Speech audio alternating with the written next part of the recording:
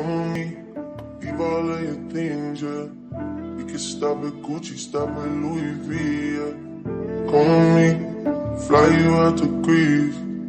Full speed, so volley Paris, yeah. Come on me, leave all of your things, yeah.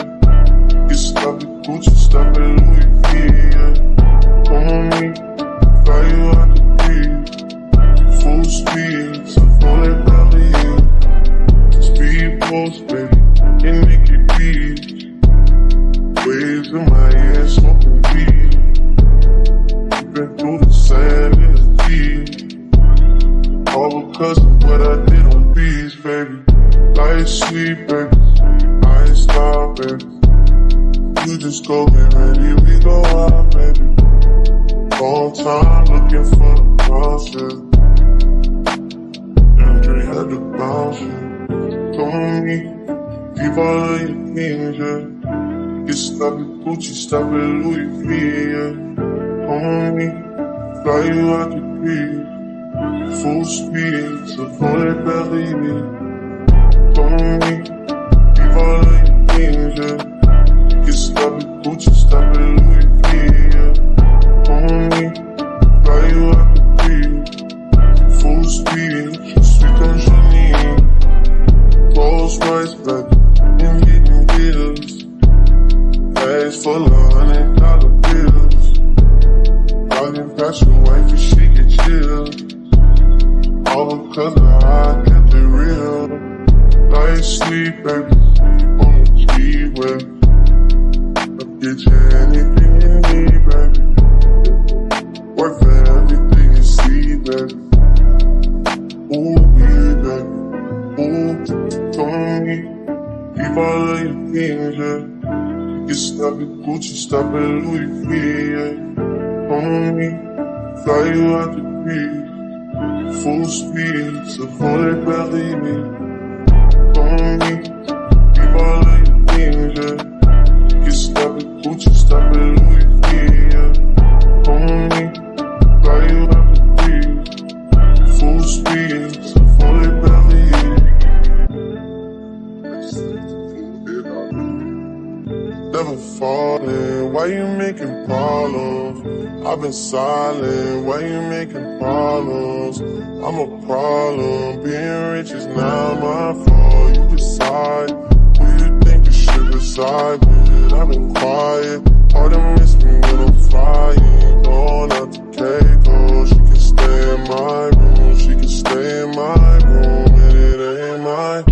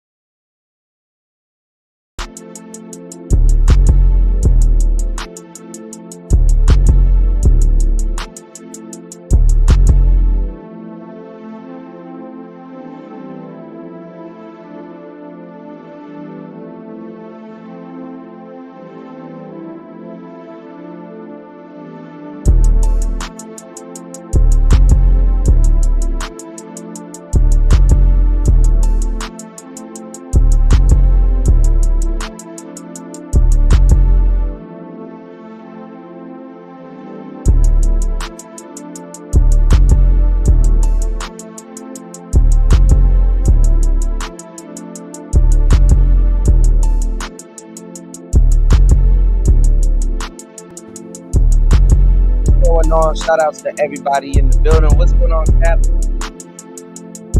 Shout outs to Barnes in the building. What's going on, UFO? Shout outs to Double M, Mike Matroke in the building. Shout outs to everybody here, man. It's Player Talk Radio. I am your gracious host, DJ Kuda, right back at the helm of today's show. Shout outs to Star P. Yep. We in the building, man. It's Player Talk Radio. Shout outs to everybody over on Rumble. Shout outs to UFO Kamikaze. What's going on, man? Shout outs to everybody here, man. Not too much to get on today's show. I need some tape. I need to find some tape. Actually, I got some tape right here. Hold on, y'all. Give me 1 second.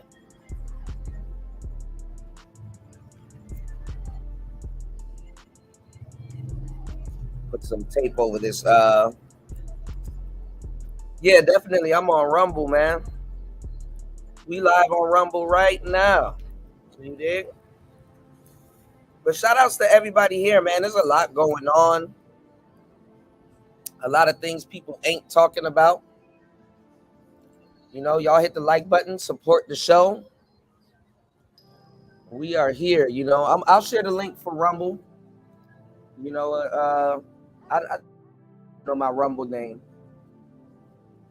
I think if you type in DJ Kuda, it comes up.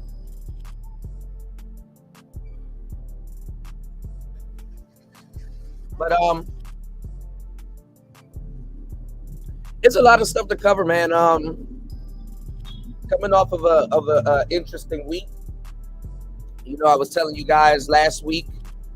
You know, shout outs to Mike Matroke. Mike Matroke is on Rumble. Devil M on the Rumble. That's what's up. Shout outs to everybody over on Rumble. Yeah, shout outs to Mike Matroke. Yeah, it seems like everybody's on Rumble now.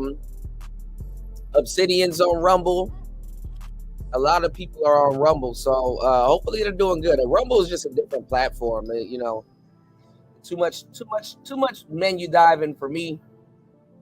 But shout outs to War Master. War Master was telling me to create a Rumble a minute ago, and one of the shows we just made it, you know. Because I had a Rumble, it was just weird, you know. So shout outs to Mike Matroke in the building. Good to see everybody here. You know, I got some games for everybody, and I got some games for a couple of other people that I need to do this week. So I'm gonna get that out the way that I said I was gonna drop. So y'all hit the like button. Y'all support the shows. You can support the show at $ PTV888. There's $ PTV888. All right, we did. So we get these pre-records on the roll, and I got y'all on the pre-records. You know, they just take time to edit. They take time. You know, it takes a lot of time to do live streams and pre-records. You know, it's like kind of at one point it was like it's either one or the other. You know, and I'm out here doing all three. But anyway, we've been talking about the soft guy era. We've been talking about feminism. We've been talking about everything and anything. Also, I've been showing you guys the real game on this whole black pill debacle. How a lot of people ain't black pilled. And I got an interesting video that I want to show you guys today that we're going to go over. And we're definitely going to get laced with some good game on today's show. So absolutely support today's show and all the shows, you know. And also I wanted to show you guys something. It's an off candy topic, but something that we talked about because I saw something on IG the other day. How a lot of women are lying to themselves, right? About certain things. As we know. And shout outs to Big Cap with the follow on Rumble. Yeah, everybody's on Rumble now, man. So there was this guy running around and he was asking these questions. And he was asking women. Shout outs to Rayology. Yes, sir. Rayology say he on Rumble. Uh-oh. See, I got to start following y'all on Rumble, but only time I'm on Rumble is to do work. So we're going to get in this work. I'm going to have to follow you guys back on Rumble. All right? I'm going to have to follow everybody back on Rumble, especially if you're a content creator. All right? So shout outs to Rayology in the building. Y'all hit the like button on the way in. Support the game. So going into the future, man, we got a lot of women out here. Because all of the women now, like, are getting on this like this weird thing where it's like blame all men, which we all know women are just gonna blame men for everything, right? But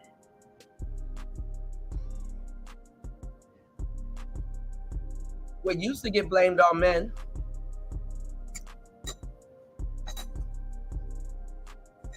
in a weird way, when you get them to talk about it, they actually take responsibility for it. So I was looking at this IG video. Shout outs to UFO Kamikaze. I was looking at this IG video, and they were asking women, what do you think men prefer? And women were like, BBL, BBL. You know what I'm saying? Yeah, shout outs to Big Cap. Yeah, man, I just gave you a shout out. Thank you, bro. All the girls was like BBL, BBL. Everybody's doing BBLs, right? And you know women don't get no goddamn BBL for no man. And even if they get a BBL for a man, it's you know damn well she did that for herself. That ain't for no damn man. And if they do get a BBL for a man, that goes to show what type of man they like, or what type of man they looking for, what type of man they want.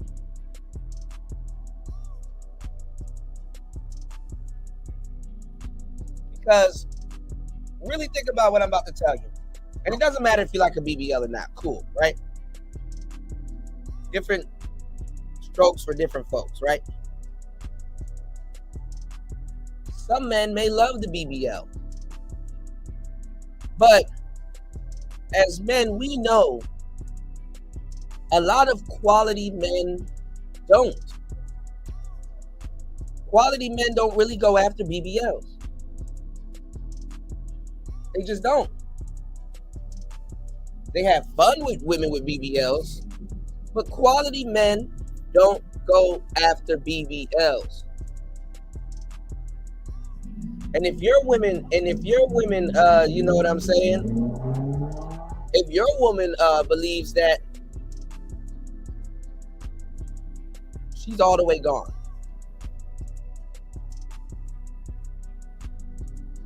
and what type of man is she trying to entertain? And then it's even worse because it's women that's defending it that ain't even strippers. You know, you got like the slight, I heard like they got these little slight BBLs that look a little natural, you know, like the smaller petite women are getting them. It doesn't really blow their body out of proportion, but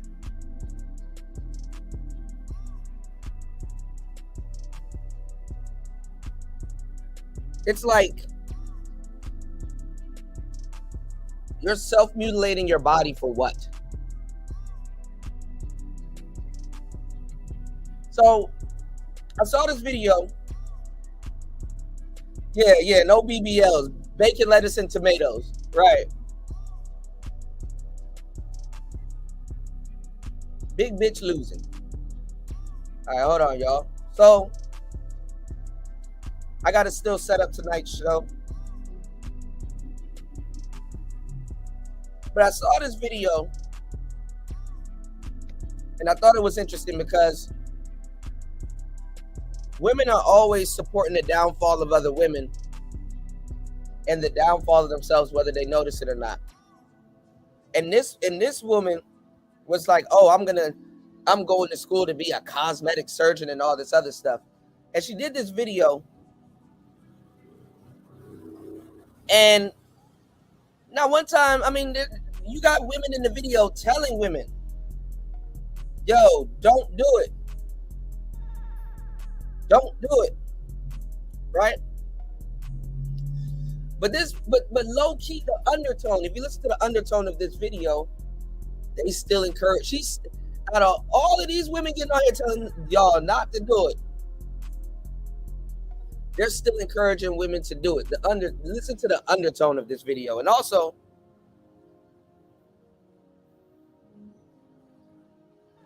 just listen to it. We'll get into it. Let's play a talk. Let's break down this video real quick. Hold on, y'all. Let's go. Welcome to Erica Uncut.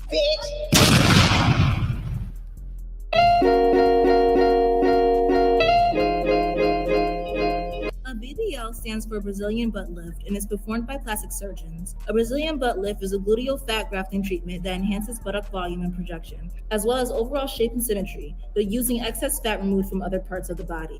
Within the past years, the BBL procedure has been rising in popularity along with having a curvy shape in general, as it has become the beauty standard, especially within Hollywood and influencer culture. Although BBLs can cause fatalities, influencers have been going far to receive the voluptuous feature, whether it's in means of professional surgery or illegal shots. Since the procedure has been popularized, lots of people are saying that all IG models look the same due to it. Some even end up getting addicted to surgery, which results in them getting body dysmorphia. Now that BBLs have become accessible to people who aren't influencers, there has been a trend in downsizing the size of them, getting natural looking ones, or getting rid of them completely. Winter is known for being on the show Bad Girls Club. She's actually the one being yelled at in my intro. Okay, fine. But anyways, almost immediately after being on the show, with newly gained publicity and money, she went for her first BBL. It ended up being botched, which caused her trauma and depression. In here, you can see kind of like how it's flat, and then, oh, there is the dip in the dipped in triangle cheek. This angle, you see how it's like just disgusting. It literally, you see how this looks? It's horrific. I had to pretty much walk around with compression shorts for like almost a year before I got this fixed. Here it is. And this is not edited at all. Honestly, just try to work out. But if you do decide to get a BBL, do extensive crazy research. After the botched BBL, she went and got it revised by Dr. Young Money, who was a popular BBL surgeon in Houston, Texas. The healing process of a BBL is gruesome and extremely painful, but since Winter got a revision, the healing process was even worse for her. I just got out of surgery. My mom couldn't come back and film, so just go home.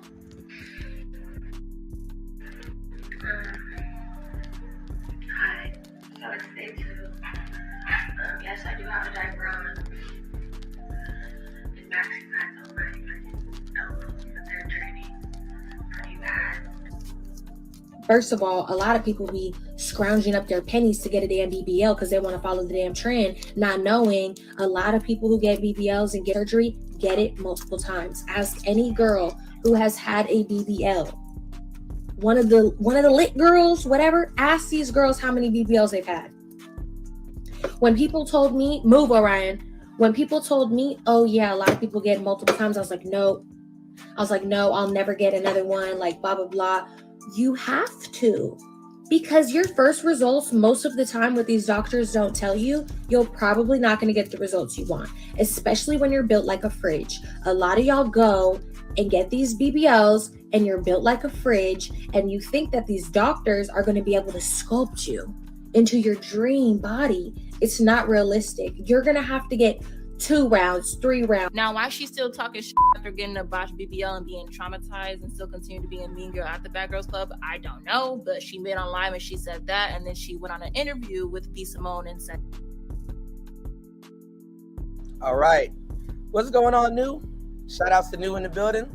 Shout outs to Finance Man. He said, not the diaper. He said, shit look like a skateboard ramp. That's funny. Yeah, man. Yeah, the BBL, and I see y'all are saying the BBL is for dumb women. That's funny as hell. The BBL, you have a lot of women getting them.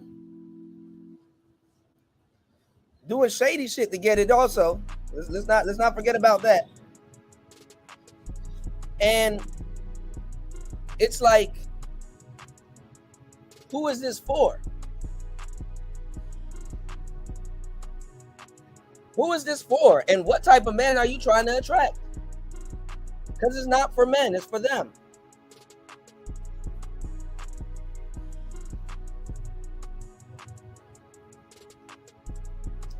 It's not for men, it's for them. TLC did a whole video back in the day. Let me tell y'all how gaslit men are. TLC did a whole video back in the day called Unpretty. Really good video, right?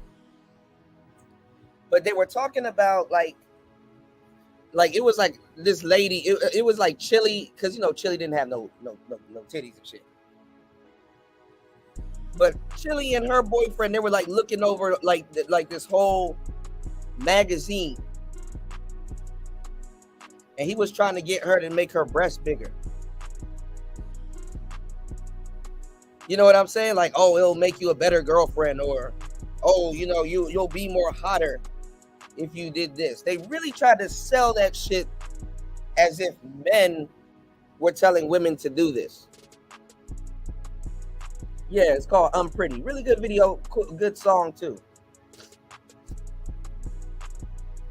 But they really tried to sell this to us as if men were doing that. When it's women that's doing it. Women are thinking about getting their breasts bigger and all this other shit. You know, men ain't really tripping. But it's funny how the gaslighting goes so far back, and now they just don't even lie anymore. Now it's like you know what? It's just they want to do it themselves. Yeah, the fact that men don't care says a lot also. Yep, absolutely. And they do the same shit with their hair. They fry, dye, and lay to the side their hair. And then they go back natural like it's a new thing. You know what? I just need to get back to me. I just need to get back to who I am. This is some nasty work right here. So remember how I told you guys, like, because we're going to get into this also with the Gen Zs, right? Gen Zs never really got a chance to really find themselves or know themselves, right? Because the internet gave them a sense of self. What's going on, cool man? Cool man? So think about what I'm about to tell you. And let me tell y'all what they don't tell y'all too, which is funny as hell, and women don't even think about this. Not only is the BBLs messing up your body,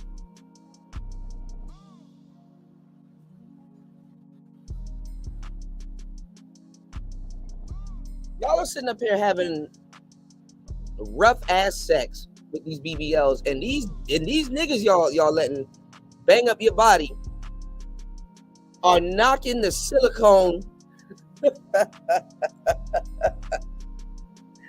Your weird built ass. These niggas are knocking the silicone sideways. Them niggas that you fucking up your BBL. Your goofy ass. All right, let's go. Hold on. At this. So I got a BBL, I don't know, maybe like 3 years ago, and I got botched. And my ass looked like a Dorito. My ass was literally shaped like a Dorito. It went viral. I don't know if you guys seen it, but you could probably Google it. It literally looks like this. But so I got botched, tried to get it fixed. It did not work. I had to wait a whole year. I was like so depressed because I looked horrendous. Because you posted recently, like, don't get your body done. Yeah. Do you believe that, or do you regret getting your body done? I mean, it's tricky for me because it's like I like having my body done, but as much trauma that it has brought me, it really it wasn't worth it. Yeah. No, it hasn't been worth it. It's just been so much. I think I like bumped my butt cheek on something and it like got hella swollen and red. And I thought that I was like had an infection in my butt cheek. I called my mom crying my eyes out. I'm so sick of this. Like, I can't keep dealing. Like, look at what we're talking about.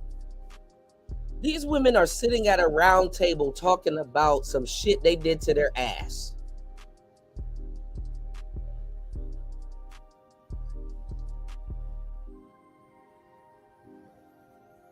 Imagine busting your ass to try to pay your ass off.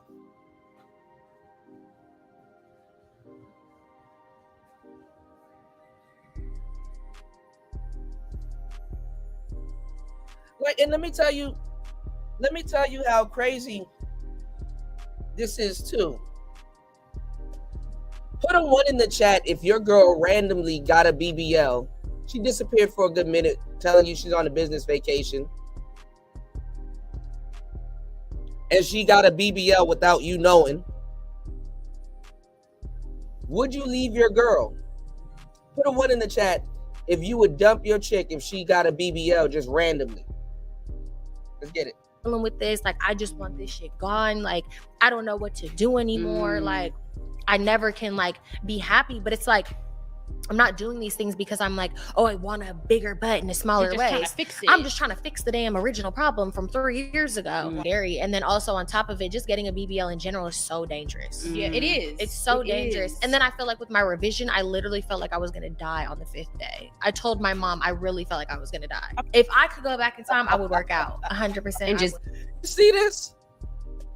You see this? Shout outs to the men that put a 1 in the chat. What's going on, Flying Low? So if your girl disappeared and got a BBL and came back, you would leave. So why are they trying to tell y'all that men want BBLs? Let's go. gain it naturally. Yeah, I would just do what I needed to damn do. Like, I hate looking like a BBL bitch. Like, the BBL brigade is taking over the world. And I just feel like I'm shaped like every girl. Females that are out right now, they're like, I'm thinking about getting a BBL. What would you say? No. I tell people don't do it. I'd be like, don't do it. I mean, unless they really bad BBL. So after being picked on for years for her botched BBL, having multiple painful treatments, healing processes, and experiences, Winter says she 100% regrets getting a BBL and would not advise them to anyone. Blac Chyna is an influencer and reality TV star. She's recently been making headlines from undoing the cosmetic procedures she's received over the years. I want to dissolve all of it. Okay. Just dissolve it. Fresh. Go back to baseline. Back to the baseline. Back to baseline. Yeah. Okay, good. So what's inspiring you to do all of this? Honestly, I'm just tired of, first of all, I'm tired of the look, and it's just not flattering. It's just not what I look like. It like totally changed my face.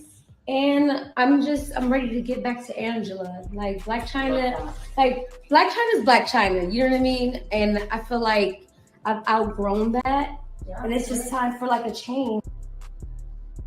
Now you're trying to go back to something that been there. And I've met Blac Chyna several times. She's from my city.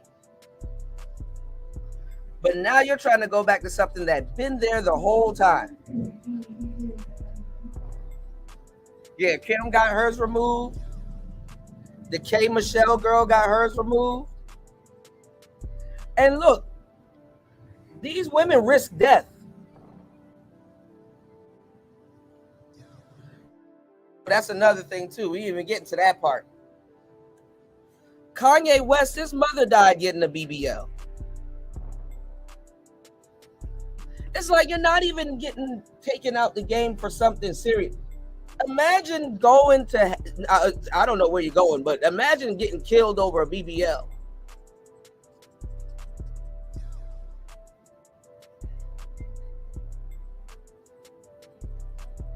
Imagine passing away with your ass out.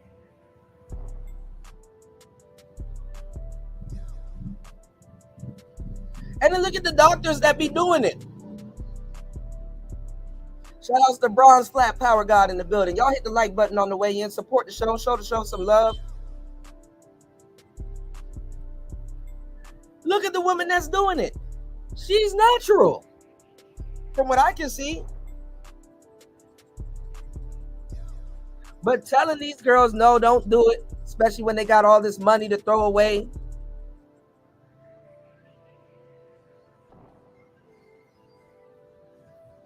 That fucks her business up. Yeah, everybody's saying dumb women. All right, let's get back into it. Hold on. And I just want I just want to be good. Well, you have been very open recently Needles about putting the side of your removing face, some of like, what are your you doing? cosmetic surgeries.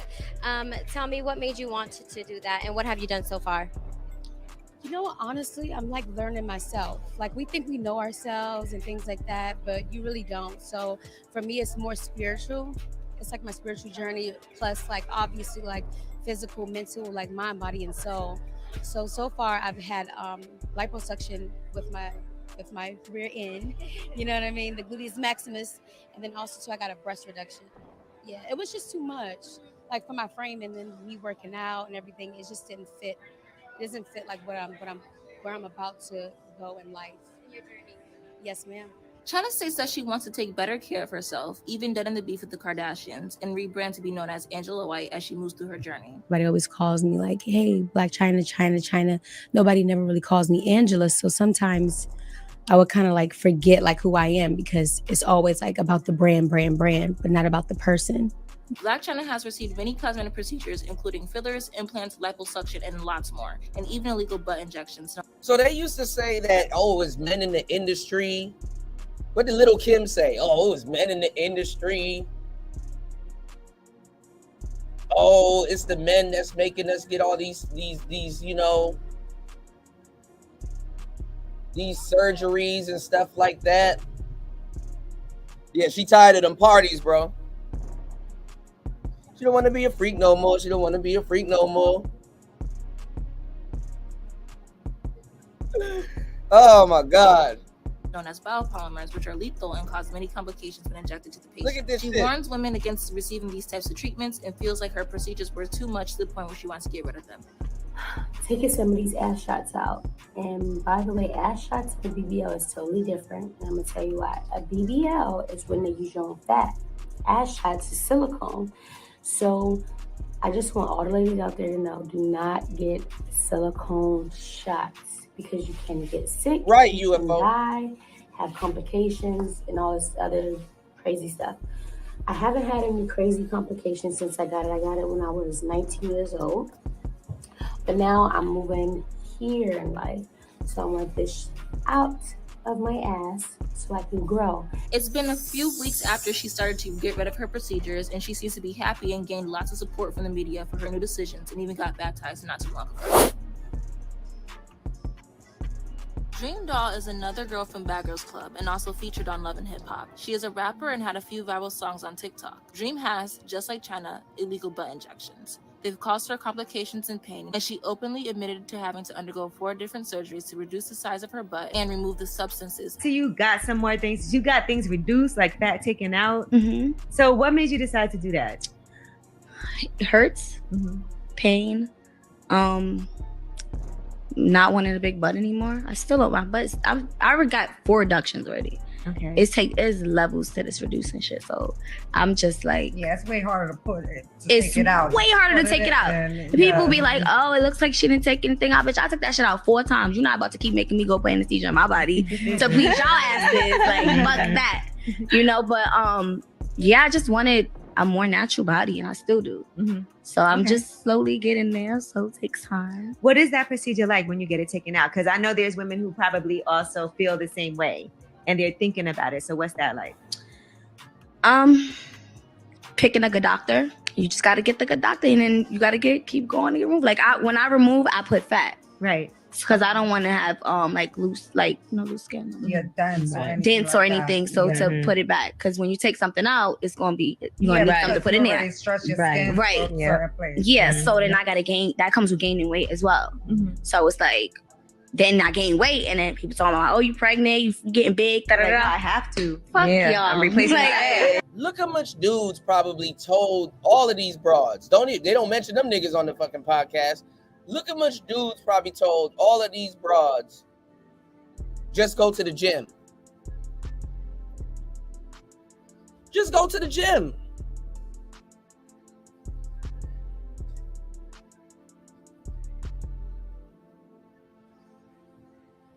BBL got you built like a bear.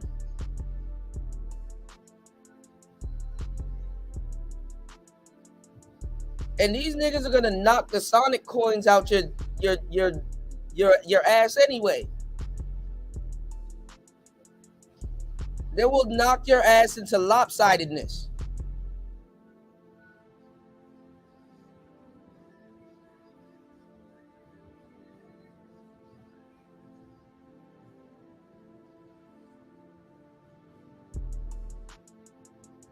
Fucking you is probably like hitting one of those pinball machines. You know, you gotta shake the damn machine like a vending machine. What's going on, Lolita? They don't get it. Mind your business. I'm about that regardless, so don't worry about you. Don't watch that. I love how transparent she was and how she advises women not to do illegal injections. The injections are extremely painful and cause complications. Even if not immediately, eventually they will and always do. Going to extreme measures like this is more than likely a sign that you don't need it done. She has more in-depth videos on the process of her removal on her YouTube channel. And finally, once again, Megan James is another bad girl and reality TV star who was known for being an uppity. And this is what I want y'all to listen to. The undertones of this video. Oh, if you're a bad girl, you get the BBL.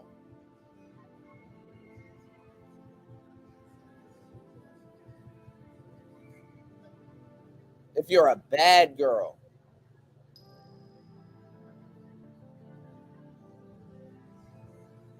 Okay. Valley girl and having hands to back it up. A little after her viral Right, appearance on Bear Girls Club Season 9, she made an appearance on Basketball Wives as she was dating a basketball player at the time. On the show, she admitted to having a butt enhancement procedure when the girls were gossiping about her body. Well, do you have a fruit butt? Do you want to see? I will show you. Wait, a fupa is a double stomach. It's not my. Wait. Whoa. Okay, can we step? Okay. Look. Am I y'all? Do I have a fupa? Do y'all think this is fat? Like, where did you get lipo at? I got it in my stomach to put it in my ass. Like, I wanted some ass. Like, showing everybody. I wanted some ass. I want some too.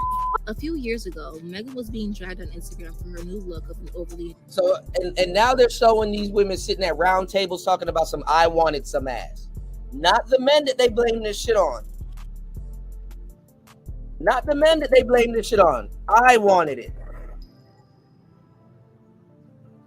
They be going to these countries alone with their homegirls. That's forcing them to make bad decisions anyway. Your homegirl don't give a fuck about you. She wants to see you crash out.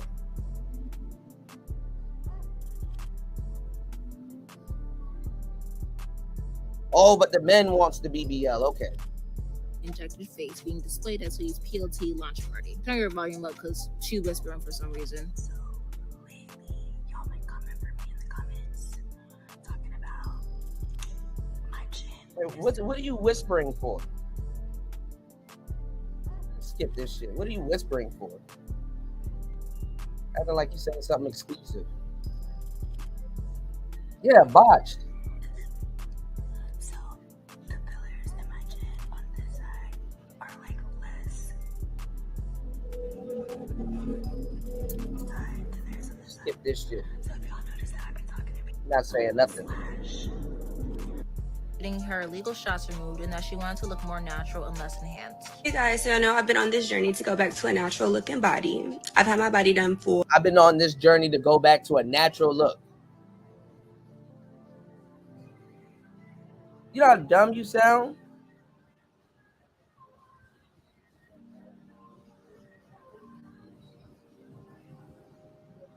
I've been on this journey to go back to a natural look.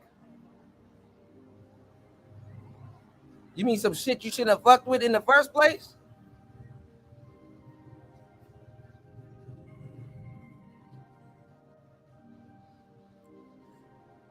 Y'all hit the like button. Support the show. 40 minutes into the madness. Giving y'all some good content. Drop something on the Cash App. Let's get it. Clear talk. For a million years at this point. And I just want to go back to natural. So I went and got my boobs smaller. And I have been doing some research on getting my butt smaller. And I found this great doctor. His name's Dr. Shokran. And he specializes in biopolymer removal. The reason I decided to go to Dr. Shokran, instead of going to like Colombia or Mexico. Bitches are going to Dr. Shadowcon and shit. BBC all up in the shadow realm, y'all. Oh, but it's the men's fault. Oh, the men wanted me to do it. Oh, it's the men. The men wants the BBL.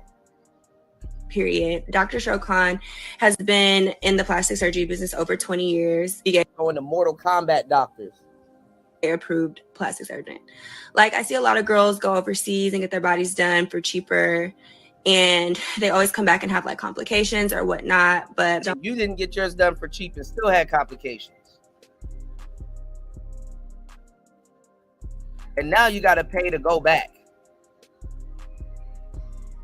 Because you shouldn't have paid to go forward.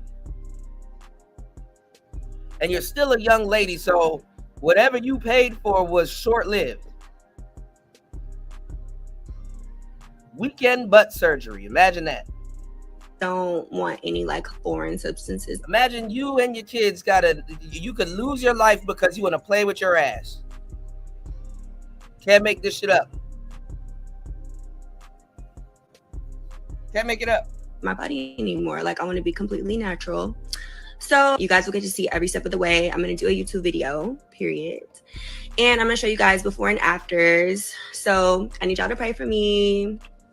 Pray that I have a healthy surgery. A lot of celebrities and influencers are continuing to seem to reduce the sizes of their BBLs and get more natural looking procedures done. Get more natural procedures? You don't get no procedures done when you're doing natural. You see what I'm saying? Like, she's still low-key trying to talk y'all into getting surgeries. You're gonna get natural surgery? Okay. God damn it! You can't make this shit up! God damn. So what do you guys think? For me, I don't think BBLs are completely over, but I do think the slotted out appearance of them is having a standard change. Nobody wants the overly stuffed, huge diaper look, and more people seem to be going for a slim, thick, small, enhanced, shapely hips and butt. I don't think watching or having plastic surgery is a bad thing. I'm literally going to school right now to become a cosmetic surgeon. I only think it's a bad thing when people lie about it or when it looks bad. But I do think everyone is starting to look the same, and when you get a procedure done, it should be done to enhance the shape you already have and not completely change it. If you want surgery, make sure you're doing it for you and not to follow a trend, and that you do your research on the surgeon. This is so important, and make sure you're being safe. That's all for this week. See you in the next one.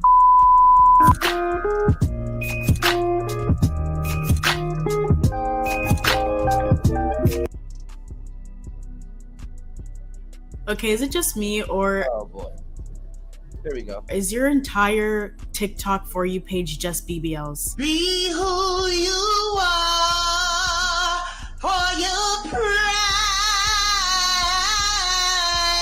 Don't hide.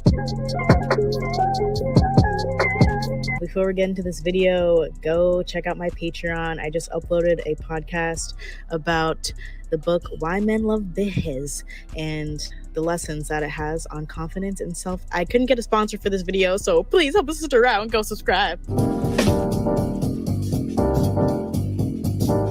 Like, every other video I see is some who got off the plane straight from the Dominican Republic from getting her BBL. I think it all started with the BBL effect trend that's been going around, and so the algorithm was just like, oh, BBLs, okay, here you go. And I swear, like, all I see now is before and afters of Brazilian butt lifts, and it's honestly kind of freaking me out because there are so many of them to the point where it really just looks mad regular. Like, everybody has one, everybody's getting one. Your favorite influencer, even your friend from high school is getting a BBL. It feels like it's something as simple as like getting lip injections or even just getting a waist trainer off of skims.com. It is so normal, and it blows my mind because this surgery is like one of the most dangerous plastic surgery operations that you can get. Like, 1 in 3,000 people die type. Unfortunately, studies have now shown that it has the highest mortality. And look at this girl that's talking about it. She's like so happy and giddy.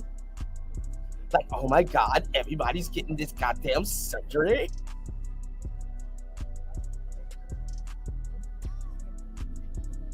I thought black women were known for having ass. Why are y'all getting BBLs? Rate, death rate In all of I ain't gonna lie, a sister with no ass is some real shit. All right, let's go. plastic surgery, there was a study that showed that literally 1 in 3,000 women who undergo this surgery die from it. So it really just blows my mind that people are like, this is your sign to get a BBL. Like, oh, really? Is this 30-second highlight reel my sign to go get possibly life-endangering surgery? Like, what? What do you mean that's my sign, bro? Like, that makes no sense. And I really hate those videos because there are really people out here. No, you don't hate it. You would go get one in a heartbeat. Impressionable enough to be like, you know what? Barbie Tings for 20 on TikTok is right. I should get that BBL. Let me sign up. And since it's become so normal. Yeah, you can tell she wants to get a BBL. Like, the fuck? Like, get the fuck out of here. A lot of people are taking shortcuts so they can get it at a cheaper price because a lot of the people on TikTok and the people watching these TikToks are regular working class people. They're not Kylie Jenner, and they can't just go to the best surgeon that probably won't kill them or give them some kind of infection, but because this is a talk she having with herself. You know, regular people can't afford to pay like $16,000 for a surgery. They're gonna go to the DR or to Colombia and get these surgeries for half the price, and then they come back and, you know, it goes wrong. And I know I'm kind of getting ahead of myself right now because I have a somewhat organized layout for this video, but the whole trend honestly just does not sit right with me. And y'all know how I feel about plastic surgery if you've seen my video about beauty standards, but the whole BBL epidemic deserves a whole video on itself because this is out of hand. So the first note I have is Brazilian butt lifts are a death trap. Exclamation point. Like, I know it sounds dramatic. Oh, death trap, like, relax. It's just surgery. Like, people get them all the time. It's fine. Like, when people didn't willingly go under the needle or the knife like this. You know what I'm saying? If you were getting a surgery, that's because you needed your life saved. People didn't willingly go under the knife like this. And it wouldn't have been as bad if they wasn't blaming this on men. But let's get it.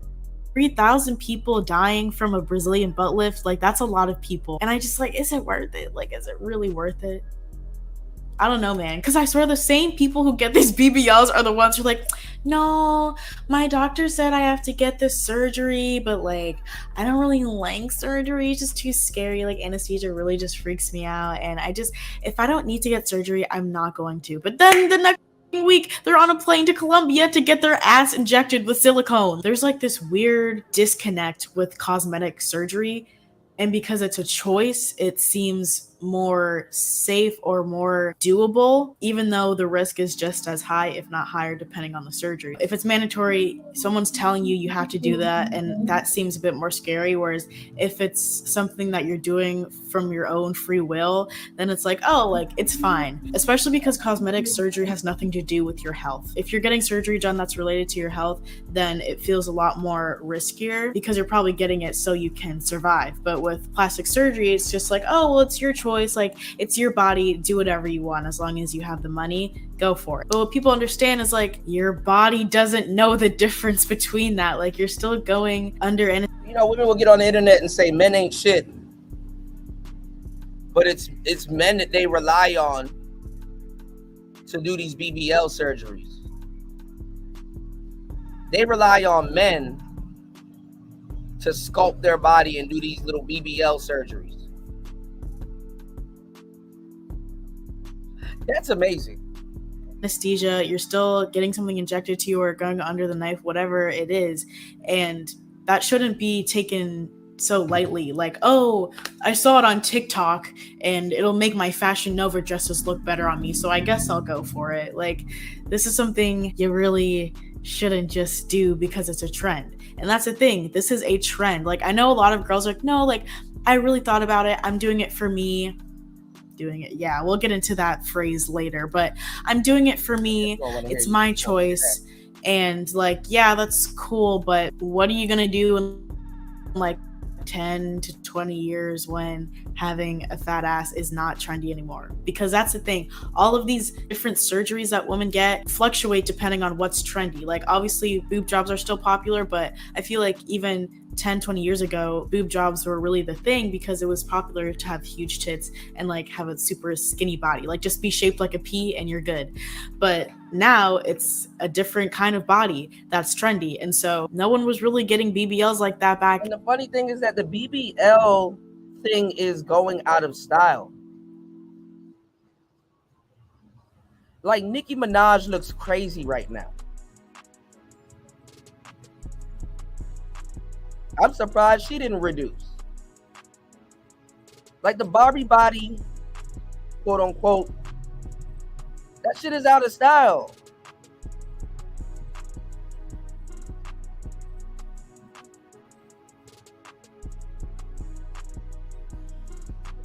The bitches don't even play with Barbies no more.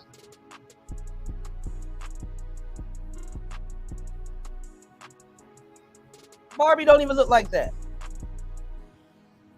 It's like they all go into the surgeon room and like, I'll get a number 7, like it's Burger King. Like the doctor don't even have to show him the damn book. Like, you're gonna take the number 7.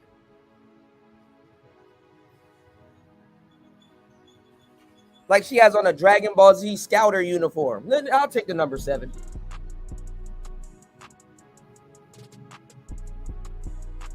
I'll take the Kardashian.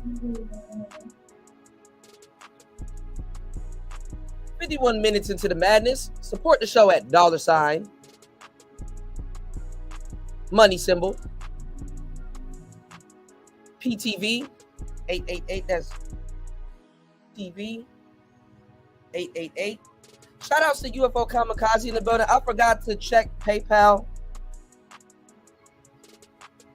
I totally forgot to check. But I'll give it a check so I can give you a shout out. Thank you to everybody supporting the show. It's Player Talk Radio. Let's get back into it. You said Paris Hilton Paris Hilton didn't get one. The Kardashians did. We'll get into that a little bit later. Let's go. In the early 2000s or 90s, I just think it's really weird that people are willing to permanently change their bodies for a trend. And I don't know why that's not clicking with people, because to me, that's what it is. It's a trend. Like, obviously, curvy bodies will always be beautiful, but the reason so many people are getting BBLs is because everyone has a fat ass now all of a sudden. And we all know, like, the Kardashians, whatever, they kind of popularized the big butts and everything. And it's not just celebrities in magazines with, like, you know, the huge tits and huge ass or like super skinny, whatever. Like, now that we have social media, people can see their favorite Instagram models or even their friends get these surgeries, and social media is so like intertwined with our everyday lives now. It's easy to be heavily influenced through social media when it comes to not only clothes, but also body types. Like, it would be one thing if Kim Kardashian and like a handful of other celebrities were the only people who got Brazilian butt lifts. But the thing is, you can go on TikTok and see regular bitches getting Brazilian butt lifts. So now everybody's getting one, and it's just like a normal thing. And so if everyone's getting a BBL, then everyone's gonna think, oh shit, like I need to have a fat ass now because that's what everybody looks like. And so a lot of people's insecurities just stem from what's trendy because their body doesn't fit into what is currently up to par. That being said though, like, I get it because I'm constantly bombarded with images of curvy women, girls with BBLs, whatever. And the only reason why I probably don't feel insecure about my body is because my body type aligns with this trend. I've been seeing them before and after videos, and like, they look good. Like, I'm not gonna lie, like, they do look good. And when I see the before, sometimes I'm like, oh shit, girl, like, okay, I get it. I get why you got the BBL. Like, oh, if I were you, I'd want to get one too. If you're built like this and everybody's like this, like, you're gonna feel some type of way about it. And I use the word everybody loosely because it's just everybody on social media. Like, real people don't look like this. And the sad but kind of obvious thing about this is that the girls who get BBL still feel insecure afterwards. Like, I saw this video, like, I saw this one TikTok where this girl was talking about her body after her procedure, and she was literally just picking apart every tiny little thing about her body that she still didn't like after the surgery. And she's blaming it on the surgery, but it's like, no, girl, like, it's you. Like, you're just... There you go. Women nitpicking their body and micromanaging their body. Women are the epitome of featureism and the victim. Oh yeah, they're the victim of featureism. You're a victim. Here we go, CSI. All right. It's really insecure, and it doesn't matter how much. If Jesus can't save these hoes, why are you trying? What make you think you greater than Jesus? Fat you inject into your ass, like, you're still gonna hate your body in one way or another. And this other girl said kind of the same thing. She's like, yeah, I have body dysmorphia, and like my body looks good, I got it done for a reason, but like I still am not happy with how my body looks. So many people are getting plastic surgery because they think it'll make them happier, and like I'm sure there are people who like genuinely are happier afterwards. Like that would be kind of silly to think otherwise, because why would you pay thousands of dollars just to feel the exact same? But at the end of the day, you don't fix what's going on internally. It doesn't matter what's going on externally. You're still going to be unhappy. And you know these girls are deeply insecure and have some sort of body dysmorphia, because if you're willing to put your life on the line and pay thousands of dollars for this, and to go through all this pain and discomfort, like literal pain, you really gotta hate the way that your ass looks. There is no way in hell you could pay me to do a BBL. Like, I've seen the videos of girls. That's cap. She's too interested. She's too interested in the topic to not do it. That is cap. All right, let's go. After their procedure, and that shit looks brutal. Someone was like, yeah, surgery is not the easy way out. Like, this still hurts after the surgery. You still have to do like weeks of recovery and upkeep. Honestly, my heart goes out to those girls, for real. Like, anyone out there who wants to get a BBL, like, I'm sorry, honestly, that you feel like you have to get this surgery to feel more attractive or to feel worthy or whatever it is that it's going to fix for you, because I think this surgery is like some sort of epidemic. Like, it is some sort of sickness. It's fucked up. Like, I feel like women are literally being brainwashed, bro, because this is killing us, and it's not good for us, like, physically. It's not pushing women forward in any way, shape, or form. I know somebody in the comments like, I am a feminist, and why don't y'all tell them this before they go get it, though? Yeah, she's fascinated with it. I believe that you can do whatever you want with your body. Yeah, go ahead, kill yourself if you want to in the name of vanity, but don't do it and say it's feminism. People's ideas of what a real body looks like is honestly so warped now, because I was looking through the BBL hashtag on TikTok for research purposes, of course, and I saw this girl do like a before and after try on haul, and half the comments were, oh, it looks so natural, and half the comments were like, it looks busted, it doesn't look natural. And it's like, so what is the truth? Like, which is it? Nobody knows what a real ass looks like anymore, or what a natural BBL looks like. I don't even know, because it's just like, it's so all over the place, because it's still such a new surgery. It really hasn't been around for that long, so I don't think people really understand like the right way to do it, because there are doctors out here who are not board certified giving out BBLs in strip malls. But where I caution patients is to be very careful if the person who's doing it on you is not a true expert in it. You don't want somebody dabbling in your butt. And that's why it's also, I think, so dangerous, because oh yes, you do. It's just like something people do in their garage or in their basement, and they're just kind of like, well, it's Turns out many women want someone to dabble in their anus. Y'all hit the like button, support the show. An hour into the madness. Answer the poll.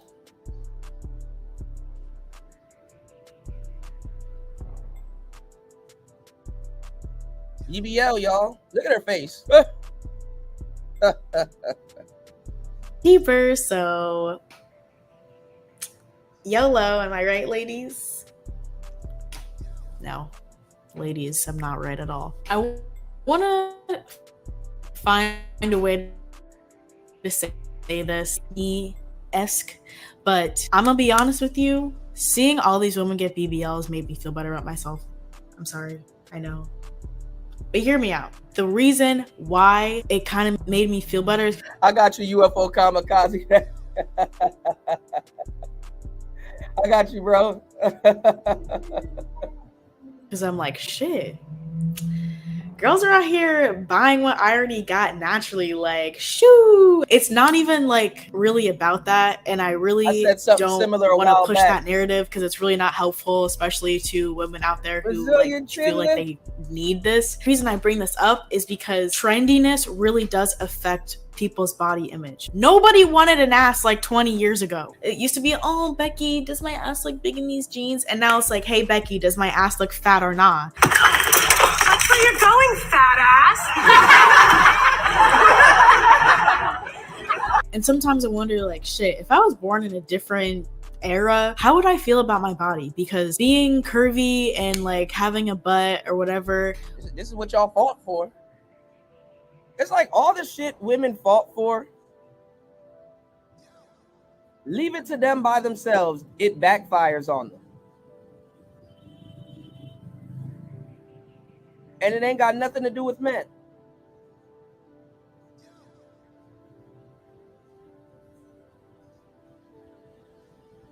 Women fought for it.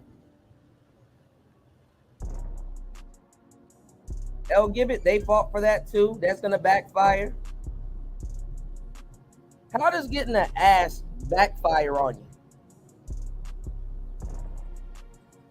you? You getting an ass makes you a pain in someone else's ass. Crazy. Wasn't always the trend. I mean, within the Black community, it's always been accepted to have a big butt. Like, that's kind of the beauty standard within the Black community. But now, universally, like, even white girls want a fatty, and that really means something. So, you know, if you feel like your body isn't good enough, or like you don't have Kylie Jenner's body or whatever, just wait on it. Black women are now oogling white women to get an ass. Think about that. Black women are now following white women to get an ass.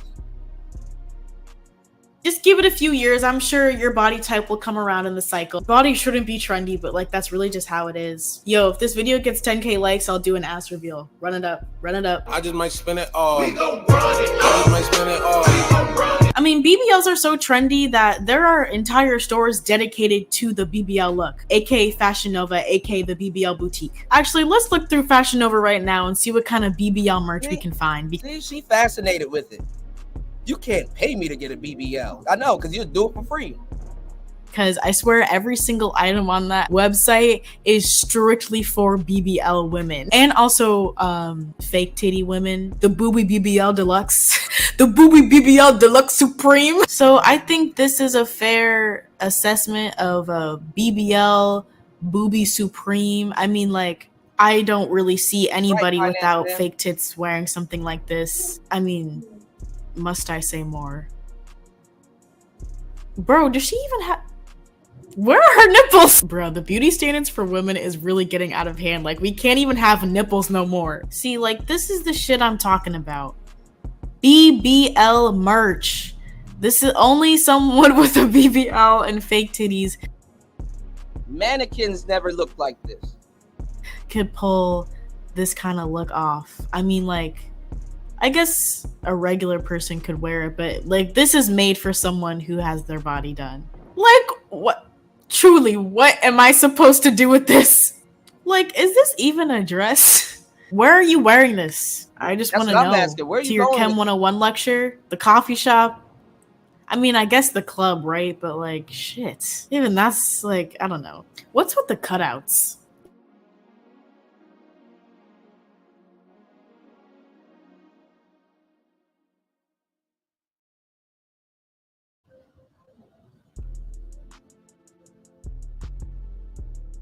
And then the crazy part is, I don't see them complaining about there's no black women in these magazines. How comes when the magazine or the company is ran by women, There's no complaints about black women being in these magazines. There's no. But when it's ran by man, see, y'all, it's y'all and y'all standard of beauty, and y'all do this, and y'all leave out the black women, and y'all leave out the. Now you're idolizing. Oh, never mind. Fuck it. What's the point? Themselves. Like, if BBLs weren't a trend, I don't think this dress would exist. Because honestly, why should it? I mean, this is kind of atrocious. It just looks unfinished. It's like that scene in Mean Girls where she cuts the holes in the chest, and then Regina's like, oh yeah, okay. I mean, all the models have the same body type, so it's like, how is a normal person supposed? They all pick the same. They pick the number 7. They all go to the doctor. Let me get the number 7. The doctors are laughing at y'all. Handing around the same book. Look at this girl. I bet you when she come in, she gonna get the number 7. Oh, I feel real with a little dog in her bag. Oh, I feel real Kardashian today. Let me get the number 7.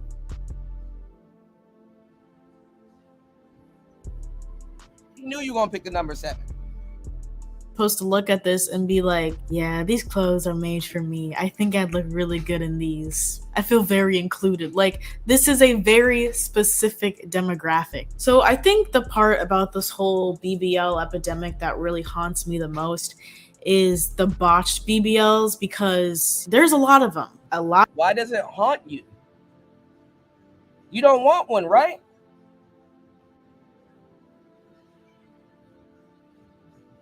You don't want one. Why you go looking for it? Why?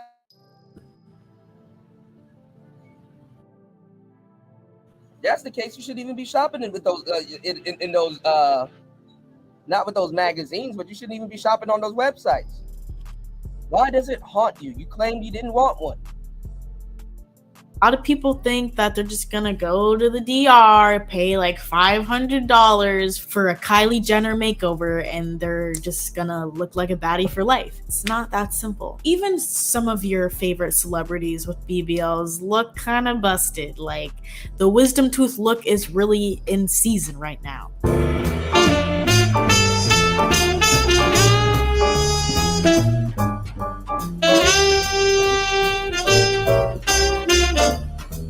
Oftentimes you'll hear people say like, oh, it looks like she's wearing a diaper. And really, like, it does look like she just shat herself multiple times and just never changed her pants. And now she's out here like twerking like, I got a fatty. It's like, yeah, girl, but at what cost? It's hard to look at, honestly, because it looks so obvious. Listen, I've seen people in real life with BBLs on the street, and you can clock it instantly, I promise. Because it looks unnatural. Like, so many of these girls are like, oh, do me up like Kylie. I'm trying to be like Kim K. But they literally are built like Jack Skeleton. And it's like, girl, where do you expect the fat to go? You can't just be built like a stick and then expect to have a fat ass. Like, it looks weird. You know their body cannot support all that fat. And it's like, I'm surprised that like you're not busting at the seams at this point, but that's not sustainable. These girls are so blind and so like caught up in their own body dysmorphia or insecurity, whatever it is, that they can't even understand that getting what they want isn't possible. And even if they do force a doctor somewhere else to give it to them, it's probably gonna make them feel worse about themselves. I'm really tired of hearing women say, oh, I do it for me. I'm getting foreign objects implanted inside of me because I love myself. Girl, shut up. No, you don't. That's why you're paying thousands of dollars to look. A lot of these surgeries are being done on more sexualized areas of the body, like the chest and the butt. I remember I said something like this in my male gaze. Sexualized areas?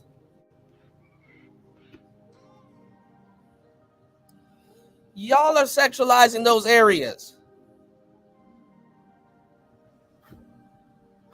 That's why you're enhancing them. They will say and do all of this and still blame men. This video where it's like, oh, I don't think women would get breast implants if it weren't for the male gaze, and so many people are like, no, I would get. I'm like, okay, yeah, sure, Susan, just whatever helps you sleep at night. But really though, like, think about it. Who are we getting these surgeries for? Like, even if consciously you're like, oh, I'm doing it for me. All right, let's see if she gonna lie. I'm not doing it for a man. It's like the male gaze is the reason why these body types become trendy. The male gaze is the reason why these body types become trendy.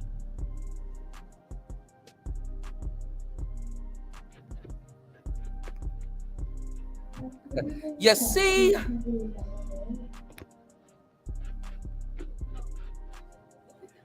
Now when they bring in men into the equation, now it's the male gaze.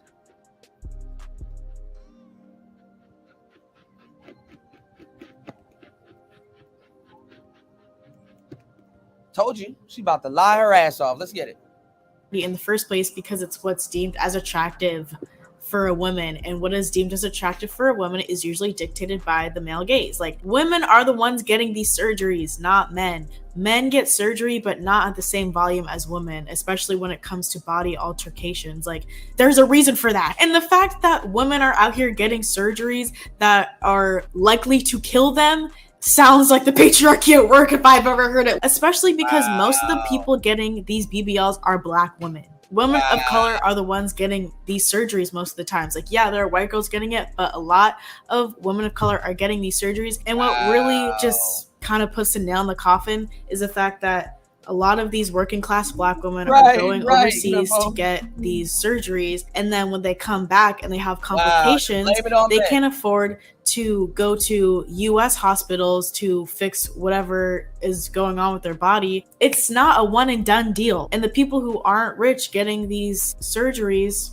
can't afford the upkeep, especially if they're in the US. Like, this should be a health crisis, honestly, because I don't think this is normal. And it doesn't sit right with me that most of the women affected by this surgery are Black women. And Black women are heavily mistreated and misdiagnosed when it comes to medicine. I mean, like, there are statistics on this. Like, Black women are like the most likely to die during childbirth because doctors don't believe us when we say we are in pain. A lot of us die when we're in hospitals because doctors don't care about us. They have these biases about us. Oh, doctors don't care about you, huh? Really?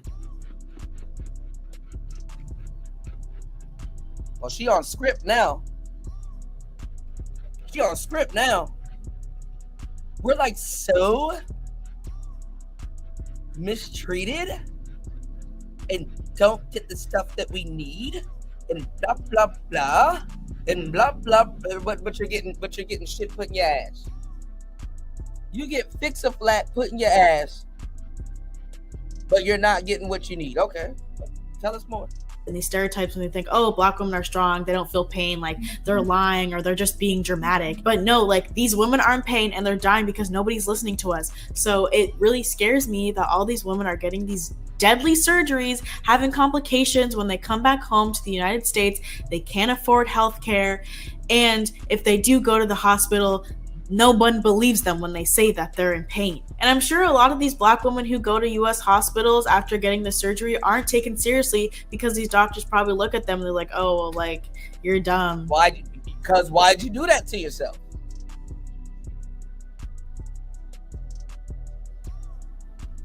Fix my ass I shouldn't have fucked with.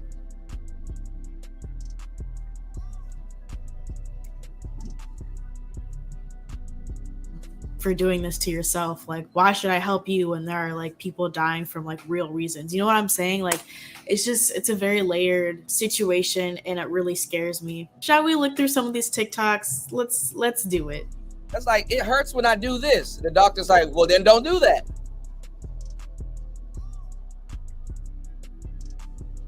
But I want to do it. Then it's gonna hurt. Like, what the fuck?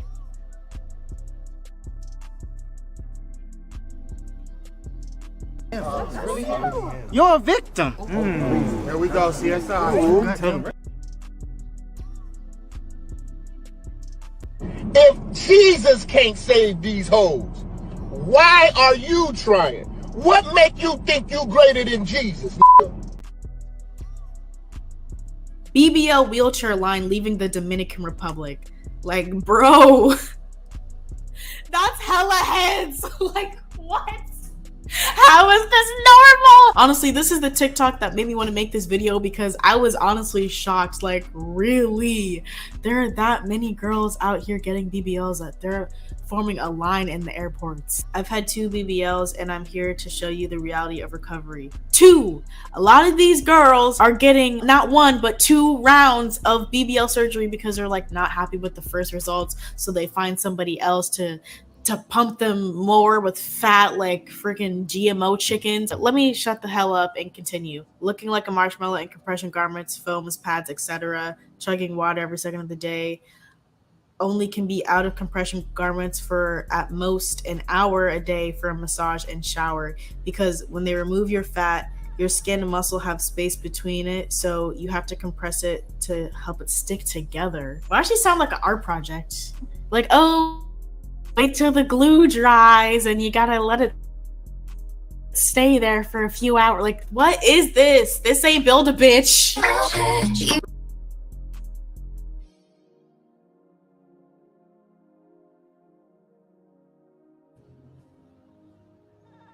Oh yeah, it is. This girl is in her own world. Like, god damn. Snap out of it. Now, the lady that's talking about this, she's an Asian lady. What's her excuse? You think the Asian man wants a fat butt? Okay. You gotta let it stay there for a few hours. Like, what is this? This ain't Build a Bitch. Recovery is not glamorous. Surgery is not an easy way out. And to that, I ask, is it worth it? This video really had me feeling some type of way. Like, this was sad, honestly. It would look much better if they just took the fat out from those sides, but it's whatever, and the side looks fine. Because, like, I'm watching this video and I'm thinking, no, like, if you had it the way that you wanted, it would just look so messed up. It wouldn't look right. But this girl probably spends way too much time on Instagram. Why don't you do your surgery your damn self? Instead of getting some shit you're gonna turn around and blame men for. And TikTok comparing her body to these hyper sexualized images of women that people don't look human anymore. It's crazy. And so she's looking at these alien looking ass bitches and thinking like that's normal and that's what's beautiful. Shawty wants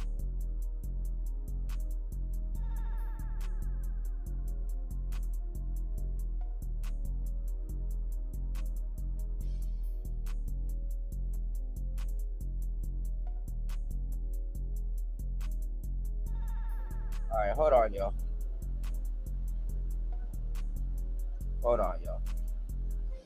I don't know what the hell is going on with this connection. Hold on, y'all. All right, let's get back into it.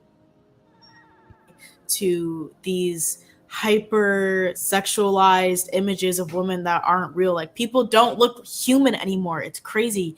And so she's looking at these alien looking ass bitches and thinking like that's normal and that's what's beautiful. Shawty wants the extreme, and that look may be cute now, honestly, but in a few years, like, no. So obviously I got my body done, and body dysmorphia is a BITCH. I thought I had it bad, but now, like, I was swollen. I love the results. Now I'm not as swollen, so obviously doesn't look, as how I was planned it to look. And it's so mind fucking because so she's talking about body dysmorphia, but it's a lot different when you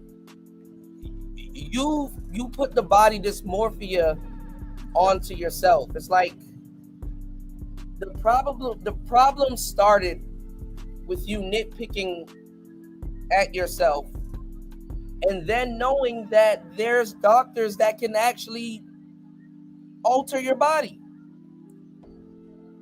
I'm pretty sure back in the day, women did the same thing, but there wasn't doctors that was going to chop up their body like that.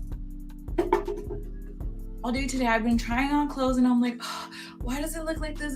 Like, I'm tripping. Like, I looks cute. I love it. But So the problem starts before the surgery.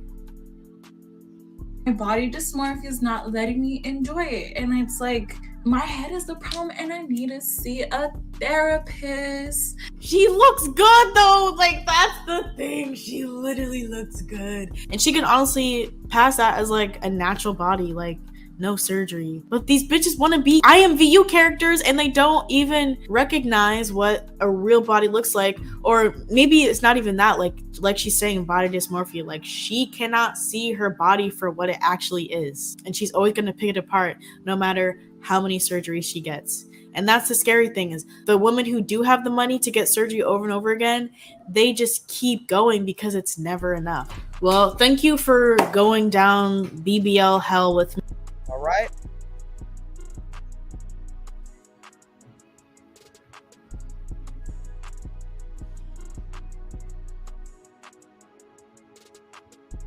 And look, you're going to get blamed if you try to.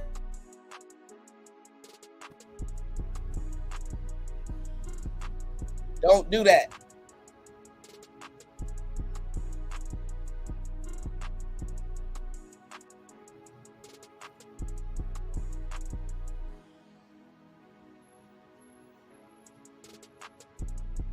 All right, hold on.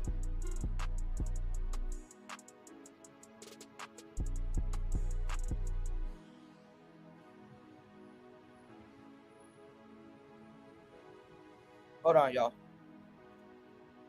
Show y'all something. Now, I saw it on Instagram, but obviously I can't find it.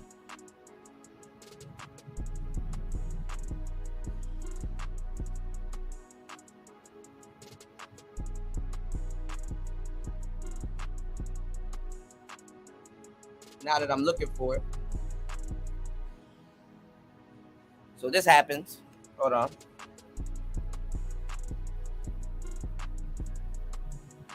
Do this.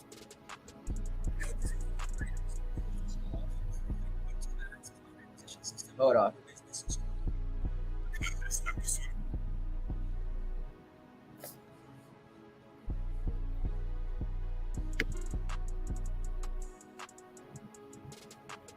Now look at this.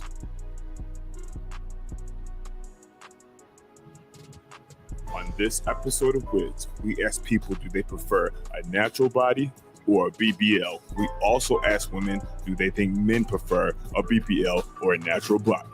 Enjoy.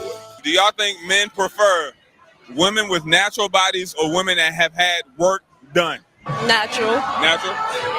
Natural. Natural and smart. I don't really think Do you think men prefer women with natural bodies or women that had work done? work done. Work done. Why you say that? What? Why you say that? Why you think that? Because you guys always think that you guys have like one body type. Like, you get all niggas have to have the same body type. That's not fair. I feel like they don't care. Look at this idiot. Body size. And then she happens to be black. God damn. If you got homies, what are they like? You think? They just don't care. They knocking anything down. It don't matter. Gabrielle Oliveira .d. Dudes is hella thirsty. They gonna find your ass. At Kyla Mini. Stephanie De Silva. Ryan. Mars. Mickey. Ed. Where y'all from? Connecticut. CT. Do you prefer a natural body or someone that had work done to their body? And you can keep it real. I ain't gonna lie. I need a natural. Natural, John? Hell yeah. Yeah. I like natural. I love natural. I don't give a damn what that shit natural or put on. If that shit looking right, I'm gonna bust that shit down. I ain't worried about none of that. Why the fuck you talk like that? Oh, anyway. Also too, let me throw this in there. I think y'all hit the like button, support the show. I'm going in 4 minutes. Give me y'all some mental chewing gum. All right, some real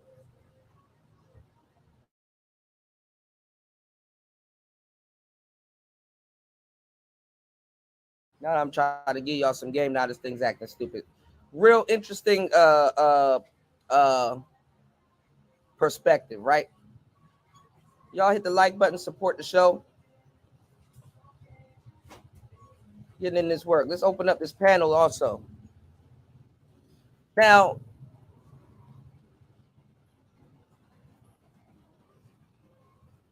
guys usually, right?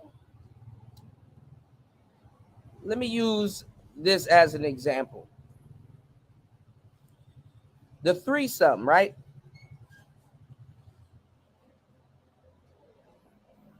Guys will be more interested. Yeah, that's a good song. That's a very good song. Guys will usually be more interested in a threesome if they can choose the girl, right? The other girl, right? The third leg, the third, you know, the chick. The guys are less interested when the woman gets to choose. Because a guy is like, I know what I like.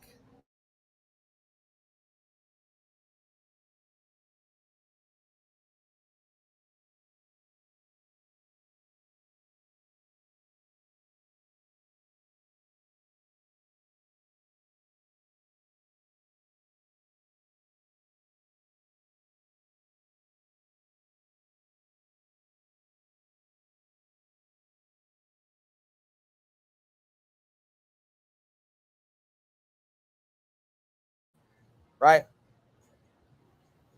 Well, it's like that now with these body surgeries. If I don't even know, because we don't even think like this, but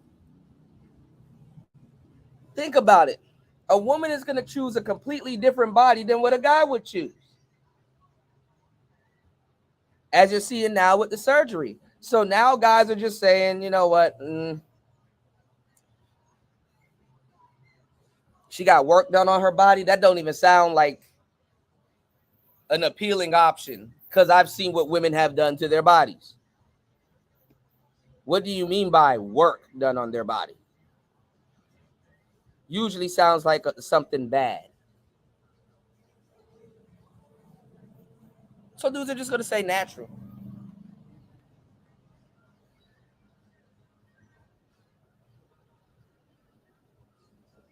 Give me 1 second. Ah, shit. Hold on, yo. Shit. Yeah, I'm on the same time as my boy, but honestly, which one? My nigga Mickey. All right, okay. Man, I bust anything down off a meat pill. I ain't worried about none of that. All right. So why the natural over the fake joint? Be honest, the natural, I know that shit natural. And I ain't gotta worry about. I don't even know, to be honest. I just like it. If it's natural, I fuck with it. That natural shit, man. So if you don't want no hard ass booty. You don't want to lay on no hard ass booty. Feel me? I wanna be laid. So on the gram though, y'all following chicks that got the fake joints on the gram? Or y'all like? I ain't gonna lie. Got him. We know. The sport page gonna catch you. I mean, look. If her shit, I do say I like natural. I love natural. But if her shit looking right, her shit get taken down. Subscribe to my channel, Mickey's Earth. You know what I'm saying? Type in MICKEYS space Earth. Instagram, Life on Mars. My Instagram, the real Ryan Q. Swerve 860. Marsha, Jody, Sadia, Nicole. Where y'all from? California right now. What part of California? San Jose. Ain't no black people over there. Yeah. She meant that. She missed black folks. All right, so listen. Do you think men prefer women with natural bodies or women that have work done? Natural bodies. So y'all think fellas prefer natural bodies? Natural body all day. Go ahead. She said hold her purse. I know that's right. I ain't mad at you. This is a natural body made by Haiti and Jesus Christ. Right here. Where you from? Bruh. Mark. Where you from? For CT. All right. That's Connecticut? New Haven. New Haven? Yeah. All right. You prefer like a natural body or like a BBL, girl with fake boobs? Shit, I can't say that. I'm married. I can't say you were single. I'm not single. If you were. Before you were married. I can't answer that. This would have happened when he got home if he would answer this question. So the wife natural, or she got what's going? My wife is natural, So bro. you prefer the natural? Beautiful natural, Puerto Rican, beautiful woman. We've been married for 11 years now. Man, Happy New Year, man. Hey, get them next, get them next, get them next. I made a video with you like a big one.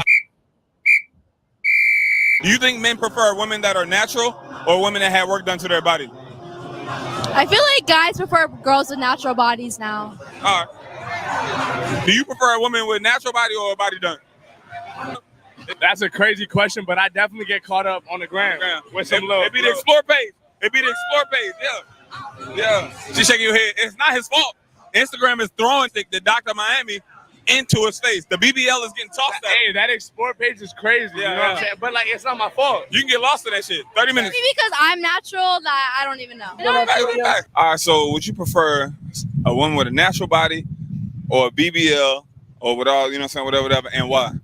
I mean, I gotta go natural. The earth was made naturally, so it's only right. It gotta be natural. Would you not want down to have a BBL though? I mean, you know, yeah, I would. I ain't gonna discriminate. I would. You follow anybody that got that joint on the ground? Yeah, I do. A few of them? Yeah. Be looking like it's common now. It's modern. Natural is the way to go. If ain't people be trying to talk other people into, you know what I'm saying, get some surgery and all that, but natural is the way, ladies. Trust. Do you think guys in this day and age prefer a woman with a natural body or someone that has had work done to their body, altered? They all say natural body, but they all want that BBL. I think it depends. Like, if it's too much, then they're like, ew, that bitch, that depends. Should be like a whole goddamn burger. Look like, a little. if you can tell, like, if you can notice, Krabby Patty. Yeah, exactly. Yeah. If you can tell, you're like, nah, fuck that. But, like, if she looks good and you don't know, then Yeah. Would y'all ever get your body done? No. Fuck yeah. Mine is, hold on. She doesn't even know it. Got hella underscores. 12 underscores. My bad. Go ahead. Alexa Macaulay _ ALEXA MCCAULEY _ She read that shit out. You verified? Shout out to Toya in the building. Now, Toya, she did what needs to be done. Go to the gym.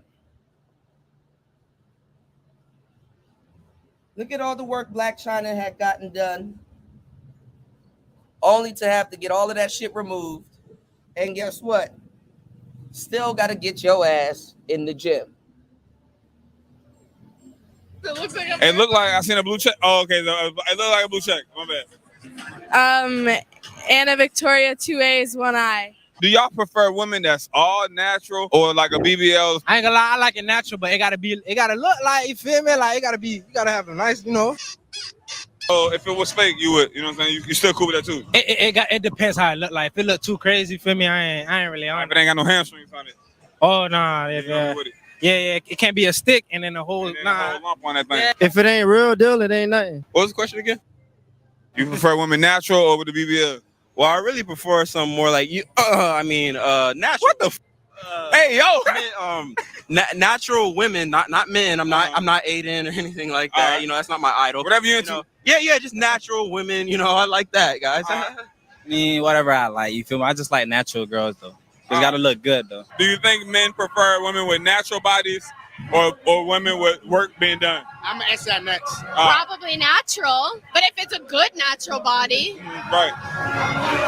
Are you answering? I prefer natural. If you bring the ass out by the like straight. You about to knock down anything, bro. Nah, but I like a natural ass. It like you got ass is straight. If you got like, you know how Kanye said an ass that'll swell up with G-string and up top 2 B stings. You ain't been doing an education. I'll buy it. All right. Inspirational. Where y'all from? Detroit. All right. Detroit. The D in the building, pause. Hey, yo. Do y'all prefer a woman with a natural body or like the BBL, like the bread, all that? Ass. I don't need no. I want to see some stretch marks, some motherfucking dimples in that ass. Ain't nothing but little tiger claws. Yeah, I need all that. All right. All natural. All natural. Why natural over the BBL? Because I don't want no hard ass. I ain't trying to smack on. I ain't trying to feel no lumps. I want to feel nothing but bump. Right. You feel me? Yeah, that shit should be. Hey, yeah, that shit should flow. Like when you hit that bitch, it should be an effect. Fake. That's a lot of people be on it. That's what a lot of dudes be following on the gram, et cetera, et cetera. who want to feel on that though? Yeah, Shit it'd be nasty. different in person. Yeah. I don't know. I'm just saying. Yeah, no, I don't, all natural. That's all. All right. So, do you think in the day and age we're in right now, do you think men prefer women with a natural body or women with their body done? Oh, Yeah. I would hope it's the natural body. And a lot of these niggas love the body done and shit. But look, I work at the strip club. And they be like, What you do? You host as a waitress? Bartender? All right, you be dancing? I'm a dancer. What club? Playhouse. Okay, that's what's up. All right. Playhouse on Hollandale, fuck with me. Come through. Come throw the bag. Don't come through there a bit broke just looking or with your phone out.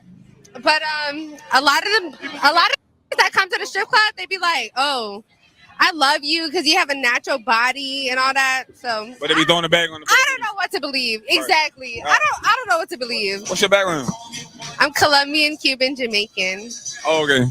I was about to ask her why this N-word keep dropping so much, but we're gonna let it slide because you're Jamaican. I'm black. Don't fuck Drop your IG. I'm not playing. I'm did it. Southside Soci, Southside, you know, like 808, but Soci from Broward. You Yes. said she's Jamaican. Bro, my dad is blacker than you. I hate. Why you hate? Why is this a thing? It's 2022. You should be able to say Fucking 22. to say nigga. I used to have to argue with people. Like, you're not black. Are you? You gotta pull up the pictures of your parents and shit. It's crazy out here, ain't it? It's disgusting. Yeah. It's disgusting. XB Wavy, man. Hey, my channel XB Wavy, y'all already know one of the smoothest dudes in Miami right now, you feel me? And y'all go subscribe to T, man. That boy doing his thing, man. All love, all respect, man. Do you prefer a woman with natural body or the BBL joints? Well, I mean, the natural thing, man. I done got BBL cool, and I mean, they got the bread, you feel me? But nah, I like natural, bro. I like They invested in themselves. Yeah, I mean, I like you investing in yourself, but look, you can invest in the gym.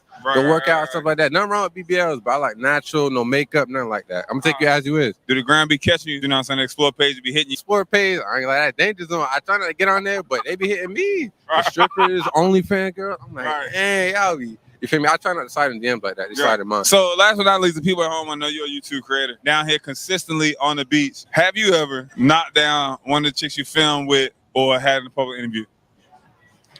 No, I don't kiss and tell you, feel me? I have. You thought about that? But not like, I ain't gonna say which one from what video. All right, we ain't gonna throw none of them under the bus. Yeah, we ain't gonna say we did on the beach, not like All that. right, respect, man. What about you though? What about me? What? All these little interviews with the root. Man, I ain't gonna cap, man. I had one girl I had an interview. I fell in love with a bit and tied it up. Come on, not T, man. I'm playing, bit. Pasha, Adam. Where y'all from? From Philadelphia. Philly in the building. Y'all Eagles fans? Of course. Yeah, all right. So, do you prefer a woman with a natural body or a fake body? Yeah, no fake bodies. No fake bodies. No fake. All natural. Definitely natural. Why? I mean, I don't know. It's real. You know, that's all we can say. And that's another thing too. You would think that the Kardashians are doing it and all of these, you know, high status celebrities are doing it, but the white boys, they're not going for the BBLs. Not like that.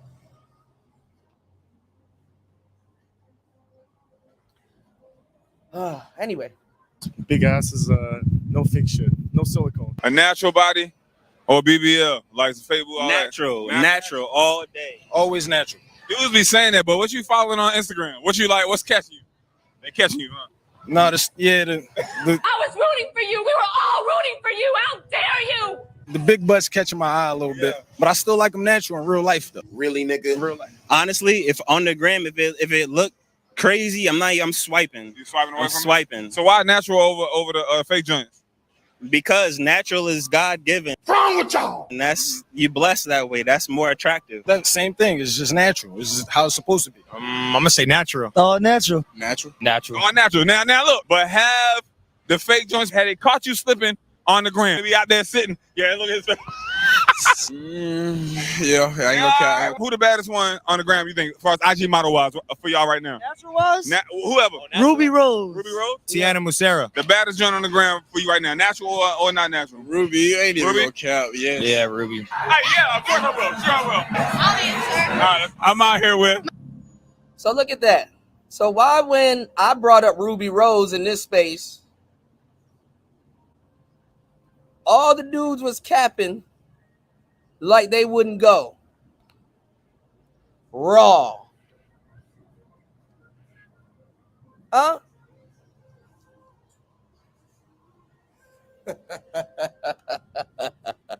My name's Dylan. If you were in a relationship, would you mind going 50-50 on the bills? Wait, what'd you say? If you were in a relationship with a guy and y'all like live together, And how I really got y'all,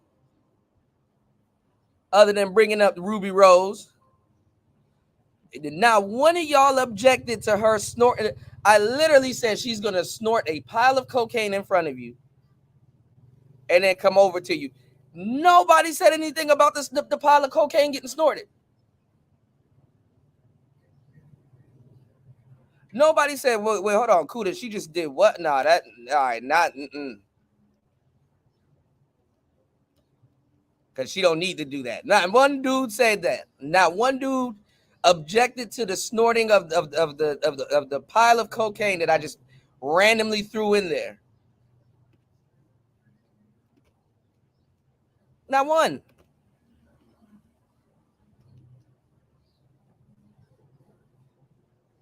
So then I ask, why are the good guys? Why do they prefer the hoes? Why do they go after the hoes? Why do good guys have a horrible taste in women and don't even really want to deal with compatible women?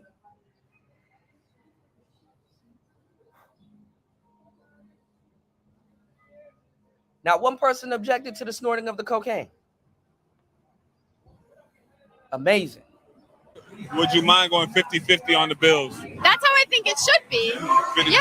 So how do you feel about some women that don't want to go 50-50 on the bills? They feel like men should pay everything. I think they're unappreciative and they shouldn't be in the relationship. In the time we in today, do you think? Hold on, I'm answering questions.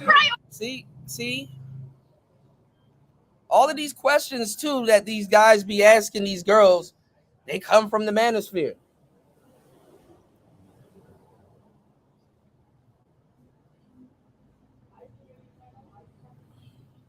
They come from the Manosphere. Boom. Hey, listen, man.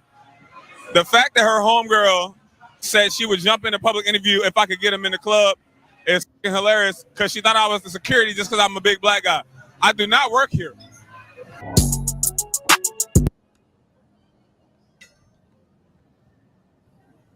All right. So, one thing we've been talking about is Gen Z.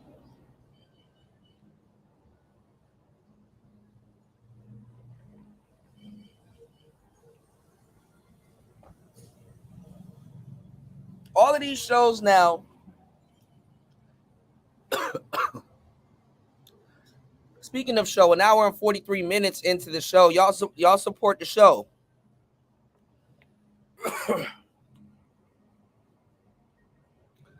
Definitely supplying you guys with some good content, okay? Y'all hold me down. Look out for the cookout. Support the show.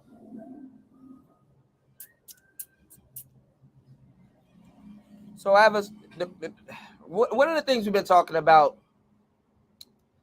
is Gen Z. Are they learning from the Manosphere? The Manosphere is no longer, right? I guess. And these shows have become like daytime television. You know, these shows became like daytime television. Like, these are the soap operas. You know, back in the day, women used to watch something called a soap opera, y'all. But they used to watch, you know, the shows on TV, like Days of Our Lives and General Hospital and whatever, right? Those are actually two of the best soaps anyway. But anyway, the male soap opera used to be wrestling. But now it's these Manosphere shows. And I'm starting to see more videos pop up after I've done my video about how Gen Z took the black pill, which is not necessarily the black pill. We'll get into that later. I've been hammering in. I told y'all they people watch our content and kind of regurgitate the same talking points and you know, not saying that I'm accusing the people that I'm about to pull up for watching our content, but you never know. They probably do a lot. Actually, I'm not even gonna lie, they do. But what I'm gonna say is, now you got Gen Zs asking the same questions I've been asking for years. Why do quote unquote good dudes go after hoes?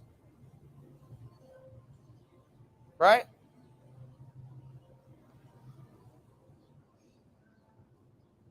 Check this out. And that's all this dude had a dude on his show one time, and he had a whole bonnet on his head. A whole bonnet on his head.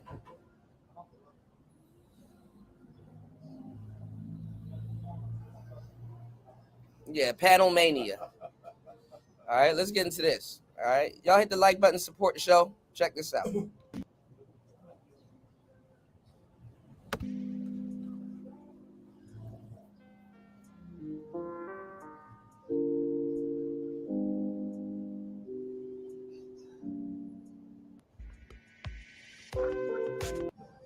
Guys, so I'm gonna do like an hour talk show.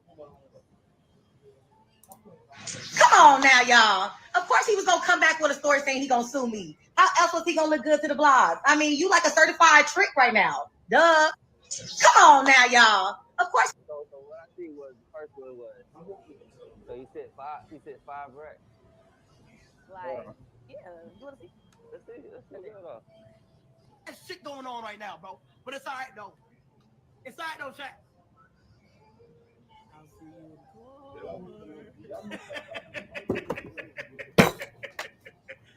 Got you. Okay, listen to me. Okay, I can explain, bro. Listen to me, chat. I can explain, bro. I can explain. All right, chat. Some weird shit going on right now. Some weird clout chasing shit going on right now. And you know what's so crazy? You know that shit was in the beginning of 2023. All the shit that y'all see right now is 2023 shit, bro. You feel me? Like, god damn, bruh. But yeah, we're not gonna talk about it no more. Let's not talk about it. Fence, flowers, rainbows, ice, come on. Fence, flowers, rainbows, ice, sparkles. Let's go. Flowers, rainbows. I see some more dumb shit. Y'all probably know. Okay. With your kids all in the house. Hold on, y'all. Oh, homeboy, we met up through. I don't want to give him no credit. You feel me? Cause it's all me. But we gotta meet your home. My problem with like Fresh and Fit or Kai or other people that we sit here and we talk about we don't want to date 3 or 4s, we don't like these thoughts and stuff like that, but we're constantly putting them on stage and uplifting them and promoting them. That is the one thing that kind of makes me look at guys differently. For me to build a platform and to have conversation with women, here, I build a platform to have conversation with women. Why will I go to 3 or 4s? Like, I need y'all guys to understand this. If I had a bigger platform, I would even show her. I need to understand, why would a man build it? Because you can have regular women on your platform. Why would you build a... So he's asking the same questions that I asked, but I know the answer. We were around for the beginning of Fresh and Fit and all of these shows that now everybody wants to try to emulate and you know, redo and shit. Fresh and Fit's audience is full of good guys, quote unquote, and just guys in general. Not necessarily good. But guess what? If Fresh and Fit wasn't talking to hoes, those good guys wouldn't be there supporting those shows. So again, it goes back to what I've been saying. Good dudes And even gump ass dudes want hoes. But then they talk all of this shit about the game and being a player. But actively wanting hoes. Straight up prostitutes. Straight up. The platform and then say you wouldn't date 304s, but then we uplift 304s. These OnlyFans girls come on these platforms and stuff like that. What's going on, Stoic? The hashtags in the description and stuff like that. You let them talk about what they do and stuff like that. I promise you this. This is one thing I can guarantee you guys. As my platform, and I'm telling y'all, all of these dudes on the internet, all of them,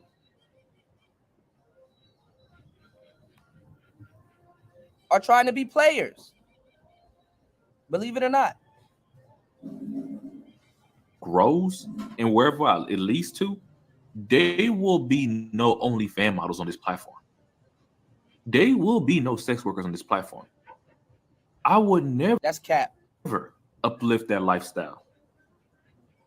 I would never put them on stage to be seen and stuff like that. It makes zero sense to have a platform and then uplift these individuals and then say you wouldn't date these individuals. It makes zero sense. These guys get money and resources instead of just talking to regular women or even women in the industry that's actually doing something with it. Not the sex, just the regular industry. Instead of talking to them, they go towards women that's actually just in the sex work industry. It doesn't make sense to me that we sit here and watch these guys say they wouldn't date them, they wouldn't do all this thing, but they look, you don't have to date them, but you don't have to put them on stage either. And if you're gonna smash one of these 3 or 4s, at least vet them out. We have to vet better as men. If you become successful, the last thing you need to do is deal with ghetto and ratchets. You did not build yourself up with resources and all that knowledge just so you can get a ratchet one. If you're gonna do it with these so-called models and stuff, this OnlyFans model, get at least a proper one. They actually got something to lose. That's actually out there that have resources. Don't get these ones that's just like. I don't understand how guys go to that level. Me personally, I wouldn't even indulge in the OnlyFans like this because, again, they're clout chasers. Clout chasers. You have clout. The fact she's going through this tour of talking bad about this man, which is justified because he shouldn't even have laid in bed with her. Let's come to find out he didn't send her $5K. It was $50 to take her Uber and go home.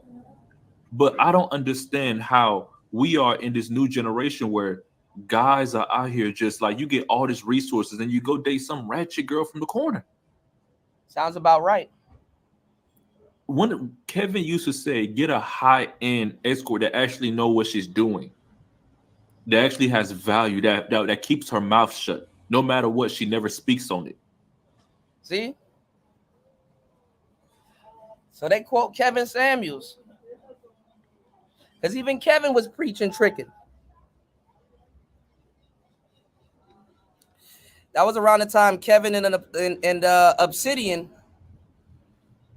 was heavy on the lead with your wallet. A lot of y'all wasn't around for that.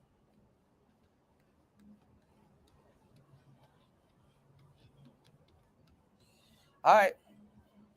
It's funny because Kevin will be turning in his grave about this soft guy life shit, but let's go. No matter what media outlet, no matter what people actually, because she values what she do. I don't think there's nothing to value about that, but she takes her job seriously. There's no reason that this should be all these women pop up saying that, oh, I slept with so-and-so. Oh, I got pictures of this. I have standards, guys. I believe you should have standards before you become successful. Money doesn't change or amplify you. These type of women, you do not indulge in at all. I don't know what type of life she lived, but the way she carried herself, I wouldn't want to find out. And if I had a lot of resources, 1,000,000%, I wouldn't even want to be nowhere in her presence. Like, just because, again, she looked like she deal with people I don't want to deal with. She looked like she live a life I don't want to live. But then imagine this: you have resources, you have clout. Why would you invite somebody that you wouldn't even invite if you was a regular person? Because I can see the idea where guys would be like, "Oh, I'll smash," and stuff like that. I understand where y'all coming from. I'm a man too. I understand where y'all coming from. But I have to let y'all know this, guys. Every vagina is not worth the trouble that it comes with. Every vagina is not worth the problems that it comes with. There's some women that looks amazing or have all this low energy and she does all these weird things. It's not worth the smash, my God. It's not worth it. And then when you have all these resources, you have to watch. Please pay attention how you move and how you go. There are people that want to see your downfall. There's no reason for you to build yourself up just so you could easily fall down because you don't know how to control yourself. What's going on, Rogish? Shout outs to everybody in the building. Hit the like button. Almost 2 hours into the madness. Please hit the like button and support the show. Now, he's asking questions that everybody, or basically he's asking obvious questions. Why would you throw this away? Why would you be around this person? Why? And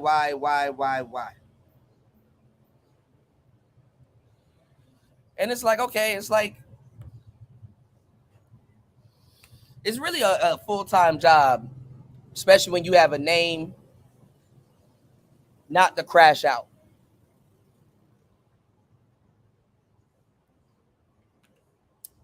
It's a full-time job not to crash out. Sometimes. But his generation, they love the hoes. They want the chippies, y'all. Now, yeah, I said chippies. Now, I'm gonna tell y'all something. We're gonna get to something else, and then we're gonna get into why all of these guys are now doing the same content that I've been doing, like asking, why are good guys? Because I'm just asking a straight up question. I don't think he got around to actually making this. I don't think he got around to really just thinking about it this way. Why do good guys desire and actively chase after and want hoes? Quote unquote.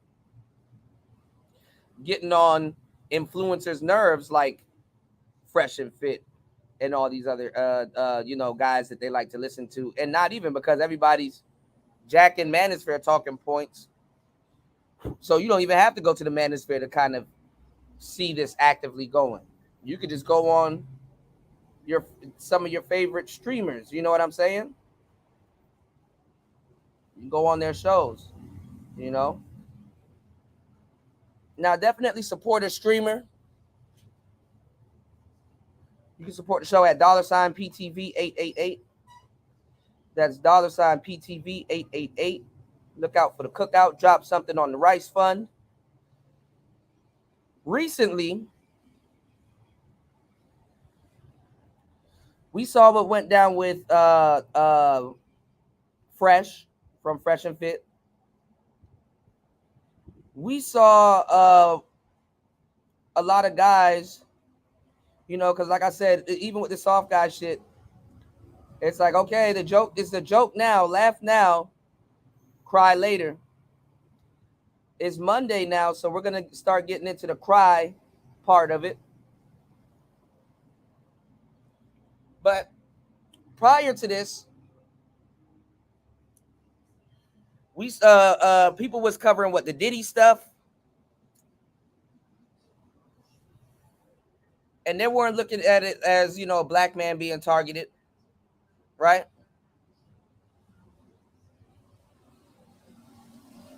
And then right after it, what came next? The Fresh and Fit debacle. everybody and this brother right here is going in on Fresh. Oh, why are you getting 304s pregnant? Whoop-de-whoop. I don't know why. Whoop-de-whoop.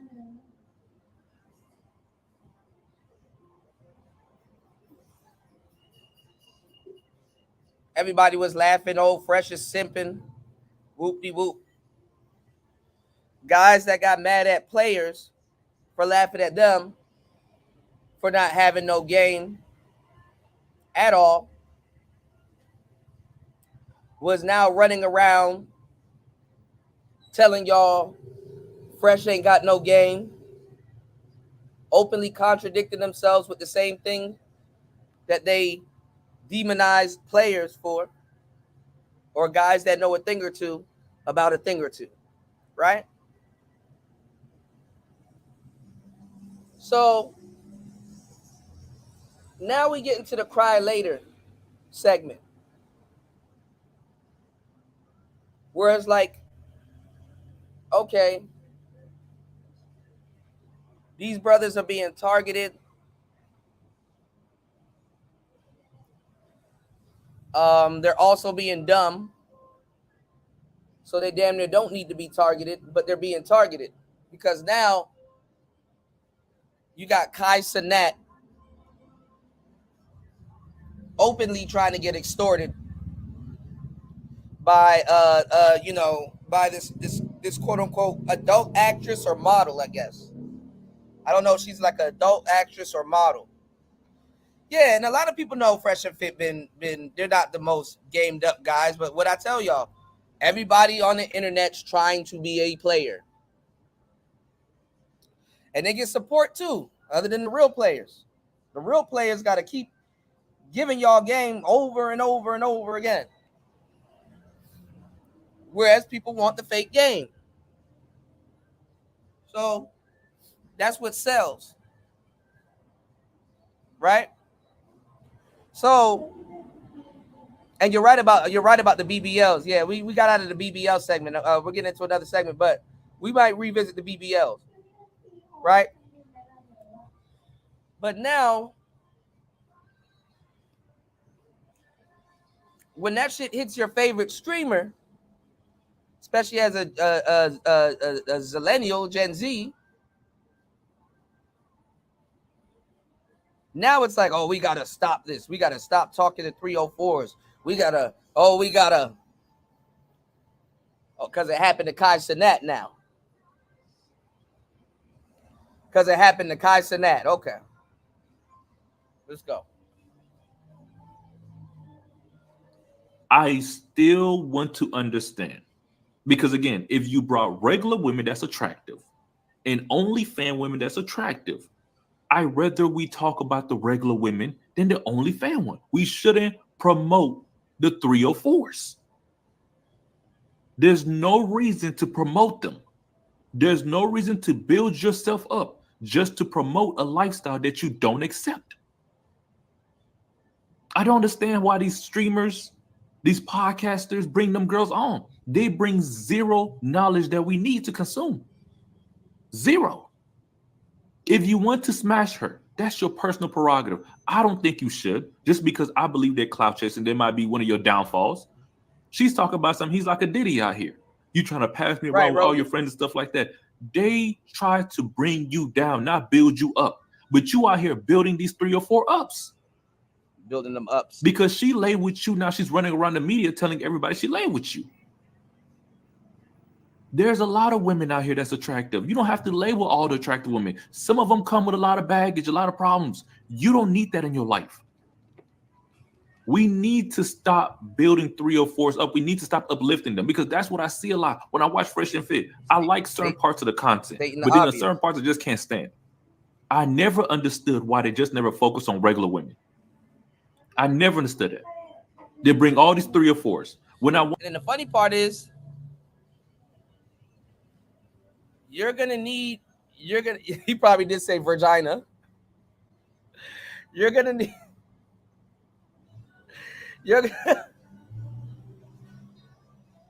No, he's not wrong, Tyrone, but look, shout out to Tyrone Church in the building. Dudes ain't gonna watch the content if it's regular women, Which goes back to my original statement. Y'all want hoes. Okay, now listen. Because the funny part is that y'all gonna need some game to pull regular women. Remember when I made that Ruby Rose example, not one of y'all said anything about her snorting a pile of cocaine.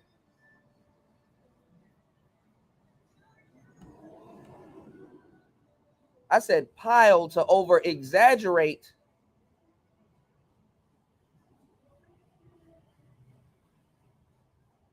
and bring extra attention to what's going on, and not one dude said anything about it. This is the society we live in. Y'all want to date hoes. I thought when guys were coming here asking for advice, if niggas here ain't talking about women, y'all don't want to hear it. But y'all don't want to hear about good women. Y'all want to hear about hoes. Y'all don't want to hear about upstanding women and stuff like that. I could do a whole show on intelligent women. There's going to be a lot of jokes, and it's going to be like, okay, Kuda, when are you going to get back to talking about hoes? And it's to the point that dudes, even in this space, all of this women talk. Women all day. Women. Y'all don't even really have standards.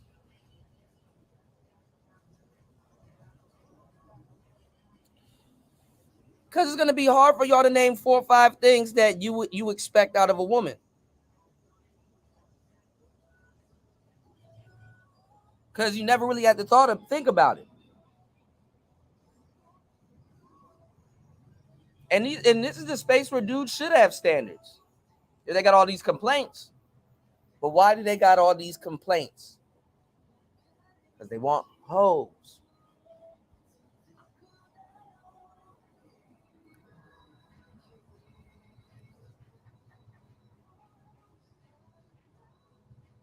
Like if I ask you what is intelligence on the women, what type of things that women do for you, not just a woman that goes to school, like what makes her smart? Like, I don't know how to phrase this question, but like me, how I like some of the traits that I like in a woman, right? Is a woman that's like she's aware. You know, that's what I deem intelligence. Like she's woke. Like she's like on point. You know what I'm saying? She's like you know, I don't know how to explain it, but like she's like, you know, like she like if you have something on your face, she's like, I got you. You know what I'm saying? Like she'll let you know. Like she's just on point. Like she you know you may have forgot something and she reminds you of something. Like she's just like on point. Like she just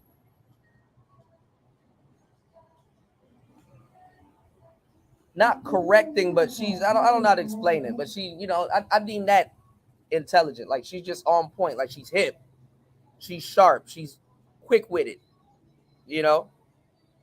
I like that. I deem that intelligence, not just smart. You understand what I'm saying?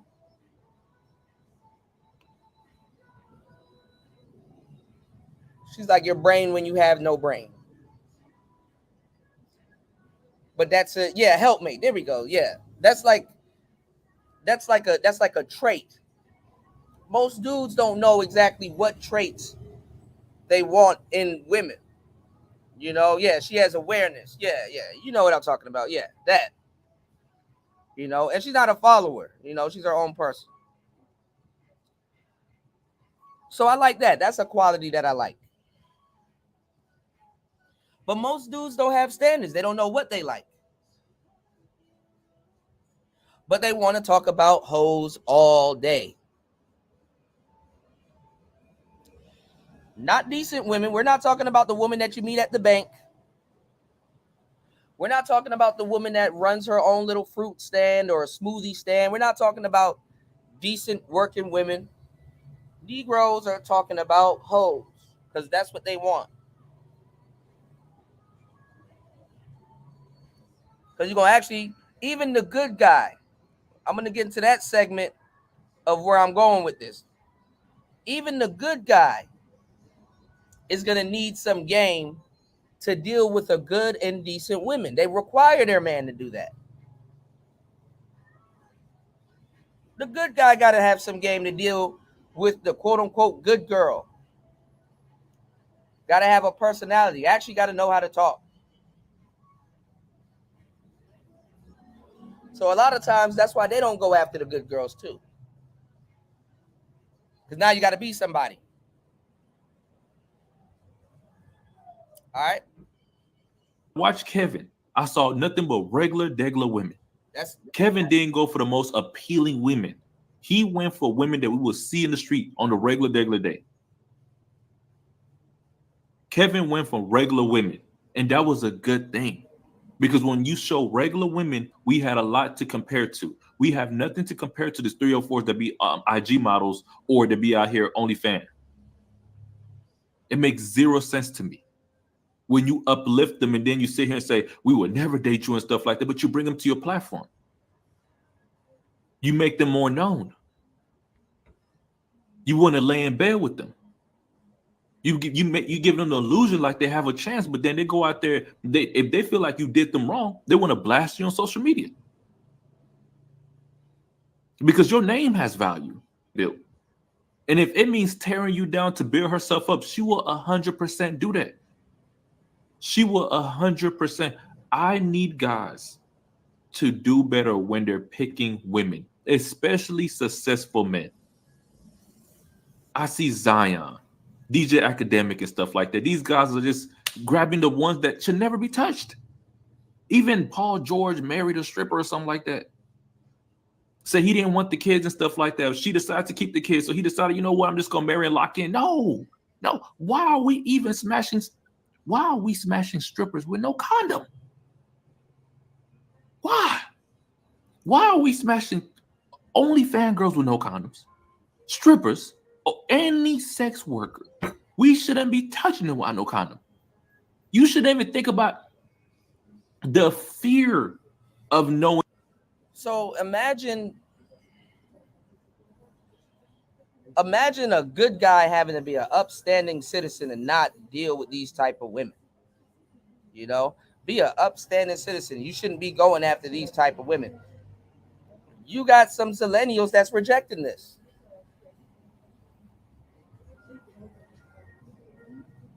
But he's asking obvious questions. Obvious questions. Why are you going after these types of women? Why are you understand what I'm saying? But a lot of these guys never seen, or women don't make good women or decent women. Not saying these girls are bad because she's stripping or she's bad because the type of work she does. But women don't even push better images of women in media. And like I said, they will claim it's the guys when it's not. But the guys are going after thoughts. You're a victim. Here we go, CSI.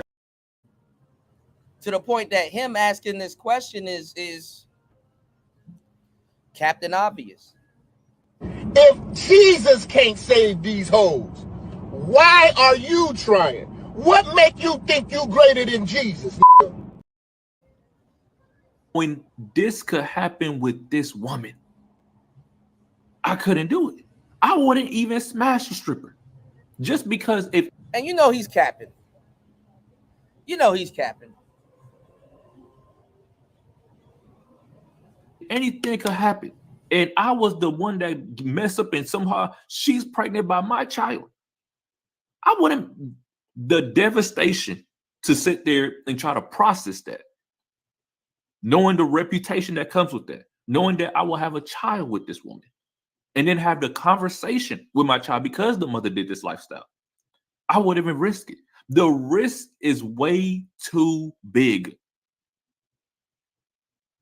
The sex workers, to lay in bed with them, the risk, there's a good amount of attractive regular women out here.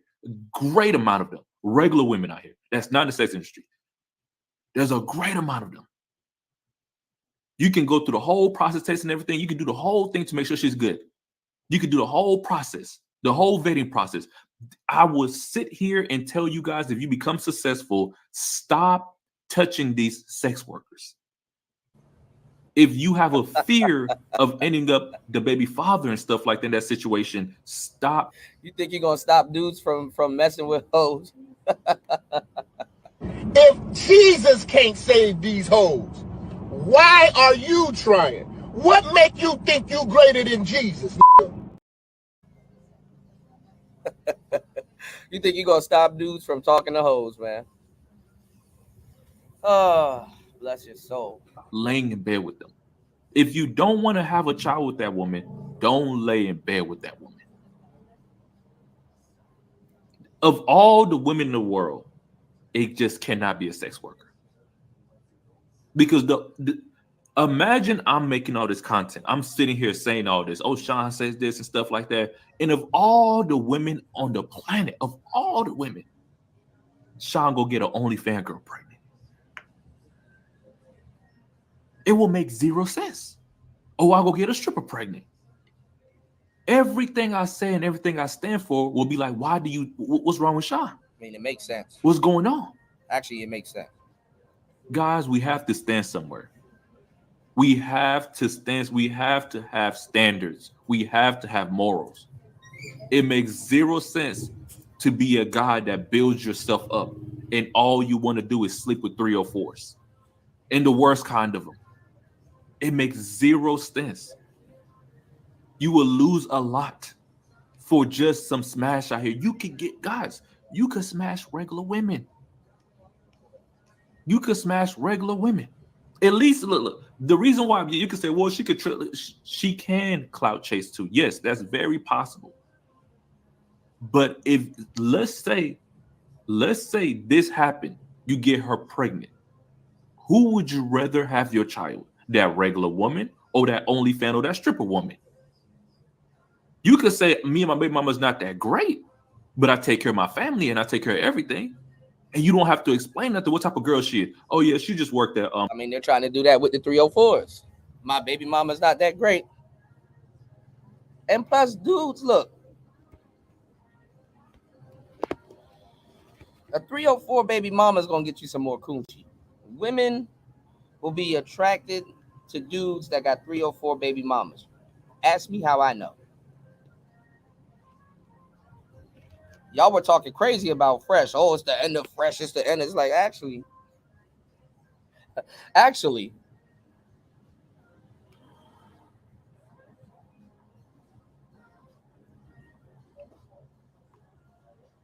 she's a nurse, so she was just like a teacher, or she's a manager at some company, or she teachers are hoes too. Just like she's just a regular employee. Compared to she's an OnlyFans girl. That's like, why? Like when you say a sex worker, like why? Of all the women, why? Why would you risk it with her? Because again, we make these arguments every day on these platforms. And I never understand how these guys are laying in bed and getting these allegations with these. Why? It doesn't make sense. If all the women, why is it not the regular women? Because y'all want hoes. We shouldn't. It's guys that's like this. Guys that, and I'm not saying because he looks like a good guy. He probably is a good dude. But it's guys like this that go after the hoes. I mean, that's what you get online for. That's the content that you watch. And the Manosphere has been telling guys to go after hoes.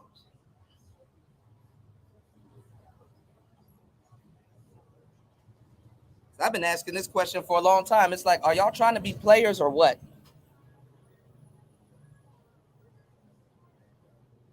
Because you will sit up here and be like, "Oh, Kuda, the game doesn't exist," and you guys are trying to the players and the game guys. Remember the game guys?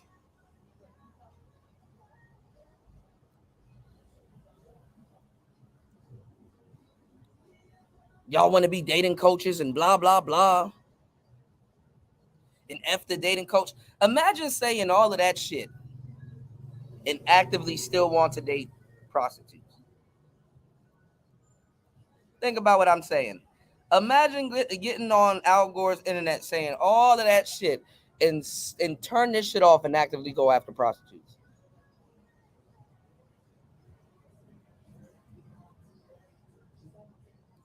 Y'all dealing with bigger problems, man.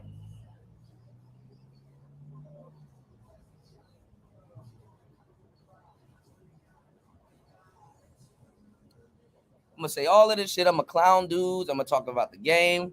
I'm gonna call dudes game niggas. I'm gonna call them all of this stuff. Yep, but I want a prostitute. Yep.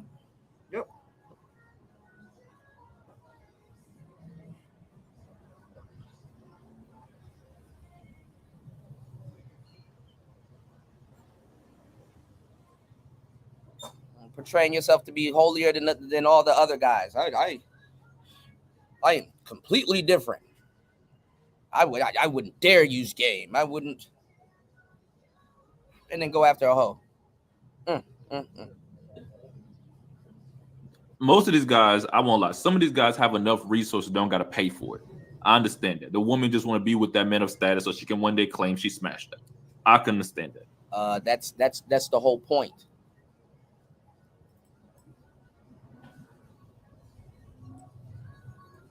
Doesn't feel good being around somebody you have to pay.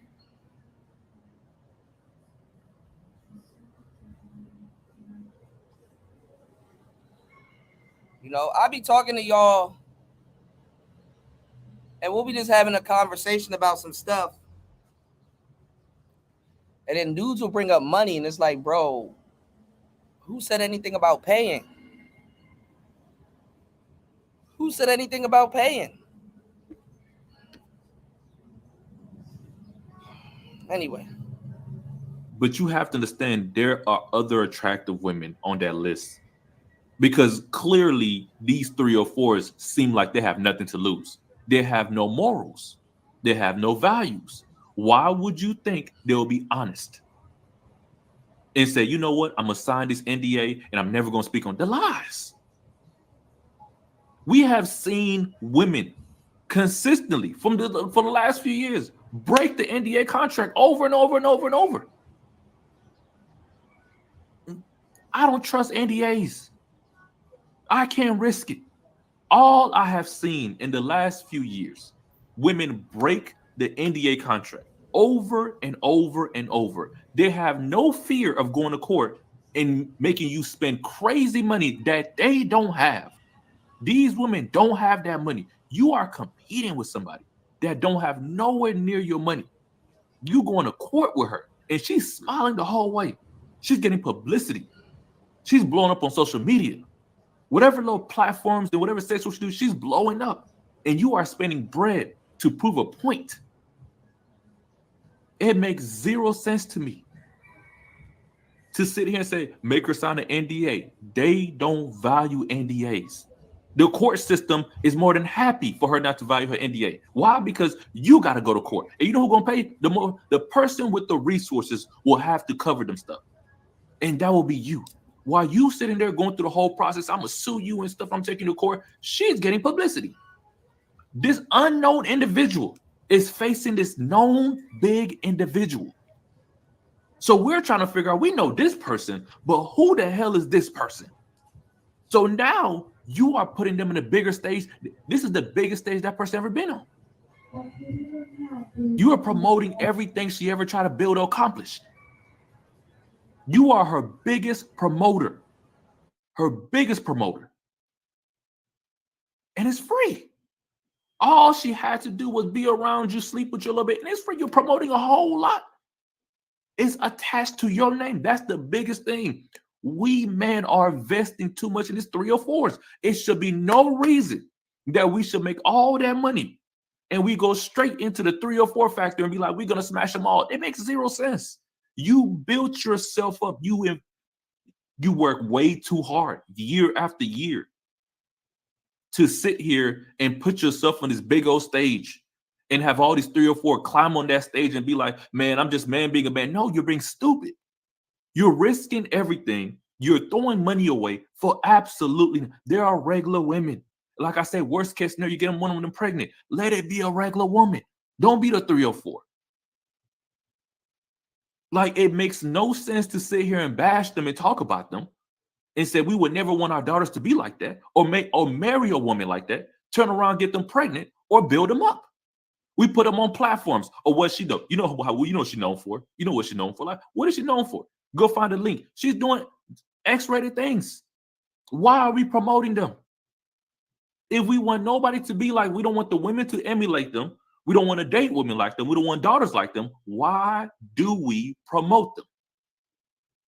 Why are we putting them on our platforms? There's plenty of attractive women on this planet that don't do what they do.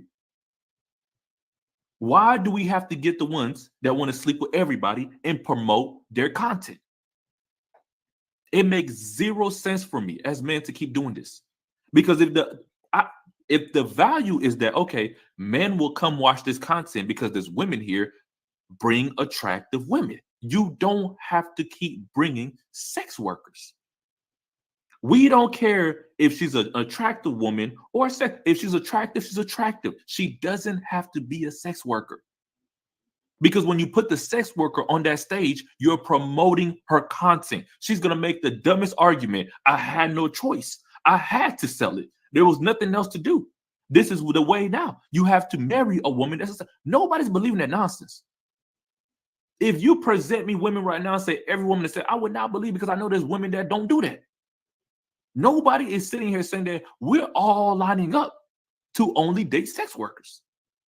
So when they get on the platform and make an argument for this is what guys want, this is what guys look at, I'm not out here feeding into your content. I'm not buying your content. I won't feed into your content. I won't promote your content. It makes zero sense to me. And to blow, if I had 100K subscribers, anything above 100, even 50K, I don't care, 50K, you would not see one OnlyFan or only anything or a sex worker on my platform. I will be damned. I don't care how much she wants to do. I would not have an interview. I would not promote that nonsense. She would not be. I don't need to understand why she did what she did. It has nothing to do with me. They did what they did. Go live with it. There are other platforms that want to entertain the nonsense. Because if you want attractive women, you could just get attractive women to get them on this platform and then go back and forth with this woman and keep bringing them back my platform. It gets nothing done. Because if I ask y'all, who do y'all want to date? I don't recommend sex workers. I would never recommend sex workers. It would make zero sense. Because you will be ashamed to say that's the woman that you picked. And your friends will be like, damn, of all the women in the world, your family will be ashamed. All right. So y'all get the gist. I'm not going to harp on this for too long. Dudes will have all of that talk, like, you know, go after more better women and blah, blah, blah, and this, that, and the third. You know, dudes that aren't cut from the player cloth, right? You know, and not saying that you got to be cut from the player cloth, because what the fuck does that mean these days? What I'm saying is, dudes like this will still go after hoes actively, because that's what men desire. They desire hoes, bro. Even when they land the good girl, quote unquote, something about the hoe.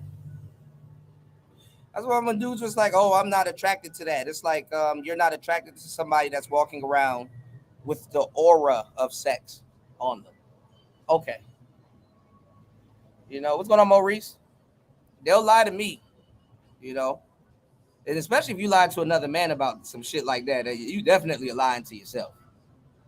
You know, a lot of guys actively want hoes, and that's what they get on the internet for. Nobody's sitting here saying, oh, let me go watch Fresh and Fit so I can learn how to go get me a decent woman that requires me to kind of, you know, really work on myself. You know, or that would kind of, you know, have me gotta, kind of polish up on certain things. No. They want the hoe. And then complain about it. That's the part that gets me. They go after a certain type of woman and then complain about it. The same way women go after dudes and then complain about it. Like women like the player type guys and then complain about the cheating, or women like the high value type guys and then complain about the cheating.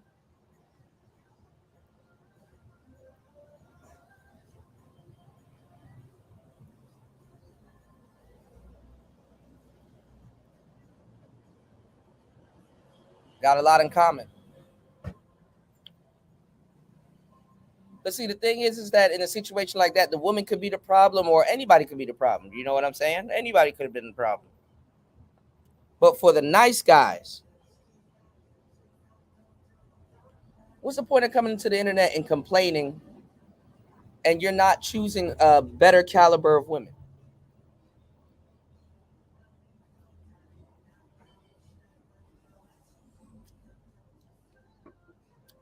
For years, I'm sitting there thinking I'm telling a guy or certain dudes, because I don't require dudes to be showing me they women and shit like that. I don't give a fuck. This nigga, what do you need? If I got the knowledge on it, I'll give you some mental chewing gum. I'll give you something that you can use. I'll give you some news you can use.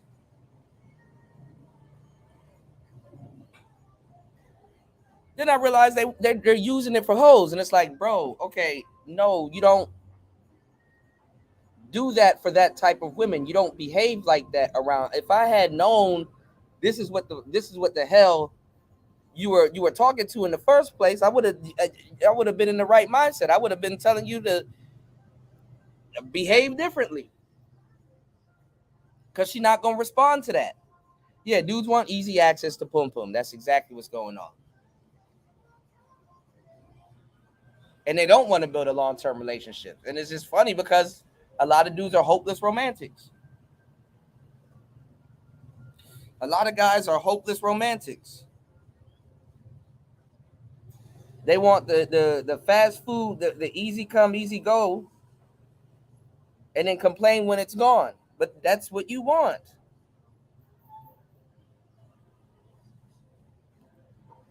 You're actively chasing after something that will be leaving soon.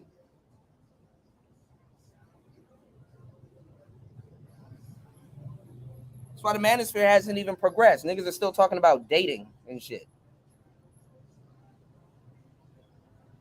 Don't even know how to date. Dudes watch and consume all of this male content, and you're like, okay, so where do you take girls on a date? What do you do on a date? Do you know what a date is? When's the last time you've been on a date? So you just watch a whole bunch of jack off content on the damn internet. You doom scroll through jack off content. Pause. Got it.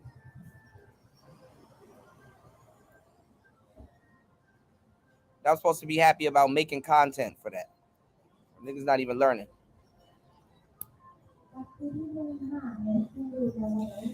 And then think about it.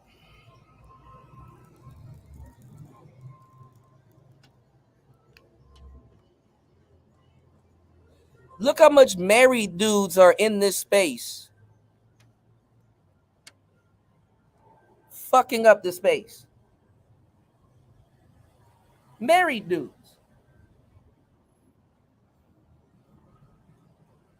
I thought I was gonna let y'all off the hook. Hell no. Look how much married cats are in this space. Fucking up the space.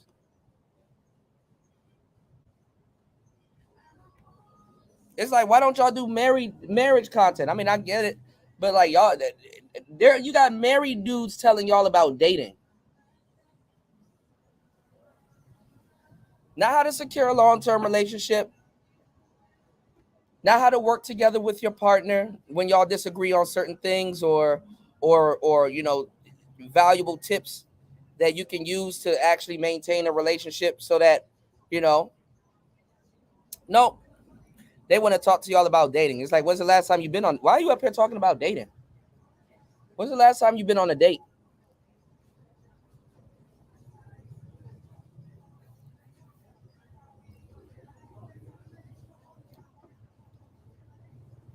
Do you even know how to date in today's dating climate?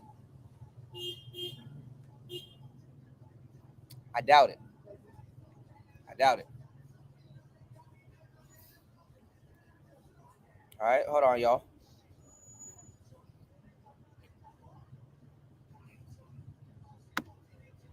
So now the millennials are mad because now this whole shit and some more shit is starting to go after their beloved Kai Cenat. So let's check it out. Shout out to Mediocre Tutorials and Reviews. Let's get it. I'm gonna pull up on you. Say on God. Can we pull up on you? Oh, it's too much black. Say on God. Oh God. Famous live streamer Kai Cenat was recently exposed via revenge porn as well as doxing by this hood booger. I mean, lovely young lady to the right here, whose name is not important, but she regretted it. But Kai been sleeping with porn stars and all kinds of stuff. This is what the audience wants. And then we'll complain. Oh, he's a good guy. He's a simp. He's a this. He's a that. But you guys are tickled by him dealing with 304s and support it. You got Floyd.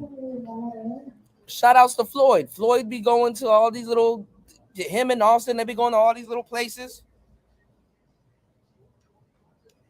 Y'all don't support them to see them with decent women.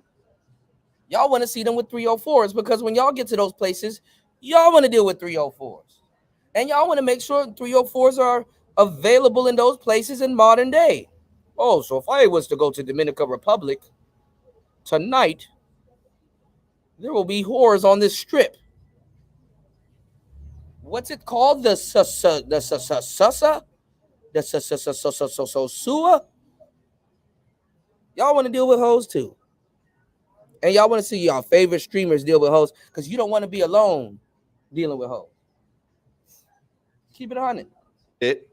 After Kai Cenat claps back. Guys, we must go over content like this because on your rise to success, on your rise to value, bottom feeders, Jezebels, and leeches will attach themselves to you to scrape any measure of. But this is the thing, though. And this is what's so contradictory about a lot of Manosphere content. Do Jezebels gotta attach themselves to you? Do they? Do they really gotta attach themselves to you? Or are you going after them? Are you going after them, or do they have to attach themselves? Do they have to attach themselves to you? Or are you actively pursuing them? Does it look like Kai Cenat is getting leached upon? Did Kai Cenat have or is Kai Cenat going after this right in front of you on live stream?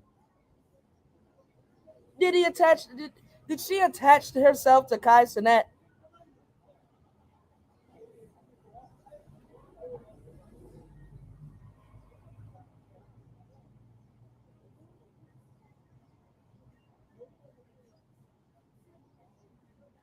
Shout outs to Stoic. Stoic, you know what I was laughing at the other day? That we were I think you brought it up in the court. I think it was like a question where they're like, why don't brothers go to Jamaica?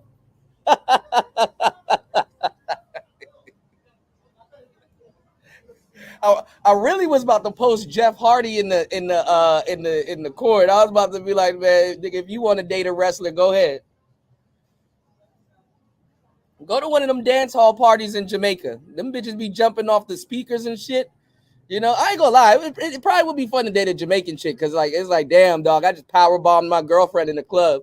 Like, I Batista bombed my bitch. Like it's probably funny. He's like, nigga, okay, yeah, go ahead if you want to date that.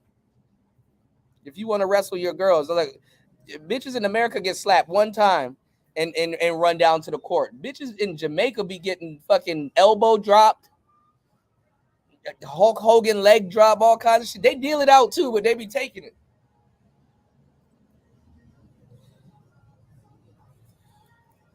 But a lot of dudes are going to places to deal with to deal with more friendlier hoes.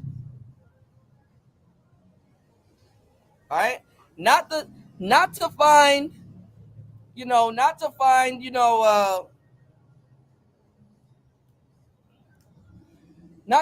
non-promiscuous women. No, to deal with more friendlier hoes.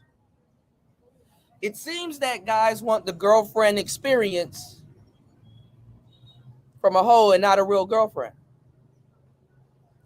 which really makes it stupid why you would want the girlfriend experience. But anyway, yeah, Jamaican girls do be fire. Yeah, you better be fit, or you could be fat, but you got to be like one of them fit fat dudes. I swear to God, she make you some jerk chicken with some cocoa bread one day. You like, yeah, I ain't going nowhere. And cheating on a Jamaican bitch ain't that easy. You'll think twice before you cheat on a Jamaican girl. All right, but let's go. Degree of success from you any way that they can. It is wise to learn from the lessons of others, the tall tale signs, to avoid all of this drama before you experience it in your own life. MT Army, time to get active on this one. Without further ado, woman exposes picture of her laying up with Kai Cenat. Quote, if I just would have got my money, I would have shut up. The lovely bonnet warrior in question posted these photos. You see a picture of her right here with the goat sticker over it. And let me tell y'all how square a lot of y'all are dealing with these hoes. And how square a lot of these bitches are. No matter how famous you are, a true tramp, a real hoe, a bona fide hoe, they don't expose their customers.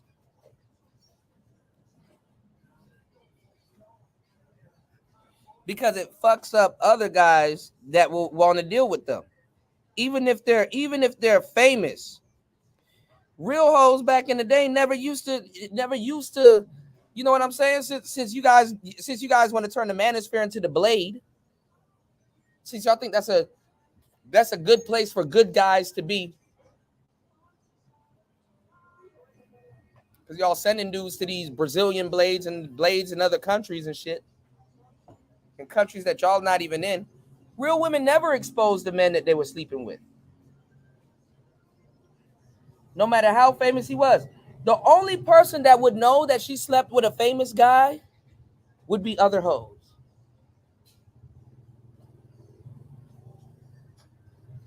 And if it came out that she was dealing with the famous guy, it would probably because she fell out or her friendship with another hoe went sour.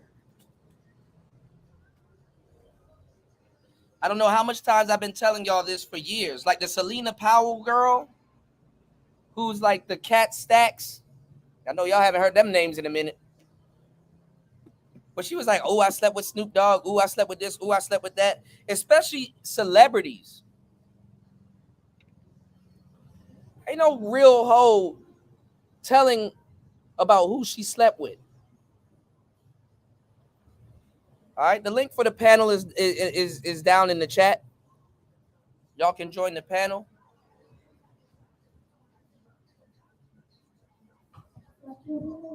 Sponsor today's show by supporting today's show, y'all.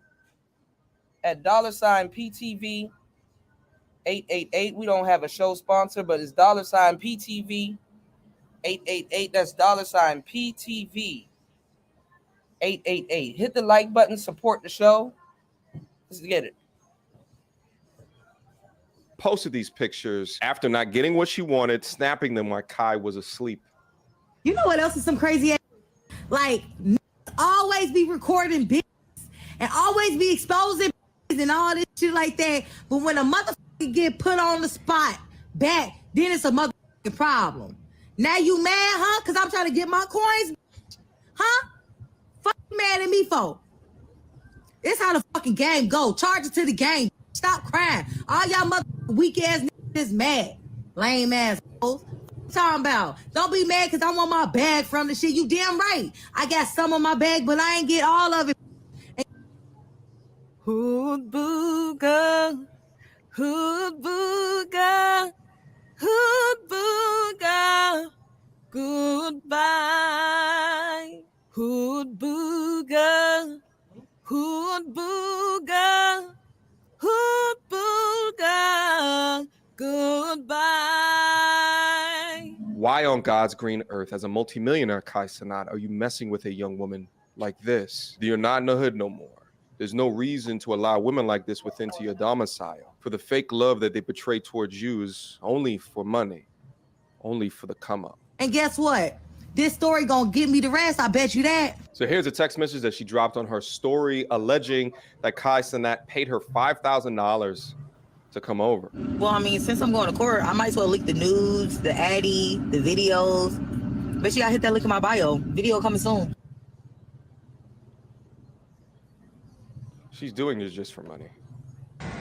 Another thing, if your house and all this stuff is under NDA and all this and you can't record and all this why her voice sounds scratchy like that?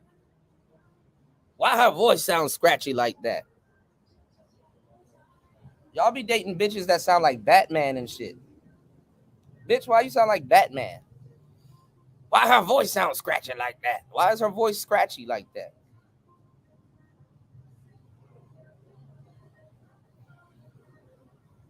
God damn. And it goes to show, like, you see Kai Cenat posting up with his Lamborghinis and the trucks and the house and all this other stuff and his cars. And it's like motivation. And it's like, bro, you can get, bro, you didn't even need to go through all of that to get no bitch like this. Why her voice sound like that? All right, let's get it. Why did you call me back 3 weeks ago to come sign an NDA then and promise to pay me money after that and before? You don't try to flip this around. You got exposed because you didn't come with the second half of the payment that you hit me up about. Let's tell about how you hit me up about all of this. Now, who extorting who? Come on now, y'all. Of course he was going to come back with a story saying he going to sue me. How else was he going to look good to the blogs? I mean, you like a certified trick right now. Duh. Did y'all know that selling pussy in New York is legal? Oh, yeah, Vegas too. So those last two stories were released. Oh, my God. So look at it like this, right? Because women want to be able to legally sell pussy. Sooner or later, they got to stop calling tricks tricks. A trick don't like to get called a trick. Nor do they like to get called a John, no matter how much of a trick or a John they might be. So it's not even in her best interest to be calling her customers that. She's shooting her own, even though it's not going to stop y'all niggas from fucking with this bitch. She's shooting her own business into the ground. Damn, weren't you that girl that was trying to expose Kai Cenat?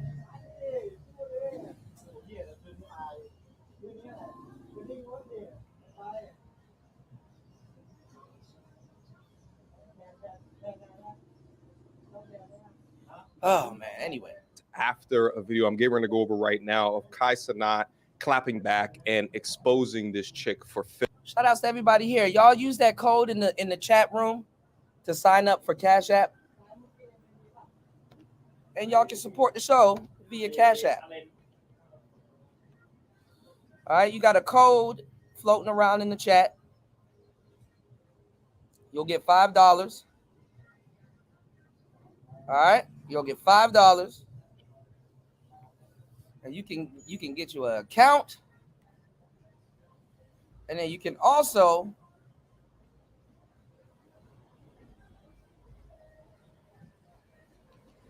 take a bit of that $5 and support the show.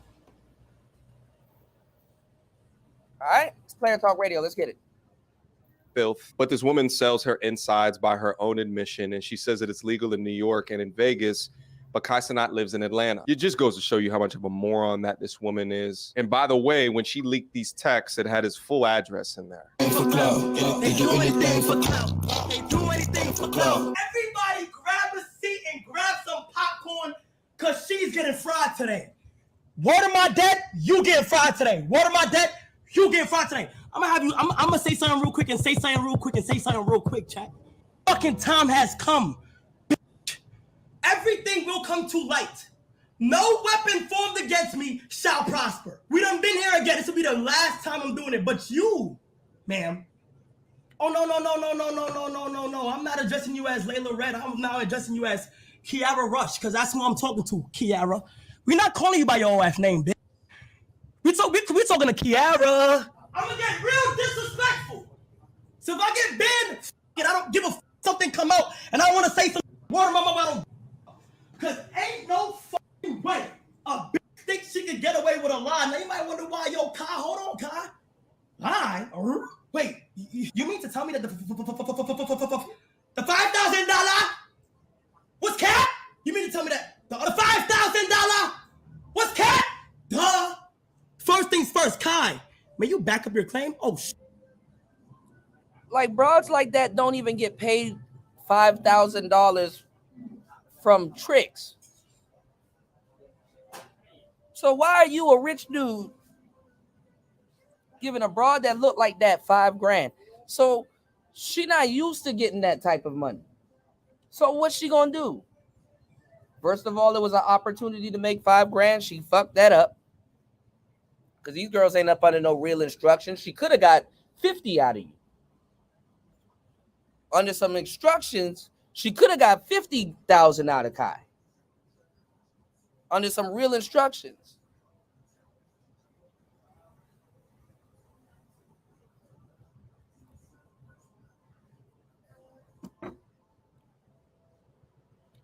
But her goofy ass never probably seen that amount of money at one time. Fucks up the bag and fucking up her future bags right now. Talking about some selling pussies illegal in New York. Ain't nobody about to buy from you. You all over you kiss and tell, you dumbass. Yeah, a hole with no instruction is headed for destruction. Stupid. Kai needs some guidance too.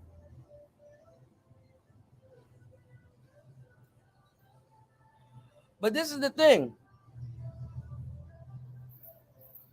She never seen that type of money. And she's like, well, if he's goofy enough to spend that type of money on me, oh yeah, I'm gonna try to get some more up out of him. I'm gonna run it up. And not even run it up being a hoe, but run it up by trying to expose. Dumbest shit ever. It's this new generation though, y'all. Sure, I will. Oh, no fucking problem. As you guys may have seen, hold on. Let me take this alert off my screen real quick so you guys can see everything. You guys may have seen this text. Oh, Kai sent $5,000 on October 4th at 12:29 p.m. on a Wednesday. Okay, you guys seen that, right? Okay. Oh, wait, there's another one. Wait, Kai, hold on. You also sent $5,000 on November 10th at 12:34 a.m. Okay, following me. Y'all following me? Watch this, chat. Okay, cool, right? You want to go ahead and lie and say, I sent you this money. Now, I could have easily went in my text messages and just easily just showed it. It just wasn't there. But I know that Twitter has the most annoying on the internet. Wait, Kai, you could just delete it, gang. Kai, that doesn't prove anything, Kai. You could just delete it. Hold on, you forgot. I'm 10 steps ahead. Let me cook. First things first. This is my phone. Here we go. Here we go. Screen record, as you guys can see. Thank you, Apple, for the wallet. Let's go to transactions of 2023. Let's go to, let me see, October for me, please. Okay, as you can see, these are my good friends. There's an Escalade in there that my dudes get 2,000 whenever she wants. She get whatever she want. Okay, nothing there. She saved as Layla Red in my phone. On God, you're saved as Layla Red in my phone. Kiara Rush, I'm on you now. Kiara Rush, we call you KR now. All right, November. Stop. Flyer artist, hairstylist, facial lady, flyer artist. Lay the bet $50 for your fucking dumbass Uber, bitch. And that's crazy too, because these broads will fuck up the bag. They won't listen to a P, but they'll listen to they dumbass friends.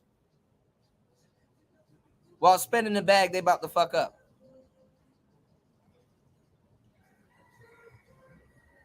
You know, I bet you she talked to her friends like, "Oh yeah, like girl, get this out of him. Get this.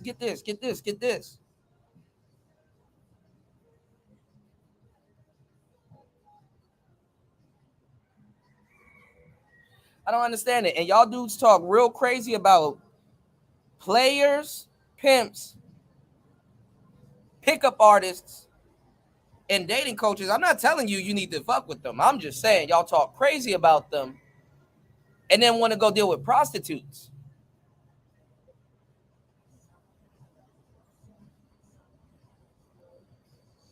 You in her face more than a player or a pimp.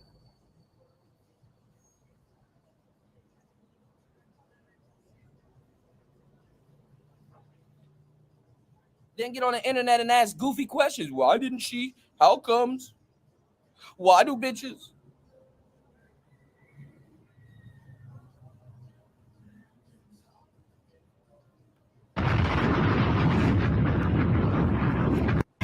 I got you a fucking Uber, bitch. $50, bitch. Fuck you talk about, nigga. Stop talking about, yo, word of my mother, let me tell you nigga, something, bro. Stop speaking on me, bro. Hold on, I'm not done yet. Bitch, I'm gonna crash up for $50, bitch. You got in the fucking Uber and came here, bitch. Now I'm about to crash. I don't give a fuck, bro. I don't give a fuck how you see this. I apologize, ma. I had to, bro. I had to. $50 to hop in a fucking Uber. Bet. Cool, Kai. Okay. Wow. Okay. You have now proved that the only receipt there is you, $50. So wait, hold on, Kiara Rush. So not only did you lie, but you Photoshop and these dumb mocks really ran with it? Really? Oh, you smarter than I thought. That's why we need more. Hold on. Green. Gus. Open and shut case, right? Well, the transaction that Kai showed was back in 2023.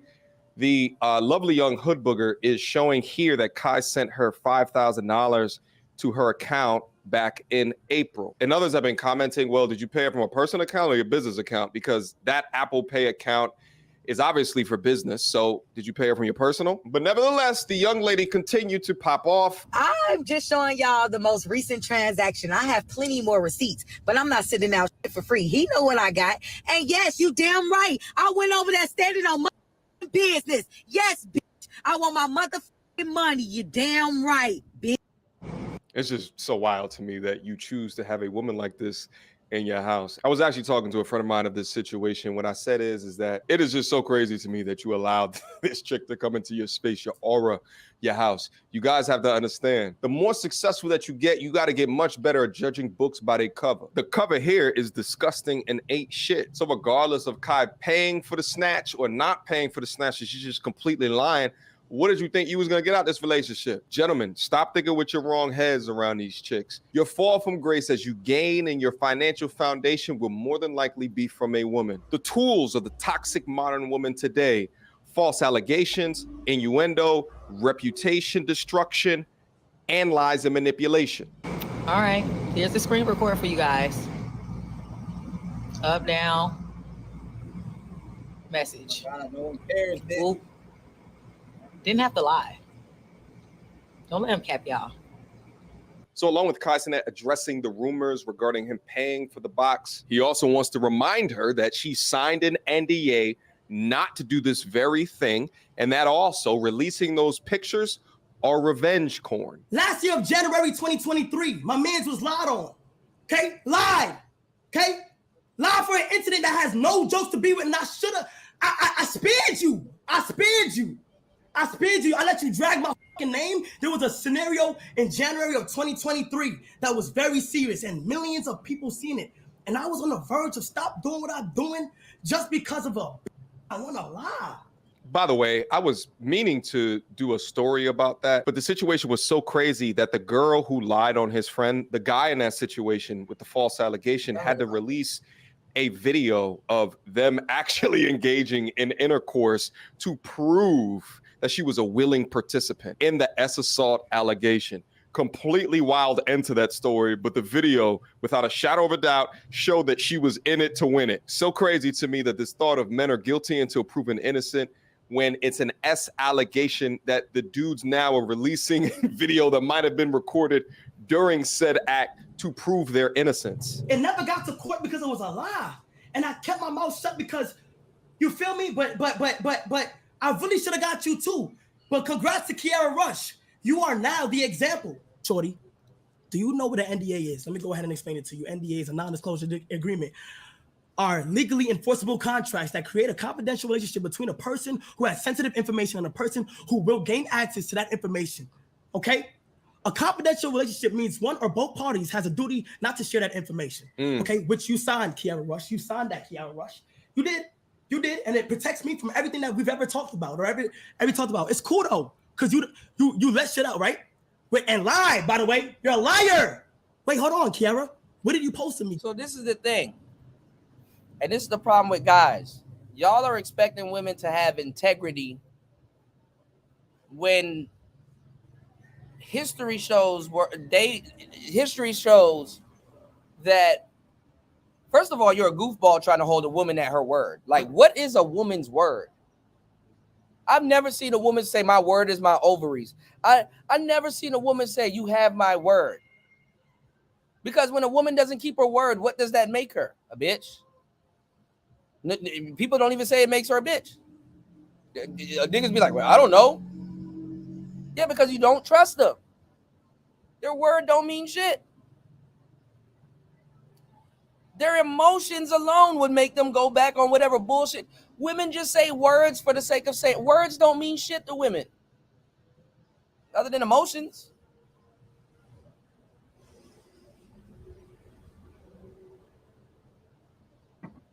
Again, men say 10,000 words per day, if that. Women say 30 to 40,000 words per day.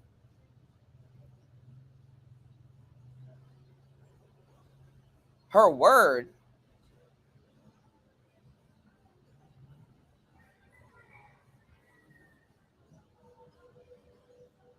Think she gives a damn about some non-disclosure agreement? Oh, okay. All right. Anyway. And that's something that I've been talking about recently. That's why I'm glad we're going over this, because we're tying a lot of this stuff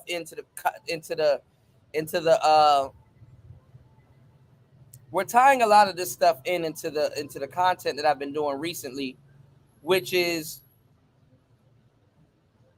going over a lot of content you guys been ingesting recently, because now we got to talk y'all out of this whole soft guy shit this whole fucking week.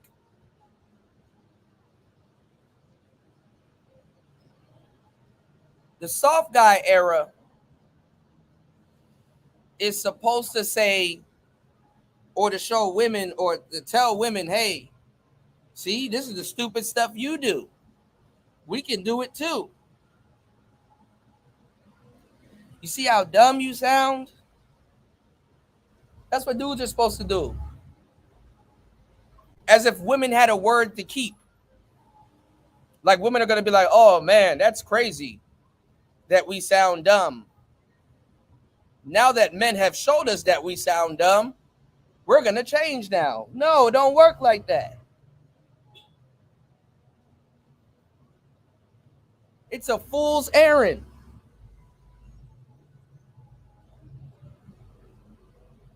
Showing women how dumb they are and how they sound is not going to make them change. Again, you can't fight who you are trying to fuck. Jesus peace. Kiara, not only did you sign an NDA, but you also, while I was sleeping, butt ass naked, decided to. Y'all niggas be sleeping around these hoes. You have women you can barely trust in your house, and y'all falling asleep around these bitches, knowing you got rich shit laying on. Okay. post me online. Okay? Now, what do you call that, ladies and gentlemen? Revenge. I don't know what revenge porn. Okay, she blocked the shit out of shit, okay? For those who don't know what revenge porn is, or sexually explicit image or videos of a person posted on the internet, typically by former sexual partners. And see, y'all will sit up here and be like, oh, well, you know, and shout outs to Kai. I don't got nothing against Kai, but I'm just talking in general, right? Y'all not putting the blame where the blame needs to be. It's like, bro, oh man, that girl terrible. She shouldn't have did that. She shouldn't have. Bro, look, your Kai's telling y'all all the. Ain't nobody pointing out.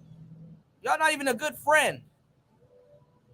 Y'all hit the like button and support the show. Ain't nobody pointing out to Kai like, bro, you made a big ass mistake.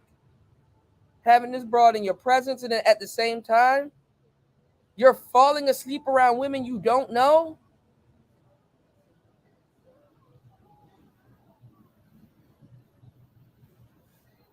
Usually when people are around celebrities, they take your phone. She got her phone.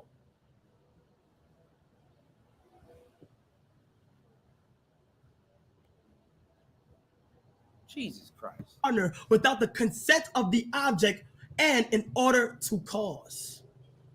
Okay? Oh, wait, there's more? You must have not remembered as you were talking to me in our last encounter. I don't know if you noticed, but you were recorded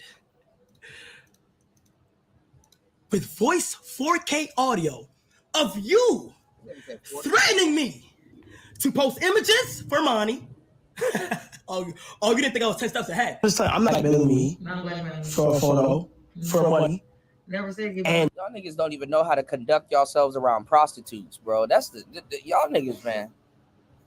Y'all niggas, we gonna get to the second half. Y'all don't even know how to conduct yourselves around hoes. Imagine that. But you want them, okay. And you took a picture of me without my consent, naked. So? Revenge porn. I ain't posted. That's revenge porn. But you're threatening it. You're threatening to. One more time. You're threatening to, though. One more time. But you're threatening to. One more time. I know, but it's still a crime. It's still a crime. I'm not messed up, though. That's what I'm saying. I'm not messed up. It's still a crime, though. I don't post it. Call the police. The thousands of yeah, but so this is also another thing too. What's going on with y'all streamers?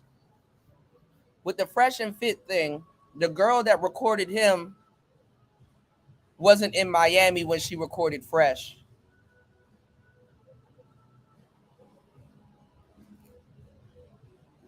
She was in New York. Now it's weird because Kai Cenat's in New York. You know, I never thought I wouldn't think he was in New York, but he's from New York, he's in New York. So apparently they say you can record phone calls in New York. Fresh is in Miami. The girl claimed to not be in Miami when she recorded the phone call. So I guess this is Kai recording another phone call. So y'all even got to be careful dealing with New Yorkers. Anyway, let's go. Anyway, shout outs to Lolita.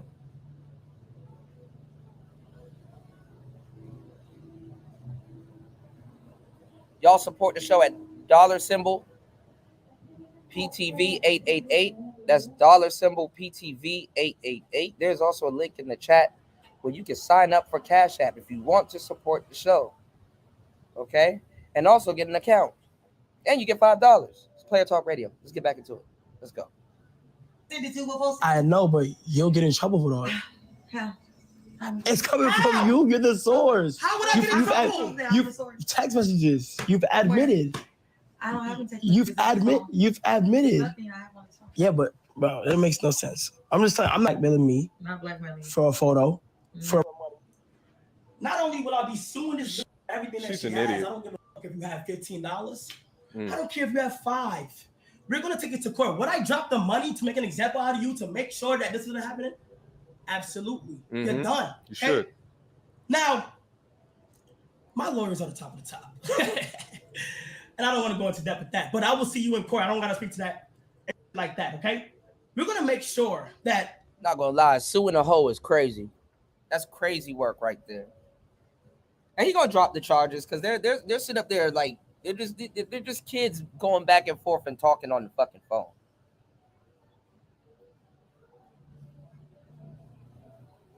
Suing a prostitute is crazy work. You learn your lesson. I took it upon myself to buy your domain, Layla. I bought your domain because you didn't buy. Already selling pussy now she got selling way more pussy to pay you back.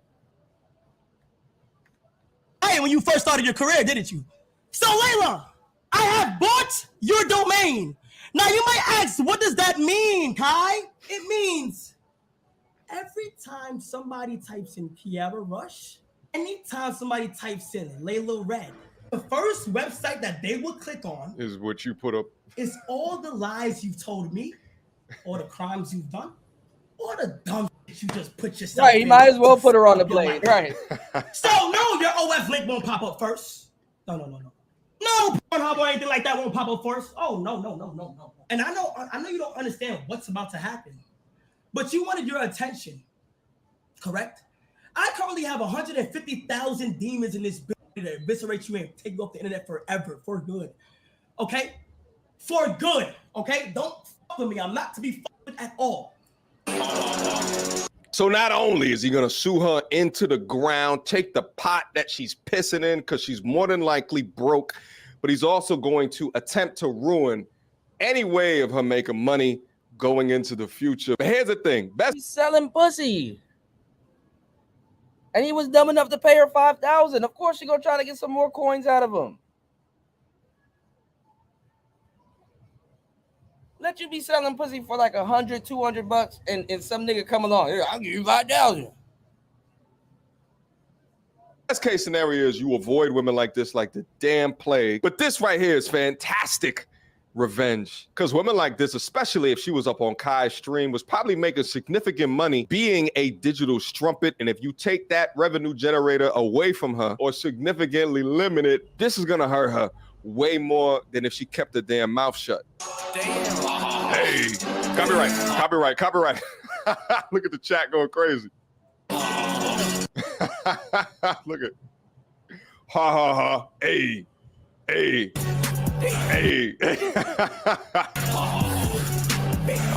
All right. Let me stop this. But this is where we end off right now. Kai Cenat is victorious. But listen, this is a lesson to all men everywhere. As you become more valuable, as you have more things to lose within your life. You're not talking about the real shit. How about stop fucking with hoes? How about stop fucking with hoes? You have to become or these type of hoes. You can fuck with hoes. Make sure you're choosing the right archetype, though. Good discernment of character. I don't care how fat the ass is. I don't care how soft the ass look. I don't care how juicy the titties look. It's necessary. You got to be able to think with your right head. In this situation, Kai has the receipts to prove at least some of the allegations of the things that this chick has said are false, or it's just things that she should not have said. But if he didn't put those things into place, then what could have this story have been? And also, too, think about the danger that he's putting his housemates in. More often than not, women with her behavior type are not acting alone. They're not acting with just a group of women. A lot of times there is a man somewhere in there that will be more action-oriented than she could ever be. And at the end of the day, you got to say to yourself, is it worth it? I don't see anything about this chick that was ever worth it. But Kai Cenat is young. We've all made mistakes like that in the past, but he's a smart young brother, so he's going to learn from this, and he's going to do better in the future. Questions, comments, concerns? All right. So, back in the day, Player Talk Radio, we used to have a lot of people around, right? Busting back in the day, right?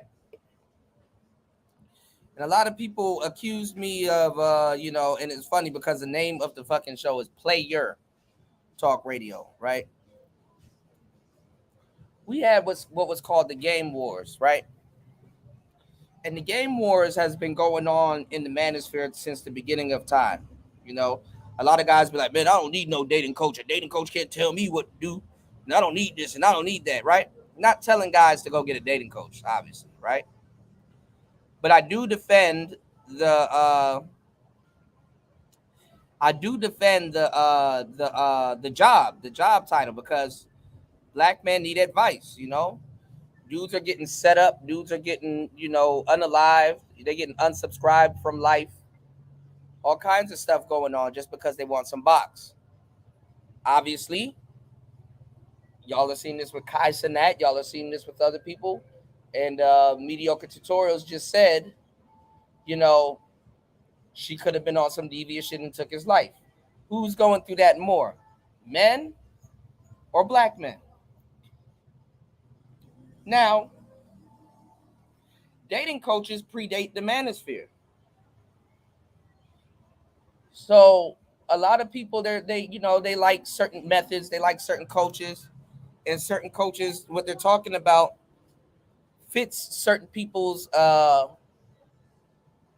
personality, I guess you could say, right? I'm giving y'all so much game on today's show. Y'all support the show 3 hours and 15 minutes into the madness. I'm giving y'all some real content, y'all. All right? Now listen to what I'm telling y'all. You don't have to agree with dating coaches, but your talking points, a lot of the shit comes from dating coaches.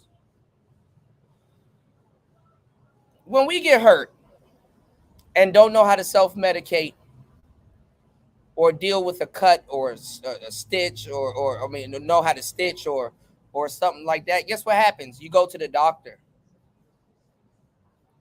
When your liver and all kinds of shit start hurting and causing problems, you go to a doctor. When we don't know how to spend our money correctly, you know, we get a financial advisor. When we need therapy or something like that, or somebody to talk to. I mean, obviously, y'all got Player Talk Radio. I'm saving y'all thousands of dollars on therapy sessions. Least y'all can do is support the show. All right? What I'm saying is that when you have certain problems, you seek advisory or advice, or you seek help for something. You personally might not do it, and I know it's a personal problem because every time that niggas agree with everything until it comes down to a bitch. But that's the whole point of a dating coach. No different. When I'm having problems with women or getting over a breakup or being on the rebound or going through the motions of modern dating, you may need a little bit of help. You may need a little bit of assistance. Or you may need a bit of advice. That's where dating coaches come in. No different.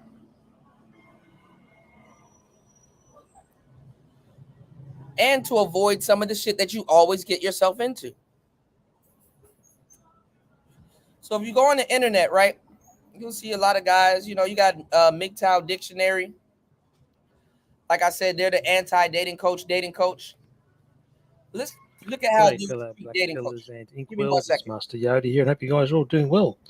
Title of today's video is PUAs and dating roaches act as if dating women is quantum physics. And I must thank David W. And let me tell you the mindset of a lot of guys that don't like dating coaches. They don't go outside. They don't have an answer. They're gullible. And have dating coaches taking advantage of that? You damn straight. Oh, read my book and you'll get 60 bitches tonight. First of all, nigga, you don't got no place to take 60 bitches. You don't even know how to deal with one. And you're dumb enough to believe that if you read this nigga's book, you're going to deal with 60 bitches tonight. Oh, but the dating coach got the problem. Okay. for this topic suggestion. When he made this suggestion, he made a great point here that dating, seducing women is a pretty straightforward process. She either finds you attractive or she does it. And obviously PUAs and dating roaches overcomplicate to the point where it just gets very confusing. Yeah, no, it's that's a great topic, David. Thank you for mentioning that. Yeah, I mean, if you may recall, I did a reaction video to that PUA scammer, what's his name, Casey Zander, where he's giving his whiteboard presentation and he's going through all this mental masturbation and this other nonsense and all these stupid. Got all these little fancy terms to get at dating coaches, but they don't got no fancy terms to go get no bitch. Or I'm going to make me a whole presentation about dating roaches and what they're doing and all this other stuff. I still ain't got no bitch, though. But I'm going to get a whole dating coach, and then I'm going to tell about the dating coach, and then the dating coaches did this, and then the dating coach. Still ain't got no bitch, though. But the dating coaches, they got, the dating coaches and the dating coach. Mind games. I mean, it's just so ridiculous. As you know, the main premise of PUA teachings is if you can somehow press the right emotional buttons on a woman, that will get her to overcome your physical shortcomings and will get her to sleep with you.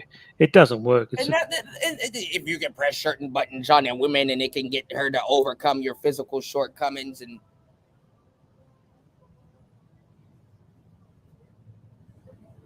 can you blame some of these? Listen to the niggas they gotta teach. Y'all niggas just wake up and just turn on your phones and listen to content. Imagine having to teach this. Overcome your physical shortcomings and Who wants to deal with this? It's absolute bullshit. Yeah, and if you remember from my reaction video to Casey Zander, he's got this whiteboard with this bloody encyclopedia of information. It's just gobbledygook. It's just mental masturbation. It's nonsense. It's absolute nonsense. It's so confusing.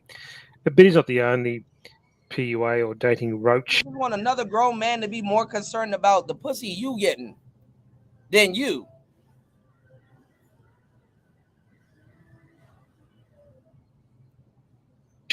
To overcomplicate things, many of you have heard of the PUA. Casey Zander or whoever the hell he's talking about in his whiteboard is supposed to be more concerned with you getting pussy than you are, when you the one that want the pussy.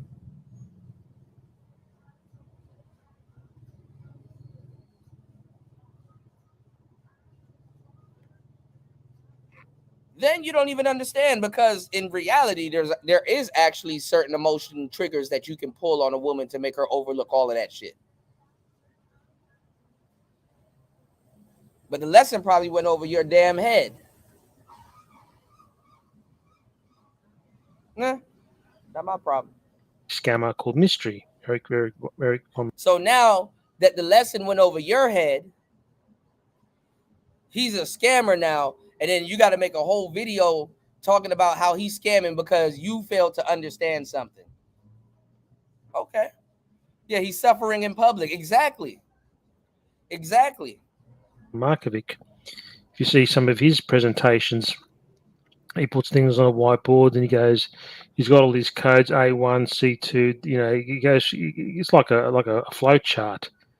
I mean, how utterly ridiculous. I mean, dating or seducing women, or just imagine somebody that don't know shit about women trying to tell you about women when they came to you, don't know shit about women. Imagine somebody coming to you to learn about women that don't know shit about women, trying to tell you that you don't know shit about women when they came to you initially. You didn't come to them to find out about women. I don't know shit about women. Let me consult with you. Now you're trying to, nigga, do you need directions, or are you trying to tell me where to go? Because if you know where to go, then why the fuck are you talking to me? You bothered me. Then go to the shit that you say you know where to go. You know more about women than me than you teach. Why don't you start a fucking pickup coaching site? Since you know about women, Go make your little bullshit video because nobody can put you on blast and tell me what it is because you still ain't get no bitch. Making a video about a dating coach ain't gonna get you no bitches. Just having a relationship with them, it should be. Again, you're staying true to your track record because you do a lot of shit in your life that don't get you no bitches. So why would a dating coach be surprised at the behavior that you're exhibiting? Y'all niggas be wanting, man, look. Organic. Niggas, no homo. Y'all niggas want somebody to grab your dick and put it in the bitch. Seamless process. You shouldn't have to jump through these hoops and play these stupid games. But at the end of the day, I mean, you shouldn't have to jump through these hoops and play these stupid games. Well, who wants the bitch? Don't you want it? Well, then guess what? You're going to have to jump through hoops and play stupid games. You shouldn't have to. What the fuck are you telling me? You shouldn't have to do that. Nigga, do you want the bitch or not? I do. Then play the dumb game.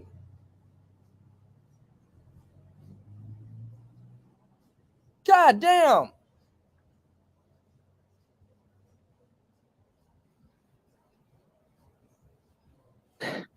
all that PUA fluff and nonsense, it means nothing unless that woman finds you physically attractive. So yeah. The fuck? You don't know. You ain't got no game. You sound dumb. And you can't even get past the physicality. They physically find you. Man, bitches will date a fucking tub of lard if it's talking right.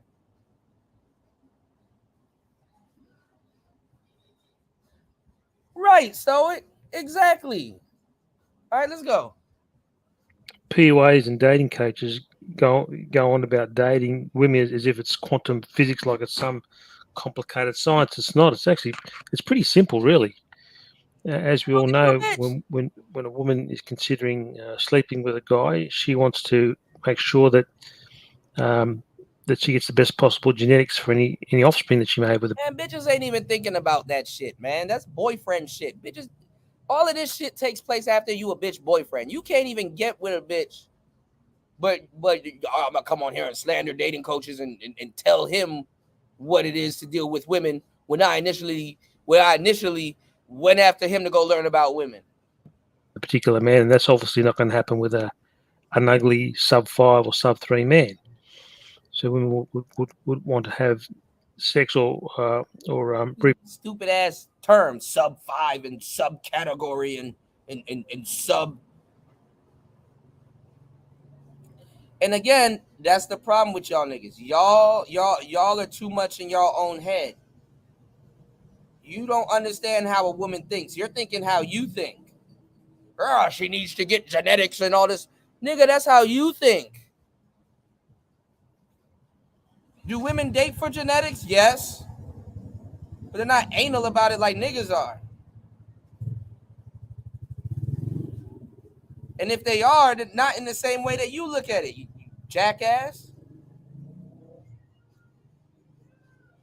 Now, Kuda, why do you seem upset or mad about this? Because it's another form of dirty macking. Imagine actually getting bitches and now niggas are folding on you. It's like, bro, really? Okay, nigga, I'll break up with the bitch. You go get her. I don't know how. Then what you hating on? Fuck boy, what you hating on now?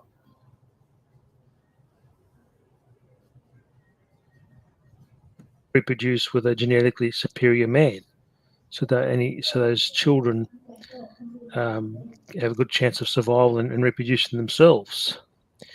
Now, do ugly men get to about bitches be thinking about all this shit before they have sex? No, they don't. reproduce? Yes, but more often than not, they get weeded out of the gene pool. As we all know, since all the thousands of years of human recorded history, only 40% of men have managed to pass on their genetics and 60% haven't.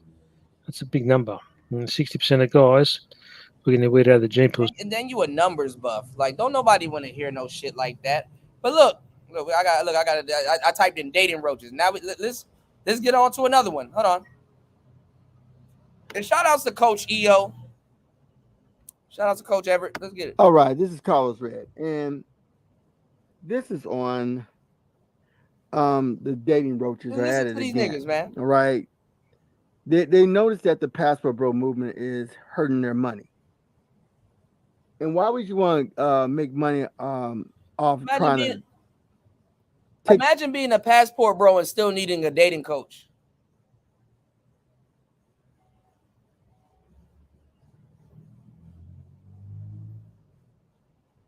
Because that's actually a real thing. A lot of passport bros need dating coaches.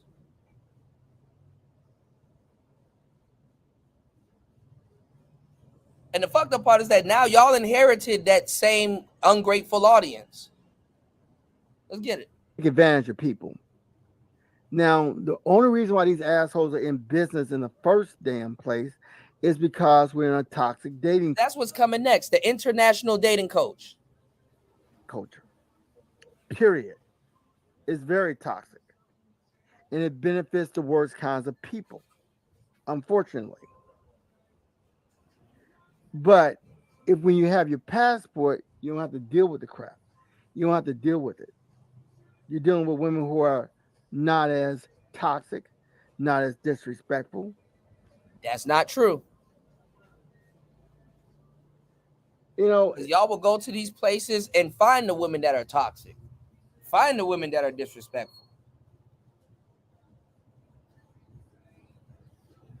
And that's another thing y'all gonna learn dealing with the public and dealing with bitches and shit like that. I can't guarantee you an experience with a bitch. Oh, didn't think about that, huh? Because you just wake up and just consume content. Y'all don't think about the fuck y'all listening to. How can I wake up and tell you what your experience with a broad is going to be like? How do I know that? Do I know you? Do you know you? Do you know the next broad you're going to meet? Do I know the next broad you're going to meet? So how can I guarantee you that? But then again, you have a track record of buying and supporting stupid shit anyway.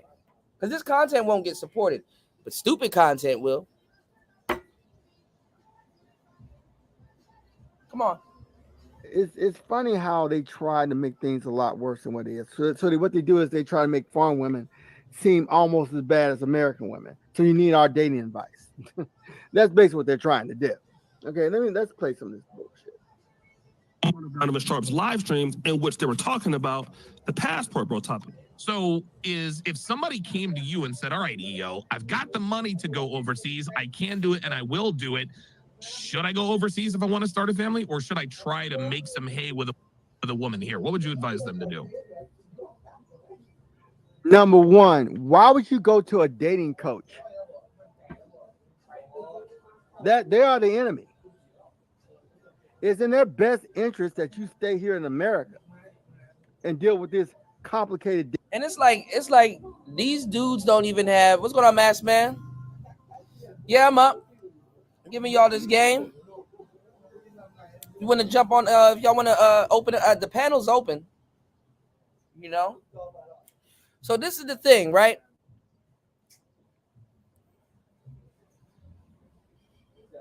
These dudes will tell you who not to follow and why you shouldn't follow them, but they can't even give you no game, and they want to give you game. They're the anti-dating coach, dating coach. Oh, don't follow this nigga, but this is where the hoes is at. Just as bad as the dating coach, if not worse. So let's go. Dating scene. But let me hear what this individual has to say. I'd have to have a conversation with them first. Okay. Because, you know, if you don't know what you're doing here, then you most likely don't know what you're doing there. Bullshit. Let me tell you why. What's going on, Mass Man? And this is like Not much. What's up? What's up with you? annoying. Yeah, jump in, bro. I'm just curious what you were talking about. Okay. Oh, you just got here. Okay, yeah. Well, I'm talking about dating coaches at this point, and the anti-dating coach, dating coach, and I'm basically pointing out the mindset of some of the guys that don't like dating coaches, because in this space it hasn't really been examined. Like, When somebody says F a dating coach, people they just run with it, and it's like, okay, but let me take a lens at the guy that's saying fuck the dating coach, because it's like, have you found the way to get what you want? You know, what are you talking about? What type of women are you going after? Everybody can look at the dating coach. The dating coach is up for, speculation and examining. But what about you? Did you even do what he told you to do before you said fuck him? You know? What dating about coaches are such a weird game now. It is, but people want it. They need it. It's such a weird game because like everybody feels like they're an expert nowadays. Everybody's like being an influencer. Everybody feels like they can give you some good tips. So you have a lot of people that are dating coaches that don't really know what the hell they're talking about. You have a lot of people that are con artists. No, but a lot of people aren't con artists. If I say, yo, if you read my book, you're gonna fuck 60 bitches a night. Listen, because dating coach, it's actually an ongoing joke in the dating coach community. It's like, if you really buy that book thinking you're about to deal with 60 bitches, you're an idiot. You're an idiot. That's still false advertisement, though. I mean, realistically, no, it's not. It's actually it's common sense. Do you have anywhere to house 60 bitches tonight? Like, what are you gonna do? What are you gonna do with 60 bitches? I mean, that's still really dishonest, though. I think a better way of phrasing it. How is that being dishonest? Like, y'all charge the dating coaches with dishonesty more than y'all charge the hoes y'all going after. I mean, even then, we're not paying top dollar a lot of times for a course or like a book. We are when it comes to dating coaches. So, like, if anything, but y'all are paying hoes way more. Hoes get paid way more than dating coaches. So what's the problem? Bro, that's not really the same thing, bro. I'm talking about it is the same. It is the same strictly, thing because I'm gonna tell you the truth. All them people that pay for them courses and all that other shit, they half-ass listen to them courses. They don't go outside. They don't do half the. Let's be real. They don't do half the shit that they're saying that the coach is being a fraud for. They don't do. They don't approach women. They don't talk to women. They're not following the courses. They can't even tell you what the course is about, and the work. They can't even prove the work that they've done after they bought those courses. I don't know if I buy that, like, because they bought it for a reason. They were at a point where they felt like you can buy a course and not use the course. I buy a lot of shit that I buy books and have not completed them. Yeah, but that's not necessarily the same when it comes to like the dating. No, but if I buy a book and I have not completed the book, why would I get on the internet and complain to you that author was lying and he didn't? And you're asking me, okay, so what was chapter 8 about? No, I don't know. I didn't read it. I mean, this is a lot of assumptions going on. We're assuming that the people didn't read the book and complaining about it. I'm saying that you have a lot of people that are very dishonest with their dating woes because they know a lot of people are going to pay for it. So they're going to charge the top dollar for basically dating advice and dating courses and stuff like that. So, like in a nutshell. But let me ask you a question though. Have you taught a guy game? Like, have you put him on game? Like, literally held his hand throughout the whole ordeal? No. So, do you know what goes into teaching men? I mean, to a limited degree, I never taught men on that level. Right. But what I'm saying is that like the shit that you would have to go through to a certain degree is going to justify the price. Like, you know what you're doing, obviously, and you know how to do it, and you have a skill. So I'm supposed to go to a club and sit down with a guy that's tricking off and buying drinks all night to get liquid courage to go talk to a bunch of women. And I'm supposed to sit there and study him and tell him what he's doing wrong and what he's not doing. And you shouldn't be compensated. I'm supposed to just hang out with this guy for free. No, this is a lot of assumptions going on. We're assuming that this is how most dating courses go. That's not how most dating courses go. No, I understand it. I'm just talking about like the what they offer and some of the things and various tasks that they may have to do to help another guy get with a girl, help him with his dating problems, right? I mean, there are some men that are lazy that don't really put in the work, but I do think there are a lot of dating coaches that, you know, they oversell how important their dating book will change your life. So it's one of those things that dating coaches is always going to be a very niche thing and it's not going to be trusted by a lot of people. Let's put it that way. Because even if people are giving good advice, they're going to be charging top dollar, and a lot of people can't afford it. This is the thing that y'all are failing to realize. You want this guy to be your homeboy when he's running a business. That's a business. It is, yeah. That's why I say it's always, and it's not even just that they already know you have to run the business. I think most people can understand that the problem is it's just going to be so niche, and it's going to, of course, be a business that is going to be so expensive that a lot of people aren't going to pay for it. Mm-hmm. Because realistically, obviously, if something is worth the price of admission, or something is rare enough to where people out and demand it, it's gonna rake the price up. Right.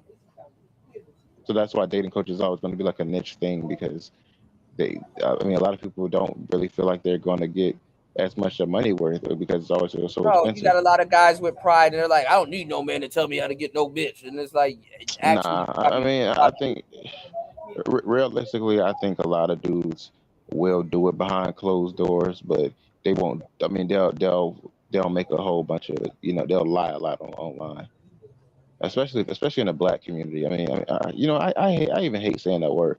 Let me just say, as a black man, I think a lot of brothers struggle with that. Well, a lot of brothers need dating coaches, which is crazy. A lot of men in general need dating coaches. Yeah, a lot of men in general need dating coaches.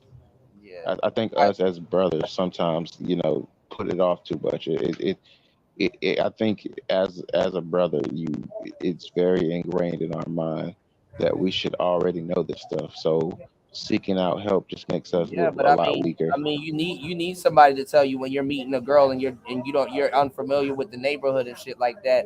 You don't cut your car off. You back your car in certain things, so you're not getting robbed and shit like that. I mean, you just trying to be a regular human being going on a date, but you need somebody to tell you this shit so you don't get killed. Right.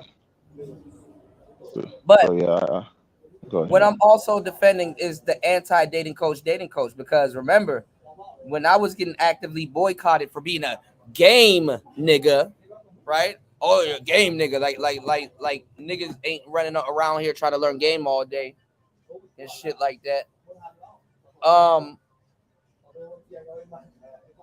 Look at all these people that's anti-dating coach, but telling you the dating coach, trying to be your dating coach. That's dirty macking. It's hypocritical. Yeah, it's dirty macking. And then imagine being an anti-dating coach, and then you're trying to start a business, and you become the very thing that you talk about. All these passport bros need dating coaches. Just about. But they're leaving America like, man, I don't need no dating coach. I just need a passport. Okay. If that's the case, just tell men to just stack up their money. If that's the case. Yeah, but look,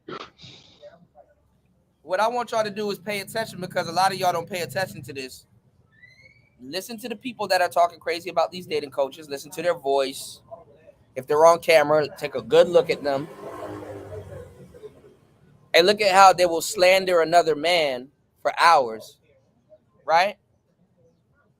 But offer you no solution, but want to give you advice and game. So take a listen. If the rules are different and the way that women think are different, then how would that? These are people that actively went to go look for dating coaches now telling you about women. Listen. That even be possible? I've seen time and time again dudes try to use American logic overseas and fail. Okay, so if you try to use American logic overseas and fail, who do you need to tell you this, and how do you fix it? Sounds like you need a dating coach. Sounds like you're trying to give dudes game. Sounds like the nigga that's telling you not to be a dating coach. I mean, not to listen to a dating coach is telling you to listen to him as a dating coach. Contradictory, much. Fail miserably because they went over there using American logic, which is twisted. Just like that, I uploaded a video on TikTok, on my TikTok, of this woman saying that she doesn't like nice guys and the reason why she doesn't like nice guys. And she went into detail about it. Right. And she did say things that are true as far as American women. You can't come across as too nice. The nicer you are, she's going to think that she's better than you. It's going to go to her head. The compliment's going to go to her head. And she's going to see herself as better than you. Now, she's not going to fall in love with you. She's going to just see herself as better than you. And she was right.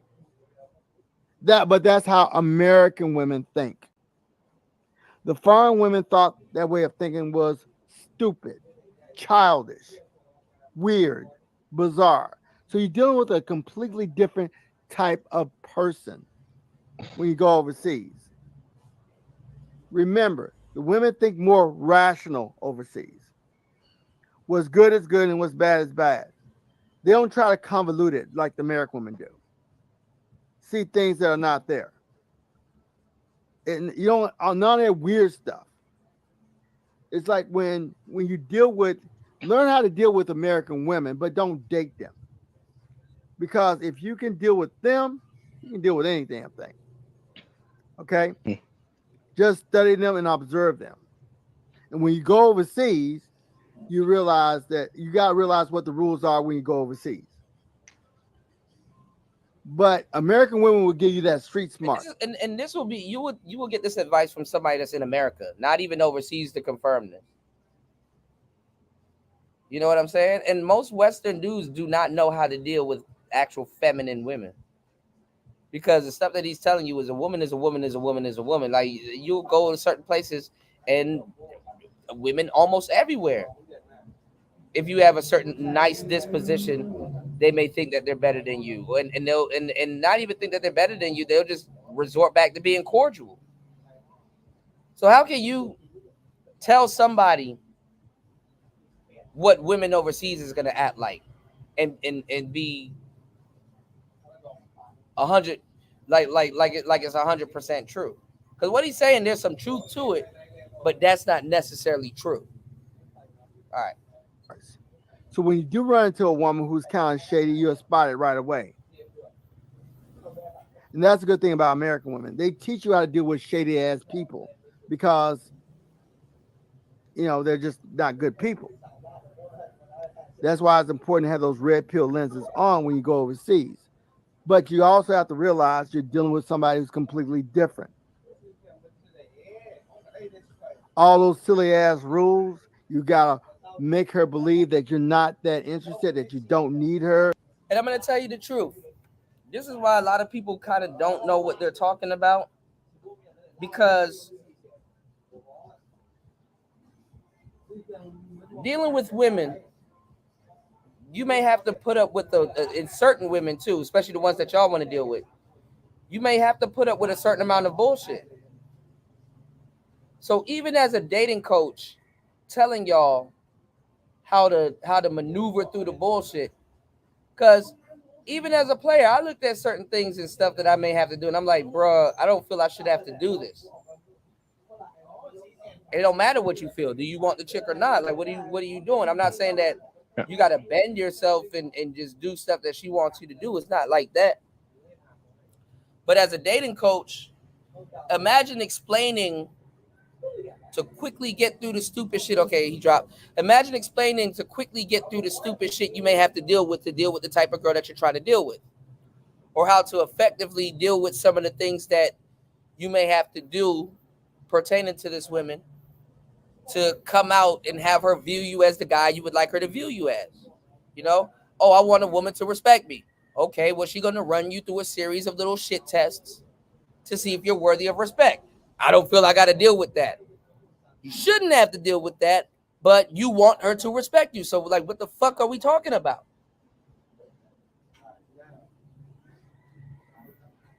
You understand? I don't feel I have to go down this whole road and tell you that you gotta that you're attracted to this person and you're still gonna try to fuck with them anyway. So might as well do it effectively, right? So yeah, the shit test is unavoidable.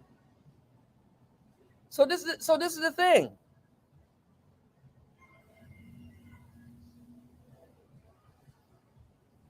You're gonna have to go through some shit to deal with some certain things and people.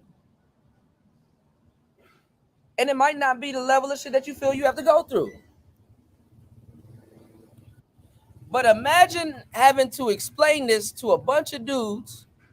Imagine having to explain this to a bunch of dudes being a dating coach. You're trying to get your point across, and dudes are like nitpicking every single thing. I don't feel I have to do that. That's stupid. See, that's bad advice because you think that we gotta. Okay. Cool story, bro. Okay. You gotta make her believe all these damn things so she'll see value in you. You don't have to do none of that bullshit overseas. That's just a complete And waste. that's not true. Overseas, those women act different, but they are women. And y'all are going to certain places where the education really don't. If you're going to women and you live in like they're from small cities and towns and stuff like that, they don't really have to educate themselves to live in the small world or town that they're from. They just got to know how to deal with the locals and be cordial. Jesus, Jamal Christ. 3 hours and 52 minutes into the game. Y'all support the show. CeeLo, I see CeeLo tried to come up. I'm not sure. StreamYards have been kicking people out. Sometimes you got to restart your browser and then hit the link. All right. So let's get it. It's player talk. Waste of time overseas. Now I understand dating in America, right? You have to do that, but still, you do all the things you're supposed to do according to the dating coaches, and you still come out messed up. And that's cap. Because y'all don't do all the things that the dating coach is telling y'all to do. Because if y'all did, you would have found your own style on how to get women, and you wouldn't have to really listen to the dating coach anymore. But y'all are trashing the dating coaches that's literally trying to help you for real, in all honesty. Do they make money? Yeah. You think somebody want to sit up here and talk to y'all for free all day and repeat themselves?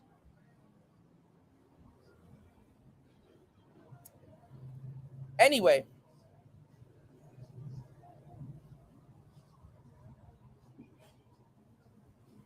this person's supposed to be more concerned about your dating life than you are.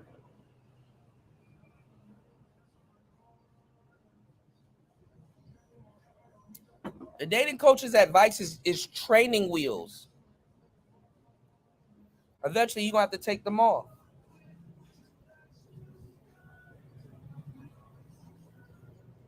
All right, let's go. You'll still come out at a loss because it's that complicated. When you have to write an entire book on how to talk to someone, then something is wrong. Something is this. Yeah, something's wrong with the people that you got to write that book for, and you're trying to help.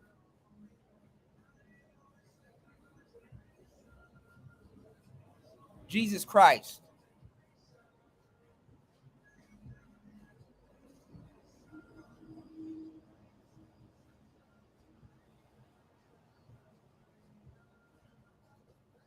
And then you follow these people for that advice, and then shit on them. and then still don't know how to talk to a bitch.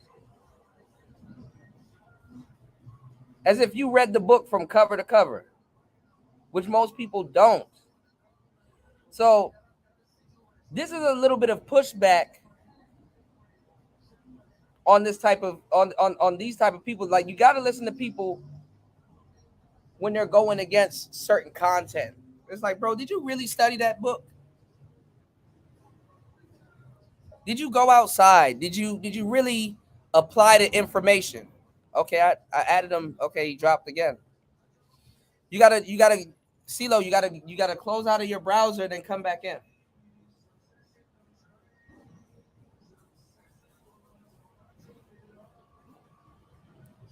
All right, let's go.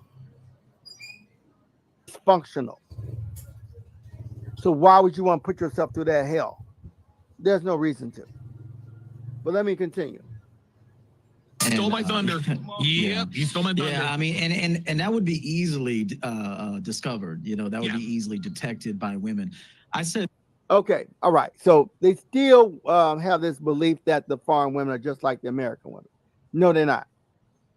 All right. Now you have your red pill lizards on, but if she's overseas, she cannot harm you.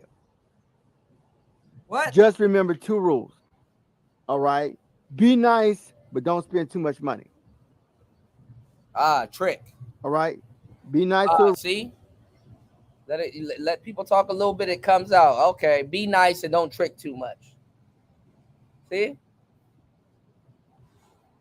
Talking about some foreign women cannot harm you. Foreign women will fuck you up.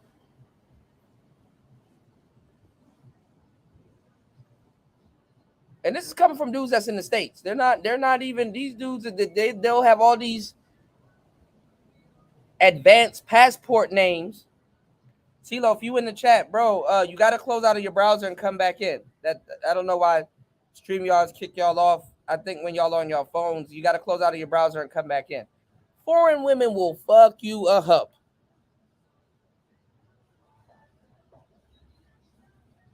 Stop letting these dudes that ain't even out the country tell you how women out the country are acting. How can you confirm that? Foreign women will eat up them pockets. Shout outs to Stoic. I've seen foreign women run a lot of pockets. Yeah, you got to pay a dowry and shit. Talking about some they won't harm you. Like, come on now. And that's why I made a book. I got a whole book.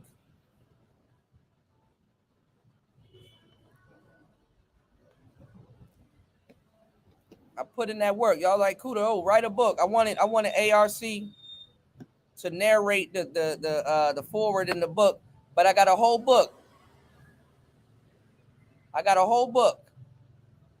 The audio book for the modern man. You don't even have to read it. I know niggas don't read and shit. So I'm reading it for you. And I have the actual book with the actual text coming very soon. So if you purchase the book, you will get that for free.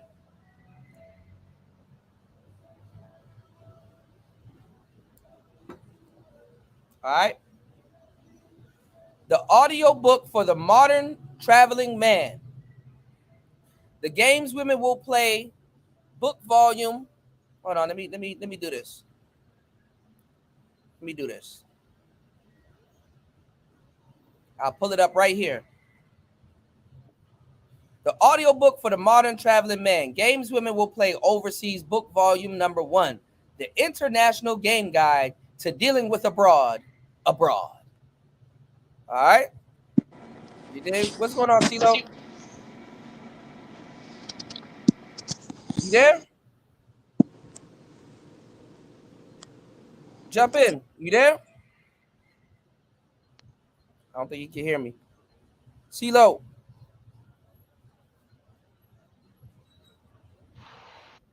Yo.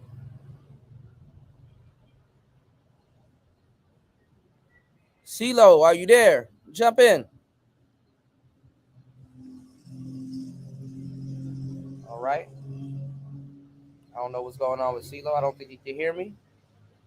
Y'all got to get y'all headphones and stuff together when y'all come up.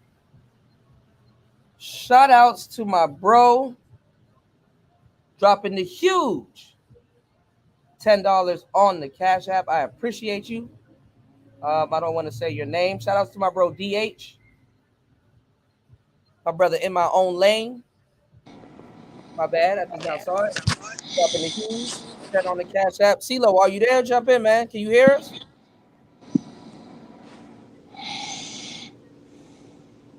Okay, we hear you breathing, bro. Are you there? You good?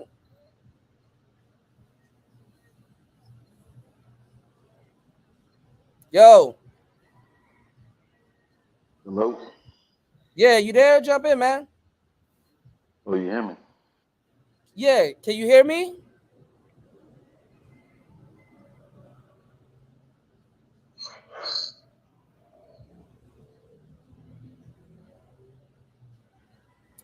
All right. All right, I don't know what's going on with CeeLo's phone. I mean, I don't get it. Y'all have to go through a whole obstacle course to get on here. I don't understand how when y'all get on here, y'all don't understand that y'all are on the show. You got to go through a whole obstacle course. Like y'all go through a whole obstacle course and then be confused. CeeLo, try it again. Try it with some headphones, bro. All right. God damn it! You can't make this shit up. All right. Shout outs to CeeLo. I guess try again, bro. I don't think he can hear me, so. All right, so definitely y'all check out this book. It's a really good book. It got a whole lot of game in it, all right?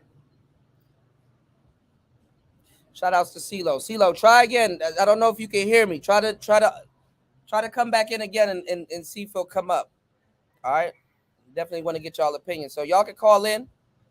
All right. Shout outs to my brother in my own lane. Dropping a huge $10 on the Cash App. Thank you for supporting Player Talk Radio. All right. All right, we're going to try this again. You there, bro?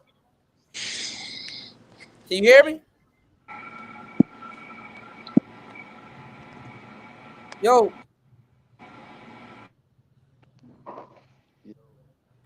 Yo. I don't know if are you saying something because you're really low. Say that again.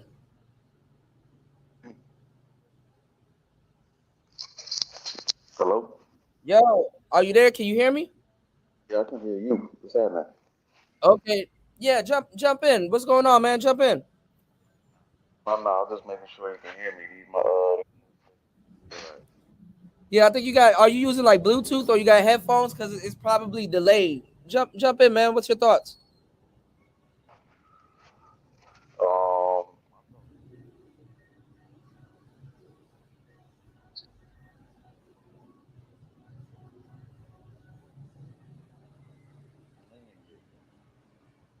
Women in the West are first. Hold on, you're very bro. We can't hear you. You're very low.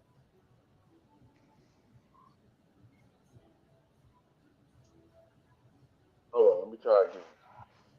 Are you there? Okay. So yeah. All right, let's get back into it. All right. So and this is why I didn't jump on the whole passport bro wagon, because at the end of the day, y'all, they can't guarantee you. That's why when dudes was like, oh, when you get to Thailand, all the girls are gonna be all on you, and they're gonna you can't even get out the airport and all that. Like, get the fuck out of here. And then first of all, why do you want that? Why do you want that? You know,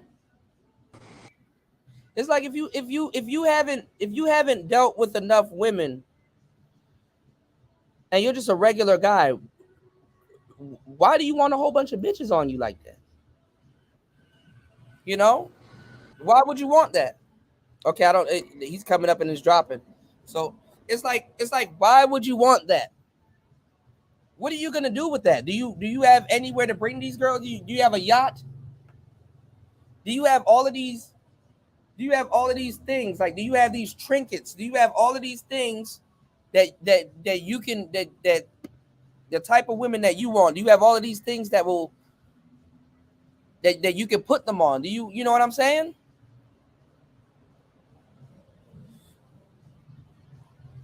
Like, why do you want all of, like, what is it for?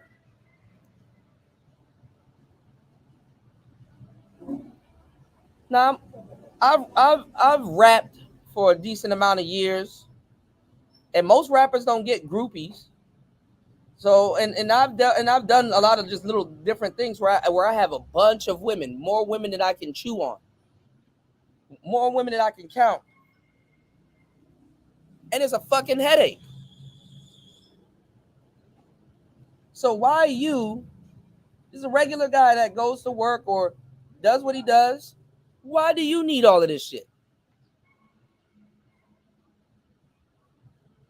A nigga will read a book talking about something, you get to fuck 60 women a day, but you don't even have a place to take one. And it's like, dudes are like, okay, I will think about that later once I get what I want. You know what I'm saying? CeeLo, are you there? Can you hear us? Did you get the phone? Yeah, you can hear me now? Yeah, I can hear you now. What's going on? What's going on, player? Jump in. So what I'm saying is, what's the whole thing of these niggas trying to conquer overseas when they ain't conquer what's on the western side? You know what I'm saying? Yeah, I mean, it's supposed to be easier, but the thing is that no guy can guarantee you what your experience with somebody is going to be like dating. Like, pause. Even if I was a gay dude, I can't tell you what it's going to be like to date another gay dude. Or a lesbian. I can't tell a lesbian, hey, look, you know, like I'm even taking it out of context when it comes to like different, just being different. Like I can't tell you what your experience with the next woman is gonna be like.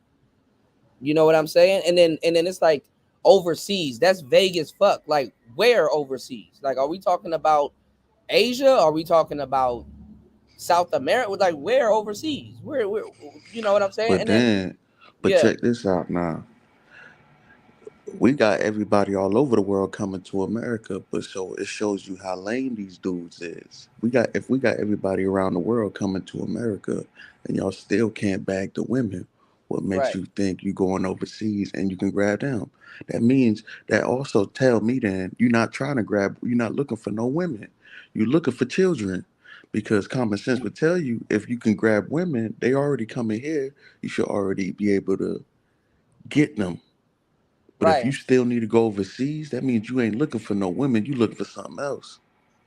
You looking for something different. I mean, it's westernized. I mean, like women, like, don't get me wrong, women overseas are a lot different and they're more cultured, if that's what you want to call different. But like, but women are women. Like, like people are westernized and they're westernizing themselves. So you know what I'm saying? A lot of guys, when they go overseas, they still go after the Thai quiches. You know, they still, for some reason, they still go after the quiches. So it's like, it's like a lot of these guys, they want to deal with hoes and they don't know how to deal with hoes. And the thing is that what mystifies them is that some of the women that treated them the best in their life, I ain't gonna lie, were bona fides. You dig what I'm saying? So what I'm saying is like, they want to go somewhere else and be blue pilled. You know, they want to go somewhere else and try to make it like, easier to shoot fish in a barrel. But it's like they're fucking up with that also, and they're realizing that those women are women too. Jump in, Stoic. Jump in, CeeLo. What are your thoughts on that? You guys can hear me? What's going on, Stoic? How's everything, man? Jump in, man. My thoughts on it is that, I've been overseas for quite a bit. I feel like the women overseas are different. But if you're having a hard time dating in the US, you're probably gonna fall into a lot of the similar pitfalls over there. Right.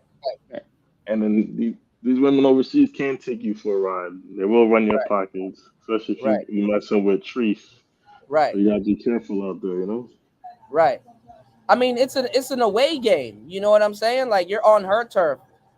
She's more familiar with her money than you are.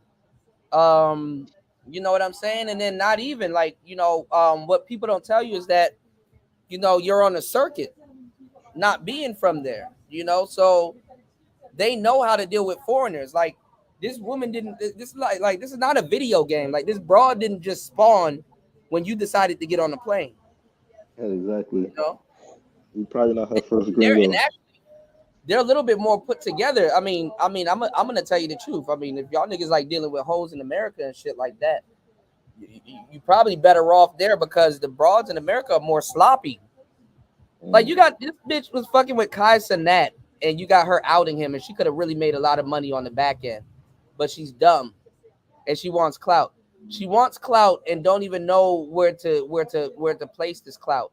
It's like, shorty, you sell pussy. You're not an influencer. So chasing clout is not in your best interest. You need to chase money. Stupid. Right. Well, you got a whole page for them you can't even parlay the clout you trying to chase. Yeah, but hold on though. Yeah. You really think she chasing clout, or it's the simple fact that dude wasn't paying what he, the obligations was? They had a deal. You supposed to make this payment, and she didn't comply. So that's why she basically aired him out. Yeah, but see, this is where instructions come in. You sell pussy. You can't clown nobody for spending money for it with you. That's oxymoronic. You can't clown somebody from buying pussy from you. You're selling pussy. That's right. You know what I'm saying? So the clout is really supposed to get attention, but you want attention to get more customers. You want more people to sell pussy to, or scam, or do whatever the hell you're doing. But guess what? You're clowning your customer.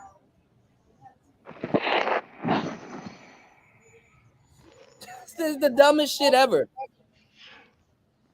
But at the same time, in a way, it's not really clowning them, because if you're telling your audience you're this and that, you're getting women off your game and this and that. Those women doing that, bro. Those women doing that, they can't openly be calling people tricks. And like honestly, she's not like within. I'm telling you, within the last 20 dudes she's talked to, they're not a Kai Cenat. They're not on that level, and they're not spending money like that on her on that level. You know what I'm saying? If this the goofball shit that she doing, hoes, even the tramp, even the neighborhood tramp used to be quiet if you spent some money with her or shut that up. That's her business. It's her business to be quiet. You never had to sign no non-disclosure agreement fucking with hoes.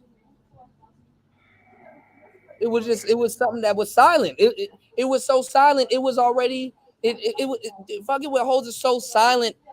It's understood when you it's in the price. I ain't gonna tell on you. You know what I'm saying? Because we're doing something illegal. Like at some point, if we're doing something illegal, when do you start yapping? Hold on, I don't mean to hold you for a second. Or knowing to air your shit out if shit ain't going their way. This shit been going on since the beginning of time. They fucking with black hoes. Every last one of them fucking with black hoes. Yeah. They gotta, you know what I mean? They gotta know who they messing with. And if you telling your audience you're getting women off of this and that, of course you're gonna air you out. Right. Yeah, but I mean, she wanted to get his audience and don't know what the hell she's doing. You know what I'm saying? She don't. What they about to do? They about to go to her Instagram and watch her do makeup and shit. Like, don't like. It's like people. If you're gonna be for somebody, at least know what the hell you're doing. Like, even with the Fresh and Fit situation, Shorty might be just like doing that to get a little bit of clout, also. But she don't know what to do with that audience. That's now that she got the attention from. She don't know what to do with the attention because she's not an influencer. She just posts videos on Instagram. Instagram got people thinking that they actually really create content, which they do, but they're not aware of the type of content that they create. So the thing is like you're better off being a damn baby mama than trying to be a content creator because you don't know what you're doing. You know what I'm saying? They don't know what they're doing. But they just like the attention because they can chase clout. But the reason why women go after attention is to get more potential dating customers or potential people that will spend money with them. But the thing is if you running around and you a hoe and you selling, you selling meat and shit like that, you in the street for the dirty meat, like what's the point of openly calling somebody a trick? What's the point of outing somebody? You're fucking up your bag. Yeah, you get the attention, but you're fucking up your bag. So it don't matter. It don't matter. She was better off getting pregnant. Yeah. It's funny because I'm watching a hoe out here walk for the trick right now, which is hilarious as fuck. Yeah. But it's funny, but it's like it fucks up your bag. You know what I'm saying? It fucks up your bag. Like that's something that you don't tell the world. First of all, this how retarded this new group of women are. You don't fucking tell people that you're engaged in that. Imagine being pretty and being engaged in that. You pretty for no reason. It's like, damn, you look good, but you can't get somebody to really take you seriously in a relationship. It's a fact.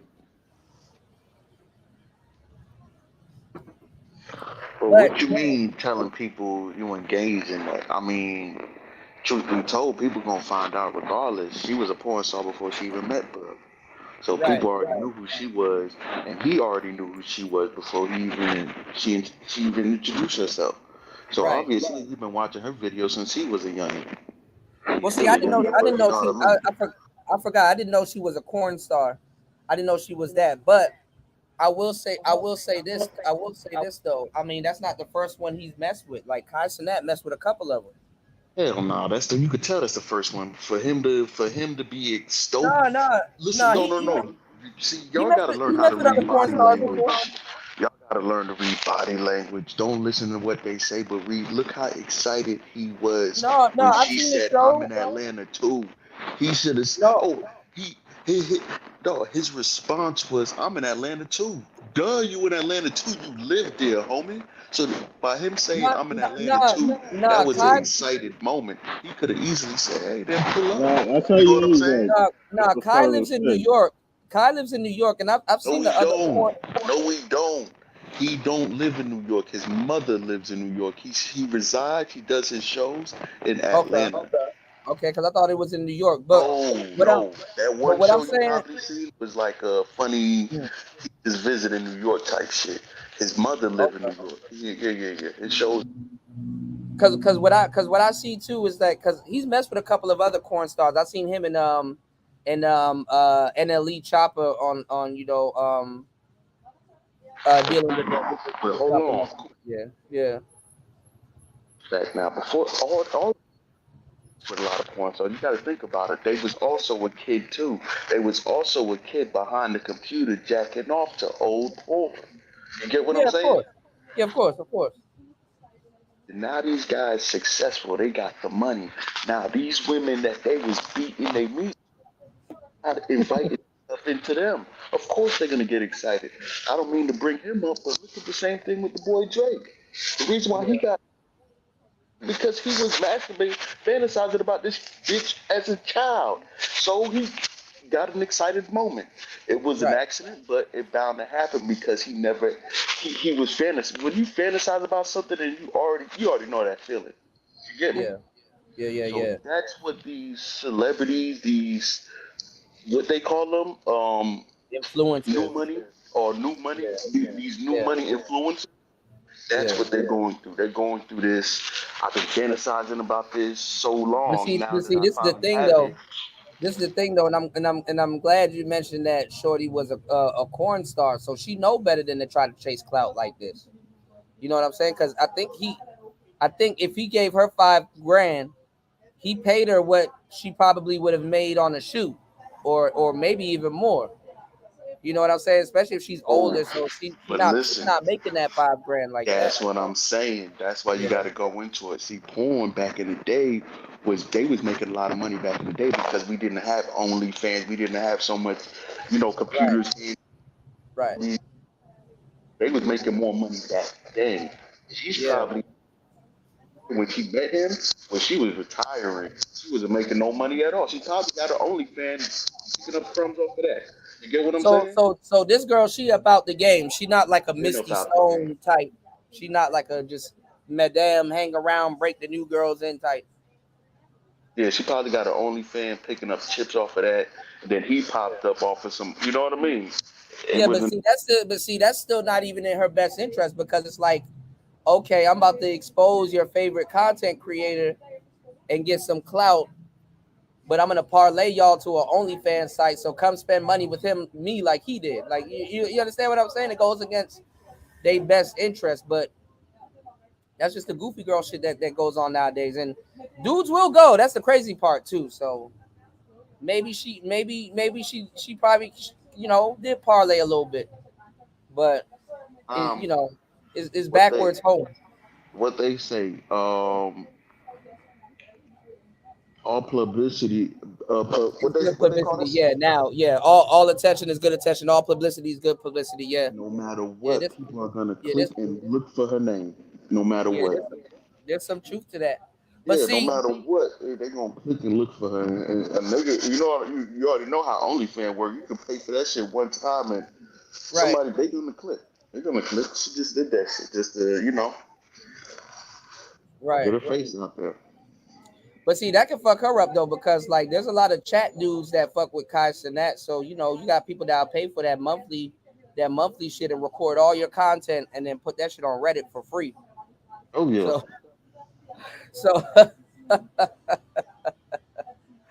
but look, let's get into this dating coach thing too. Let's switch topics a little bit. We'll get back into that. These dating coaches, a lot of these, what's going on, Don? Shout outs to the Don in the building. I want you guys in the chat to soak up this game, because we are dropping some good game on today's show. Shout outs to CeeLo. Shout outs to Unfriendly Stoic in the building. Yes, sir.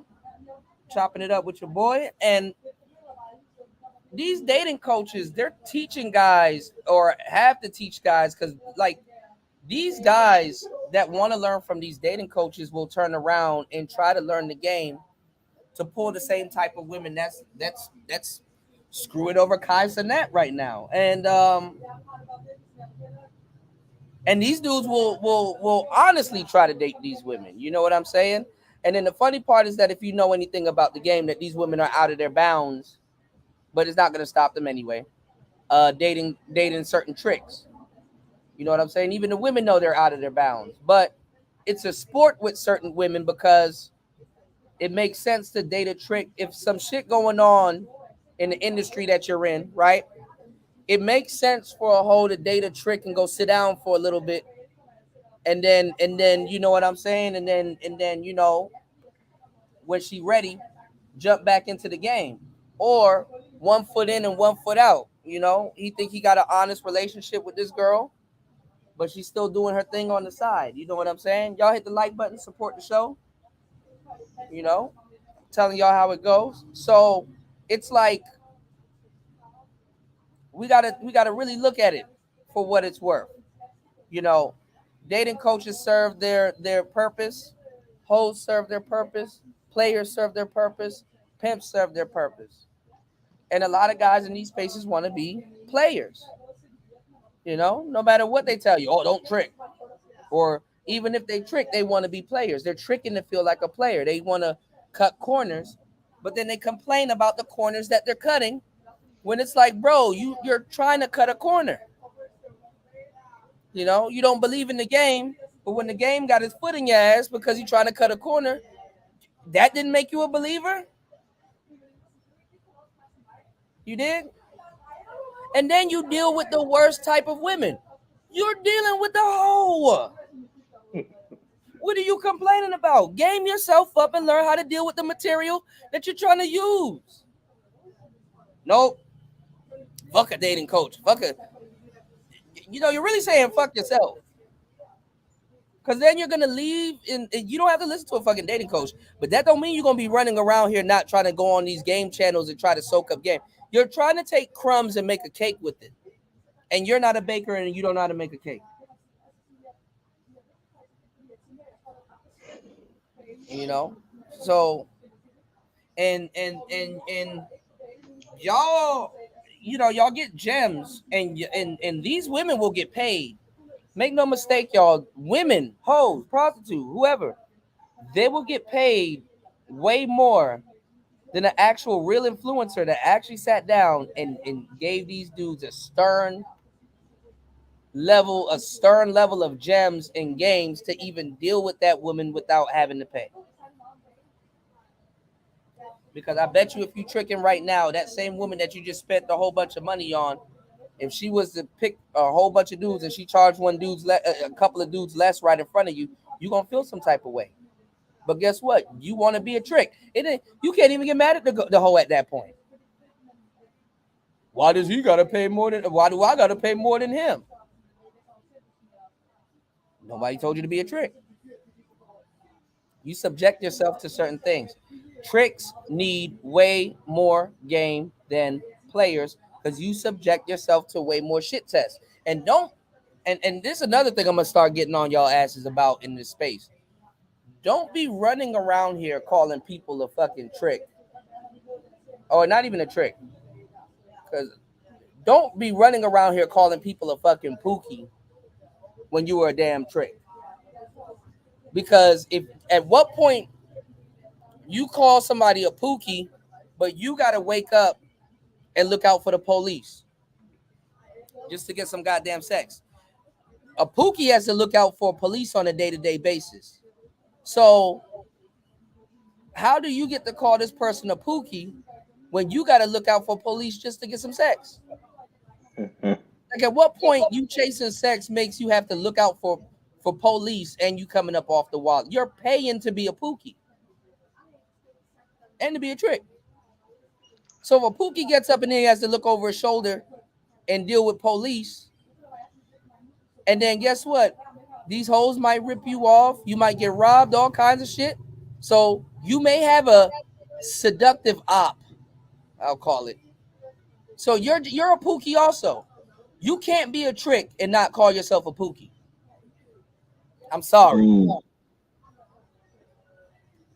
I think they mean by pookies. So y'all not tricking at that level where you don't have to get into pookie shit. All right, my bad. Jump in, Stoic. No, I was saying, I think what they mean by pookies though is like their main competition. Yeah, but they want pookie's women. Yeah, exactly. They want his woman. Y'all are they talk so much shit about Pookie, but they're not turned off at the idea of having his woman. And what can a Pookie woman do for y'all? I don't smoke weed. I don't do this. I don't know. Well, you're not gonna have a bitch bagging up for you. You're not gonna have a chick doing certain domestic Pookie stuff for you. So what's it to you? Why is that the material? And there be real live Fox 5 trying to wife up this type of woman. And then they get on here and they complain to regular guys and dating coaches about it.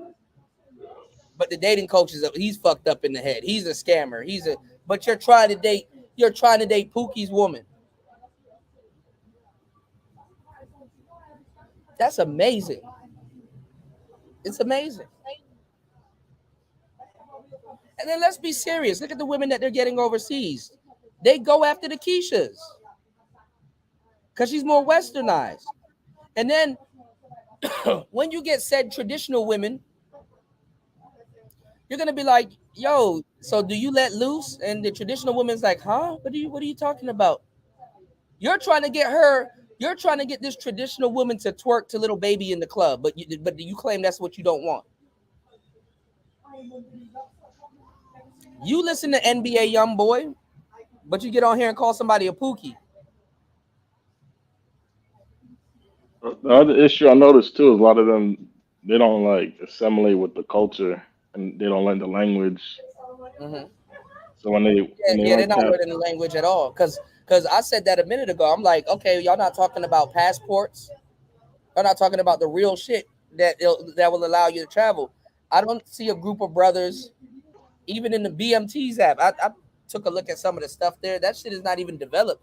I don't see brothers up here saying, "Hey, I know how to speak Spanish, and I got my Rosetta Stone laying around. Do you want an extra copy? I can give you a free copy." I don't see brothers. I don't see passport bros actively learning and helping brothers brush up on their Spanish and teaching. Hell, Spanish is like literally the second language in America, and niggas don't want to learn Spanish.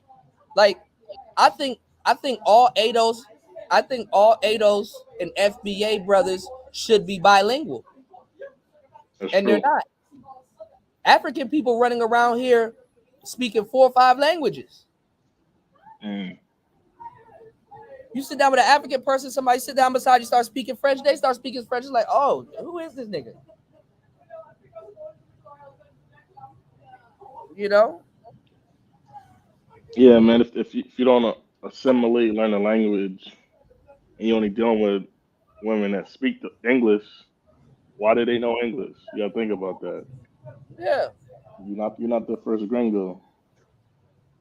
Sounds like somebody that needs an international dating coach, because that's the next thing. Also, Holloman's trying to be an international dating coach. Floyd, after a while, y'all seen him with a bunch of women. He gonna start trying to tell y'all about women. He gonna try to become a dating coach. I hope not. It's funny, but it's true. Stay tuned. We'll talk about that, Stowe. All right, let's get into this. So the dating coaches are wrong. All right, let's go. Respectful and all that, but don't spend too much money. Don't overdo it, because once you spoil them, which I've seen a lot of guys do, that's the biggest mistake they make. They spoil them. They go overboard because they're not used to a woman being so nice, kind, and feminine. So they go overboard on the money. You don't have to spend like $200 or $300 on a date. Just don't spend like between $50 and $100. That's more than enough. Even that's a little bit too much sometimes. But if you're going over $100 on spending on a date in maybe the DR or Mexico or whatever, you're spending way too much. Actually, you should be spending under $50 on a date. Under $50. All right. So don't go overboard on the money. Okay. Now, once you've been with her for a while, you start buying her gifts. But see, that's dating advice. You know, you can't go in on a dating coach and then become the dating coach. You know what I'm saying? You just gave dating advice. You know, that's dating advice right there. Don't spend this amount of money. You know, don't, blah, blah, blah, All right, let's go. Then you spend a little bit more on it, but it has to be a little bit of a gradual thing. Don't go overboard right off the bat. It has to be a gradual thing. And even when you start spending the max, you still don't go overboard. The last thing you do is spoil them. Okay, because then you're gonna be creating a monster. All right, you're gonna be seeing. And this is crazy. It's like, people can be nice. Being nice is for free. You can be a pleasant human being. What's this thing about rewarding somebody for being pleasant to you? Especially when you're a visitor to their country. Oh, I'm going to reward this person for being pleasant to me. Understand if somebody is nice and or like you're at a restaurant or something, somebody gave you good service. I get that. But because people never really was nice to you in life and you're rewarding people for being nice, that's crazy work right there. But hey, it is what it is. Much like those slave queens you see in Africa. Europeans went over there and spoiled them. And then it went to their head. But you stay away from those women. Whether that slave queen is in Africa, Asia, or South America, whatever. All right. Shout outs to Stoic. So Stoic, let me ask you a question. I know this question gonna come out of left field. Why don't passport bros go to Jamaica? I mean, I told him if they go, ask them Gaza or Gully. The funny part is you see more passport sis go to Jamaica. Yeah. They going after the green card boys, Yeah. they want the bamboo, you know. I mean, the white women go to Jamaica also. They got their tattoos. You Yeah, know, they yeah, start. exactly. You know, they get their back more than the sisters. You know, Man, but Jamaica should be a hot spot, man. But it should be. should be. It was back in like the 90s and 2000s. You know, when everybody was doing reggae and stuff like that. But it's not. You know, I don't know. Over the years, it kind of, you know, they fly right over Jamaica. They skip Jamaica. Sissu is the place. It's like, damn, y'all don't go to Jamaica, but you know. I think when they got rid of Air Jamaica, it was I over I, for I, Jamaica. I ain't gonna lie. Getting chopped with a machete is not the is not the most It's not appealing. ideal. Yeah. Yeah, I mean, yeah, you might get robbed out there if you on the same type of time you on in Sasua. You're gonna get robbed for sure. So, And I'm not gonna lie too. Because them niggas really don't got game like that. So it might be tricky trying to talk a Jamaican woman into selling you some pussy.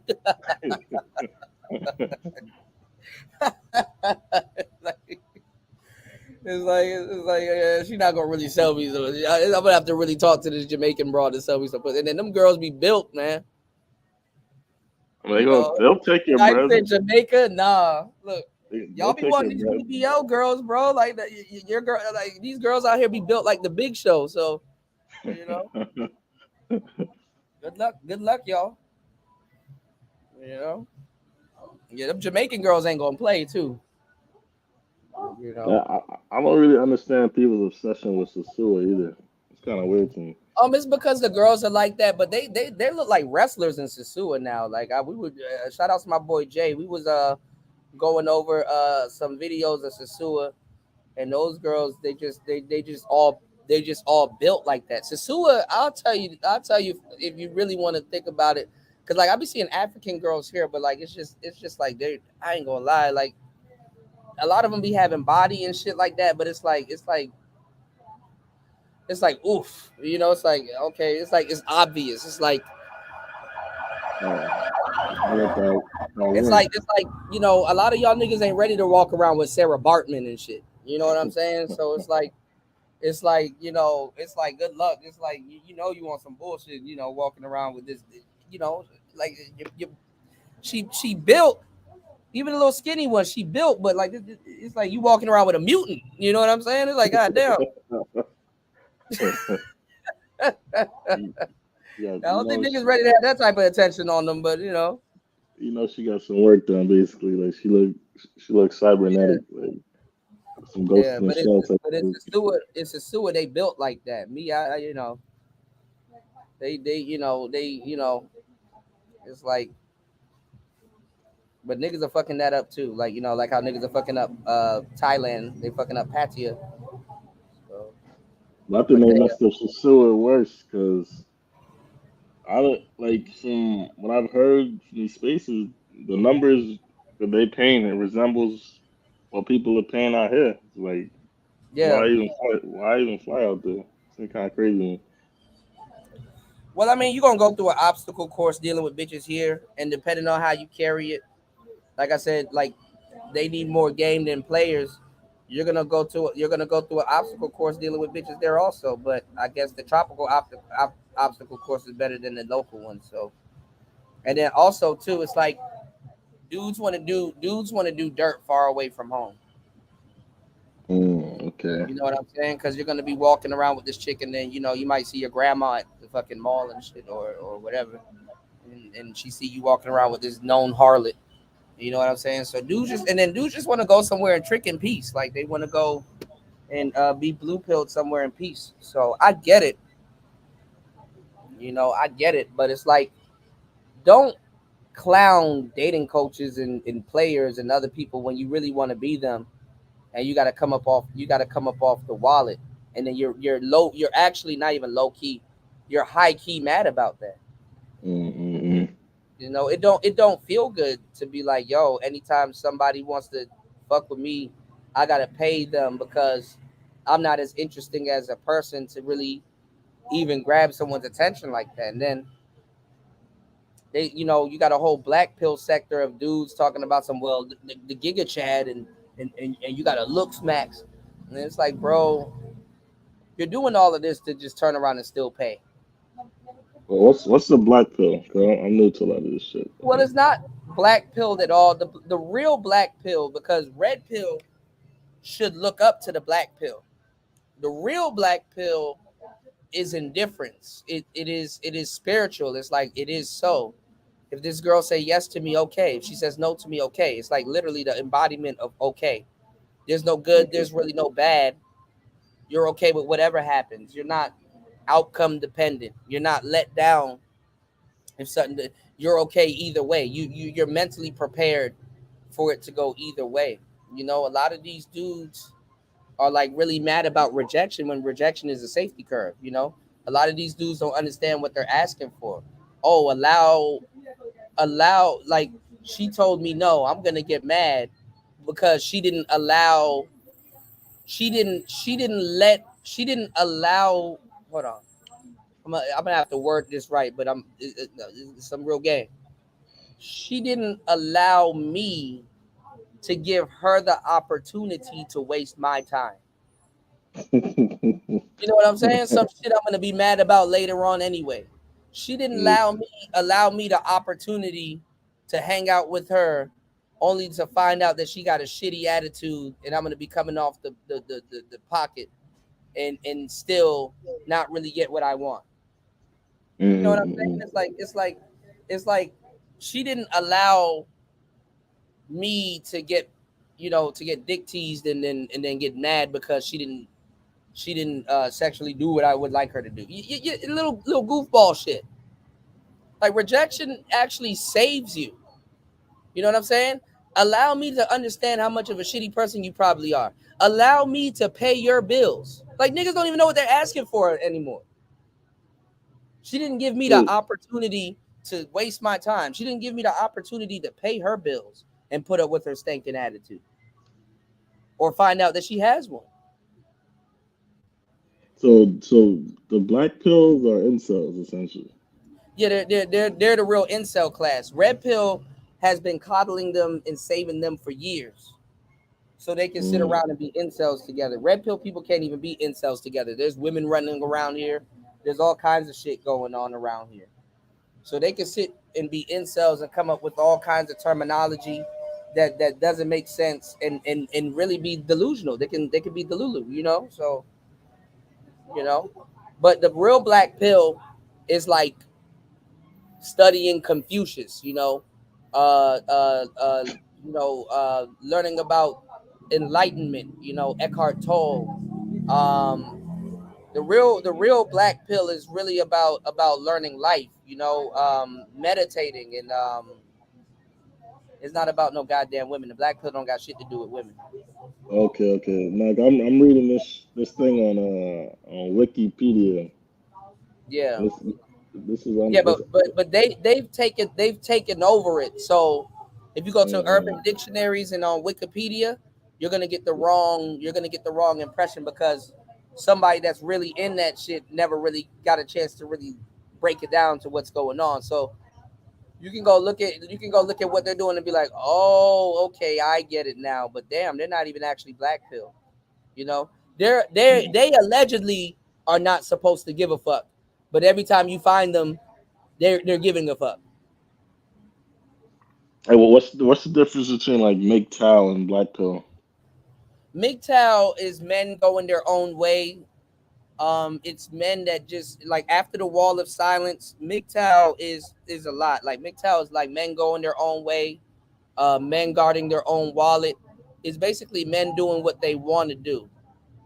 And it really should be for people that's woke. But the thing is that you could be a MGTOW and be a trick. You could be a MGTOW and be a simp. You're going your own way, so that can include you. It's still you doing what you're doing, but it's supposed to be you being awoke and not conforming and doing something else. But it's very vague, because it's like going their own way. Like, where you going? And that's up to the man that's going his own way.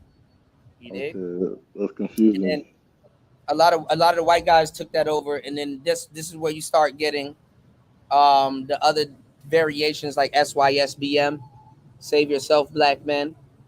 You know what I'm saying? And then you got IBMOR, Introspective Black Men of Reform. Then you got your your no fap guys, and then you got your MGTOW monks. And you got all of these different gangs. So these are the gangs of yesteryear. But the new gangs now that's coming out is like the soft girl era, the soft guy shit, the 4B shit. Then you got some more little goofy gangs coming very soon. It's just so many different variations of the same shit that we already know, and dudes just not having game or just trying to. Everybody will go out of their way to do shit, but other than what they need to be doing. So I was hearing that the 4B movement is not even all that big in Korea. yeah, it's not new. Oh, the new Passport Bro gang, y'all got that too. Because these are new Passport Bros. Because back in the day, you had Travel Bros and you had Passport Bros, but y'all are starting to see it come full circle now. Now people are reverting back to calling Passport Bros pedos, but that's what they were referred to in the old Manosphere. But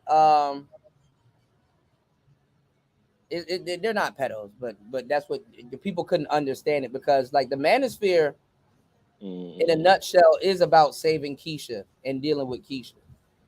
Okay. You understand what I'm saying? It's about that. So you got a lot of fake pro-black guys and stuff like that. You can't be pro-black and be a passport bro. You know what I'm saying? Okay. Not Okay. ADOS pro-black at least, or FBA pro-black and be a passport bro. I mean, What if you go to Africa? That's not what these dudes are talking about. Yeah. What if you go to Africa? Huh?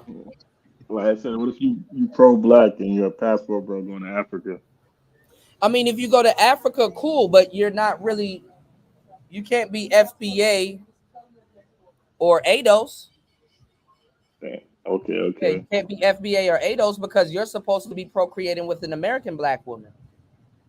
Okay. Yeah, your child's supposed to your child's supposed to be FBA. Your child's supposed to be ADOS. That's your bloodline. This is all confusing. I mean, you gotta think though. Confusing. It is confusing. That's niggas for you. This is a lot. I gotta pull out a pen and paper for all of this shit. Well, hold on. You're a little bit low. I can't really hear you. Say what you were saying. So I gotta pull out a pen and paper, like a pen and paper for this shit. Yeah, definitely. Because you're in the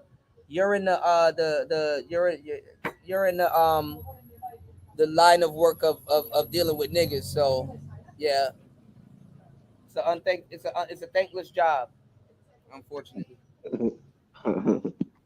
Wait, I ain't gonna lie, man. I feel like this whole gender war thing is kind of crazy, and it's a new shit every week. Well, I mean, the gender war is dumb because it's like you can't fight who you're actively trying to fuck.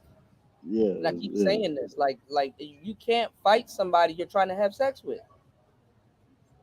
It's like that's not. Yeah. Where's the attraction gonna be? You know, there gotta be some level of attraction. I mean, the 4B movement is just basically repeating. I mean, it's really against She-Ra and what She-Ra's been saying, but it's not even what She-Ra and what now is against what She-Ra's been saying. But she's not saying nothing new. But and then the women, half the women, most of the I already did research. I mean, I already did work on this like years ago. Half the stuff that She-Ra is talking about, most of these women don't got the ovaries to pull that shit off. You're not woman enough to pull that shit off. So the thing is like, Well, what are they trying to pull off so I can understand it a little deeper? Oh, I mean, women are calling dudes targets, and they're basically She-Ra's giving them a damn game. Is basically, you know what I'm saying? What's going on, Aaron B? Yeah, I know y'all going in on Coach EO. Shout outs to EO though. EO showed me love. But she's basically teaching women how to be madams, how to bump and lift, and all this other shit. But those women don't know how to communicate. Yeah, they don't got the mouthpiece. Yeah, it's like the game. It's like you're teaching socially awkward bitches that don't even understand what the fuck they're doing, because She-Ra comes from a diva era, but the diva is like a little bit post internet steroids. You know what I'm saying? Like, it's easier for a woman to be a hoe nowadays than it was for your grandma because of the internet. Yeah. You know what I'm saying? You're these little girls now. These little girls now are dealing with numbers their grandmas could never put up with. You know, this is not a tight niche thing. It's like, and then your grandma, she probably was all over the city. You know, she probably was for the streets. I don't doubt that. But she didn't have an OnlyFans. She didn't have Instagram. She wasn't doing online peep shows. She probably was doing real life peep shows. But it hit different when you're doing online peep shows. I'm not even gonna lie. If you work for the establishment and you're doing little peep shows and you're like, it's like confidential, but you work there and you know, but now you're doing online peep shows. These bitches are showing their face. How comes and all these dudes, they just picking up the mic and doing what we've been doing, regurgitating our talking points and stuff like that. Niggas used to be scared to do shit. How is it that I can lose my job for giving my opinion on women, but a bitch blowing weed smoke in her kid's face and twerking and got a stripper pole in the background don't have to worry about losing employment? You know something interesting too, like you gotta think 100 years ago, right? Somebody could be like the neighborhood bicycle, right? Hold on, you're very low. I don't. Can they hear? Can you guys hear Stoic? My bad, y'all. Hold on. Can hold on. Let me switch on my mic. Volume is all the way up. I don't know what's going on. Let me switch on my mic. Okay, my bad, bro. Okay. I was gonna say like, yeah, like 100 years ago, right? You could be like the neighborhood bicycle. Yeah. And if you moved like 15 miles away, then you could just start all over. Yeah. Where now, like everything's plastered on the internet. Do you think that makes it a little bit more difficult for them in the modern day? I mean, everything's on steroids. Everybody's dating pool went up. Like I can show somebody here in Asia my ex's OnlyFans. Yeah, exactly. If I wanted to, like he can access it, you know, because it's for public consumption, and it's in the general public now, you know. So it's like, but they don't. But I mean, and then I wonder in the future what type of forgiveness plans they're gonna have, because they will have forgiveness plans for women way before they'll have it for men. But we're the ones building shit. You know, what's going on, Chaos? Jump in, man. You know, it's interesting you said about the sprinkle lady. In regards that these women now, they don't really know what they're getting into, and let's be honest, Nah, these dudes don't know what they're getting into. This is why they need and this is the problem and the danger. That's why I don't mind when the dudes deal with the drizzle, regardless how weird it is or where it is, because there has to be. And mind you, if the sprinkle was all effective, these ladies say, then they should have no problem when the dudes say they go in the soft guy era and they doing the drizzle, because they're gonna have a big problem. What? No, they're gonna have a big problem with it. These girls, She-Ra 7 tells these women to go after these guys, and she calls them targets, right? Yeah. But she doesn't get labeled a piece of shit on the internet for calling regular guys targets. Like, all right, it's all the opposite. Yeah. Think about sprinkle lady. Yeah. I'll show you who it is. I did full. You know, this is old news, but she just blew up on TikTok. So now, you know, people are like hearing about her and stuff like that. But the women don't have the heart, and they're not hoe enough to do what she's telling them to do. You know, before you can be an effective pimp, you got to be a man. Before you can be an effective player and stuff like that, you got to be a man first. A lot of these women aren't even women. They don't know what women are. You can ask women right now, what is a woman? They don't know. Isn't that what they call a gynocentric type shit? Since They're trying to operate like men and women. You have women right now telling you that I'm trying to be feminine. Yeah. Like they're not women. They're not women, yeah. What the fuck is trying to be feminine? That's like me saying I'm trying to be masculine. What the fuck is that? Okay, but that's what I'm saying. You're putting conditions on your masculinity. So that means that, damn, you're not even masculine for your own damn self. That's what I'm saying. So if you're not Right. feminine, that means you're masculine. So what the fuck you gonna do with a fucking conditional person? So half the shit they can't pull off because they don't know why. She-Ra's giving them diva game. These girls are trying to be scammers, not diva. Exactly. It's gold digging game. Okay. It's not really good it's too. It's like, and the funny thing is that guys are asking for gold diggers now, which is funny. But a gold digger at least shows a gold digger at least shows up with a shovel, pretending like she's willing to shovel some shit. So dudes are okay with that because see, a gold digger will be like, yeah, I'm gonna finesse you out some money, but I only put 30% in and got back 70.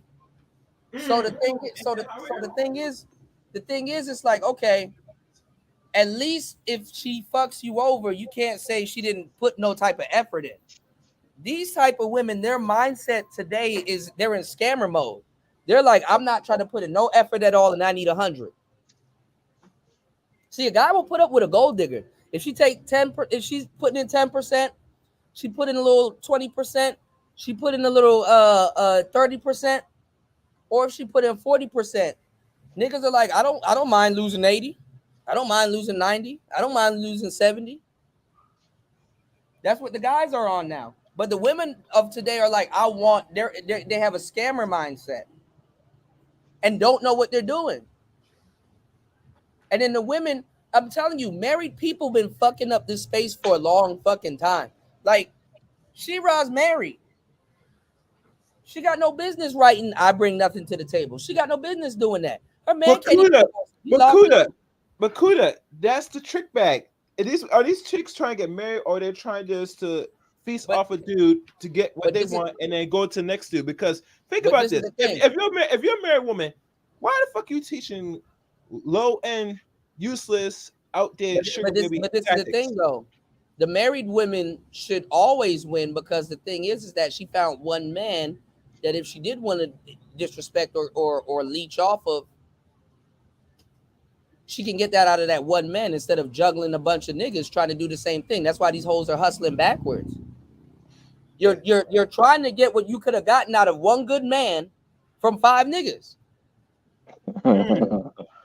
Right? But Kuda, they learn from the internet, especially TikTok, which is eventually gonna be, wherever. But learning from the internet on how to scam and how to be a woman is crazy. But they're learning how to say, let me just jump from man to man, get what I want, jump from man, and I'm good. You get me? And saying you did one man. That's a married woman. Mostly women, majority of them don't have structure anyway because no one's giving them structure. They don't. So right. They go to the internet to find some way of some identity, and this is where the problem occurs. Absolutely. But look at it like this, and I talked about this, right? Mm-hmm. So if you're this drizzle guy, and you really believe in that shit, which you're gonna have people that don't get the joke and believe in it, right? Yeah. Now you're gonna be dealing with women that will, put it in your pocket like a rocket, or help you out, or come to the table with something. But the fact that you're doing this because you're trolling and you don't really believe in it, it fucks you up. See, the people that's doing what She-Ra's telling people to do, they believe in it. They grew up in it. They know how to do it, so it's believable. Not following somebody off the fucking internet. You understand? So the fucked up part is that you're actually going to be getting around quality people. And if you were just regularly dating and not being a piece of shit, you would have gotten what you want. But now you're trying to get the world from guys that you're playing, that if you were to be the real you could have gotten the world from them. You understand what I'm saying? Like it's like you left love to go look for love. Like it's like you're doing all of this bullshit to accumulate resources and whatever the hell you're trying to do. And then you're gonna turn around and complain about why doesn't nobody love me, and men are this and men are that and stuff like that. When the guy that would have gave you love would have gave you way more money than what you scammed out of him, you took that time that you could have had built a real relationship with them. You took that time and scammed them instead of building a real marriage and a real relationship. Like the guy that would have married you and gave you all the things that you want. You weekend warriored him. You overnighted him. You know what I'm saying? Y'all hit the like button, support the show. I'm giving y'all some real game. You know, so it's the same thing with the drizzle guy. The women that would have done the shit for you, you on drizzle, not on full time. So you're gonna fumble genuine people in the process. Nah, that's a fact. Yeah, and then turn around and complain that you're not getting love. Yeah, that's a fact. This drizzle could work against us in a certain way. If you think about it. Yeah. It's not gonna work against the guys who's really pushing. It's not gonna work against them. It's gonna be the dude that's been getting the drizzle treatment already. You know what I mean? Right. It's like you're pouring that same energy that could have got you what you want into some bullshit. Yeah. You know, and then that you're gonna end up complaining about later on. You know. And you could have just been real from the jump, be genuine, and get real love. Yeah. That's a fact. So people can't get mad at prisoners. People can't get mad at pimps and shit like that, and then turn around and talk about some drizzle. Like, what are you talking about? Like, there's niggas that got way less than you. That's getting it like that. That get talked shit about on the daily, which is crazy. You know, and then that's another thing too. These niggas they can drizzle all they want. They still haven't changed their taste in women. So it's like you better off trying to be a pimp than trying to get all these favors from these hoes out of hoes. Who gets the favors from out of hoes? Pimps. And other hoes. We didn't even open up that bag of chips yet. So keep drizzling. Let me ask you, well, what's the dating experience like in Laos? You're better off dating foreigners out here.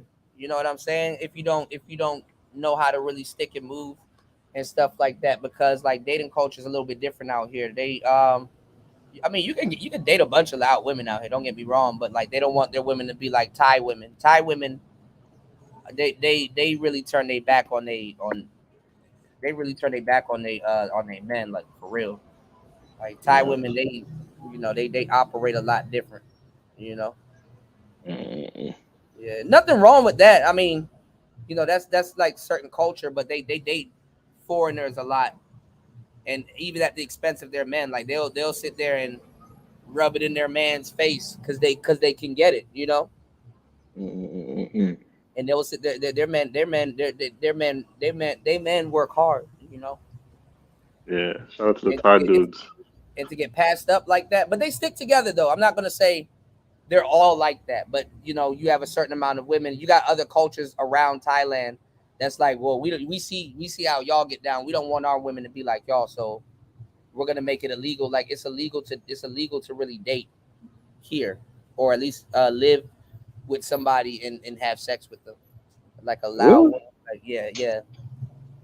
But it happens, like, you know. But you just got to know the laws and stuff. But you can date Thai women here. There's Vietnamese women here. There's all kinds of women here. So you know, it's not really a big deal. So if I wanted to date a Lao woman, there's no legal ramifications that allow that. I mean, you can date them in Thailand, but I mean, I mean, people have babies with them all the time and all kinds of stuff, but it is illegal, you know. Okay. Yeah, so keep in mind you can get fined for it and stuff like that. So okay, no prison sentence. If you really want to tricks ain't even doing it right. Go date a loud woman. Yeah, get fined for it. Run it up. Spend all the money you can. Shit. Since niggas like spending money on women and want to defend it, spend as much money as possible on this broad. You know. That's tough.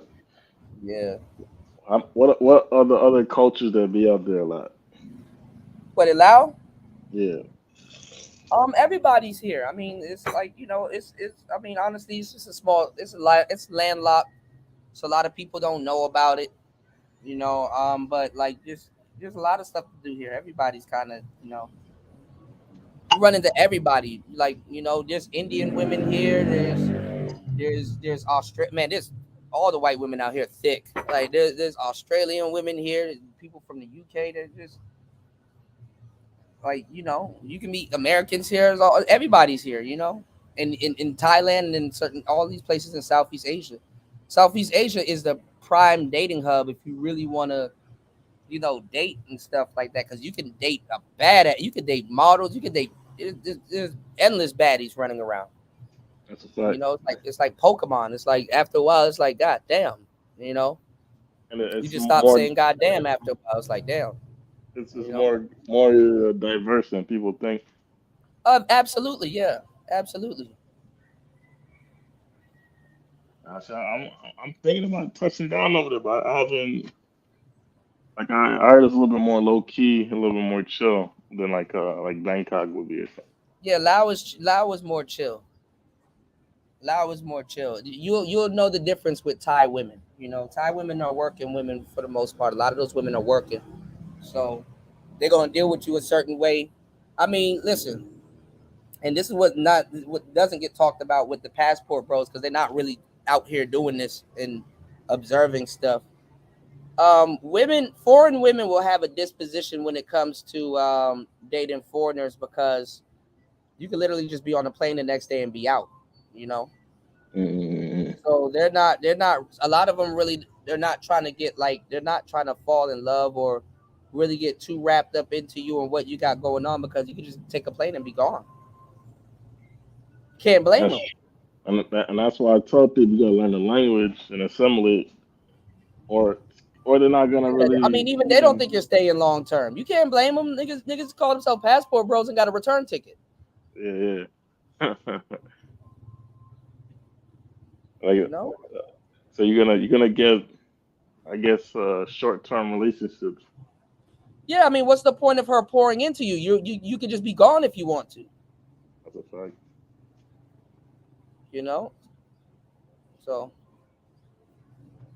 I don't hear these niggas talking about that, but you know, get your passport.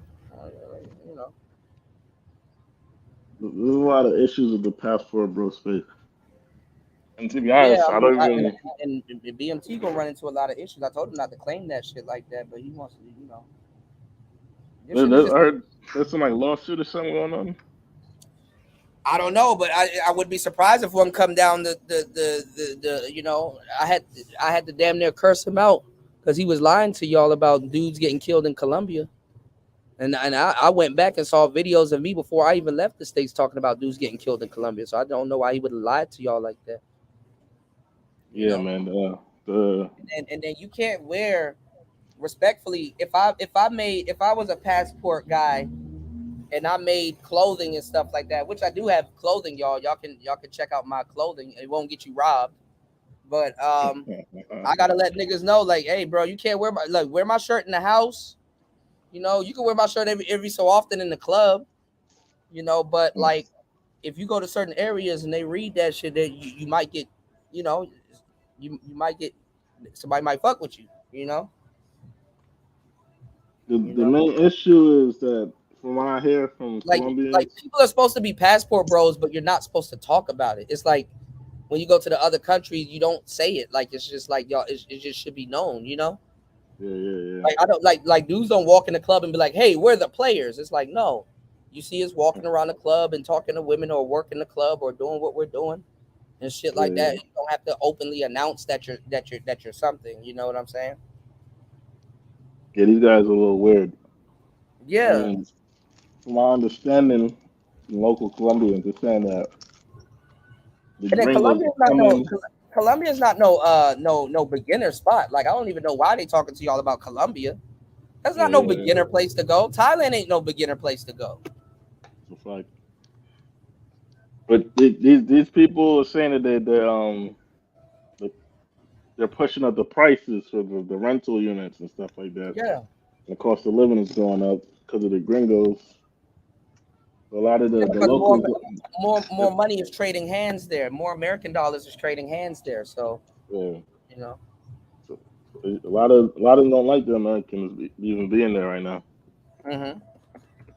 And look, the price of scopolamine ain't going down. They still blowing that shit in people's face like it's sawdust. So And there was the old head on Floyd's panel a couple weeks ago talking about how safe it is in Colombia, and then like 2 weeks later, I see him on Razor Rays talking about he got robbed for 50,000. I'm like, God damn. yeah, I think I saw that. Yeah. Yeah, I was just on panel with this guy. like, don't think too fast now, you know. Like, imagine if I watched that live stream. Like, let me book my ticket. He knows what he's talking about. Yeah. But a lot of these passport bros have a look, and they were unaware of it. And I'm like, bro, you're gonna have to hold their hand the whole fucking way, because I can't be no passport bro guy. You gotta hold these niggas' hands, and you know, you gotta hold their hands. Niggas be traveling, they got the dragon shirt on and shit, and it's like, bro, you have a look, like you know, it's like, you know. Let's put the logo right on our chest. Yeah. I was talking to an Indonesian guy here at my job. He knows about the passport bros, not for dating women here in the States. Yeah, man.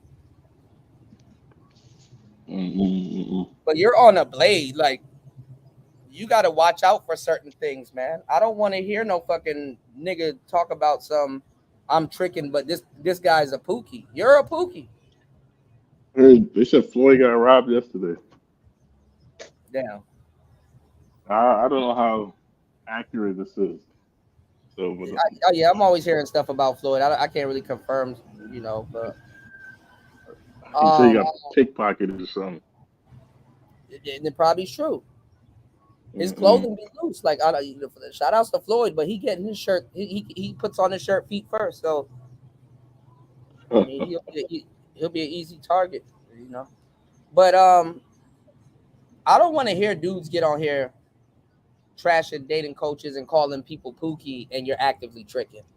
You know what I'm saying? Because at what point do you get up and have to look out for police also? You know? And fucking sting operations and raids and shit like that. Like, it's like, bro, you living like a pookie also. You know? You living like a pookie also. I don't want to hear it, you know? Save it, David. Let me ask you, what kind of work do you do out there? Actually, I'm looking for more stable work. I do everything. I do YouTube. I do voice voice work. I was gonna reach out to you, like when you're doing like your pre-records. You know what I'm saying? You know, I got a service where I can clean up your audio. Okay. You know what I'm saying? As long as you just, you know, record good audio, you know, I can clean it up and it'll sound like you recorded in the studio. I do video editing. I do everything. But now I'm like learning like more harder skills like bookkeeping. I was out here doing music. I should have been learning more the harder skills first before I was, you know, learning about like, you know, like I tried to learn how to play the piano and all kinds of shit. I should have been doing more hard skills than in the beginning out here. Than, you know, dabbling around with, you know, learning how to, you know, use my NPC and all that other stuff, which I'm not mad about it, but I could have, the time I spent doing that, I could have picked up more harder skills. So I'm learning like bookkeeping, and I'm making websites and all kinds of stuff. I'm doing a whole bunch of stuff. I was gonna reach out to the social loaner and see if he got any remote work, because like it's very hard to find remote work out here. So, you know, but I'm getting my teaching license soon, so I can teach English. And I just, like yesterday, I found some opportunities, but it's like further north. It's in Luang Prabang. Okay. So I might have to leave this city and basically find something stable. You know what I'm saying? Because like the money going up and down that's not where it's at. And then running this channel is bleeding my pockets. So that's why, you know, I'm always asking, you know, I mean, I should be getting support. I shouldn't have to ask for support, but this is why, like, these channels need to be supported, because I'm like the time that I'm spending on here, I could be doing something else. Yeah, that's right. I could be doing something else. So me being on here, shout outs to everybody that does support the channel and stuff like that. But me being on here, I'm losing money and time. So I'm burning like 3 candles being on here for free. Well, you ever heard of Native Camp? Native Camp, what's that? Pull it up, or man, I'll pull it up for you. Basically, Okay. you could teach English online to Japanese students. Oh yeah. I tried to get in with like I heard of Cambly, which I need to reapply back for, and Preply, but some of them, if you don't have like a TELFL or a certain like out here, I could probably actually find a teaching job better out here and get a visa sponsored. But like a lot of those places, if you don't have like a basic teaching license, they just don't even consider you. Yeah, you don't need a TEFL or teacher license. You don't even need a degree. Yeah. But there's places like they're active. They need, people teaching English, and I need to get back in the mode. But the TELFL is like $300-$600. You can get one for like $40. But yeah, I just found the place where it's like $34. Yeah. Yeah, so I'm like, I got a service where I do people's TEFLs for them. Huh? I have a service where I do people's TEFL for them. Oh, really? Yeah. Oh, all right. I'm gonna reach out to you. I'd rather give the business to a brother. Yeah. Well, I appreciate it if you want to, reach out, man. Even if you just Yeah, promote let it. me know what I need to do. I just need to get in the mold and really come up with like a rubric and just be, I just need to get in the mode. I just need to get in the mindset for teaching, which I teach on here. Like, when I do the shows, there's always an education side. You're not gonna have any problem, man. You're not gonna have any problem. Like, you're a natural born public speaker, you know what I mean? So yeah. Just taking that same skill set and transitioning it to the classroom. Yeah. Because that's just a valuable skill to have when you're traveling, so anywhere. So, Exactly. Yeah. What's the teaching laws like in Laos? I got a friend out here. He's from Cameroon. He teaches soccer out here, so that's pretty cool. And he got works at a school, and I got another friend, my bro G. He's here, but he was gonna open up like he was gonna open up like a place and stuff here, but he's teaching hockey in Thailand. Okay. Yeah, but he's from Canada. So, you know what I'm saying? So those kids are like really getting the real deal, the real, but I was just talking to him the other night, and he's like, man, these kids are like spoiled, because like I guess it's more of the rich ties that's that can afford, their kids to, hockey and stuff like that. I mean, obviously ain't where the hell you gonna find ice out here, but Yeah, that environment got to be created out there. Yeah, me and him was kind of laughing about it though, not too long ago, because it's like I used to work in Georgetown, and I used to see how all like the kids roll around with like the maids and the nannies and stuff like that, and these parents, these kids, are spoiled, because he was like talking about how like the nannies and the they be carrying like their skates and stuff, and he's like we don't do that in Canada. He's like, we got to carry our own skates. We got to learn how to tie our own shoes, like little stuff like that. And I'm like, shit, you damn near should be teaching the damn nannies how to fucking play fucking hockey and shit like that. And he was laughing. Like, it's like different. You got a lot of, because he teaches a lot of kids. And he was telling me like how some of the kids that he's teaching and stuff like that, like, some of them are famous, you know what I'm saying? And you got kids there that got like natural talent, you know, and they know the movements, how to really move lateral and all kinds of stuff. And, you know, I was asking them like just questions like, damn, you know, can they take a hit? Because, you know, where he from, they straight up, they can take hits. Like, niggas are tough as fuck. You know, they straight up fight. You know what I'm saying? Don't ever trust a hockey dude with no teeth. Like, he done been in way more fights than you. He got experience, you know, and they fight on ice and shit. So, you know, so it's like, it's a lot different, man.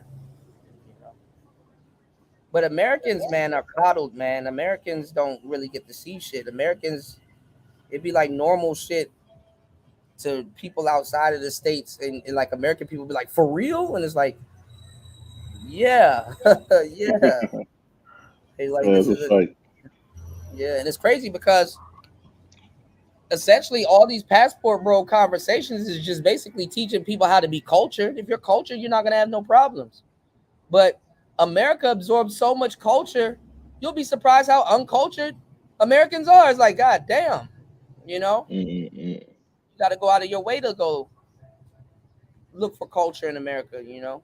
So, you know, that's why it's funny that once you become a culture, that once you're, you know, an American and you're cultured, you don't even want people that's Americanized. That's the crazy thing. You know, talk about being a damn patriot, you know. So it's like, I mean, it's like there's a certain like ideology that's different here than you would find like absolutely. When people come to America that's not from there, they're like, you know, they're walking on our beaches and going to certain places and they're like, oh wow, and stuff like that. You know, give them like a week or a month, they'll go exploring and shit. Whereas you got Americans that live in these places and they never been to any of these monuments. Like, I live in DC. I live right outside of DC. I mean, I only been to the monument a couple of times. I drive past that shit to work all the time. I haven't been to Lincoln Memorial. There's certain places I'm like, oh damn, there's certain places on the money I've never been there. Most people in DC never go to those places. There's people that, I mean, I'm pretty sure there's people that live in India that never been to Taj Mahal. But what I'm saying is that they go to certain places. They know our president. We don't know their presidents. Yeah. You know, we don't know their prime minister. We don't know. And then at the same time, too, like I said, they be walking around on our beaches and stuff, and they're like, oh, this is cool. This is this is that. You know, and then after a week or a month, they're like, all right, I'm ready to start a business. They'll go to America and start a business and stuff like that. They come here not bullshitting when they get to America. When we travel, we're like, okay, we like looking at certain stuff. Okay, little beach. Okay, little bullshit monument and shit. Like, okay, that's cool. And then that's it. And then we go back home. We're not going to places and like, yo, let's start a business there. You know. Most of these people are tourists, you know, so when they go up, they leave the country. They just trying to, you know, mess some bread up, and then we're not business, but we're not business minded like we need to. Look how you have the passport bros, and not one of these dudes got sponsored by a travel agency.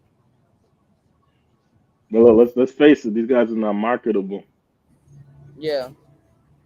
You know, to the general public, these travel agencies want. They're not just selling to, you know, Well, the funny thing is that they don't want to attach themselves to people that are kind of like really openly whoremongering on the internet, you know. Yeah, and then at the same time too, I mean, you don't got to be openly sponsored by them. I mean, you can still be, you know, linked up with the travel agency and get a commission. So, you know, affiliate marketing. Affiliates, that's what. Yeah. Or like these guys, if they really want to get sponsorship, they gotta clean up their whole, you know, image. Yeah. But the white boys are taking over, so the passport bros are about to get taken over by the white boys. So I feel like the passport bro space, when you look at it, as far as like the travel space, they're like the smallest sector in the travel space, and then they're already kind of getting. It is a small sector because like the actual black people that's traveling, they don't know about that stuff and they don't care about that shit.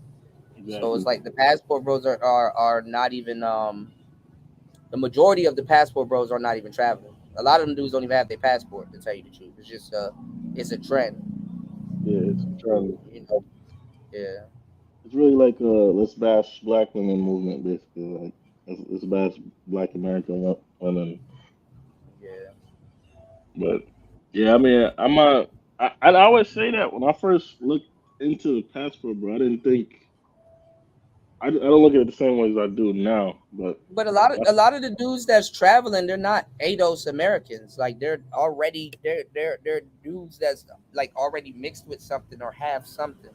yeah, okay. Like it's not like ADOS Americans are traveling. So that's why when a lot of the dudes here started grifting over there, I'm like, bro, I thought you were pro black. Like you can't be ADOS or FBA and then be yelling passport bros. Like y'all actively have to deal with American women. There's a guy in this sector named BGS. You probably heard of him before. You know, he kind of jumped on that bandwagon. But him and a lot of brothers in this space, their original argument is to bring Keisha back to the table. So my thing was like, okay, if you're gonna stay here or do whatever you're doing and dealing with Keisha, there's no way around it. You need some game. Yeah, you definitely do, because that's a whole mission. Some game to deal with Keisha, but niggas are running around. They're saying the same thing that we're hearing, even with this dating coach shit. I don't feel that we need to do all of that. I agree with you, but did nobody tell you to be attracted to that or act openly want that? So you're gonna have to do what you need to do to put up with that or get the results that you want. Because number one, you want to deal with Keisha, and number two, you want a desired outcome. So you're gonna have to game yourself up. And then if you don't want to deal with that, you're gonna have to game yourself up even more, because guess what? You're gonna need game to really efficiently not deal with that. Right. So I don't want to play these games. Okay, well then have enough games so you don't have to play these games. Women are like, yeah, he that type, so I'm not finna do that with them. You know? Or you play the game one time with this girl and she already knows, so she come at you correct the whole time. But dudes want to do everything but what they should be doing and complain and make up all these little new movements and shit like that. You know what I'm saying? Well, why do you think people are so resistant to just learning how to be productive in society? Yeah, but see, this community is fucked because everybody's still talking about dating and not relationships. And what men don't realize is that if you know how relationships works and you're a certain type of guy in a relationship, you conduct yourself a certain way, you'll be able to date a bunch of women because they can read that on you. You know what I'm saying? If you're boyfriend material, at least that gets you a date. Niggas trying to be material, and it's like you don't know how to date though. If you had like 5 tips for men that they're trying to be in relationships, let's say in general, what would be those 5 tips? Say that. Ask the question again. If I had 5 tips to give this new generation who are struggling with the modern woman that's trying to, because essentially they want relationships, right?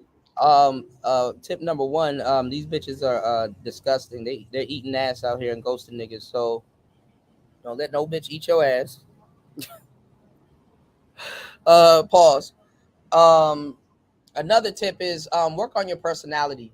I mean, work on your personality. You know what I'm saying? Women should enjoy being around you. You should be, learn how to have fun. You know what I'm saying? Learn how to relax. You can spend money on dates, but don't get used. You know, somebody's gonna use you. There's nothing wrong with being used. Just don't get misused. You know what I'm saying? And any lesson that you learn spending money, that's your tuition. You know, that's your tuition. You paid for that. You paid for that game that you needed to learn. You know, so if you did get used, you know the routine. If you paid attention, and you won't get used again. You paid your tuition.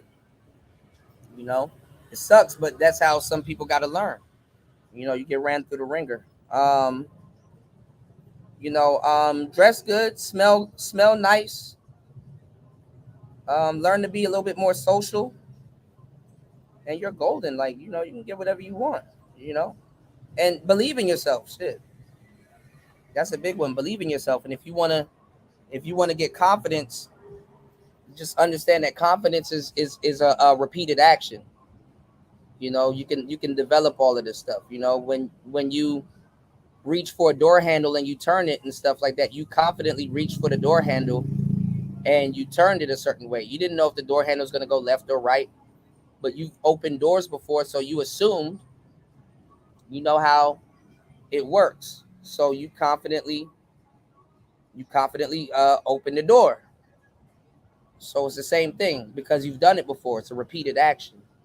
So That makes sense. build up confidence by doing things over and over again, repetition and stuff like that, because it's a muscle. You know what I'm saying? You'll never get afraid. You'll never get rid of approach anxiety. You know, you'll never get rid of approach anxiety. Just keep it at a So minimum. you gotta put them reps in. Mm-hmm. You gotta get your $10,000 in. Yeah, I mean, that's your tuition. You know what I'm saying? If you got to learn the hard way, well, you got to learn the hard way. But you learn, hopefully. You know? So I think a lot of these guys are afraid of rejection. they are, but the way they're talking about it, they've never really done anything. Like, these niggas are getting rejected on the internet. Like, it's like, bro, like, go outside, bro.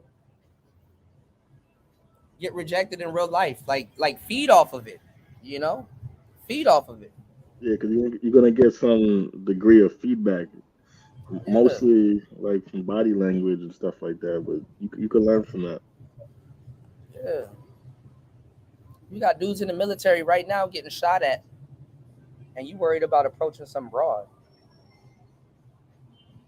You know, it's like, go get shot at then.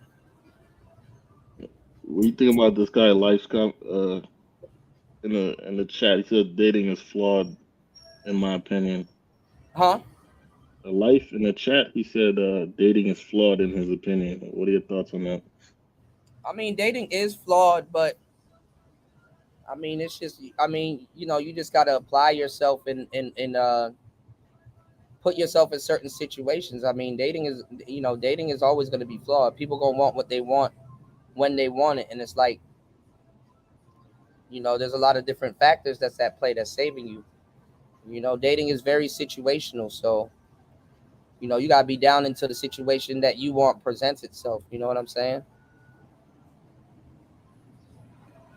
You got to date the type of people that you would like to date. You know, you got to, you know, I know it sounds cliche, but you got to know your love language, who you should be dating and stuff like that, you know, where you should be dating, what, you know, you're a hunter, you know, what type of, you know, y'all hit the like button, support the show, please.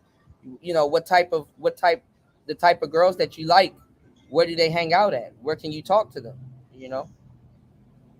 And when you get them, does that change you? Because we don't talk about how when your scratch get itched, sometimes you become a different person. So, you know.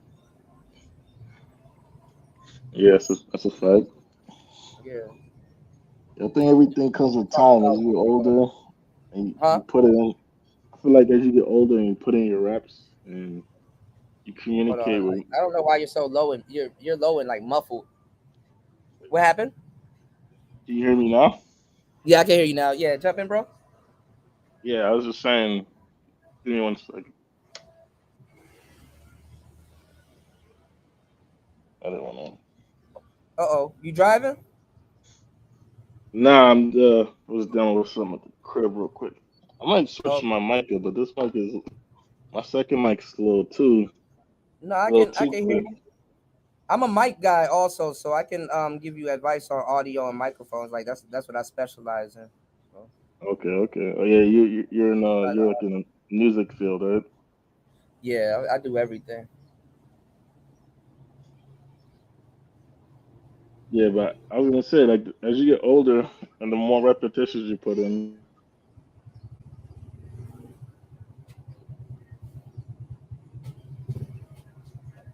Uh-oh.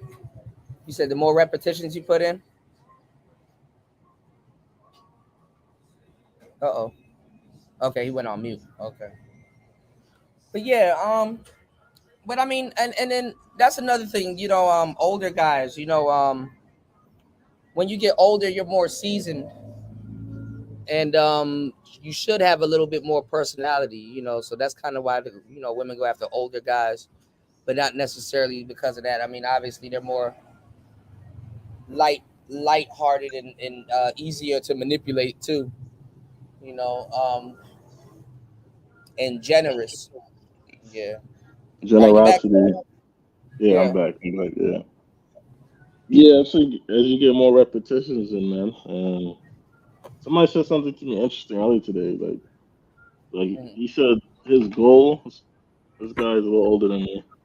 Like his goal back in the days is to talk to 10 women a day. But he said now Yeah, his 10 women a day is good. what he did is he said he switched it up to talking to 20 people a day, Yeah. meaning just being more sociable in general is gonna help you. So if you're having a hard time communicating with people, talk to everybody, and then as you get more Yeah. comfortable with talking to people, it should be more natural to talk to And women. smile too. You can just Yeah, look at somebody and just smile, and that's it. You don't that's a even have to fact. talk to them. Yeah. Mm-hmm. We used to play this game where I would give my friends some money. Yeah.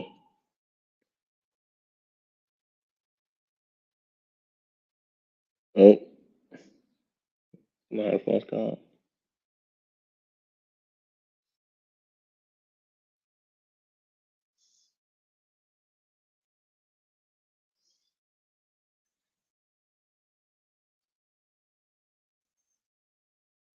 Yep.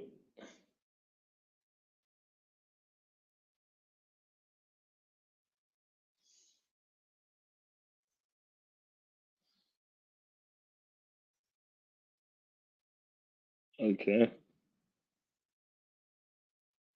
Yeah, I can't hear you. I don't know if your audio went out. Oh, yeah, it looks like his audio. Oh, he's out. He'll probably be back. I'm gonna hold it down until he comes back.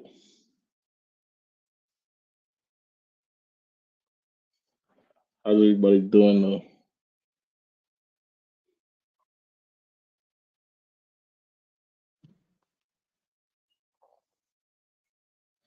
Yeah, man. Let's see what the commenter is saying. I don't have. And Kuda's having some technical difficulties, but he's gonna be back in a couple seconds. We're just gonna hold it down for a little bit till he gets back.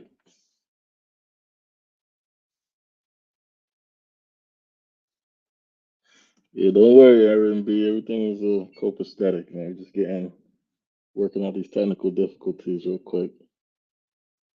I'm assuming he should be back in like no more than 2 minutes.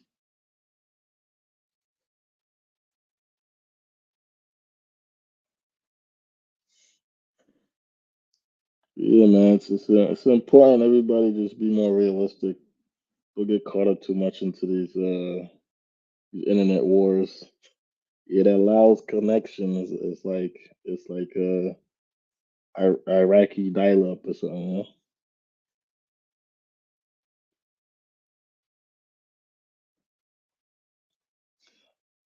Hopefully he taps back into the matrix in a little bit.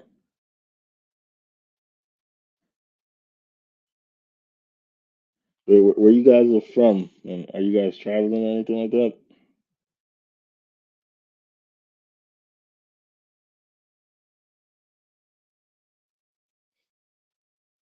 Uh,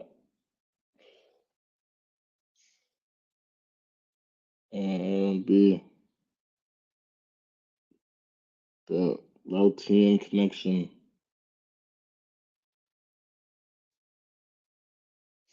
Let's see. Let's see.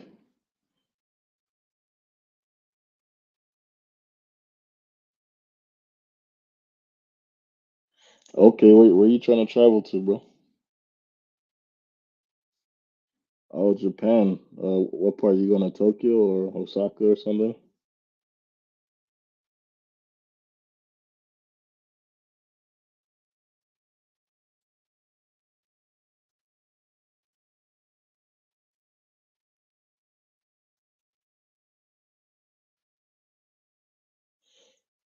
I've actually been to Tokyo myself. It's pretty lit vibes. If you want to look for cribs, you should check out check out Gaijin Pot. If you want to look for like cribs. How long you staying there for?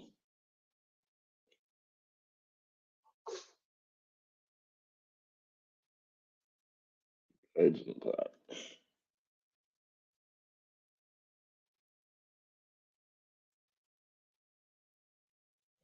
Hey, they got a bunch of resources on this website here called Gaijin Pot. I'm gonna drop it in the chat for you.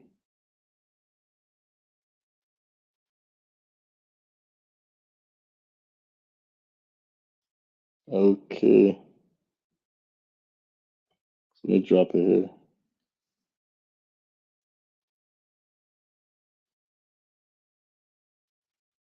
Yeah, Korea's dope too. I was in Gundam last time I was in Korea. Yeah, Korea's a vibe. Yeah, I was in Tokyo when I was in Japan, and I was in Gundam when I was in Seoul.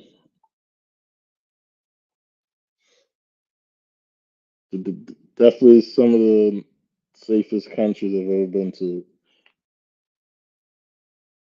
Like when I had actually left my laptop somewhere by accident, and I came back like an hour later and it was still there, untouched. So that's one of the interesting stories about places like South Korea.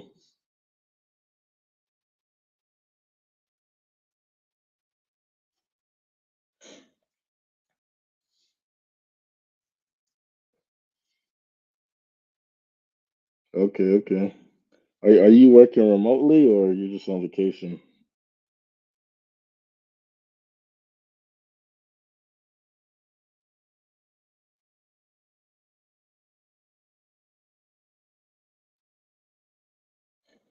Yeah, traveling this summer is expensive too. When I went to Korea and Japan, it was during the winter time, but it was super cold. Like in those countries, it's all the way north up there, and it gets it's like super brick up there. Oh, right, that's what's up, man. Yeah, remote lifestyle is the best way to go. Gives you freedom and optionality to move wherever you want to go. You know.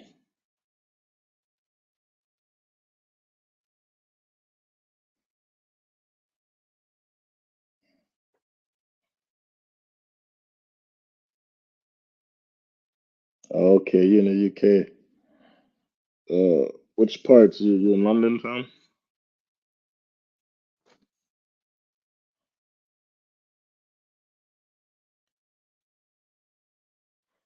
Yeah, I got a lot of family in the UK, so I frequent the UK quite often. That's a major stomping ground, a second home, if you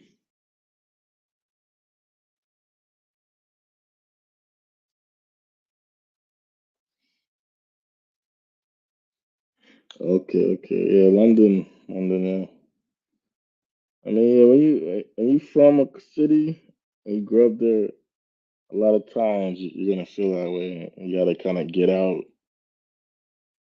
breeze out of your hometown for a bit, just to get like a reset. What's good, man? D-Mac the Traveler, what's good, bro? How's everything?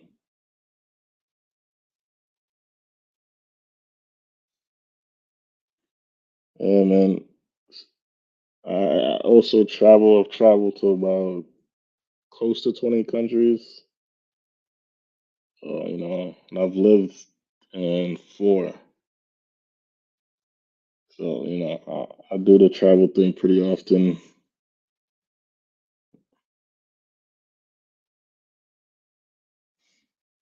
The UK is ranked number 1 or 2 depressed countries in the world. I wouldn't be surprised, man, with those gray skies.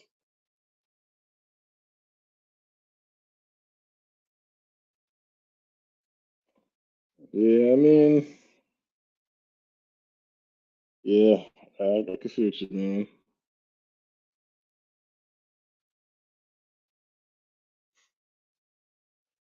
A lot of people's wages are low, cost of living is high.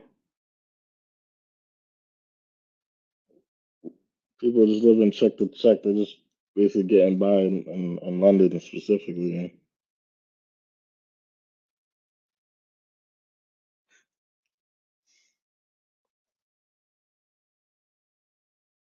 So the women act like American women. Yeah, I don't know, man. I feel like the British women are a little bit more, but maybe just because me being in America, being American, coming to the UK, I might have a different experience. But so you're saying that hella masculine and feminist.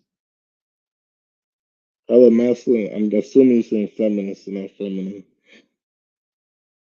Yeah, feminist. Yeah, yeah. I mean, that is a part of the culture. The modern manuscript.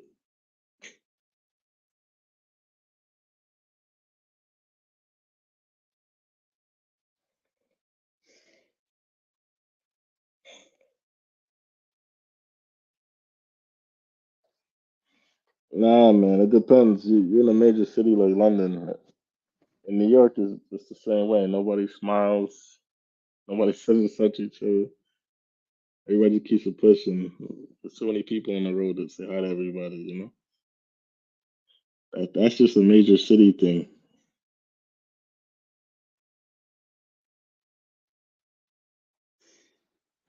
Yeah, I ain't gonna lie. I did get that vibe when I was in London. Like everybody grumpy and mean.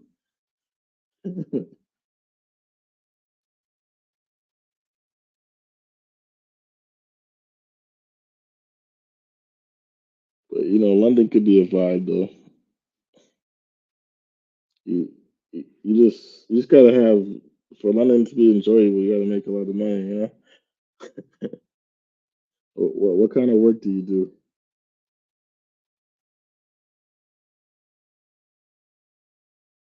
I mean, cool to really. Up and dip.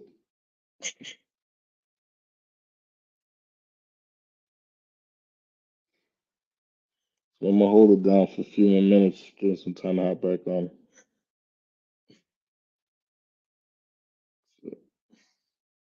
With contact.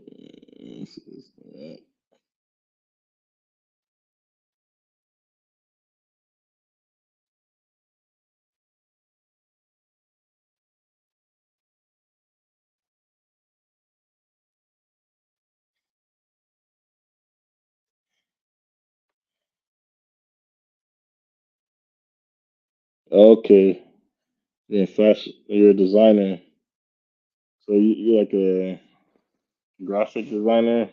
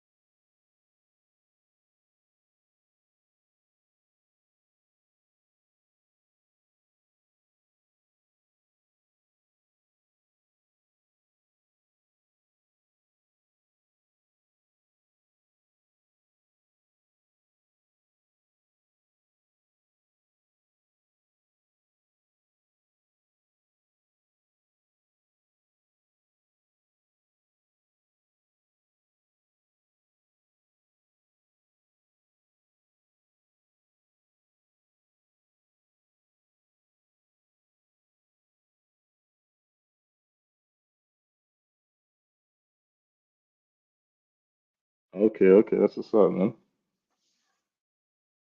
So you do graphic design. You said no fashion. Okay, so no All right, I'm fashion. back, man. That was a long one. My bad, y'all. Oh, okay.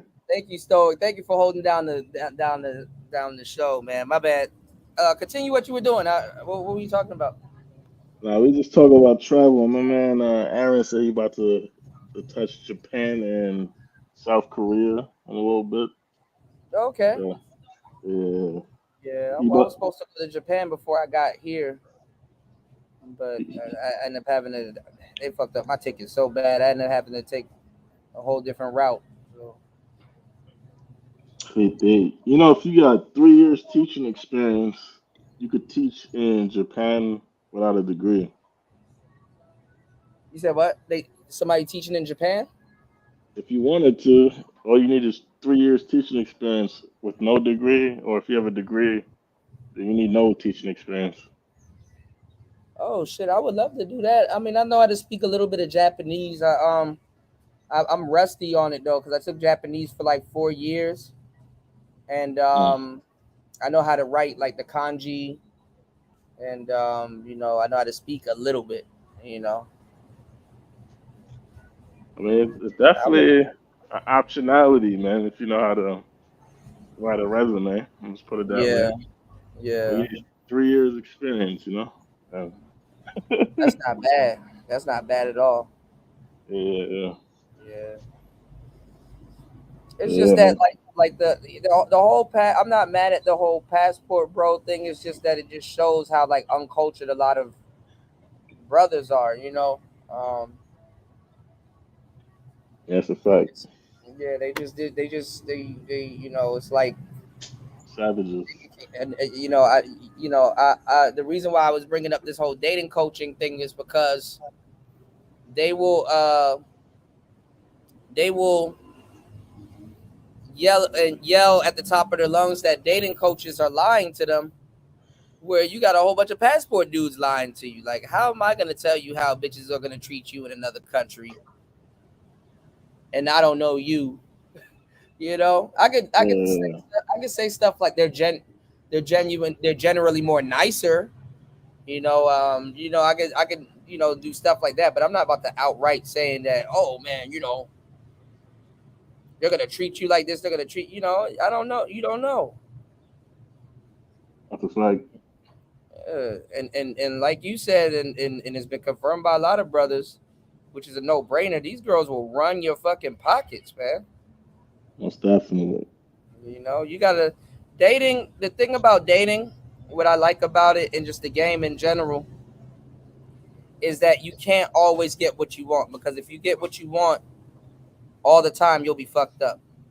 I mean, a guy that gets his flavor will be seduced and reduced. You know what I'm saying? They're gonna seduce. They'll seduce and reduce you because that's what you want. Like I mean, that's you're not gonna be thinking right. A woman can do you dirty or do whatever, and in your mind she can't do nothing wrong, and that's not true. So you got to learn how to pace yourself, even with getting what you want.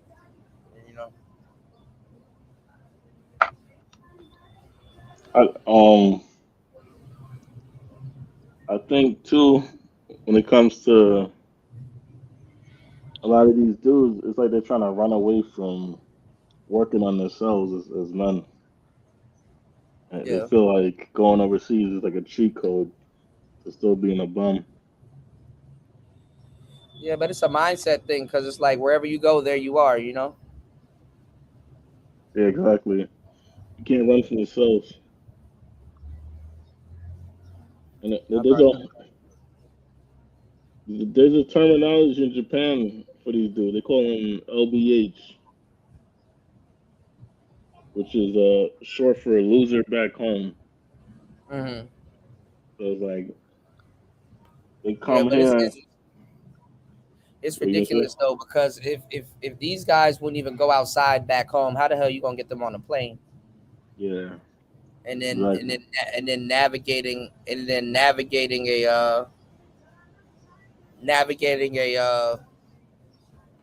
new city and town and shit like that. Like that's a night that I would, if I didn't go outside, that'd be a nightmare. Mm-hmm. You know, and I go outside in certain places, it's a nightmare. Like literally in Thailand, you would spend millions of money, millions of baht, taking Ubers all over the place. You know, like in Thailand, if you don't know where you're going, you're fucked. Yeah. If you don't know what direction you'll be in, you are finna. You know, you've been to Thailand before, so you know what I'm talking about. Yeah, I used to live in Thailand. Yeah, I lived there for like 6-7 months. So it's like you don't know where the hell you going, because everything is like 40 minutes apart and shit. Where in Thailand were you living at? By the airport. I was by Swanepoel. Okay. So anytime I needed something, I'd rather the countryside and be with the locals and the people. So anytime I needed something, I just go into the city. Okay. Yeah. Swanepoel was awesome. If you live central Bangkok, things tend to be walking distance. Yeah, I mean, like if you're like downtown and in certain little provinces, because now there's like provinces that wasn't Thailand. I mean, that wasn't Bangkok, and now they're calling it Bangkok now. But yeah, you can walk and do a lot of stuff if you know where you're going and stuff. You know, I like how their malls are set up too. But I'm not gonna lie, Thailand is different now. Like Thailand before weed was legal was one way, and then right after it became something else. You know. Like, what do you mean by that? Like now that weed is legal, it's just different now. It's like I don't know, the vibe is like a lot different now. It's like I don't know. It's hard to explain. Like it was. I mean, Bangkok was cool before, because I got there like right before weed got legal. So you know, they were like they were just about to legalize it right before I got there, and then it ended up getting legal, and then. I don't know, it's just different, but maybe that was probably where I was at, you know. But I know certain parts of it. When I went back, it just felt different. Does it feel like more commercialized or something? Yeah, it's like everybody. It's like weed. I mean, there's like weed trucks, you know, driving around and shit like that. There's just weed all over the place, and all kinds of just, you know, kids selling weed, all kinds of shit, and it's just like. Smoke weed. It's cool to them. It's like get high, smoke weed. You know, yeah. Probably money to them. Yeah. Like these foreigners, they look at foreigners like a come up. Yeah, it's just more gimmicky, kind of like, you know, more commercialized. So that's how I feel about New York. When I came back to New York, when I left, they legalized it while I was gone. When I was in Europe, and then when I came back, it's like it got worse. Like it's legal in stores now, but now the quality got worse. Yeah. I mean, the same thing happened in DC. Like when they legalized it in DC, you know, or at least, well, I wouldn't say legalized it. They decriminalized it, so it's not. You won't get locked up for it, but you know, it was just weird. You know, it's like, you know, I'm seeing people like just light up a J on the goddamn corner, and it's like, god damn, you know, niggas smoking in front of the police station and shit. It's like, wow. That was a little bit refreshing because like you feel safe, but now when I feel like these guys are lacing the weed with like fentanyl or something, I don't know what it is, but yeah, they're putting stuff in it. Like I kind of didn't want weed to be legal in a weird way because I know that it was gonna get fucked with. You know. I don't even smoke it anymore. No, it's like, yeah, I don't smoke anymore like that either, because it's like now it's supposed to, it's like you want to smoke and relax, but they're putting all kinds of shit in weed now, so it's like It's like, look, if you smoke this weed, it's like you get a cocaine high. It's like, ugh. Yeah, you get this yucky feeling. Yeah, like I don't know. And maybe it's the places I've got it from or something, but I feel like I tried more than once and I just didn't get good quality. So yeah. I just chalk it up to like New York. It's just not a good place to smoke weed at right now. Well, you got dispensaries too getting robbed and all kinds of stuff. Like one of my good friends, he got killed at a dispensary like a week or two ago, and he works Where there. in DC? Yeah, in DC. Yep. Yeah, some kid got shot last year at a dispensary like on the other side of Queens. Yeah. So yeah, these things are happening, man. So it's not even worth being in the dispensary game, in my opinion. Yeah,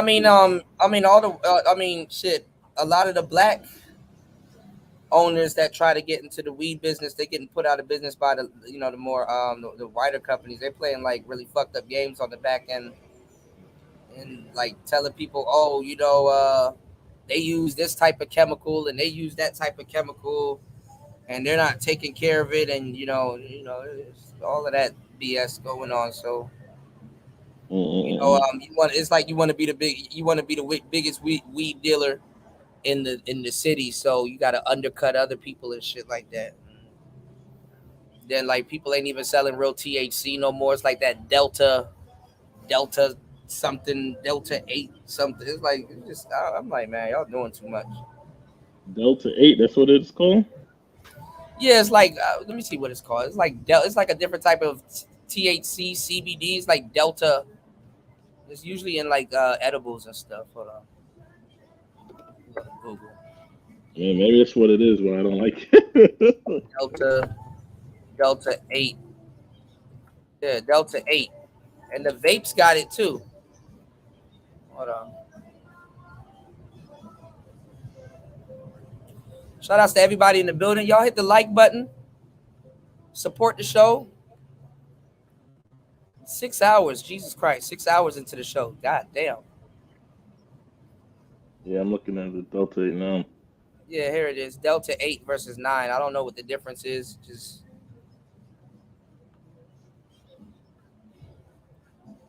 well, what was the old stuff?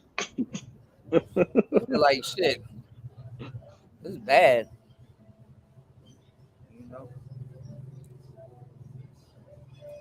They call it diet weed. Yeah. Oh, I don't want this diet stuff. Yeah. But I guess but there's a market for it because some people, they're on papers, so that's why people were smoking like K2 and shit. And I guess this doesn't come up on papers, I guess. So I don't know. You know what I'm saying? I never been on papers, so I don't know, me either. But that's crazy how so many black people went to jail for weed. And now when the states and governments and stuff are going broke, they start selling weed. It's like, damn, I'm going broke. Let me sell some drugs. I mean, to be fair, in New York, and when they go broke, well, we're gonna start selling some drugs. I think people who have like records in regards to marijuana, like only, they're supposed to get first dibs on these marijuana licenses to sell legally. So the licenses haven't come out yet. So these dispensaries are technically operating unregulated, and they might get fined, but they look at the fines like it's the cost of doing business at the moment. Yeah, I just knew it was gonna become commercialized. Like, you're gonna have 7-Eleven select weed. Yeah, select. That's the Delta 8s. Right. Like Blockbuster weed, smoking movie and shit. All that is just gonna be gimmicky. Yeah, you're gonna go to AMC's. And then kids will get a hold of it easy too. So that's another thing. Why you say that? That's kind of why I didn't want to legalize. When I was in Thailand, kids were running around with weed and shit, and it's like, oh snap, you know? It's because it's everywhere. It's like now it's everywhere. It's like kids gonna be smoking like shit. I heard they're trying to make it illegal again. What, in Thailand? Yeah. I mean, Well, what's going on? What's going on? They decriminalized it, but there's certain provinces where they don't want it to be legal, but it's they, you know. And I mean, I'm not gonna lie, Thailand is like one of the best places to grow, you know, like the climate and shit. So I heard you got to be a Thai citizen to grow out there, though. hold on, you're like really low. I can't really hear you. What'd you say? You got to be a Thai citizen to grow out in Thailand, though. Yeah, yep.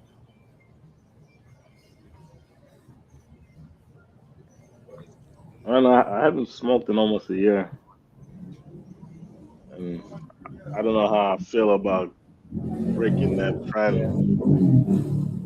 Well, I mean, all the other drugs are gonna start to get more popular now because it's like some people it's not about things being legal. Some things it's just about well, it is, but some people it's just about doing something that they know it's illegal, you know.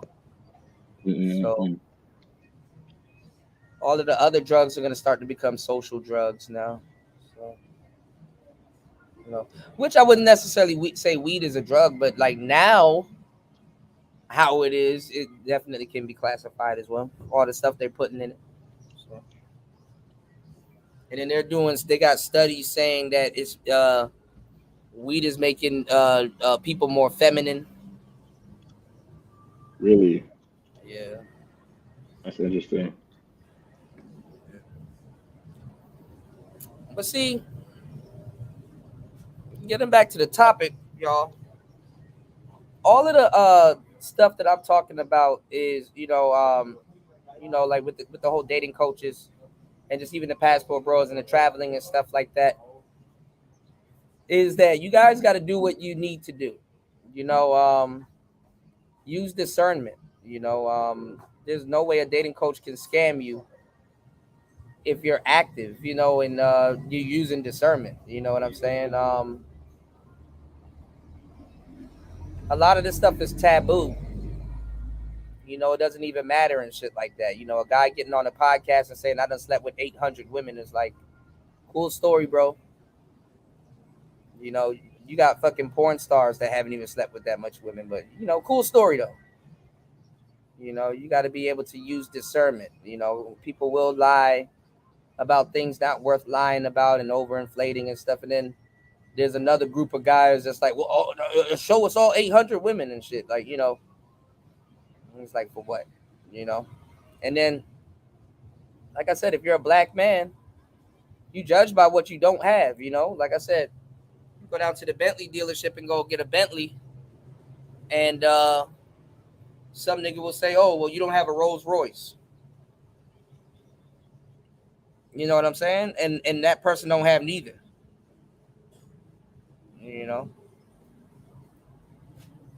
So, and dating is, crazy. You might need a hand or two. If you just got out of a marriage and you out here on the rebound, yeah, a dating coach might be able to help you. He can help you more than Anton Daniels can. All right, so and not to shit on my brother Anton, but like, I don't see why they get, people talk crazy about these dating coaches, but let's keep going. I mean, like I said, these guys need their hands held, so.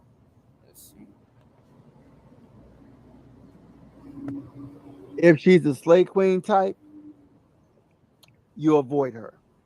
Period.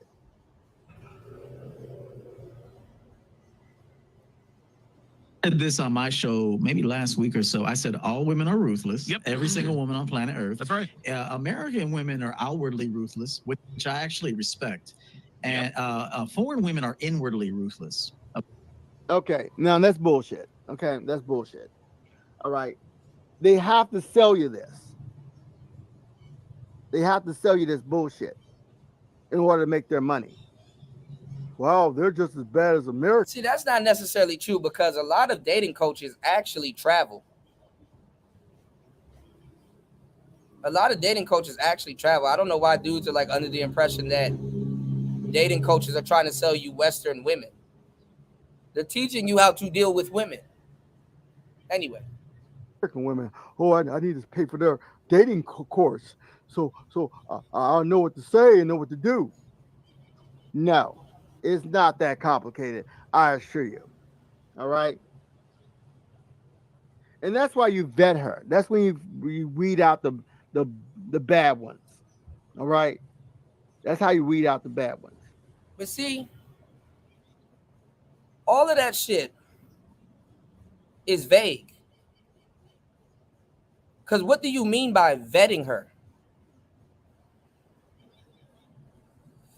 Right, Aaron B. And they're acting like they're giving out elite dick and shit. How do you vet them? Huh? How do you vet them is the question. What that too? Like how do you it's vague. It's vague information. It's like vet them. Like, do you know how to speak her language? How do you vet her? You know? How do you know the good ones from the bad ones? You know, so it's like when we had the game wars over here, you know, you had guys saying the game didn't exist and they were like just giving out vague information. It's like, see, y'all not getting into the actual details. How do you vet her? What method are you using? What metric are you going by? Like, what is vetting to you? Because it's not going to be the same thing to the next man. You know? Who's this Carlos Red guy? Huh? Who's this Carlos Red guy? Yeah, I mean, a lot of dudes are lazy. They don't want to vet. They don't even know how to vet. You know? So they're like, just talk to her. And say what? Like, they're like, don't listen to that game guy. But let me give you some game. Just talk to her. Like, bruh. Okay. Don't listen to him, but listen to you. But I can't even ask you a question. And then you don't even know.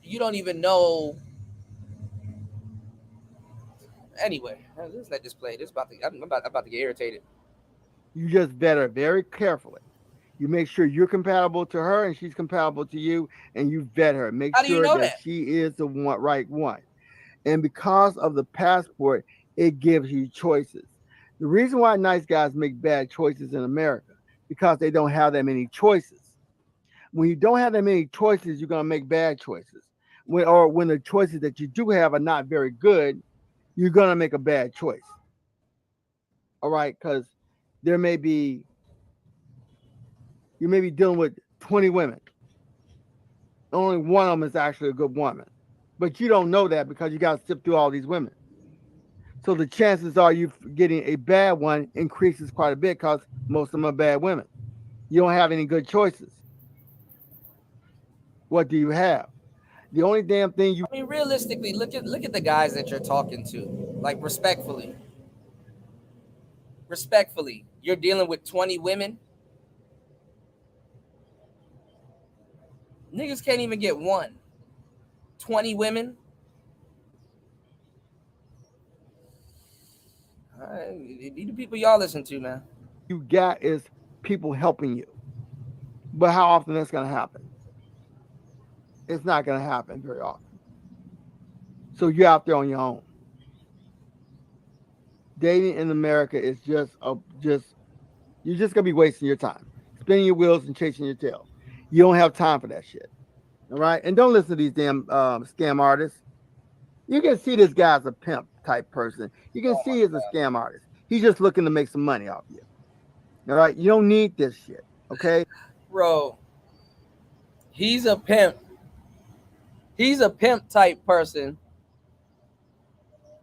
but you want to deal with prostitutes.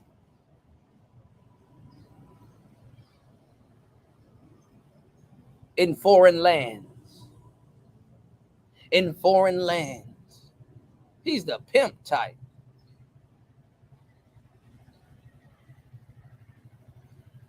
God damn it! You can't make this shit up. This man called Coach EO a pimp. Okay. because dating overseas is not complicated. It's not. Okay, they can't do the same things American women, but they still are ruthless. Okay, they still want to take you. All right, okay, I agree with that. They can't do the things that American women can do That's because in America, that's why you never bring her to America, because there's a 20% chance. What are y'all talking about? What can't a foreign woman do that an American woman can do or can't do? That's cap. Y'all act like they don't have phones. Y'all act like they can't travel neither.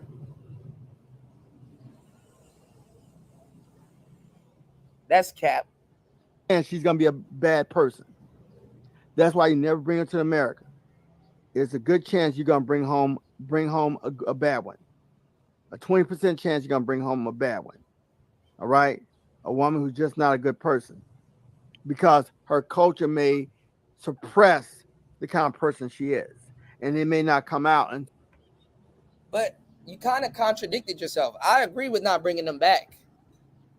But didn't you vet them? I would think a properly vetted woman, you can bring her anywhere you wanted to because you properly vetted her, remember? Anyway. until you're in America. All right, there was this Asian woman. She became a bad person as soon as she came to America. Now, you'll see stuff like this on the. She didn't become a bad person when she got to America. She probably changed. But fundamentally, if you vetted her, like you said, you would have picked up on that.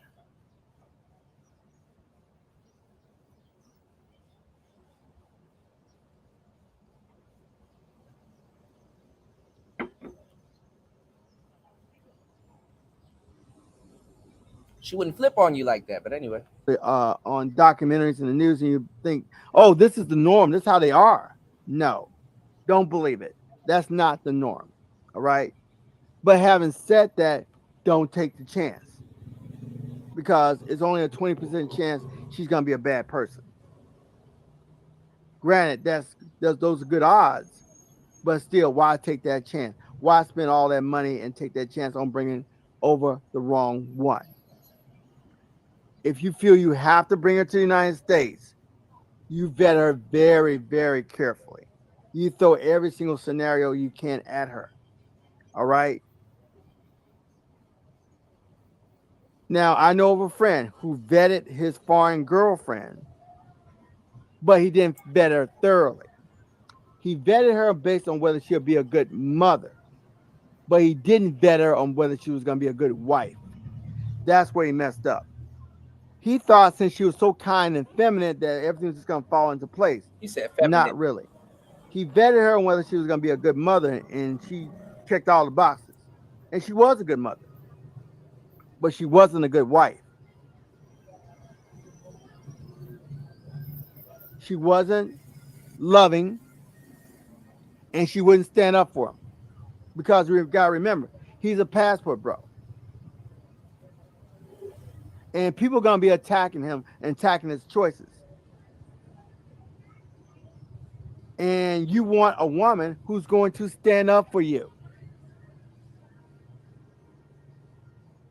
But if you have a woman who refuses to stand up for you, then these people are going to keep attacking you, because they know you don't have anybody in your corner.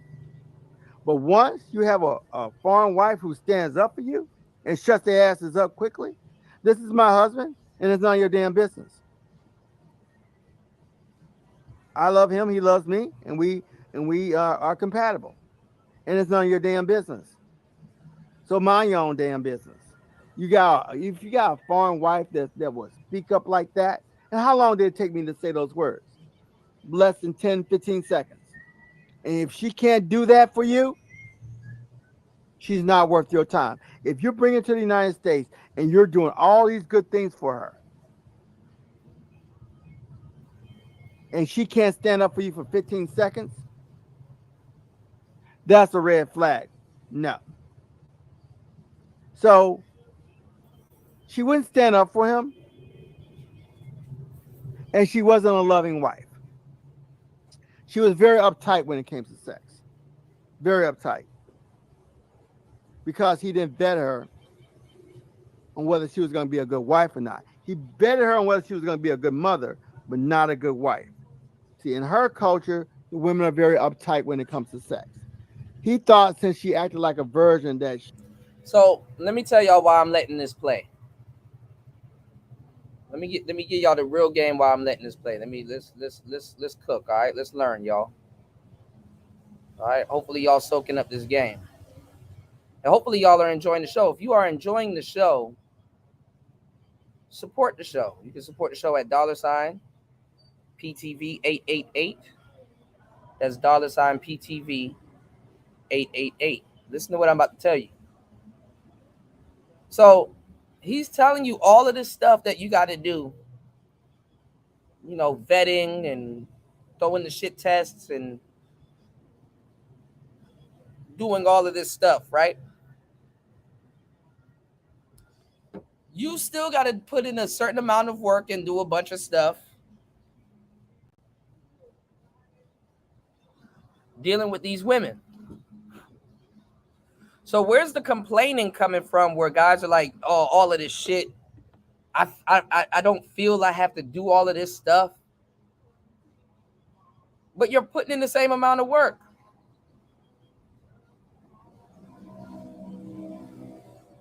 If not, maybe a little bit more. Oh, why do sisters put us through all of this stuff? And I feel that I don't have to learn the game and learn all of this stuff. I just not got to go get a foreign woman. And then you still got to go get put through some shit. You still got to vet. You still got to court. You still got to put up with attitudes and stuff like that. It don't stop. So it's crazy how the anti-dating coach is trying to be a dating coach, but damn near worse than a damn dating coach to a certain degree.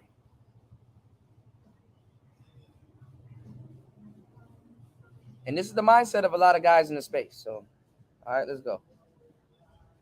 Get back into it. she was going to eventually loosen up. But in reality, she was not going to loosen up because that's just the way that she is. That's the way the women are in that culture. When it comes to sex, they're very mechanical. They're just going to lay there. They're not going to take part. They're just going to lay there. And that's not any fun. Now, in the beginning, it seems kind of interesting because she's acting like a virgin.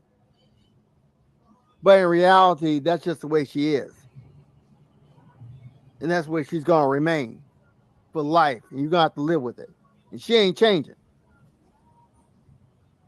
Whether it be her culture that's telling her that sex is a sin, you got to take that in consideration. So she may be traditional, but she may be a little bit too traditional to the point where she's uptight about sex. Western men have a hard time dating outside of the States. You know, I'm not even gonna lie, being westernized is a motherfucker, bro. Because a lot of y'all won't believe me if I told y'all a lot of y'all won't get along with traditional women or what y'all think is traditional women, because that's not the reality in some of these countries. You know, the expectation of what y'all think it is. Y'all, to a certain degree, got a botched view of what y'all think traditional is due to the traditional I mean, due to women that you like not being traditional. All right. And will remain uptight about it. So she wasn't the loving wife, and she wouldn't stand up for him. So that's why you got to vet these women very carefully. All right? Because I'm giving you this free advice, but you want to pay thousands of dollars for this damn con artist to trick you. Don't go that route. These dating coaches are slime, pure slime.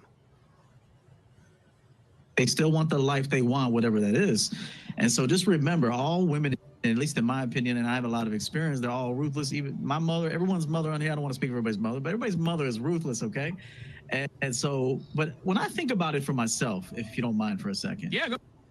Okay, that was a little bit too much generalization right there.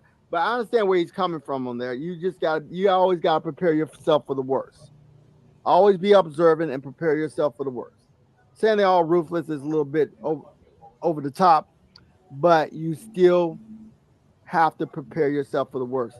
That's why you have to have that red pill lenses on. Be very observant. All right? Be very observant when you deal with foreign and domestic. All right? But I assure you, you're going to be dealing with much less problems because there's no preference for bad boys. How can you assure some? Okay. In these other cultures, in most of these other cultures, there's no preference for bad boys. So you're less likely to get screwed over. That's much less likely to be. That's absolutely not true. You're a lot of dudes don't even know how to date. You're getting screwed over it can dramatically increase in foreign countries. Okay? I talk about that in my book. Certain foreign countries, just the way you move and stuff like that, it can dramatically increase. You'll get screwed over in ways you never got screwed over in the States before. It can dramatically increase. Screwed over and much more likely be respected. Go ahead, you got to think about the preparation involved to actually fly like to Brazil or some shit. Yeah. I wouldn't even get an erection, bro. Like if I had to get on a plane, get a passport. Okay, that's you. Okay, maybe you have some kind of mental problem to where you can't perform sexually. All right, that's a you issue. Your issue. Maybe you need to go. I don't know what you can do to get yourself turned on because it's none of my business. I don't even want to go there. But the preparation of going to a place that's normal is so something's good's going to happen. All you got to do is look presentable, act normal, and be a gentleman. And be yourself. You're in a world where you can actually be yourself. You can't be yourself here in America. You got to fit a stereotype. Especially if you're a black male. You definitely got to fit a stereotype to get acceptance. What do y'all think about his advice? And if you ask these dating coaches to a certain degree, they'll tell you the same thing.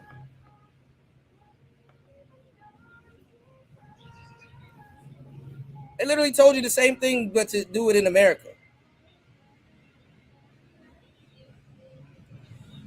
So also you got a lot of guys that will do things in foreign countries that they wouldn't do in America, pretending like they can't do it in America, which is crazy. Now, people are going to hate you because of that stereotype, and people are going to like you because of that stereotype, but you're still not being yourself. Look at Tupac. He thug. Niggas are still making Tupac references. Look at Biggie Smalls. All right, let's go. Max for years to the point where people thought that was his real personality. If you don't know what thug maxing is, it's dress up like. Oh my God, thug maxing.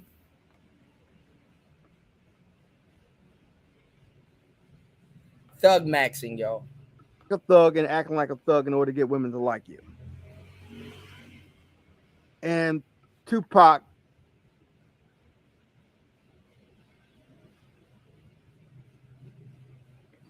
Okay.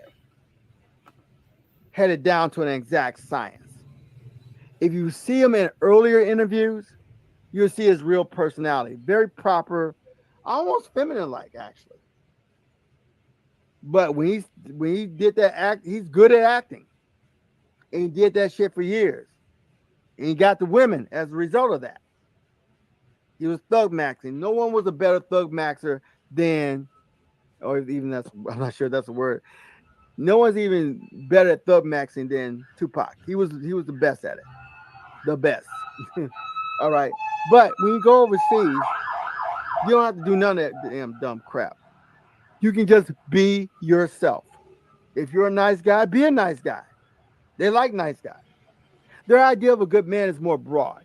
Whereas American women's It's like these guys got so much to say about the game, but the best they can tell you is some shit that some broad tell you. Be yourself. How about being yourself is what's holding you back to a certain degree? Idea of a good man is very limited. Very specific, very limited. To the point where guys have to not be themselves in order to get acceptance. And you shouldn't have to do that. That's degrading. You go where your type is actually wanted and preferred. And that's what these dating coaches don't want you knowing. That your type is actually preferred overseas. The nice guy type is preferred. Overseas where? See, it's so easy to con Americans.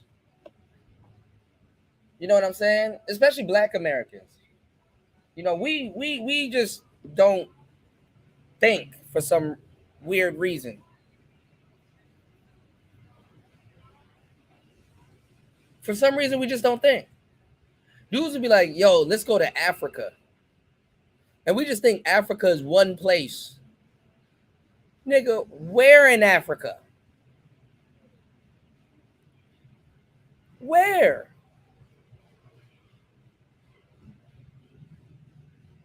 Overseas. Overseas where?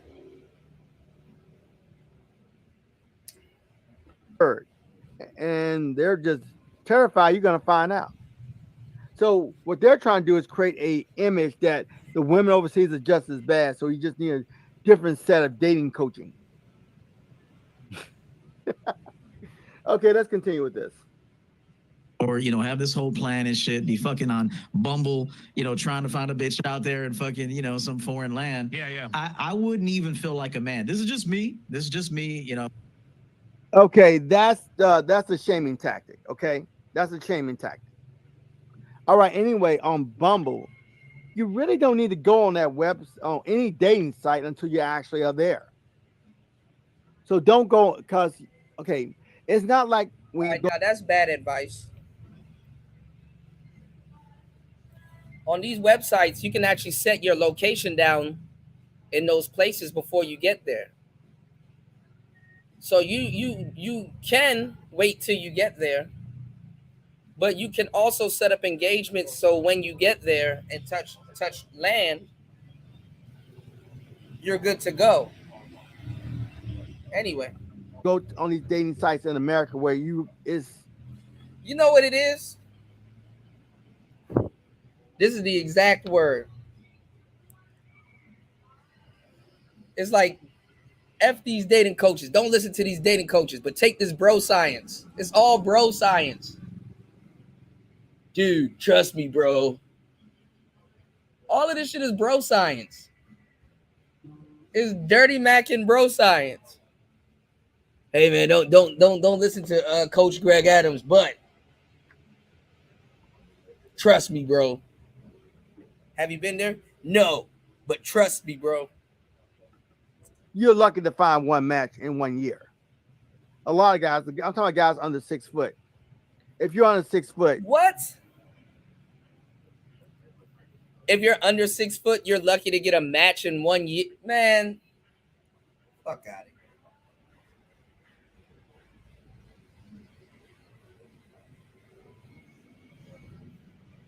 What the fuck? Y'all niggas still believe in Santa Claus and shit. You better off trying to convince me Santa Claus is real.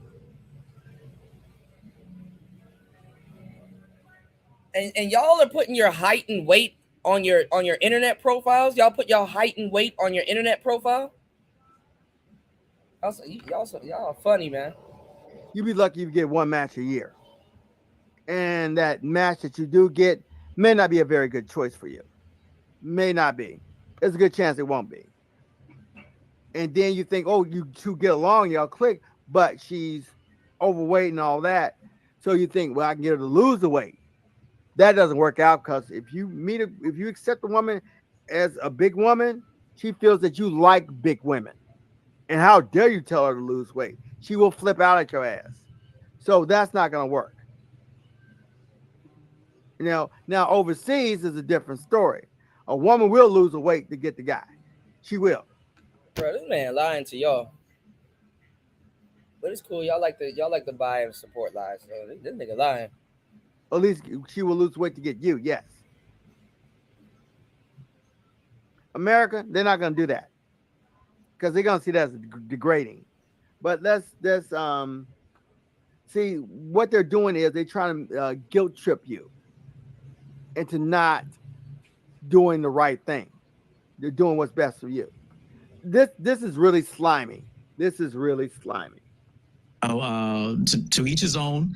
If somebody tells me he likes to do that, I'm not going to frown upon it. That's how you get down, and just be careful. But for me, American women are giving away the pussy. Yep. American women are giving it away. It's too easy to get. Yep. They're giving it away to bad boys, people like him. Oh my God. They're giving it away. They're not giving it away to nice dudes. They're giving it away to bad boys, people like him. They're not giving it away to nice dudes. Oh, so you want a girl that's giving pussy away, but you're a nice dude. They're giving away to bad boys. Players. Because that's what they respect. Nice dudes, your ass is going to have to work. Oh, the nice dude's going to have to work, huh? Jump through a lot of hoops. You can get it, but it's going to take a lot. They're giving away the pussy. It's going to take a lot. Okay. See, the guys like him. And sometimes these guys exaggerate a little bit because they're still spending money on women. He's been exaggerating this whole time, but okay. On women. They actually, if they don't have to spend money on women. AMS revealed that that's bullshit. They are spending money on women. Maybe not in the very beginning, but they eventually have to spend money on the woman in order for her to stay around. Right? Because they keep jumping from Chad to Chad to Chad, okay? And let me tell y'all, this is so backwards. And this is what y'all consume. All you do is consume. They're giving it away to Chad. Chad gets it so easily and stuff like that. Y'all dudes in the black pill space worship Chad more than the women do. Y'all worship women. It's all women worship. The black pill sector is women worship, y'all. Because you assume that all she does is pull Chads. Y'all don't even hear yourself. You assume that she gets the high quality man every single fucking time. What's going on, Cap? Shout out to my bro Big Cap in the building. Y'all hit the like button on the way in. Let's get these likes up, y'all. Let's get some support, man. 6 hours and 38 minutes into the madness, giving y'all a full show. All right. You assume that women gets the right man every single time. Oh, she just giving it to Chad. Chad always gets it. Yep. And I'll say this: that's very limiting to just to think that, okay, I'm going to go overseas and get a woman. Just like us, I do worldwide coaching. What if I only coach? This con artist is such an egomaniac. It's just taking advantage of young men, and this makes my blood boil. And I know that's what they're doing. They're taking advantage of young men. coach guys here domestically, and I said, nah, I can't coach you. You're in Russia. Nah, I can't coach you. You know, you're in China. I coach men in Germany, all over the world. Wow. Okay. And I enjoy that. But to me, I feel like if you're a mark here, you're a mark there. Boom. And they're gonna pick it up faster, actually. Shit. They judge men on different standards, a different criteria. They're not in love with bad boys the way American women are. No. How do you know that? How do you know that? Shout outs to Big Cab. He said my like's still here from last night. I appreciate that, bro. You know? How do you know that? Women of all cultures go after the bad boy. So you mean to tell me Jamaican women don't date bad man? Okay. You mean to tell me Italian women don't date gangsters? There's no such thing as this. It's like somebody telling you there's no such thing as gangsters in other cultures. Yep. Women don't date gangsters in other cultures. They're not having dating problems in other cultures. They just date nothing but good guys. Y'all niggas are whoremongering, but you're good guys. Oh, okay. And something's wrong with the dating coach. Something's wrong with the player. They're pookies, but I'm whoremongering and I'm a good guy. Oh, Take a nice guy in a split second over this clown. In America, it's extreme opposite. So this type of person, once word gets out that he's just a player and he's just trying to have sex. And the niggas tell y'all about America as if y'all don't live in America. Y'all, this is the type of content y'all eating up, man. With men and women as possible. Yeah, he's done. He has to go someplace else. That's another thing they don't tell you. And another thing, what these bad boys and players don't tell you is that American women, their expertise. What are they supposed to tell you? You want to learn from a bad boy? You're a good guy. You want to learn from a player? You're a good guy. They're withholding information from you. What they don't tell you is, so they're supposed to tell you something. So you're aspiring to be a bad boy or a player. American women regret being with them in the first place when they get older. I'm talking when they're in their 50s or whatever. But by that time, their mindset is all men are bad, even the nice guy ones. So they don't eventually start appreciating the nice guys. Don't ever think that, because that's not gonna ever happen. They'll settle for the nice guy when they get older, but they're not gonna ever appreciate the nice guy. They're not gonna do that. They may start going for the nice guy, but they're not gonna appreciate him. Okay, all right. Because their whole game is about survival over there. Yep. Here in America, women can have fun. Like they can have fun fucking with you. Yeah, right. Over there, overseas, I think they really take it serious of how they're gonna fuck with you. That's right. It's like it's methodical how they fuck with you. Here, y'all niggas be thinking, bro, nigga, there's bitches overseas that got more money than you.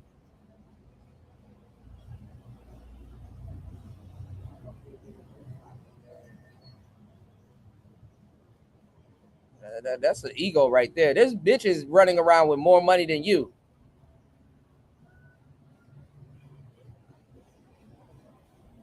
All them little cars, y'all be like, oh, I like the Lamborghini and stuff like that. Yeah, it comes from Italy. You know, you can go to Italy and find a bitch with a Lamborghini.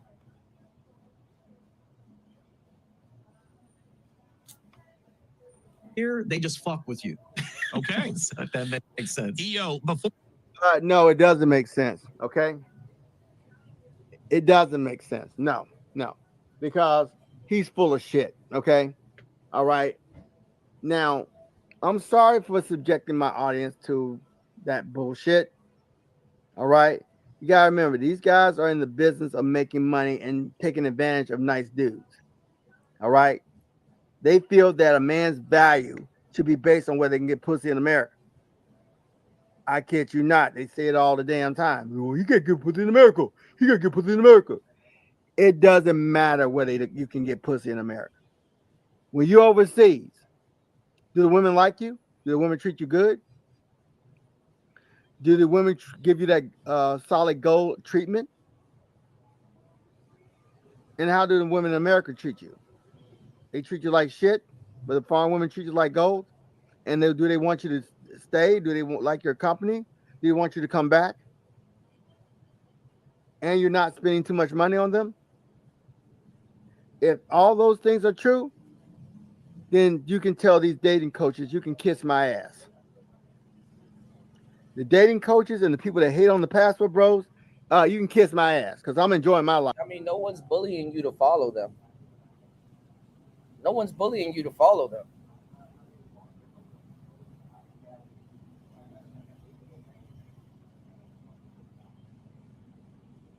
And you better make sure when you leave, that girl that treats you good, she's not off with the next foreigner.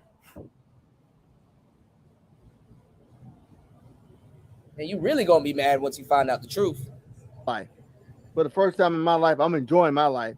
You can kiss my ass. That should be your response. Stay out of my life, stay out of my business. Why are people so much into a man's business in this damn dumbass culture? Why? Look at these 4 clowns. All 4 of them. Clowns. You ain't got time for this. Minister Jap in the top right.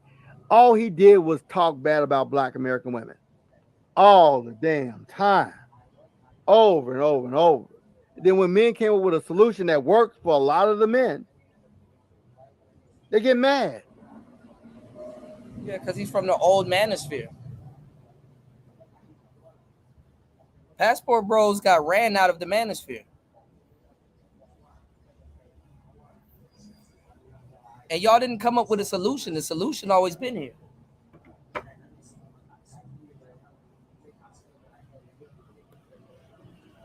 If Jesus can't save these hoes, why are you trying? What make you think you greater than Jesus?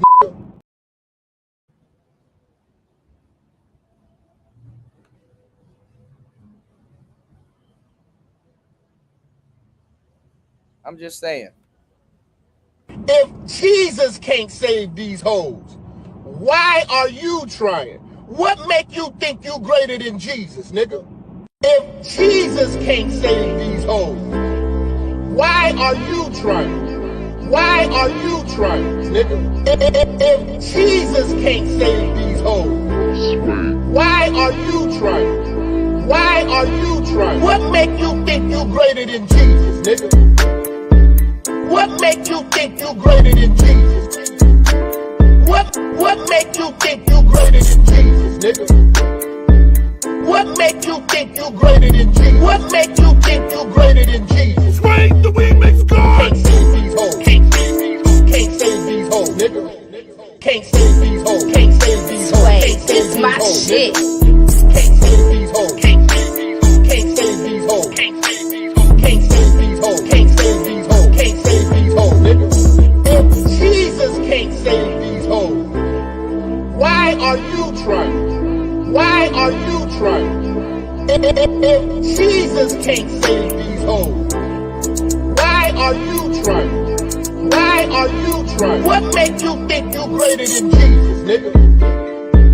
What make you think you greater than Jesus, nigga? Now help me make sense of that. Okay, I'm going to keep this under 30 minutes. All right. But people. All right, they're going to be like, go get your passport. Like, passports never existed before. Now all of a sudden, oh my God, did you hear about this thing called the passport? You can get it. It's like,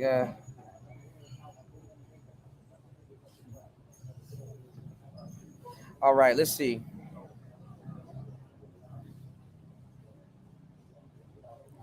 Those red pill guys are so out of touch. That's Rolo Tomasi. They even got female dating coaches. Hold on.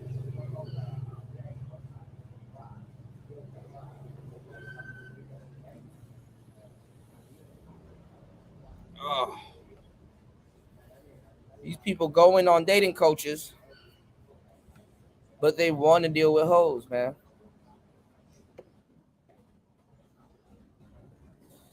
Actually, you know what? Speaking of new movements, hold on. You know, we didn't get a chance to listen to.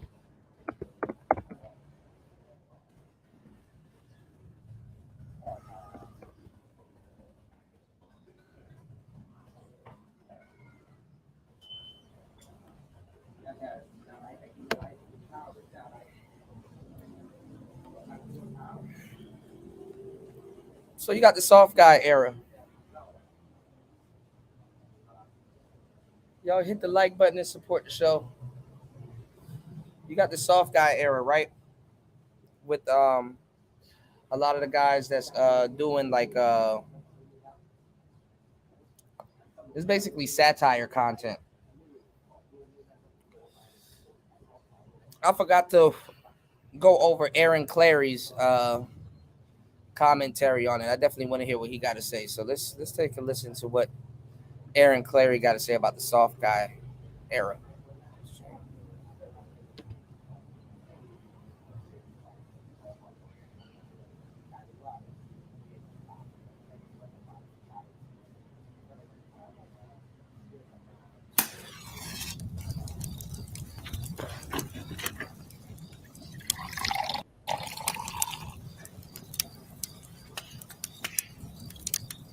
Comb my hair and put on a nice shirt and even put on deodorant today.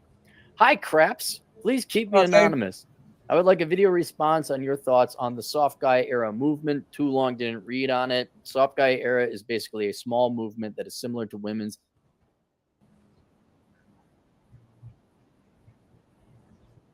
Also not in response to the sprinkle girl, which is the perky lip degenerate piece of shit human being. that one. Aaron, you don't even know her personally. Don't have to. It's called physiognomy. Look it up. Coming out where guys will copy the mannerisms, insults, and language of women, predominantly on TikTok, I might add, to not only mock, but also show that men need to increase their standards if they want to date any women. I learned of this from a buddy of mine that works as a real estate developer of multifamily homes. He's even following the same mannerisms and demands as the soft era guys when the women he dates act up, which I just find this. So let me also add this with this soft guy era shit. It's not even about the dating. It's not even about the dating with this soft guy era shit. Like literally,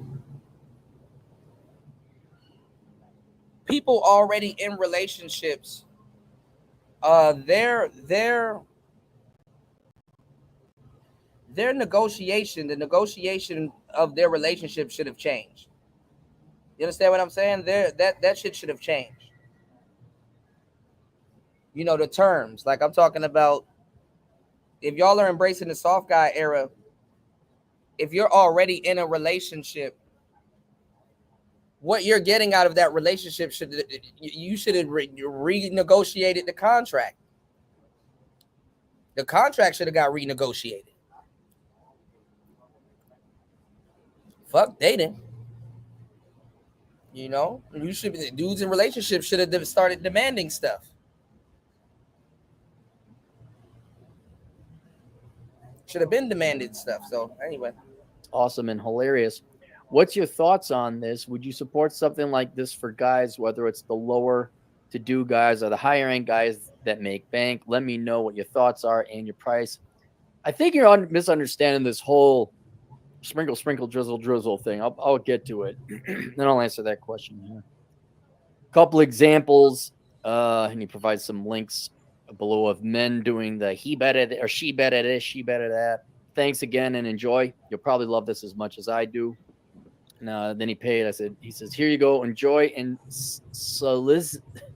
enjoy and Slizity, Slay King. Make sure that you get your surf and turf with the highest Tasmanian lobster T-bone steak with Whistle Pig bourbon. Oh, Atham likes that. It's expensive shit. I asked him for his graduation. You know, he's one of my best friends. Hey, what's your favorite kind of whiskey? I like this special type of Whistle Pig. It's 120 bucks. I'm like, fuck you. I don't like you that much. Get you some basic one. T-bone steak with Whistle Pig bourbon. Well, you get a blowjob. All right. So let me expand a little bit more on the soft guy era. You have no doubt probably seen the TikTok girls and girls on Instagram going, he better this, he better that, and you better pay for my shit. And I'm strong in the contradiction is where I can't stand it. I'm a strong, independent woman, don't need no shit. Look out. But then all these ultimately financial list of demands where he better this, he better that, he better pay for this, he better pay me my student loan, like an absolute contradiction. And all the soft guy era is response to, or drizzle, it's the same thing. Oh, I'm sorry, before I get ahead of myself. And all these irrational, delusional, arrogant demands of women have been epitomized in one particular woman's video where she's a black queen, to quote. Who says queen? He's got a gorilla motif. What was his gorilla avatar? What the hell? I forget his name. And she's just this trash human being, and you girls go get your bag and all the other shit. Well, she came up with a phrase called sprinkle, sprinkle, which is basically go fuck yourself, you know, in a polite way of saying. And now all the guys, I think it was started with 2 guys on a podcast, they started going drizzle, drizzle instead of sprinkle, sprinkle. And they just flipped the script. And in a humorous way, I cannot emphasize that enough. The men have flipped this script in a humorous way. They are not taking it seriously because it's delusional. Or as the kids say nowadays, they say delulu. That's what that's if you want to be hip, that's what kids are. The vernacular, the jargon the kids use these days. These bitches be delulu. See, I'm down with the peeps. And they almost one for one, like you said, she better get me the Tasmanian lobster. I didn't know there was such a thing as Tasmanian lobster, but now I do. And she better this, she better that. If you can't pick me up, if you can't take, I'm not settling for no coffee date and all that other stuff. So you want to know what I think of it. And I think there's a lot more going on here than what meets the average eye. And so let me view it from the lens of economics, because I kind of see it. Been watching this general behavior, and I'll kind of explain, and then I'll answer your questions as to how it would apply to men and all that. All right. First, it helps to view this behavior, whether it's the individual example of the sprinkle creature, or these TikTok girls in general, that you have to you view it from a standpoint of female strategy, female dating strategy, not to use the word of the website, which I don't even know if it exists anymore. But when it comes to any negotiations between 2 parties, in this case, men and women, each individual party wants to get the most out of the other party for the least amount of resources. Love would be 2 people coming together because they want to, and they want to mutually benefit the other person as much as themselves, and it's called mutually beneficial. Unfortunately, that is exceptionally rare. I estimate 4 in 1,000. Please go get my book link below called The Book of Numbers to see how rare that true love is.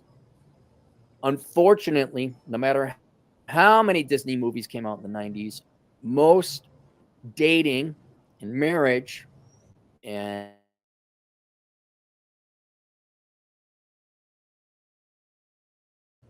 All right, hold on, y'all. Called mutually beneficial. Unfortunately, that is exceptionally rare. I estimate 4 and 1000, please go get my book link below called The Book of Numbers to see how rare that true love is. Unfortunately, no matter how many Disney movies came out in the 90s, most dating and marriage and interaction between the sexes is adversarial. It's competitive. And so just like you want to negotiate the price of a car down to get the most car for your buck, the car dealer wants to give the least amount of car out for the most amount of money. And women, it's the same thing. And when you look at either this individual's sprinkle girl. All right, but see, it's not necessarily the same thing with women. All right. And I said it in my last pre-record that you guys can go watch on this channel. When it comes to dating, other than women getting certain things, women are just throwing shit at the wall, hoping that it sticks. They're just throwing shit at the wall, hoping it sticks. That's why they say like, oh,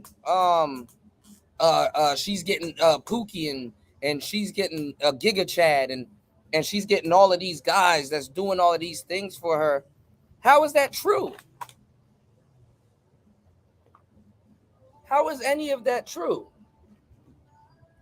Dudes worship women because women will be like, women will hear, if women could really hear how the incels and the black pill cats talk about them, they would laugh.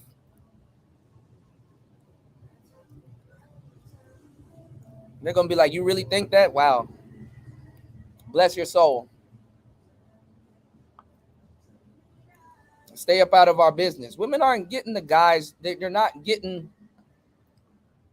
Like if you let these guys talk, it's like, damn, she gets every guy that she wants. She gets every single guy that she wants. If that's the case, then she would be married. If women got every single guy that they want, why aren't they married? So why would you believe one piece of BS information and not start to question all the other stuff they feed to you? Because the same guy will be like, oh, women are using good guys. I thought she dates Chads. If she's dating Pookie and Ray Ray and she gets all these Chads, why does she need to even look at the good guy? She would just get another Chad. Because she can get them that easily, right? Oh, but the dating coach is lying. Okay, I get it. Her delulu. He better this, he better that.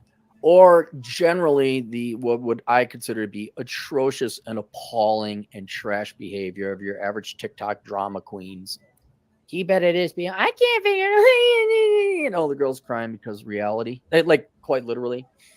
If you view it through the lens of a strategy, especially as acting as a group, a cartel, that's my main thesis and premise, that if girls kind of can send out a message as a group, a front, and this isn't even conscious. They didn't have a committee, they didn't have a conference, but they kind of intuitively know that if we band together like a tribe and we act a certain way on the internet, there are some negotiating and benefits we get in the adversarial, not mutually beneficial negotiations we have with men.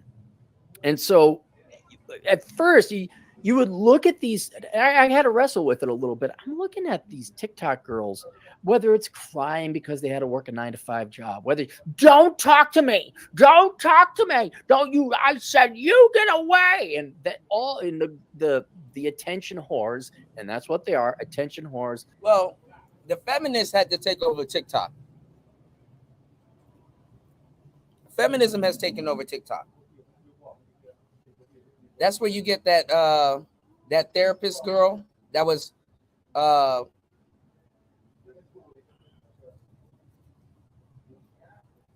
basically reciting some stuff she heard Cynthia G say. She was running around with Cynthia G rhetoric, and another woman got her fired, which is crazy because a woman got Cynthia G up off YouTube. So the feminists, they were taking over TikTok because younger girls are on TikTok twerking and dancing and shit.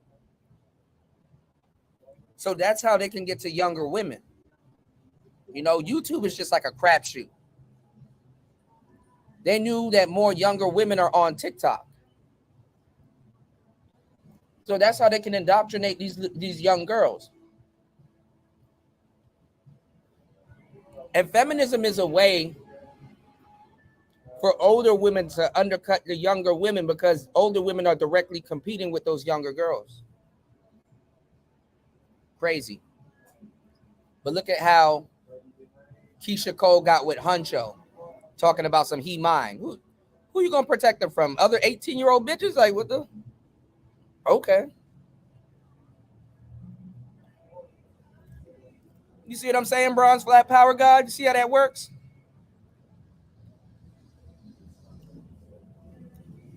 Keisha Cole done quadruple dipped her cookie.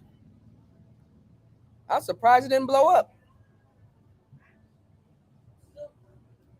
They said when she wrote Sent from Heaven and crying about love and shit, Huncho was 6 years old when Sent from Heaven came out. I said, damn.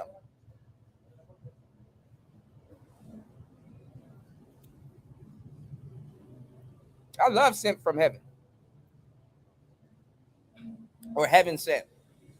Of girls putting the camera up at the gym or your rank and file, TikTok girls gossiping like a fucking Teen Beat magazine in the late 80s. To the average normal thinking man, to a mature, responsible adult, for someone who would like to fall in love with the opposite sex, you look at that and like, what the fuck are they doing? That is not helping anything. It's repulsive. And then you get this deep gut. So what is some stuff She-Ra 7 teaches? Like, if y'all don't know who she is, y'all can go look at my special when this goes off. Why is she so bad? Well, she tells women to go after certain men, even older men, and she calls those men targets.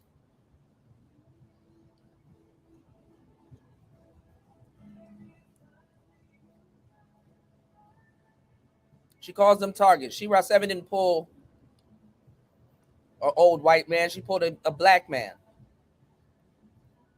Pick up on what I'm telling y'all.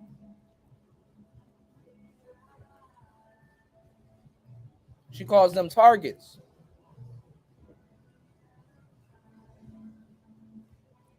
She teaches women how to steal, swindle, all that good stuff, right? That's the spirit. Steal.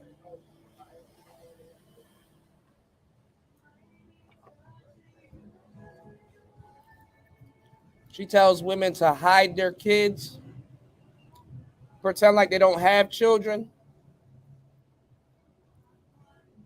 until you get him to a certain point, and then guilt trip him. Tell him that the reason why you hid the kids from him was because you knew that if you told him that you had children, you thought he wouldn't like you.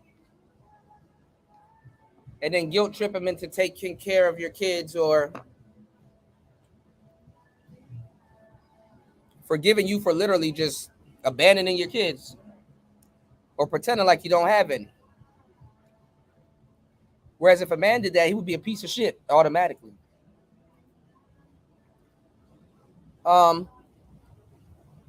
She tells you to date old men.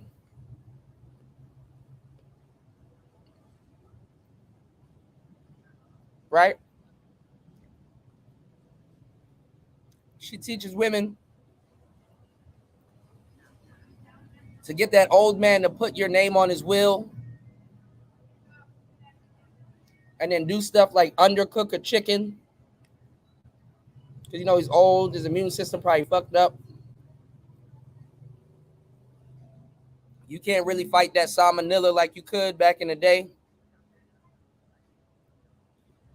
Just evil stuff that I've covered that she's telling women to do. Undercook a chicken, bro. And you get that salmonella. Dirty work. Kind of heart sinking. You're somebody, are they all like this? And whereas I'd say No, they're not. A lot of it is internet fanfare. A lot of it is clicks and all that. Based on female behavior in the dating market, and I have to put an asterisk 35 and below. Oh.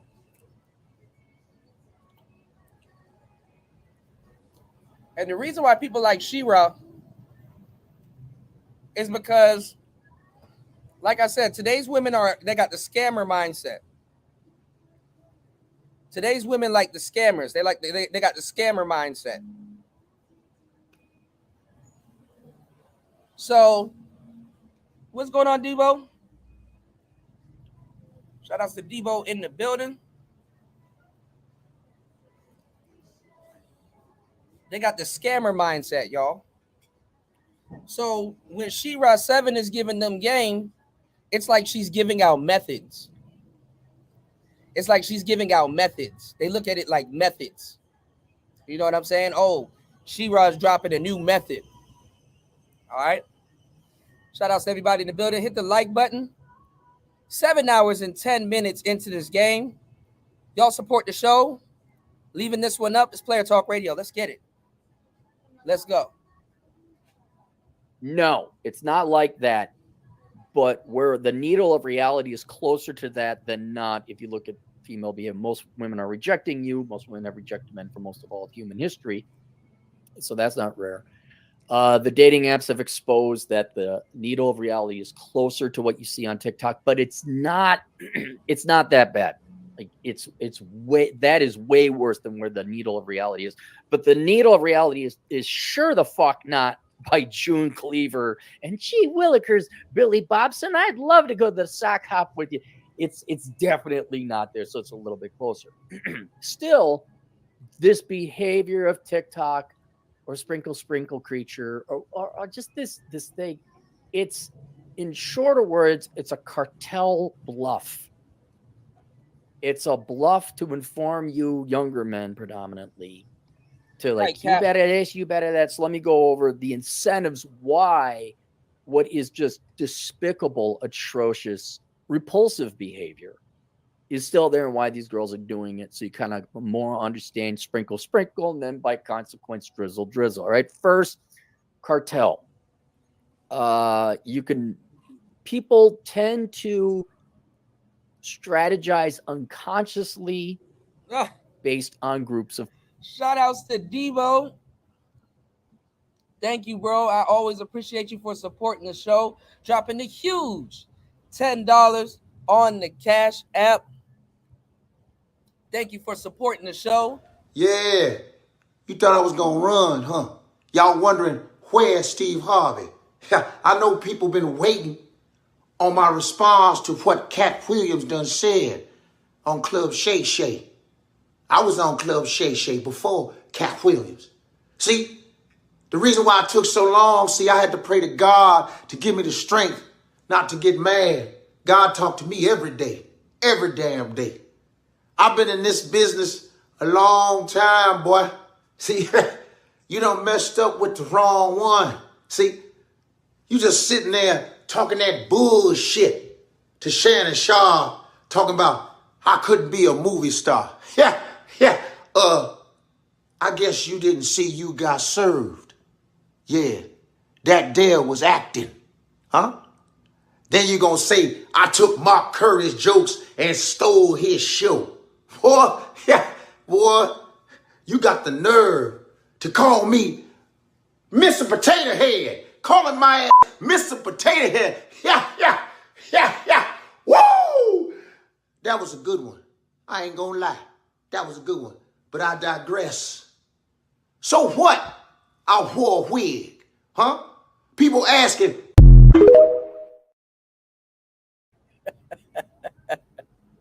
Shout outs to my bro Debo. Thank you, bro, for supporting the show. Yeah, 7 hours and 10 minutes into the madness. I'm going to leave this one up for you guys. I got y'all, man. All right, let's go. People. What's going on, Hanamichi? Whether it's tribalism, actual tribes, getting in hooliganism fights because one team beat the other, whether it's soccer or football or whatever, stuff like that. Gang colors, we're with the East Side gang, we're with the Blue Street gang, What the hell? You're the exact same. Why? Well, because they're on the blue side. There's always some kind of flag to rally around. And no different than, say, OPEC as an oil cartel says what we're going to do is we're going to limit our production to drive the price of oil up. So we as a cartel get more. Women, not as consciously as an OPEC cartel, but with a lot of self-regulation and all that, have historically limited the amount of sex, kindness, sweetness, feminine beauty, whatever else they've meted out to men. In times past, they wanted, because eventually they did want men, but now they don't really need you guys. I'm not going to go into the economic reasons why, or because of white collar work or the Industrial Revolution or anything like that. But women don't really have that much interest or demand in men today. And if they are going to go out with men, they're going to demand a lot more. And if women act like a group, consciously or not, and kind of say, well, we have these new high standards and you must meet them, they as a group, in powers in number, strength in numbers, can extract more from men. And kind of they have. Now, I've been giving you guys the game for a long time. One of the things I've always said is that women have a never-ending to-do list. A never-ending to-do list. It never ends.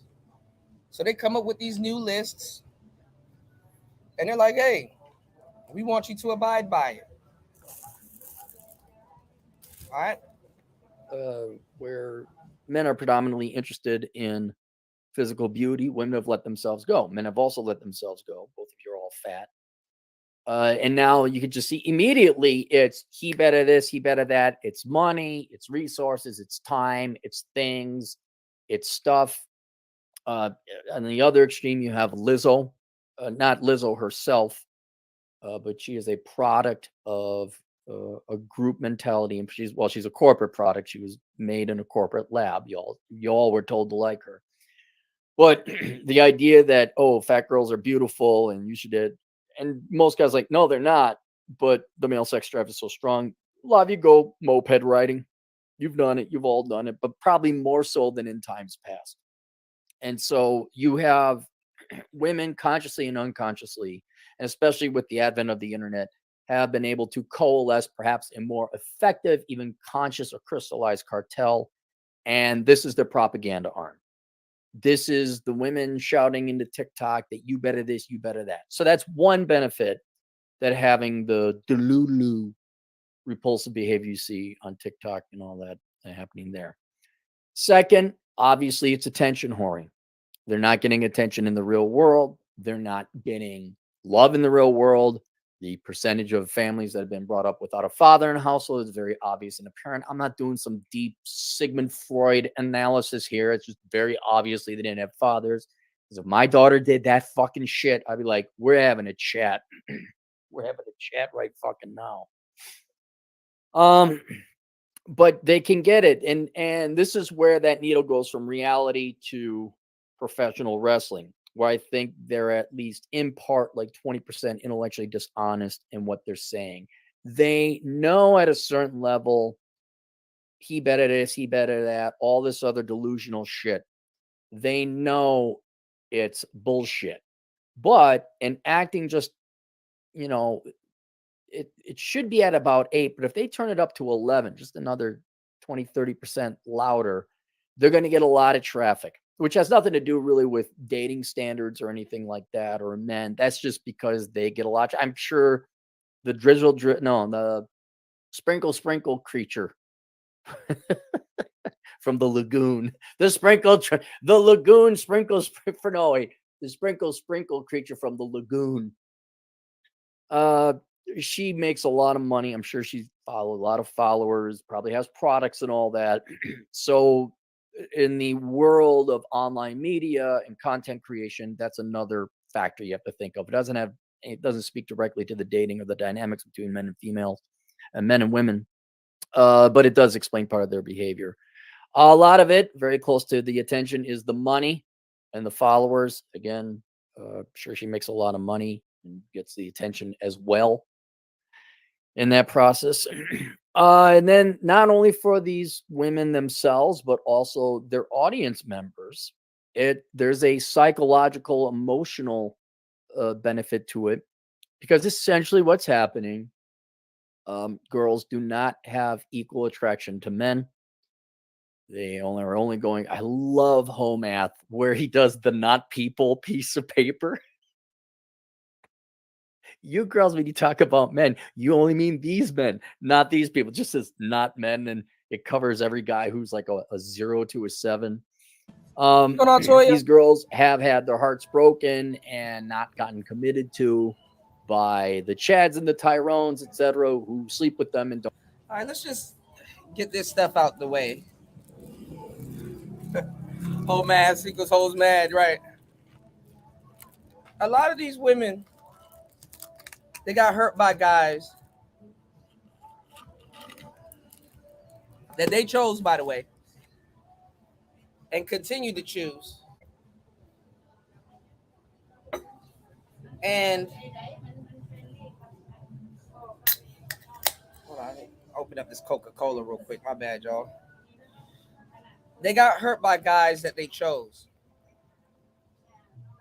And then they just have no respect for men. Like, I mean, they're really trying to play, scam them, you know, trips, not even money. I mean, women play a dangerous game. I mean, when you think about it, if a guy got mad or wanted to get back at women, I mean, obviously, niggas will probably just do shit for sex.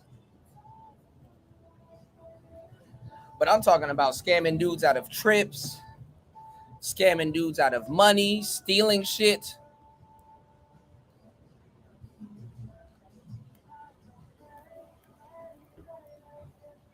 You just don't give a fuck at that point. So She-Ra is encouraging women to play a real dangerous game. A very dangerous game, mind you, that could possibly pay off. And putting in all that effort only to turn around and not have no guy in the end is crazy.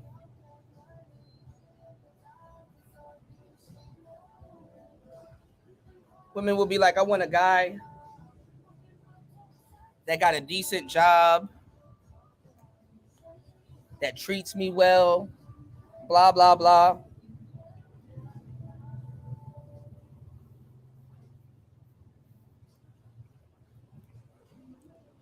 And then when they get them, they're doing She-Ra 7 moves.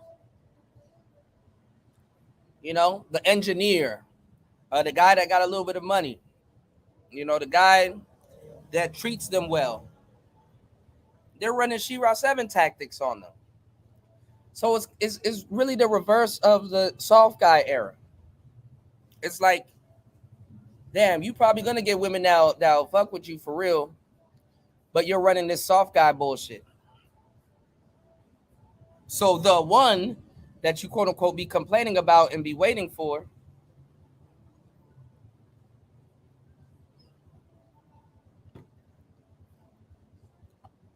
screwed them over.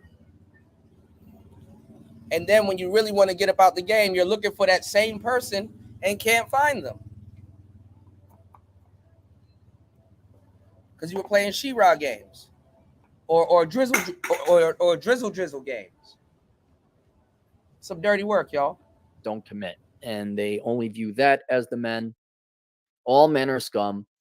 And not too unlike how you guys get rejected by women and then you like to see them be old post-menopausal spinster cat ladies. It's the same thing on their end. They like to see, they like to get the revenge. They like to see a woman. Remember the fat chick? Like, maybe this is going way too far back.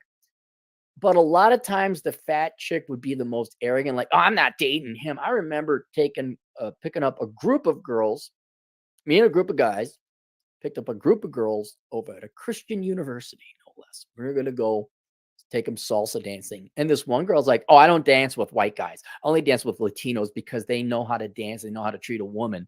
And she was the fattest and the ugliest one in the group. I'm like, fuck off, lady. You can go have him pick you up. Like, right on the way to the fucking dance club. Like, I can we go back to the 80s where it's like just a little bit of fun and maybe some of us might hook up later. Anyway, here's where the bluff comes in, where we don't need you, haha, and girlfriend, know your worth, where they've been rejected and they want to see a champion or a propagandist or a mouthpiece.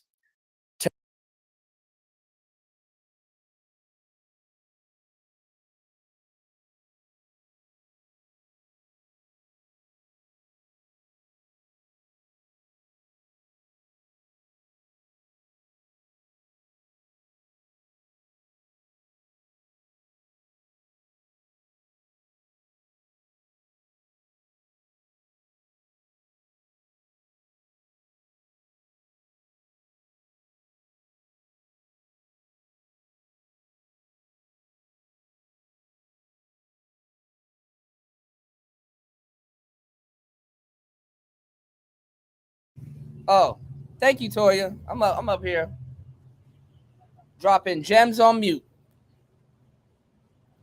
Shout out to my bro Devo. I was saying I agree with you, Devo, because I did a whole series on She-Ra 7, right? And like I said, I had a whole section in that series where I'm like, I can't blame She-Ra, because no matter how much dudes I warn and how much information I give to men or women, a lollipop gonna get licked. Lollipops get licked. A lollipop gonna get licked. So it's like, because you got dudes that's just gonna barrel towards it, and people ain't gonna listen. You got simps ready to hand over the cash. So who am I to get in between a prostitute and a John? A woman and her trick. You know what I'm saying? Can't get mad at it, because dudes are gonna openly want to do it. Like with the passport bros. If they want to openly go to other countries and go monger, well, if there's a dating coach telling Colombian women, yo, get their money, which there is,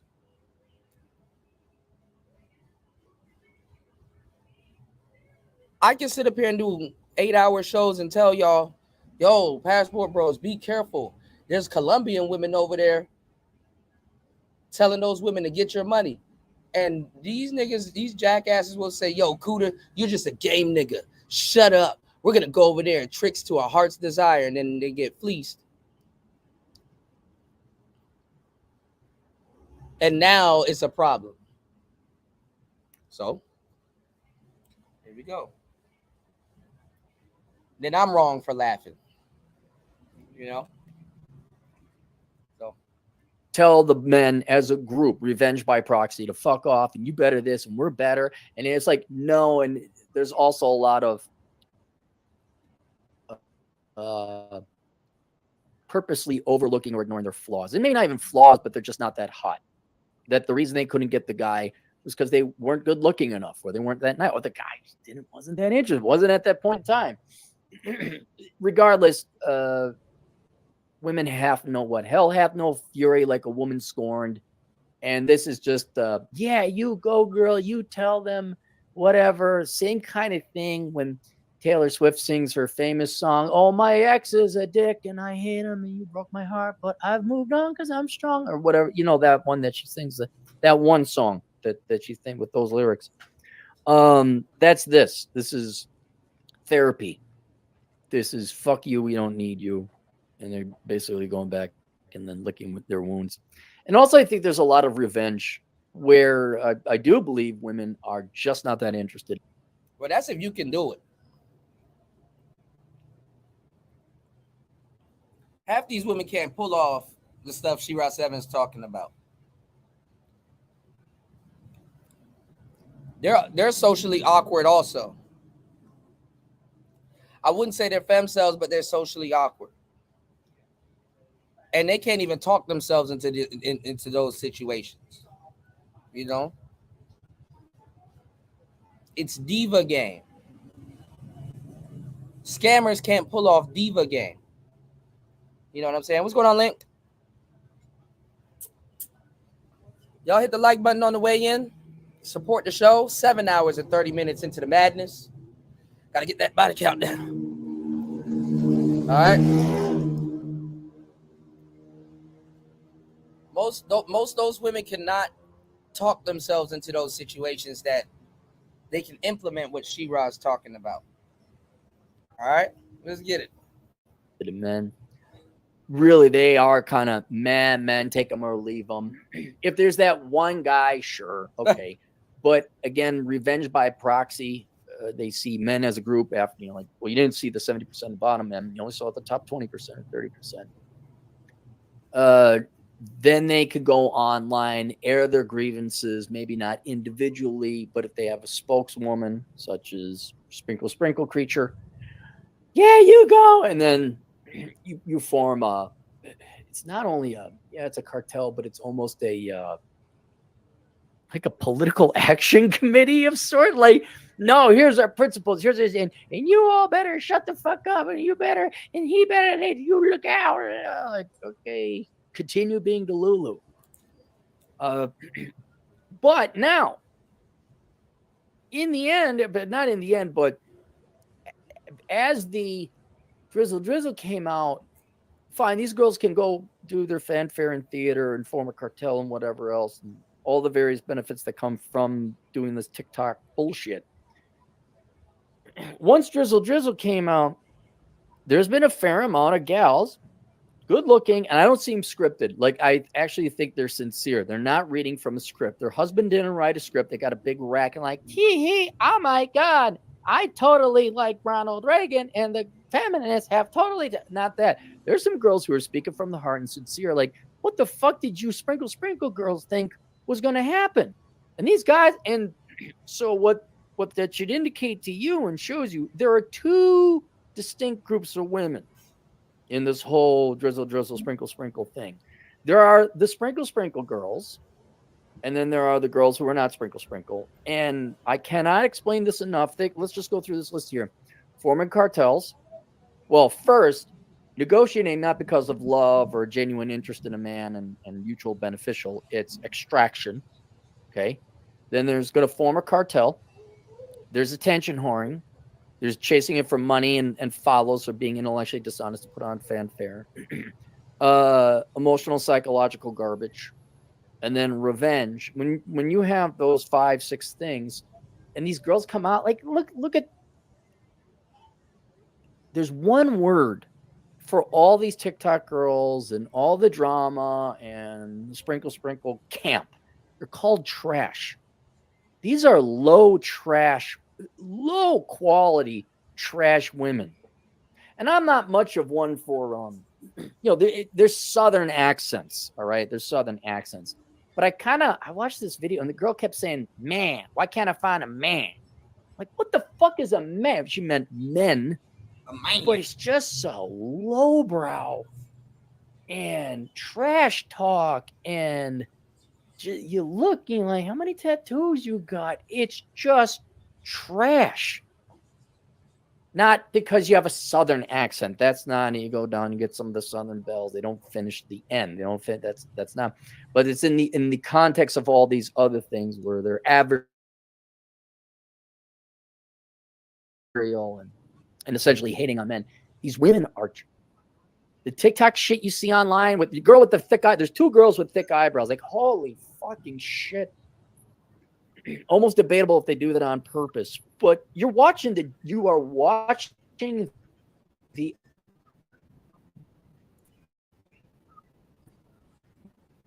American women. You are watching the springers.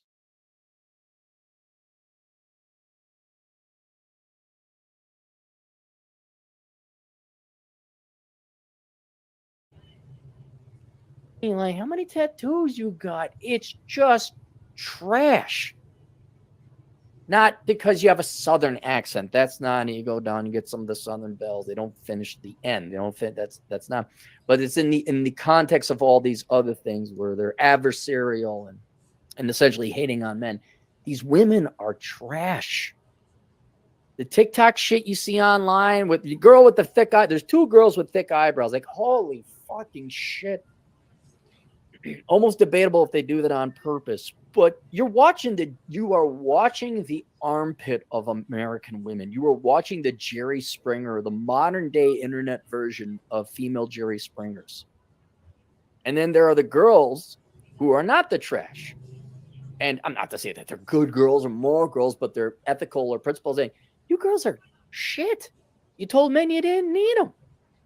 They're like, they don't hate men. Now, they may not be huge champions of men. I'm not saying they're all June cleavers and they all vote Republican. They wish for Ronald Reagan days. I'm not saying that, but at least they're intellectually honest and they obviously don't hate men. And so the existence of the good girls who've come out in pretty significant numbers show you that even women are disgusted with this behavior. And the women who are engaging in this online TikTok behavior of, oh, drama, are trash. They are low-quality women. And for a multitude of ulterior motives, they engage in this type of behavior, which unfortunately, because it's such atrocious behavior, it gets popular, it gets forwarded, and it informs men of what women's opinion of men is, which is way more negative than it actually is. We're still again, the needle of reality is not near, Claire Huxtable. It's nowhere near Claire Huxtable. It's closer to the sprinkle girl, but it's not that bad. Anyway, so this unfortunately gives men a more negative opinion of women than what it is. Now, in comes the men, the drizzle movement, which I guarantee you they didn't sit down and figure this out. They were just like shooting the shit, and it's nagging is what it is. The sprinkle crowd, largely men ignoring them. Like, get the fuck out of here. This is trash. Get the fuck out of here. Especially because the requests are delusional. You better take me to some. What was it? And you gotta be careful because the guy taking the girl to a Cheesecake Factory, I believe it was. She's like, this is shit. Wasn't that set up? Wasn't that looked like Cafebi Theater? But the delusional expectations, men can't even deal with it. They're like, no, that's delusional. I can't. You're wrong. There's no opinion here. You're just wrong. There's nothing wrong with going to coffee. Nothing wrong with you. Like, hey, don't lie about your weight. Hey, don't lie about having other guys' kids. These are very simple things. And men just don't have time to deal with that bullshit. However, it's like digital nagging. Ain't no guy married here, but we still got to deal with this shit in our inbox. And I think these guys, after a girl pokes at a guy enough, the guy's going to respond. And the guys have just looked at this like, this has to be addressed. This is such bullshit and so delusional that the only thing they did was simply apply the same standards women applied to men in this particular case or that particular group. And it kind of tells you everything you know when you start seeing the reaction of the women. And it's visceral. It's emotional. I think a lot of times it's authentic. When the guy's like, he better get Tasmanian lobster. I'll never forget. I don't even know if such a thing exists now. I got to find out. When I like, well, he better pay for my, or she better pay for my rent, and she better this and bail me out myself. I ain't got no broke ass bitch. You're like, what?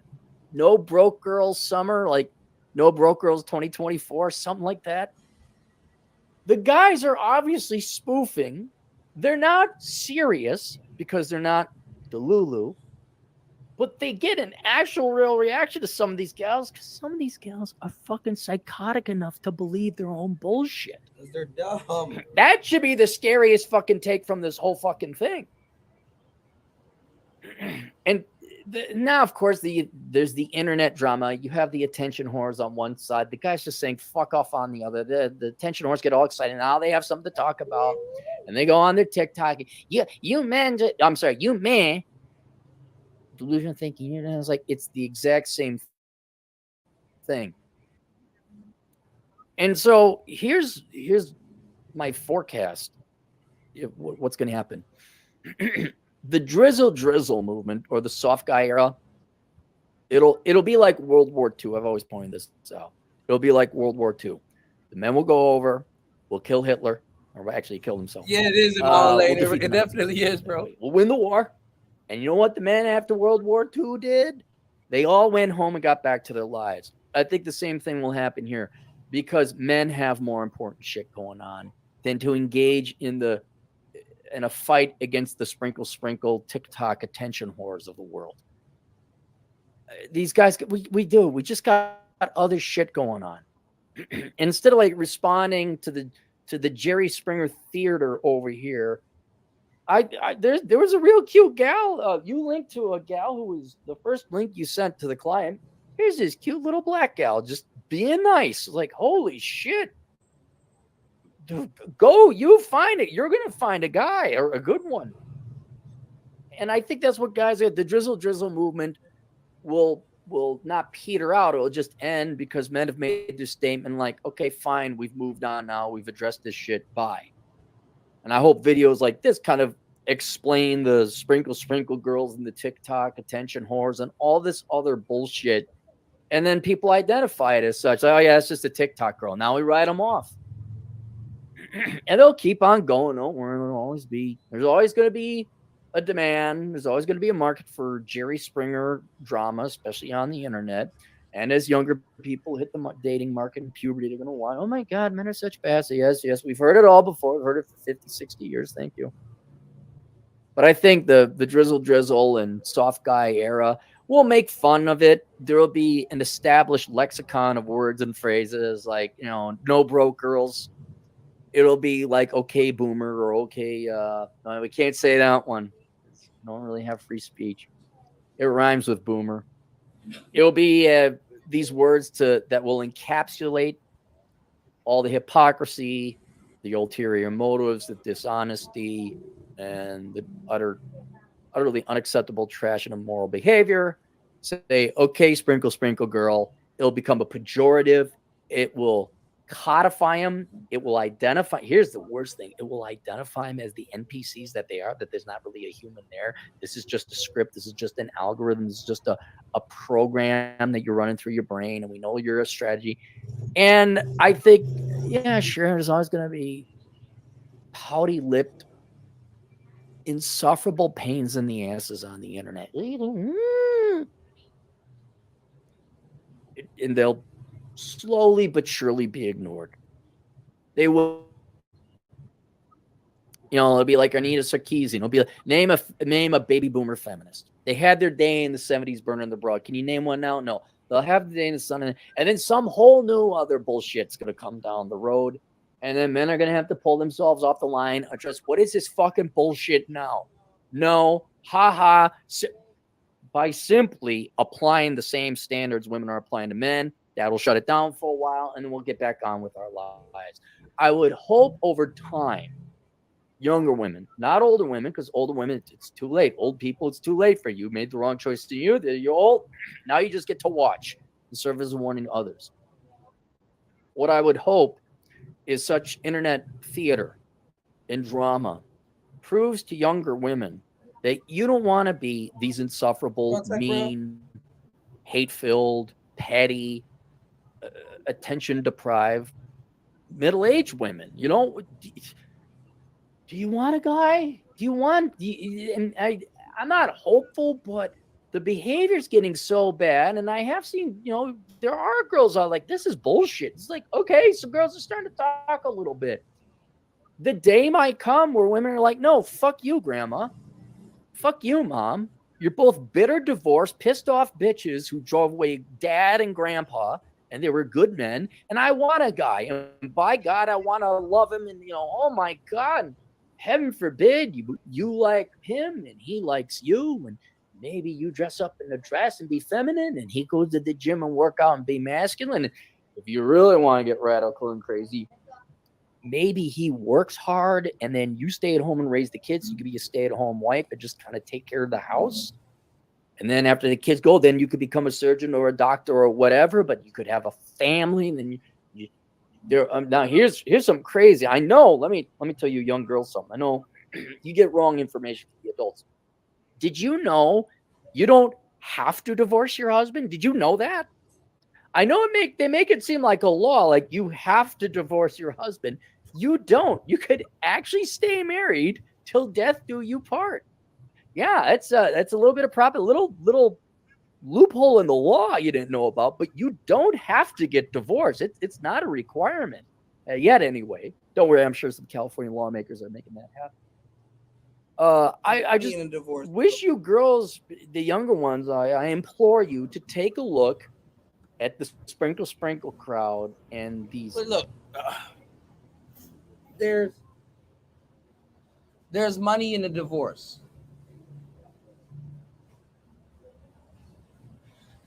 There's money in the divorce, and the women and the goddamn government is in on it, you know.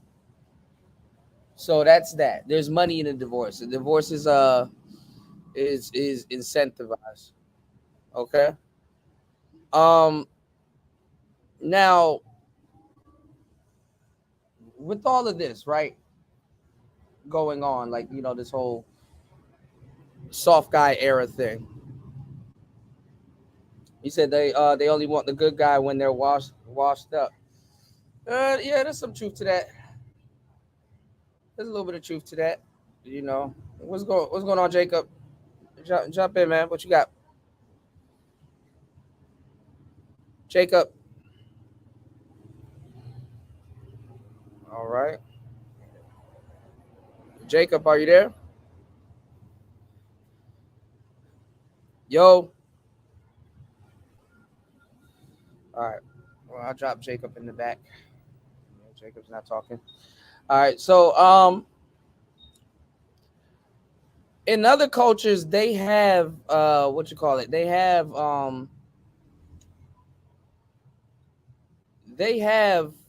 like, you know, a class of women, older women, that they can actually talk to and get sound advice. You know what I'm saying? They can talk to them and get sound advice from them.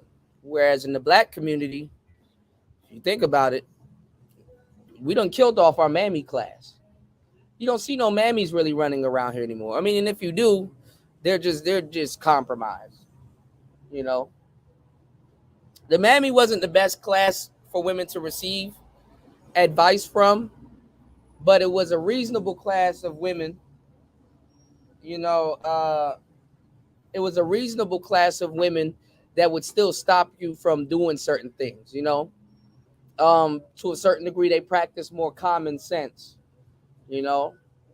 The mammy class would have been, and probably the class where She-Ra got laced, you know, because mammies were madams. You know, mammies did practice madam logic, you know. And that's kind of what She-Ra does. You know, you have a madam.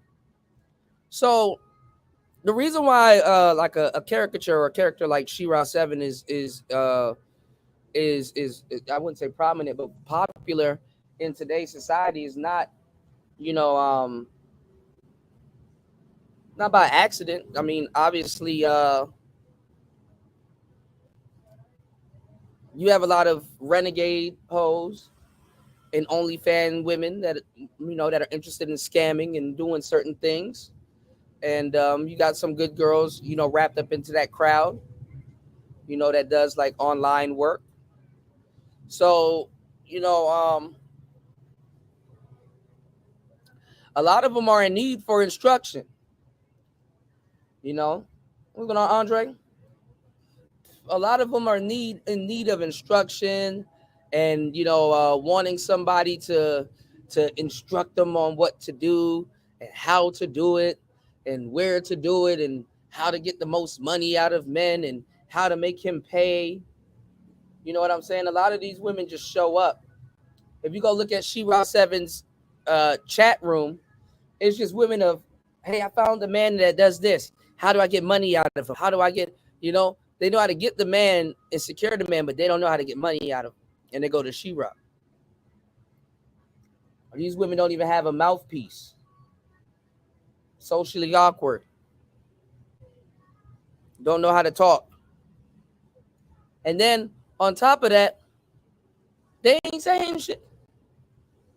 Remember, men say 10,000 words a day. Women say 30 to 40,000 words per day. Ain't talking about nothing, not interesting. And then on top of that, they know what they finna do to you. You're a target. They're trying to study you and stuff like that. But some women can't fake for a long time, so they got attitudes and they treat you a certain type of way. And what I mean is that they don't even really respect you.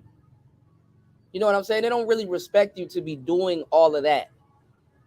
So they're not going to be super interested in holding a conversation or getting you into what's actually going on, because they're ready to, they ready to bounce, after they get paid, or they're ready to just get you to, they don't even respect. The fucked up part is that they want to get paid from you, and they don't even respect you because you pay them.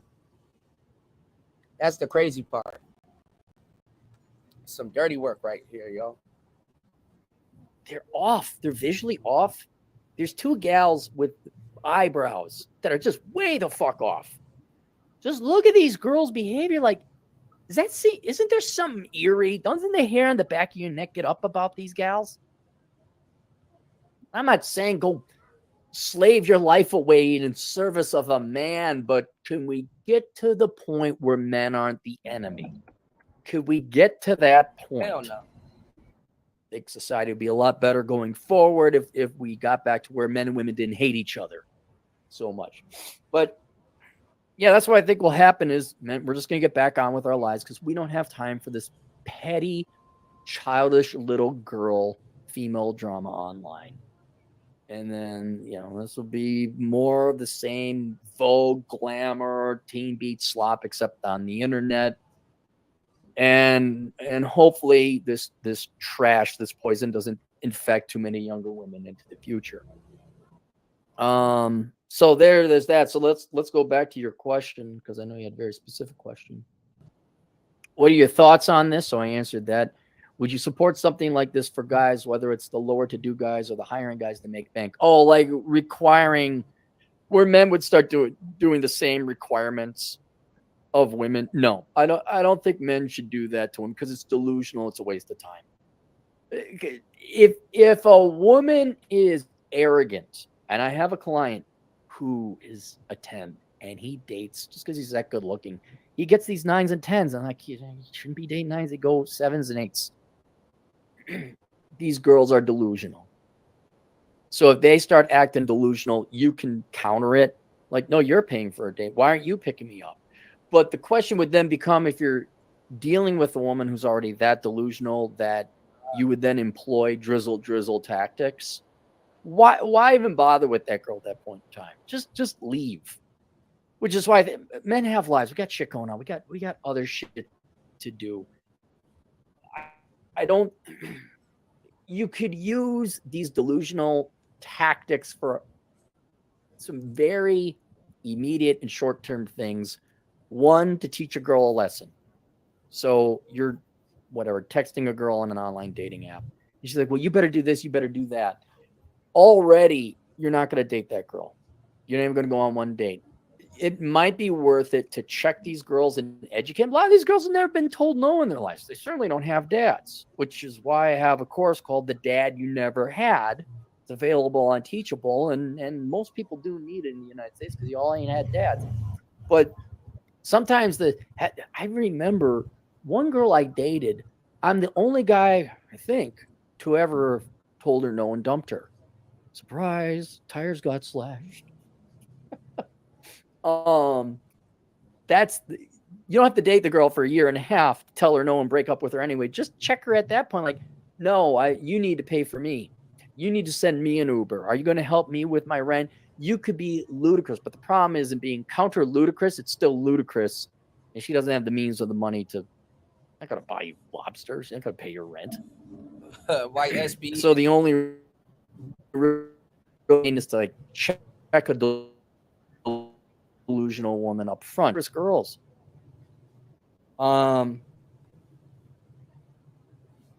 Lower end guys, high end guys that make bank. No, I think it's it's not going to work for these girls. It's not working for these girls. There's less dates going on now, less marriages, so it's not happening. This would not lead to you meeting a girl. It wouldn't. You would just use like that. I'm out of here. I'm gone. Let me know. Demand software women date ad, which I find awesome and hilarious. What are your thoughts on this? Would you support something like this for guys, whether it's lower to do guys or hiring guys that make bank? It wouldn't be lower or higher end. It'd just be any man who has shit going on. You don't have time for that shit. You want to find the nice, sweet black girl that was talking and defending men. You don't want to waste your time with these delusional girls. You make a funny ha, you lampoon them, and you get on. You embarrass them a little bit, either in conversation or online, and you move on. And it just so you know, it takes people decades to figure out they're wrong. And sometimes they never figure out they're wrong because they got too much ego and pride. It's even my generation of gals are some are, oh, maybe I shouldn't have married the douchebag. Maybe I should have married the MBA, not NBA, MBA. NBA has skill and talents. MBAs don't. Party frat bro. You know, maybe I shouldn't have divorced my stable husband, and they're 48 and they're getting old and frumpy, no guy dating them. Even then they're not. They're still double down. You don't have time. Your life is too short to be dealing with the sprinkle girls. Trying to get them on dates, certainly not. And certainly, but also not negotiating or trying to teach them a lesson. Just let them be deluged. Just let them go. You think she's going to find a guy? You think there's going to Now, also, I'm going to tell y'all something. She-Ra 7 is married. What's up with the married people fucking up the game? Fucking up the dating game. Married.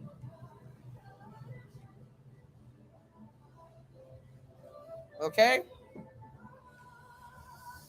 Now, she is blowing up on TikTok and has been blowing up for the past year, a little bit over a year now. Right?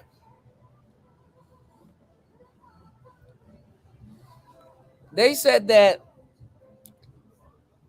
that's not her channel on TikTok. I just logged into my TikTok. They said that that's not her channel on TikTok. That somebody else uploaded her stuff and was really making bank, which is funny as hell.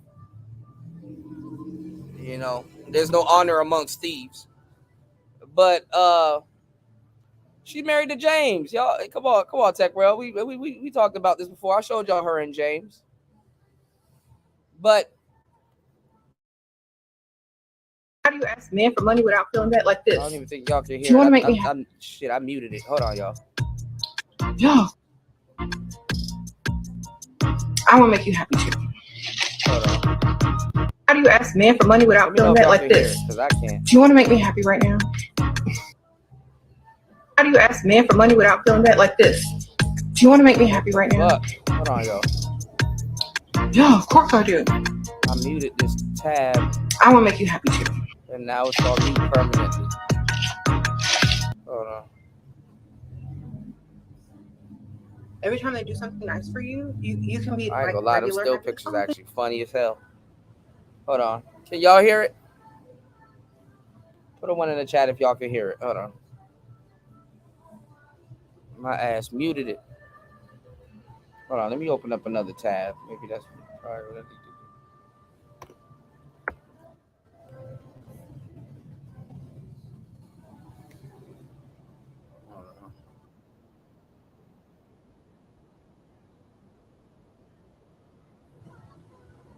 Let's go to She-Ra 7, sprinkle. All right, hold on.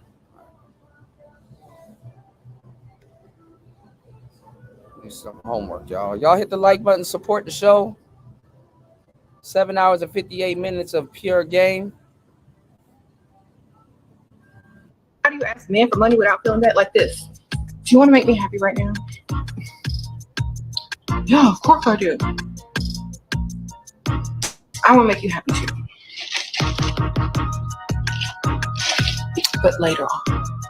Well, what do you want? Then whisper in his ear like this. I want you to take me to the ATM and give me as much money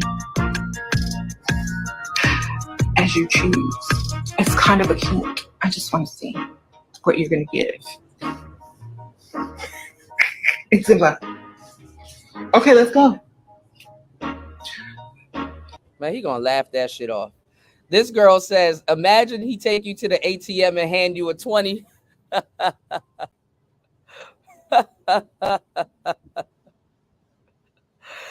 Oh, that's actually funny. Imagine if he heads to the ATM and hands you a 20. Hold on, y'all.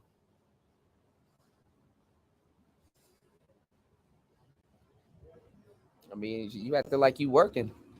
Then you're going to say, no, never mind. You're going to tease him a little bit. You're going to say, never mind. How about the next time we see each other, you just bring it to me? He already know he gonna seduce you because you just whispered in his ear, and you know what that do. How do you ask men for money without feeling that? Like this. All right, hold on. So many women are struggling to be mean. Signs he's a dusty. Sprinkle. TikTok, a different place, y'all. It's a whole different beast. Sprinkle, lady. Dating advice, dating tips. The thing I love about the sprinkle lady is that she's teaching this like dark feminine stuff, but she is reiterating to a black man, y'all. Reiterating. Why y'all don't understand what's going on? The reason why you should be doing this, the reason why you should be jumping through the mental hoops that you have to jump through to be this man-eater persona is so that you can get something out of it.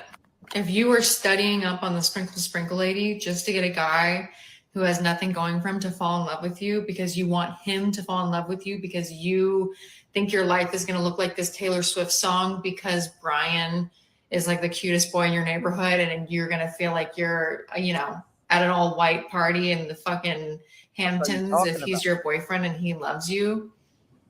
That is not why we're learning this information, okay? Because that doesn't exist. That's not a thing. That's a Taylor Swift song, okay? We're not using these things to get a man to love us. That is often what happens because we're all right. And the white players ain't about to play this. So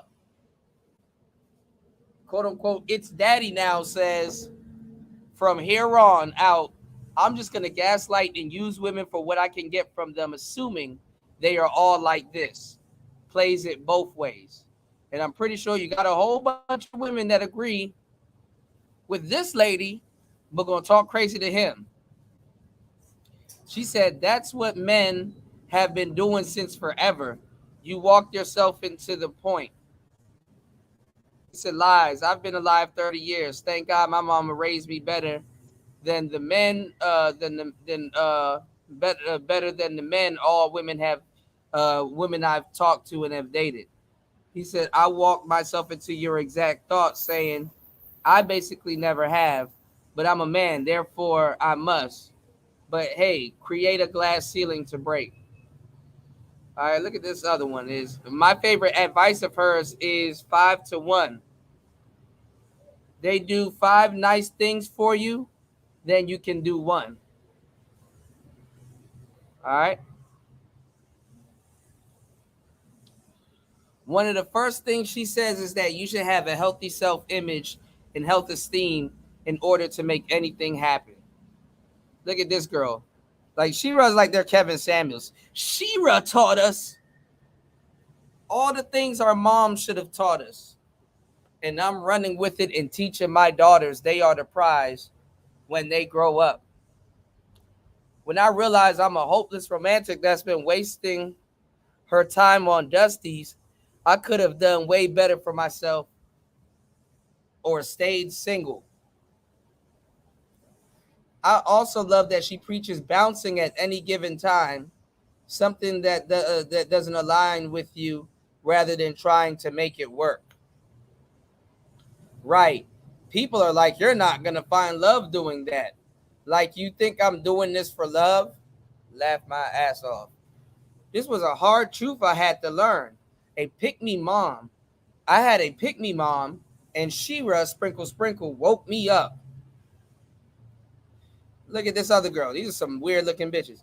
I also really like that she said that she gives financial advice to experience love first, then take her advice. Oh yeah, she did say that because she got tired of putting up with y'all hoes. So let's get it. We're basically hacking psychology and hacking sociology. And the thing is with men and women and dating dynamics, especially with men, is that it is largely psychological and sociologically driven. Because we live in a society and have lived in a society since like the dawn of history, specifically in America, that has been catering towards men, and everything has been suppressing women and what we know about ourselves and enabling men with and allowing them to not really. And y'all, these are modern women oppressing and enabling and suppressing women. Bitch, you're a zillennial. What struggle did you go through? Oh, I can't find the charger to my iPhone. What struggle did you go through?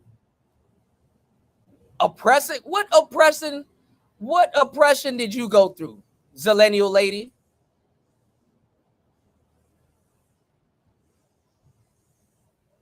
Your dad didn't get you a MacBook? Oh, so oppressed. Like y'all are Margaret Sanger or somebody in the midst of a. Man, oh man, I swear to God. Really have any kind of real empathy or self-reflection. You see what I'm saying, UFO? Like, what the fuck?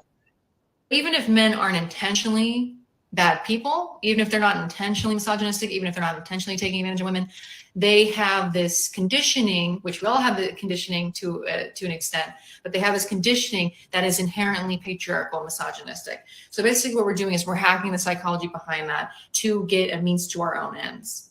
Okay? Because we have been stuck why in this. Don't you go tell She-Ra this bullshit? She gonna be like, okay. Like, and see, that's why I feel bad for my white players, bro. Y'all bitch just turned everything into some type of feminist movement. We're coming back to source. Okay? We're gonna take this and we're gonna get it into legislation and we're gonna. It's like, bitch, calm down.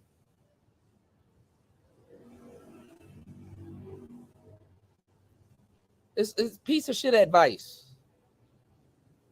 Like, if you don't go outside and go play that nigga and go sit down somewhere, please. Oh no, we gotta turn it into a feminist movement because the patriarchy is gonna. So we gotta rob the patriarchy. We gotta just become horrible, able. Okay. It's a loop. It's like I thought y'all were trying to sell pussy. I thought y'all were trying to sell pussy. Like, that's not working.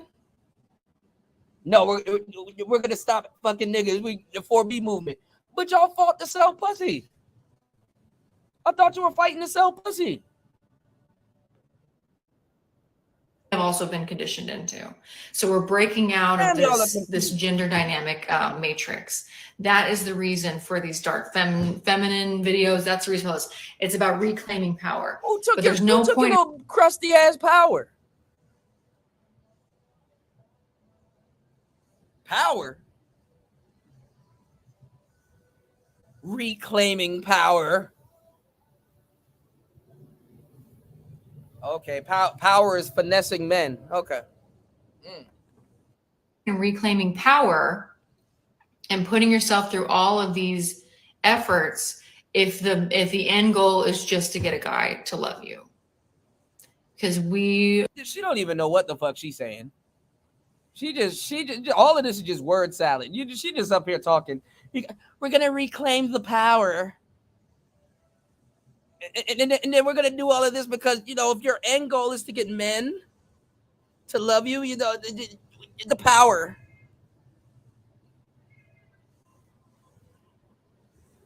Power.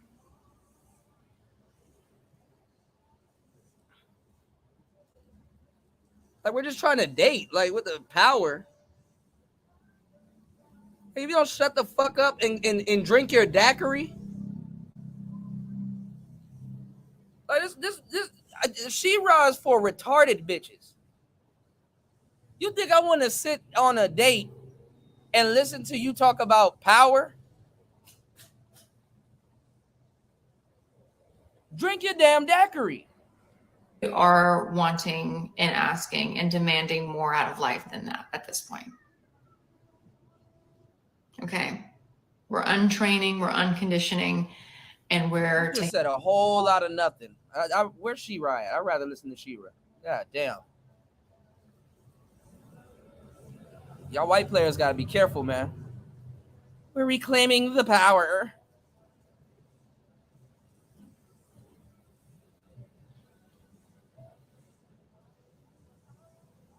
Yeah, this should go with James. If you're on a dinner date, you can ask him what he suggests you order or what looks good. Ask him to help you pick something out. Like, could you help me pick something out on the menu? I just don't know what I have a taste for. And if you're sitting next to him, girl, extra bonus points. Sit next to him if you can. If not, like lean forward when you talk to him and smile while you're leaning forward and say, you know what? I just don't know what I have a taste for. Do you mind helping me pick something out? And he'll be like, sure. This looks good, that looks good. And then you'll say, yes, that sounds very delicious. I'm gonna order that. Thank you.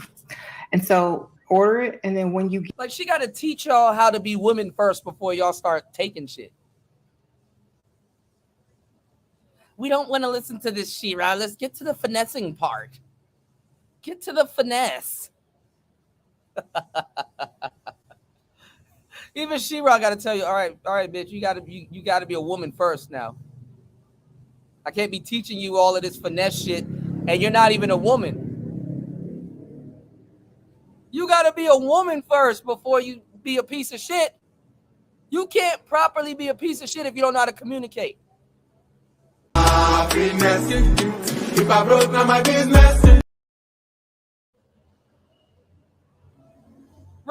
Right, Toya, a crying shame. Lord have mercy.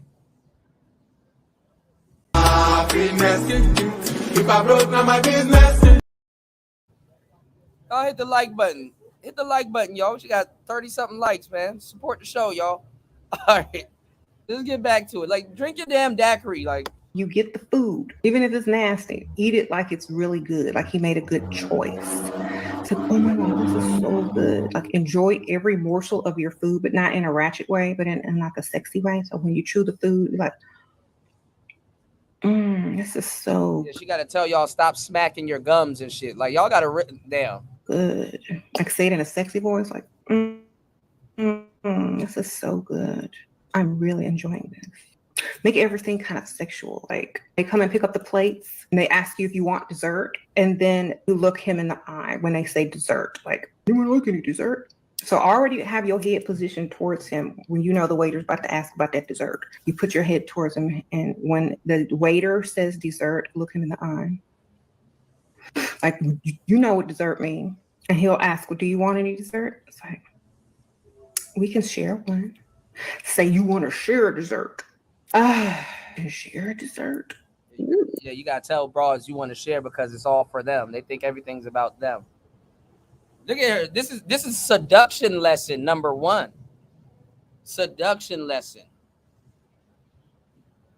This girl said, I did this, and he said, I don't know, it ain't going in my stomach. Yeah, you probably don't know how to do it. She said this woman got an answer for everything. I got to get geek before the date to pull this off. See? What'd I tell y'all? These women don't know how to do none of this shit. The game is insane. She's not even giving y'all no real information. This is just literally etiquette and just, oh, God. Never mind, man. Okay. What do you want? I don't know. What do you have?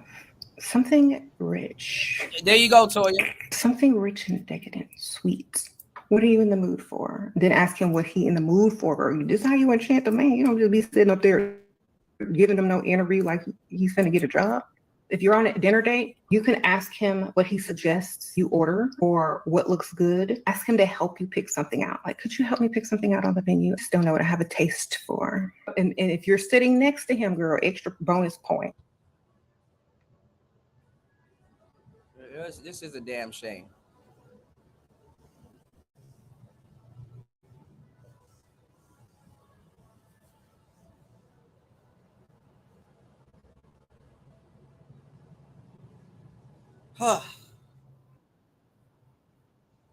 Men like toxic, sprinkle, sprinkle.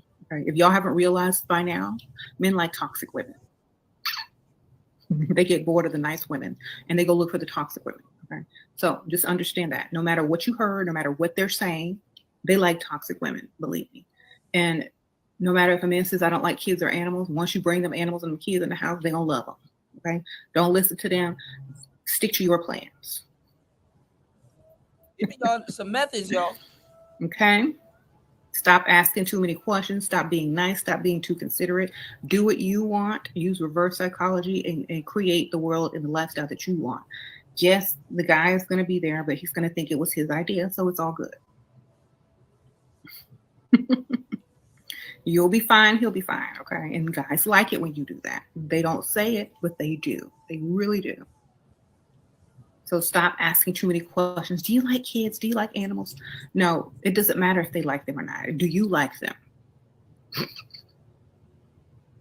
Then he gonna like them if he like you. There you go. That's it. Do I like football? Do I like sports? Heck no. I still don't like them, but I tolerate them. I put up with them, you know, on the TV and stuff like that. I don't care. I'm not gonna be like, oh, you know, I don't care. All right. So this is what they're doom scrolling and watching. Yeah, you got guys in this space talking about some, we don't need no game. Oh, you're going to need as much game as you need.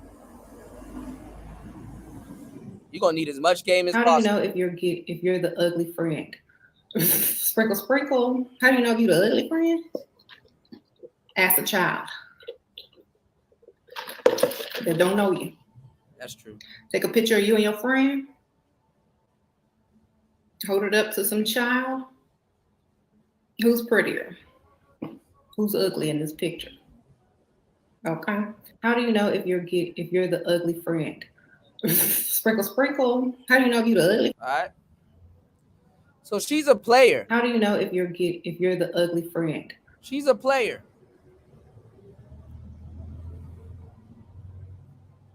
Look, single ladies, listen up. She just about to tell you some shit She-Ra said. Here we go. Man permission to cheat if you think he's cheating. Why? I know this gonna sound crazy to y'all at first, but listen. If you think your man is cheating, but he hasn't admitted it, and you don't have any evidence, but you just think he's cheating, and you kind of know it because it's too obvious, and if you do have proof, even better. If you want to keep your man and you want him to stop cheating on you and you already decided you're going to take him back. I mean, a lot of people are married and tied financially. Sometimes they're the child's father and they don't want to break up the family. Whatever your reason is for wanting to stay with this man, even though he's cheating on you, I'm going to tell you how to do it. Give him permission to cheat. If you've been on his back about, oh, I know you're cheating on me and blah, blah, blah, blah, blah, blah, blah. And all of a sudden you say, hey, you know what? Go ahead and cheat. You could have a girlfriend. Don't worry about me. So you're going to be getting all your sex from your girlfriend. Make sure you go to her house after work for dinner. Sexual privileges are cut off with me. So I do give you permission to cheat now. You do that, he's going to stop real quick. And he's going to be like, cut her off quick. One, Because when a woman is crazy enough to allow her man to cheat after being crazy about him cheating, this is a red flag for him. He's like, oh my God, she's serious. She's getting ready to go cheat as well and replace me probably with a better man. And she's just allowing me to cheat so I don't have to come to her for sex, because now she's going to start looking for some other man. She's probably going to start sleeping with some other man and want to sleep with me and him at the same time. And oh my gosh, what have I done?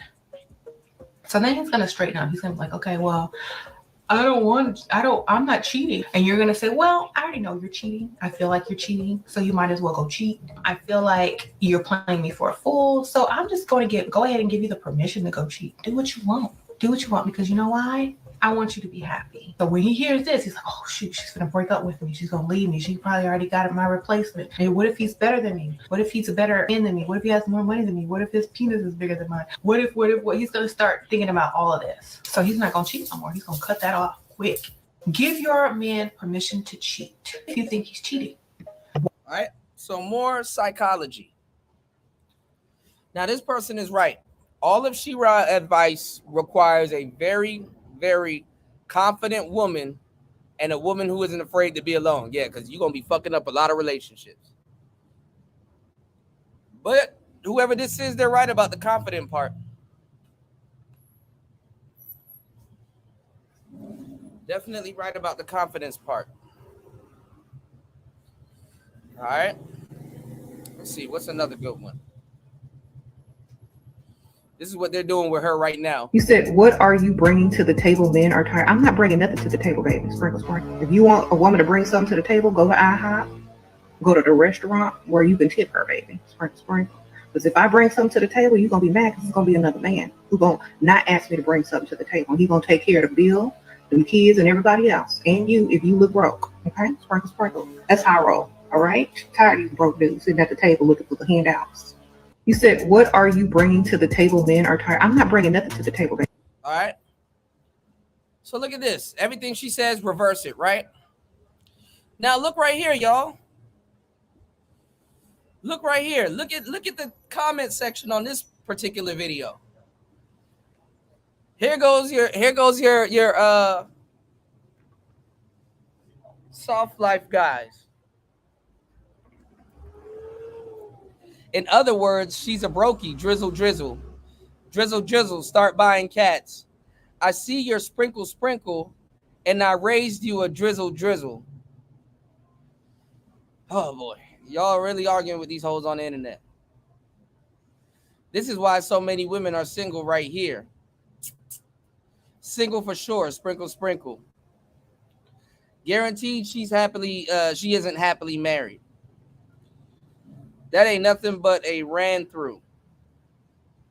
She's a weird Pokemon called Brokey Mom Drizzle Drizzle. That wasn't funny. Sounds like She-Ra is the Dusty Sprinkle Sprinkle. Brokey broke begging bop. Do a U-turn. Stinkle stinkle. Drizzle drizzle. My table from Colombia.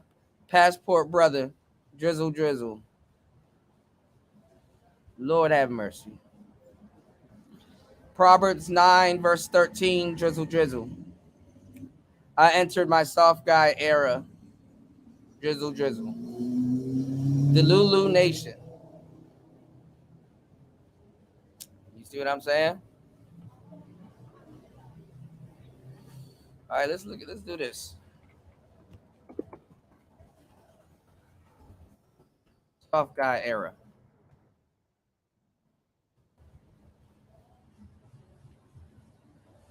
It's 11 hours ago. Let's look at this. Yes. Let's go. Yes. All right, y'all gotta stop with this copyright shit. Hold on, y'all.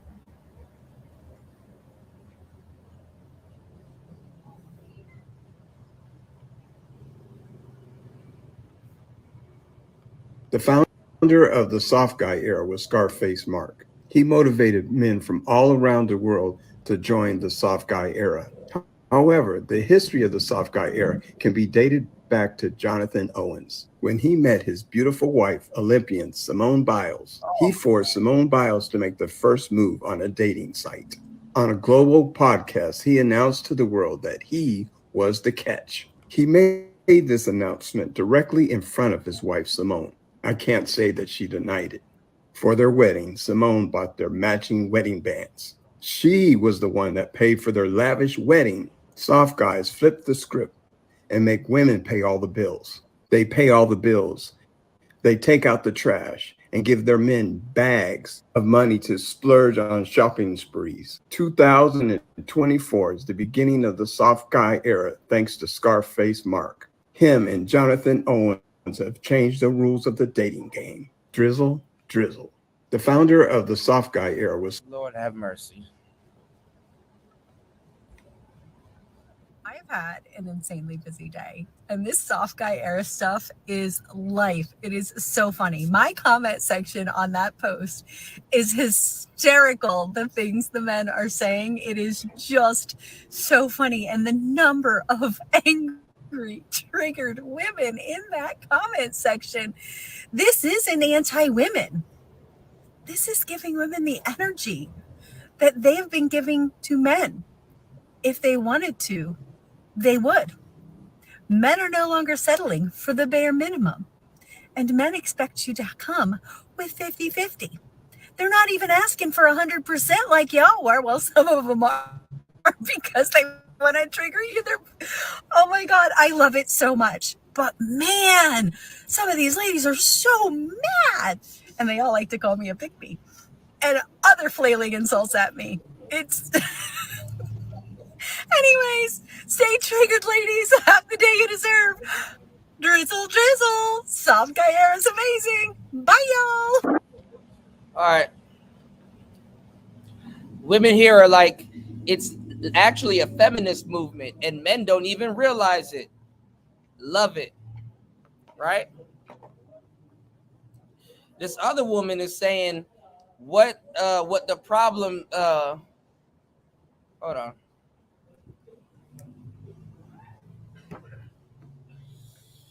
What's the problem? You women caused this. Well, pick a man in your price range. That's all. Then this other girl said, don't engage with drizzle comments or posts. You're feeding their bullshit. Incels love the engagement. Fellas, in reality, this is our red flag. If they can't laugh at this because we know it's a joke, just look for another one. He said, if she can't handle me at my softest, she doesn't deserve me at my hardest. That's actually pretty funny.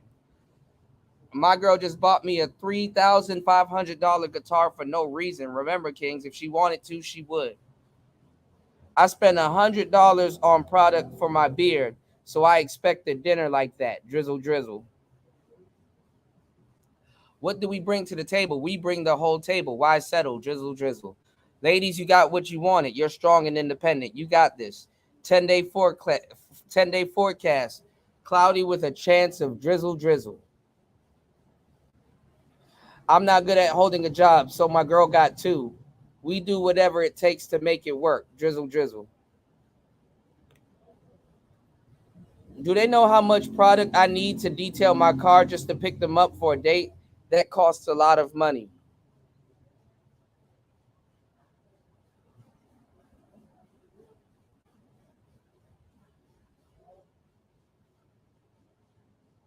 So I'm texting this girl and she keep asking, what you doing? What you doing? I'm like, yeah, I remember this one.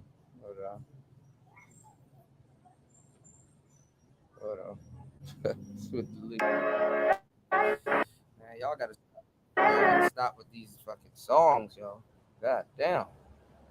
Drizzle, drizzle. A lot of y'all girls are clearly showing you have no sense of humor. The joke is going right over your head. The fact is that y'all have been saying the same ridiculous stuff online, and when you say it as a woman, you don't see nothing wrong with it. But hearing those same ridiculous statements come out of a man's mouth, now all of a sudden you take him back and you offended. It's 2024, and I honestly don't understand whether or not you're a woman or a man, why anybody would not be living a soft life. I don't know why anybody would be aspiring for a hard one. Like, make it make sense. It's called a partnership for a reason, because two people are supposed to be coming together so that they can do for one another equally.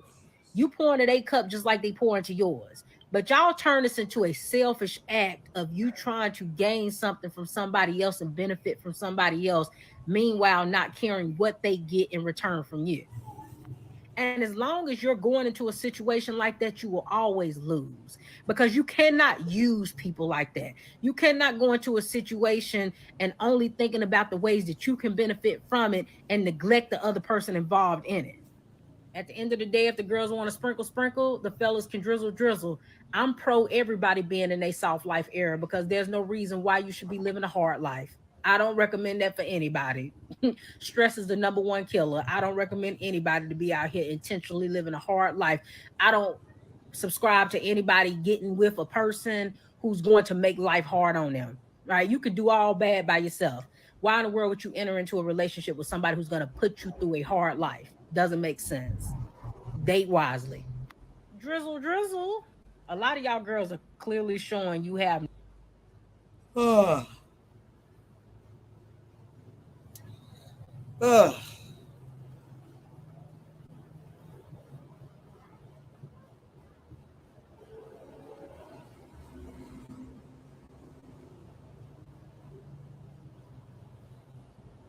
niggas, man. After careful deliberation, I have decided that I officially too will join the soft guy era. You don't get all this handsome dark chocolate for free anymore.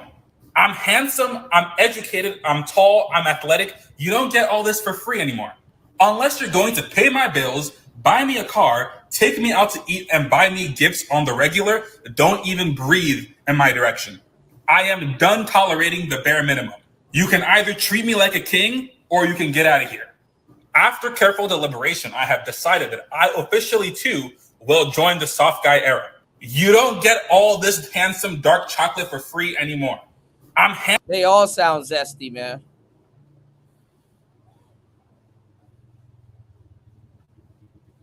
Let me be very clear when I say this. This is a movement formed by broke men. Men who have the means to be a provider. They don't act like this. They are more than happy to provide for you in the way that you need as a woman. I am thankful for the men who started this movement. The only men who want to have a soft girl life are the broke ones. Once you had a woman spend on you, there's no going back. See, this is how I know she's broke. When a man with money and a woman with money get together, they just spend on each other. And she's talking about provision. What are you providing him? See, the type of men with money that she's talking about is the ones with no sauce. She's talking about the men that don't really know women like that. All they know is present some money and follow her lead. So for this soft guy era, broke women need not apply. This isn't for you. Because from what I understood, I thought y'all were out earning men. I thought y'all had more degrees than men. I thought y'all were getting more houses than men. So you mean to tell me you claim to have that bag, but you can't cover a steak? Pay no attention to these broke women, because they're not really talking about nothing if they ain't talking about that cash. Let me be very clear when I say this. This is a movement.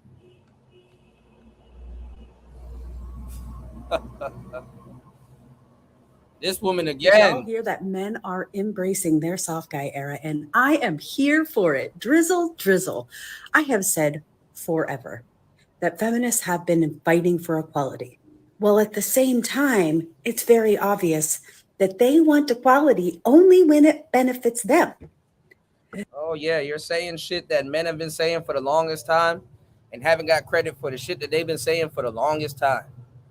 They want equality when it comes to the payment of their job, but not when it comes to paying for a date. But you know what? In this soft guy era, men are giving women exactly what they wanted. They're giving them full equality. Come to the table with 50-50. You provide half the house, half the cars, half the bills, half the work. You are perfectly capable. You wanted equality, now you got it. Boy, are these ladies up in arms about it. They are pissed that men no longer want to be their protectors and providers, because, you know, if men are protecting and providing for women, that means that women are not equal. And then these men are giving you exactly what you want, ladies. You ask for it. Now you can pay for the consequences for what you ask when you didn't really want it, but you stumped your feet and demanded it. So go off, and all you ladies that wanted this and are mad that men no longer are going to accept your bare minimum, that men no longer are going to pay for your nails, that men no longer are going to provide everything for you, go be in your 4B movement, and all you women can get together and you can have relationships with each other. And you know what? Domestic violence rates are highest amongst lesbian couples. So see how that works out. Anyways, have the day you deserve. Bye. Did y'all hear that men are embracing their soft guy era? And I am here for it. Drizzle, drizzle. I have said forever that feminists have been fighting for equality. Well, at the same time, it's very obvious that they want equality only when it benefits them. Oh, man. All right, y'all. So, you know, we're in the sassy man apocalypse known as the soft guy era. I think And then it's funny, too, because, you know, if a guy like me talks about this and I'm like, yeah, it's a bit zesty, cool. But why are y'all gay shaming? Why are women gay shaming? Huh? Why y'all gay shaming?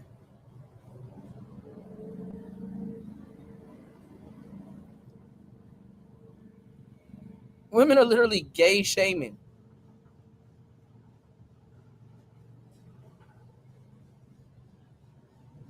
Oh, Lord. All right. it's a great thing.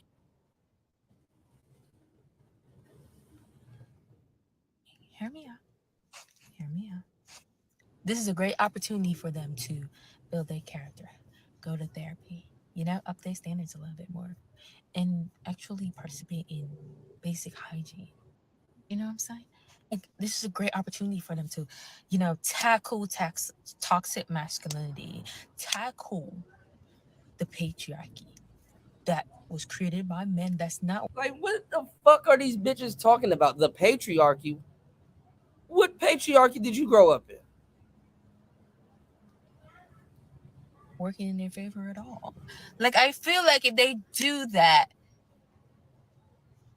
with that intention of the sassy man apocalypse, the soft guy era, oh my gosh, we have really solved the problem that is affecting the dating world right now. The more you know, the less you pretend. So, you know, we're in the sassy man apocalypse known as the soft guy era. I think it's a great thing. Hear me out. Hear me out. All right. This is a great opportunity for them do one to more. build their character, go to therapy. Do one more. I don't know what's better, is these dudes fighting back about taking their gym. She says that men are finally standing up for their worth and women are losing their ever-loving minds for it. It's the drizzle season, soft guy era.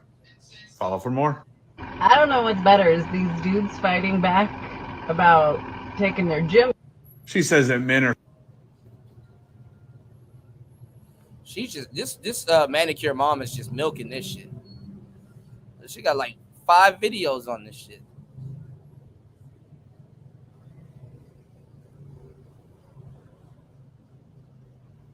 Oh, we know exactly what you ladies want, but we're not giving it anymore. Drizzle.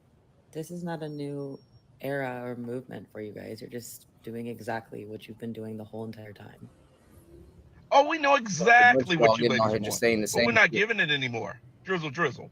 This is not a new.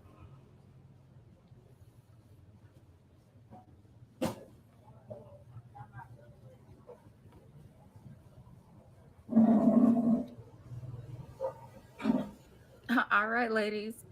The men have decided if you can't beat them, join them. So drizzle to your sprinkle. Okay? At the end of the day, you told men that they were toxic. Just for being everybody men. wants to be a. You told men that strength and macho behavior and all the rest of the things that come along with being a man, those things are all bad. Put them away. Okay. They said no problem. They have no problem being in their soft guy era. So I hope you're not concerned about who's going to be taking out the trash, because guys have decided you, princess, you get to take out the trash. And while we're talking about royalty, I hope you're not wanting to be a passenger princess, because these guys, they want that treatment too. Fair is fair, right? Anything you can do, they can do. All right, well, they've decided to match your sass, and now they're embracing it. So I hope that you get everything that you wanted, because ladies, y'all have created some monsters, okay?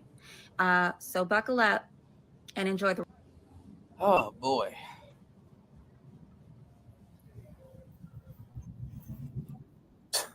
So apparently there's this new thing going around where All these videos are the same. So apparently there's this thing. There's this new thing. You know, they're saying that they're in their soft guy era. And I have a message to all you men out there. You're not men. You're kinks. And you know what? So am I, baby. Matter of fact, I'm a 10. And you're a 10 as well. Soft guy summer, baby. We ain't going nowhere. Drizzle, drizzle, baby. So is this music Soul Child? Don't tell me he's in the soft guy era. Ladies, it's a women's world and men are just living in it. Why are they playing Cheetah Girls at the bar? Cheetah Girls. When I showed up to this bar, why was the bartender singing I'm a Slave for You by Britney Spears? Didn't know that I was listening.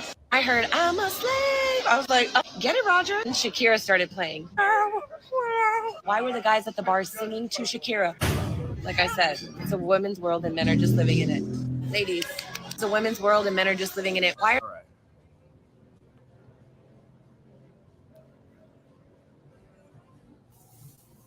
Drizzle Kings, if I'm following you on Instagram or like hell rail on a social media platform and ngiyakubona post umshida wakho, it's over. Unfriend and unfollow because ngiyangishithela. Like, how could you do that? I know good see asikhulumi and all of that, but you see I'm liking your pictures, I'm liking your posts, not even liking Yeah, ugly guy era.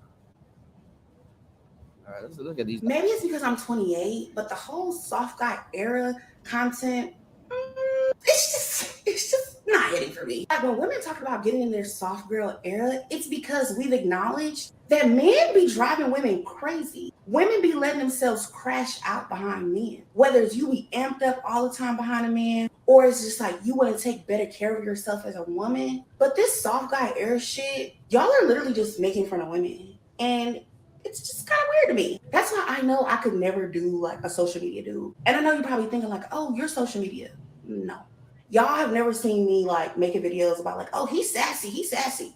Because I don't really like that either. I believe men do get to advocate for themselves and stand up for themselves, and I feel like it's a healthy thing to do. Now, is there a little bit of sass out here? Probably, but I don't interact with those kind of men. So I don't know if this is one of those situations where this soft guy content to me is sassy, but can y'all wrap it up and let's talk about real shit? Thank you. Maybe it's because I'm 28. Okay, cool. Let's start with the gym. Oh, that was fucked up, Kuda.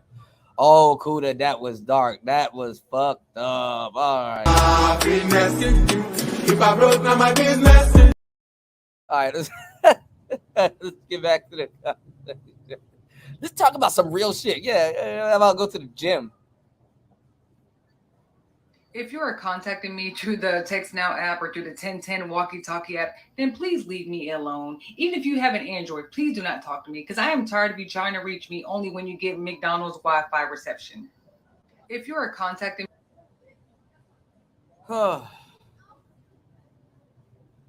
like bad bitches. Oh, I knew it was gonna be something. So funny to see men talking about soft boy area, whatever. We don't want to provide anymore. We don't want to pay the bills anymore. Finally, because I always wanted that type of control. I always wanted that control. And trust me, it's control now. It's like you can't win if you do, and you can't win if you don't. It's control now. Okay.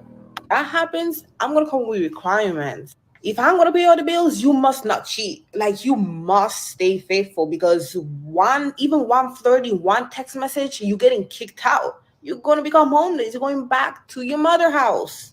Yes, that's it. You must do every single thing I say, every single ass stuff I say, every work, every type of labor in the house is gonna be fall on you. And don't even say no, because you're gonna get kicked out and you ain't paying no bills. The house is mine. So girls, y'all shouldn't complain, because this is amazing, because we now have the control. We can choose what man we want, when they stay, when they leave, when they go, what they do. I'm so glad I don't be on fucking I'm so glad I won't be on TikTok, y'all. Y'all doom scrolling. Content is trash. Look, that's today's show. Shout outs to everybody that supported the show. Please support the show on air, off air, if you care, anywhere. It's Player Talk Radio. Good morning. I am your gracious host, DJ Kuda. We are out. Let's get it. Let's go. Peace. I too will be abstinent. I'll be as untouched as the turn signal in an Asian woman's car. How much signal I need to cut across 8 lane? None? I turn now. Good luck, everybody else.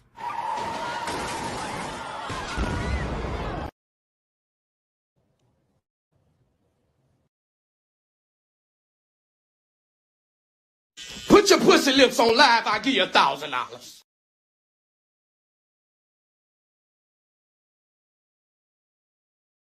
If Jesus can't save these hoes, why are you trying? What make you think you greater than Jesus?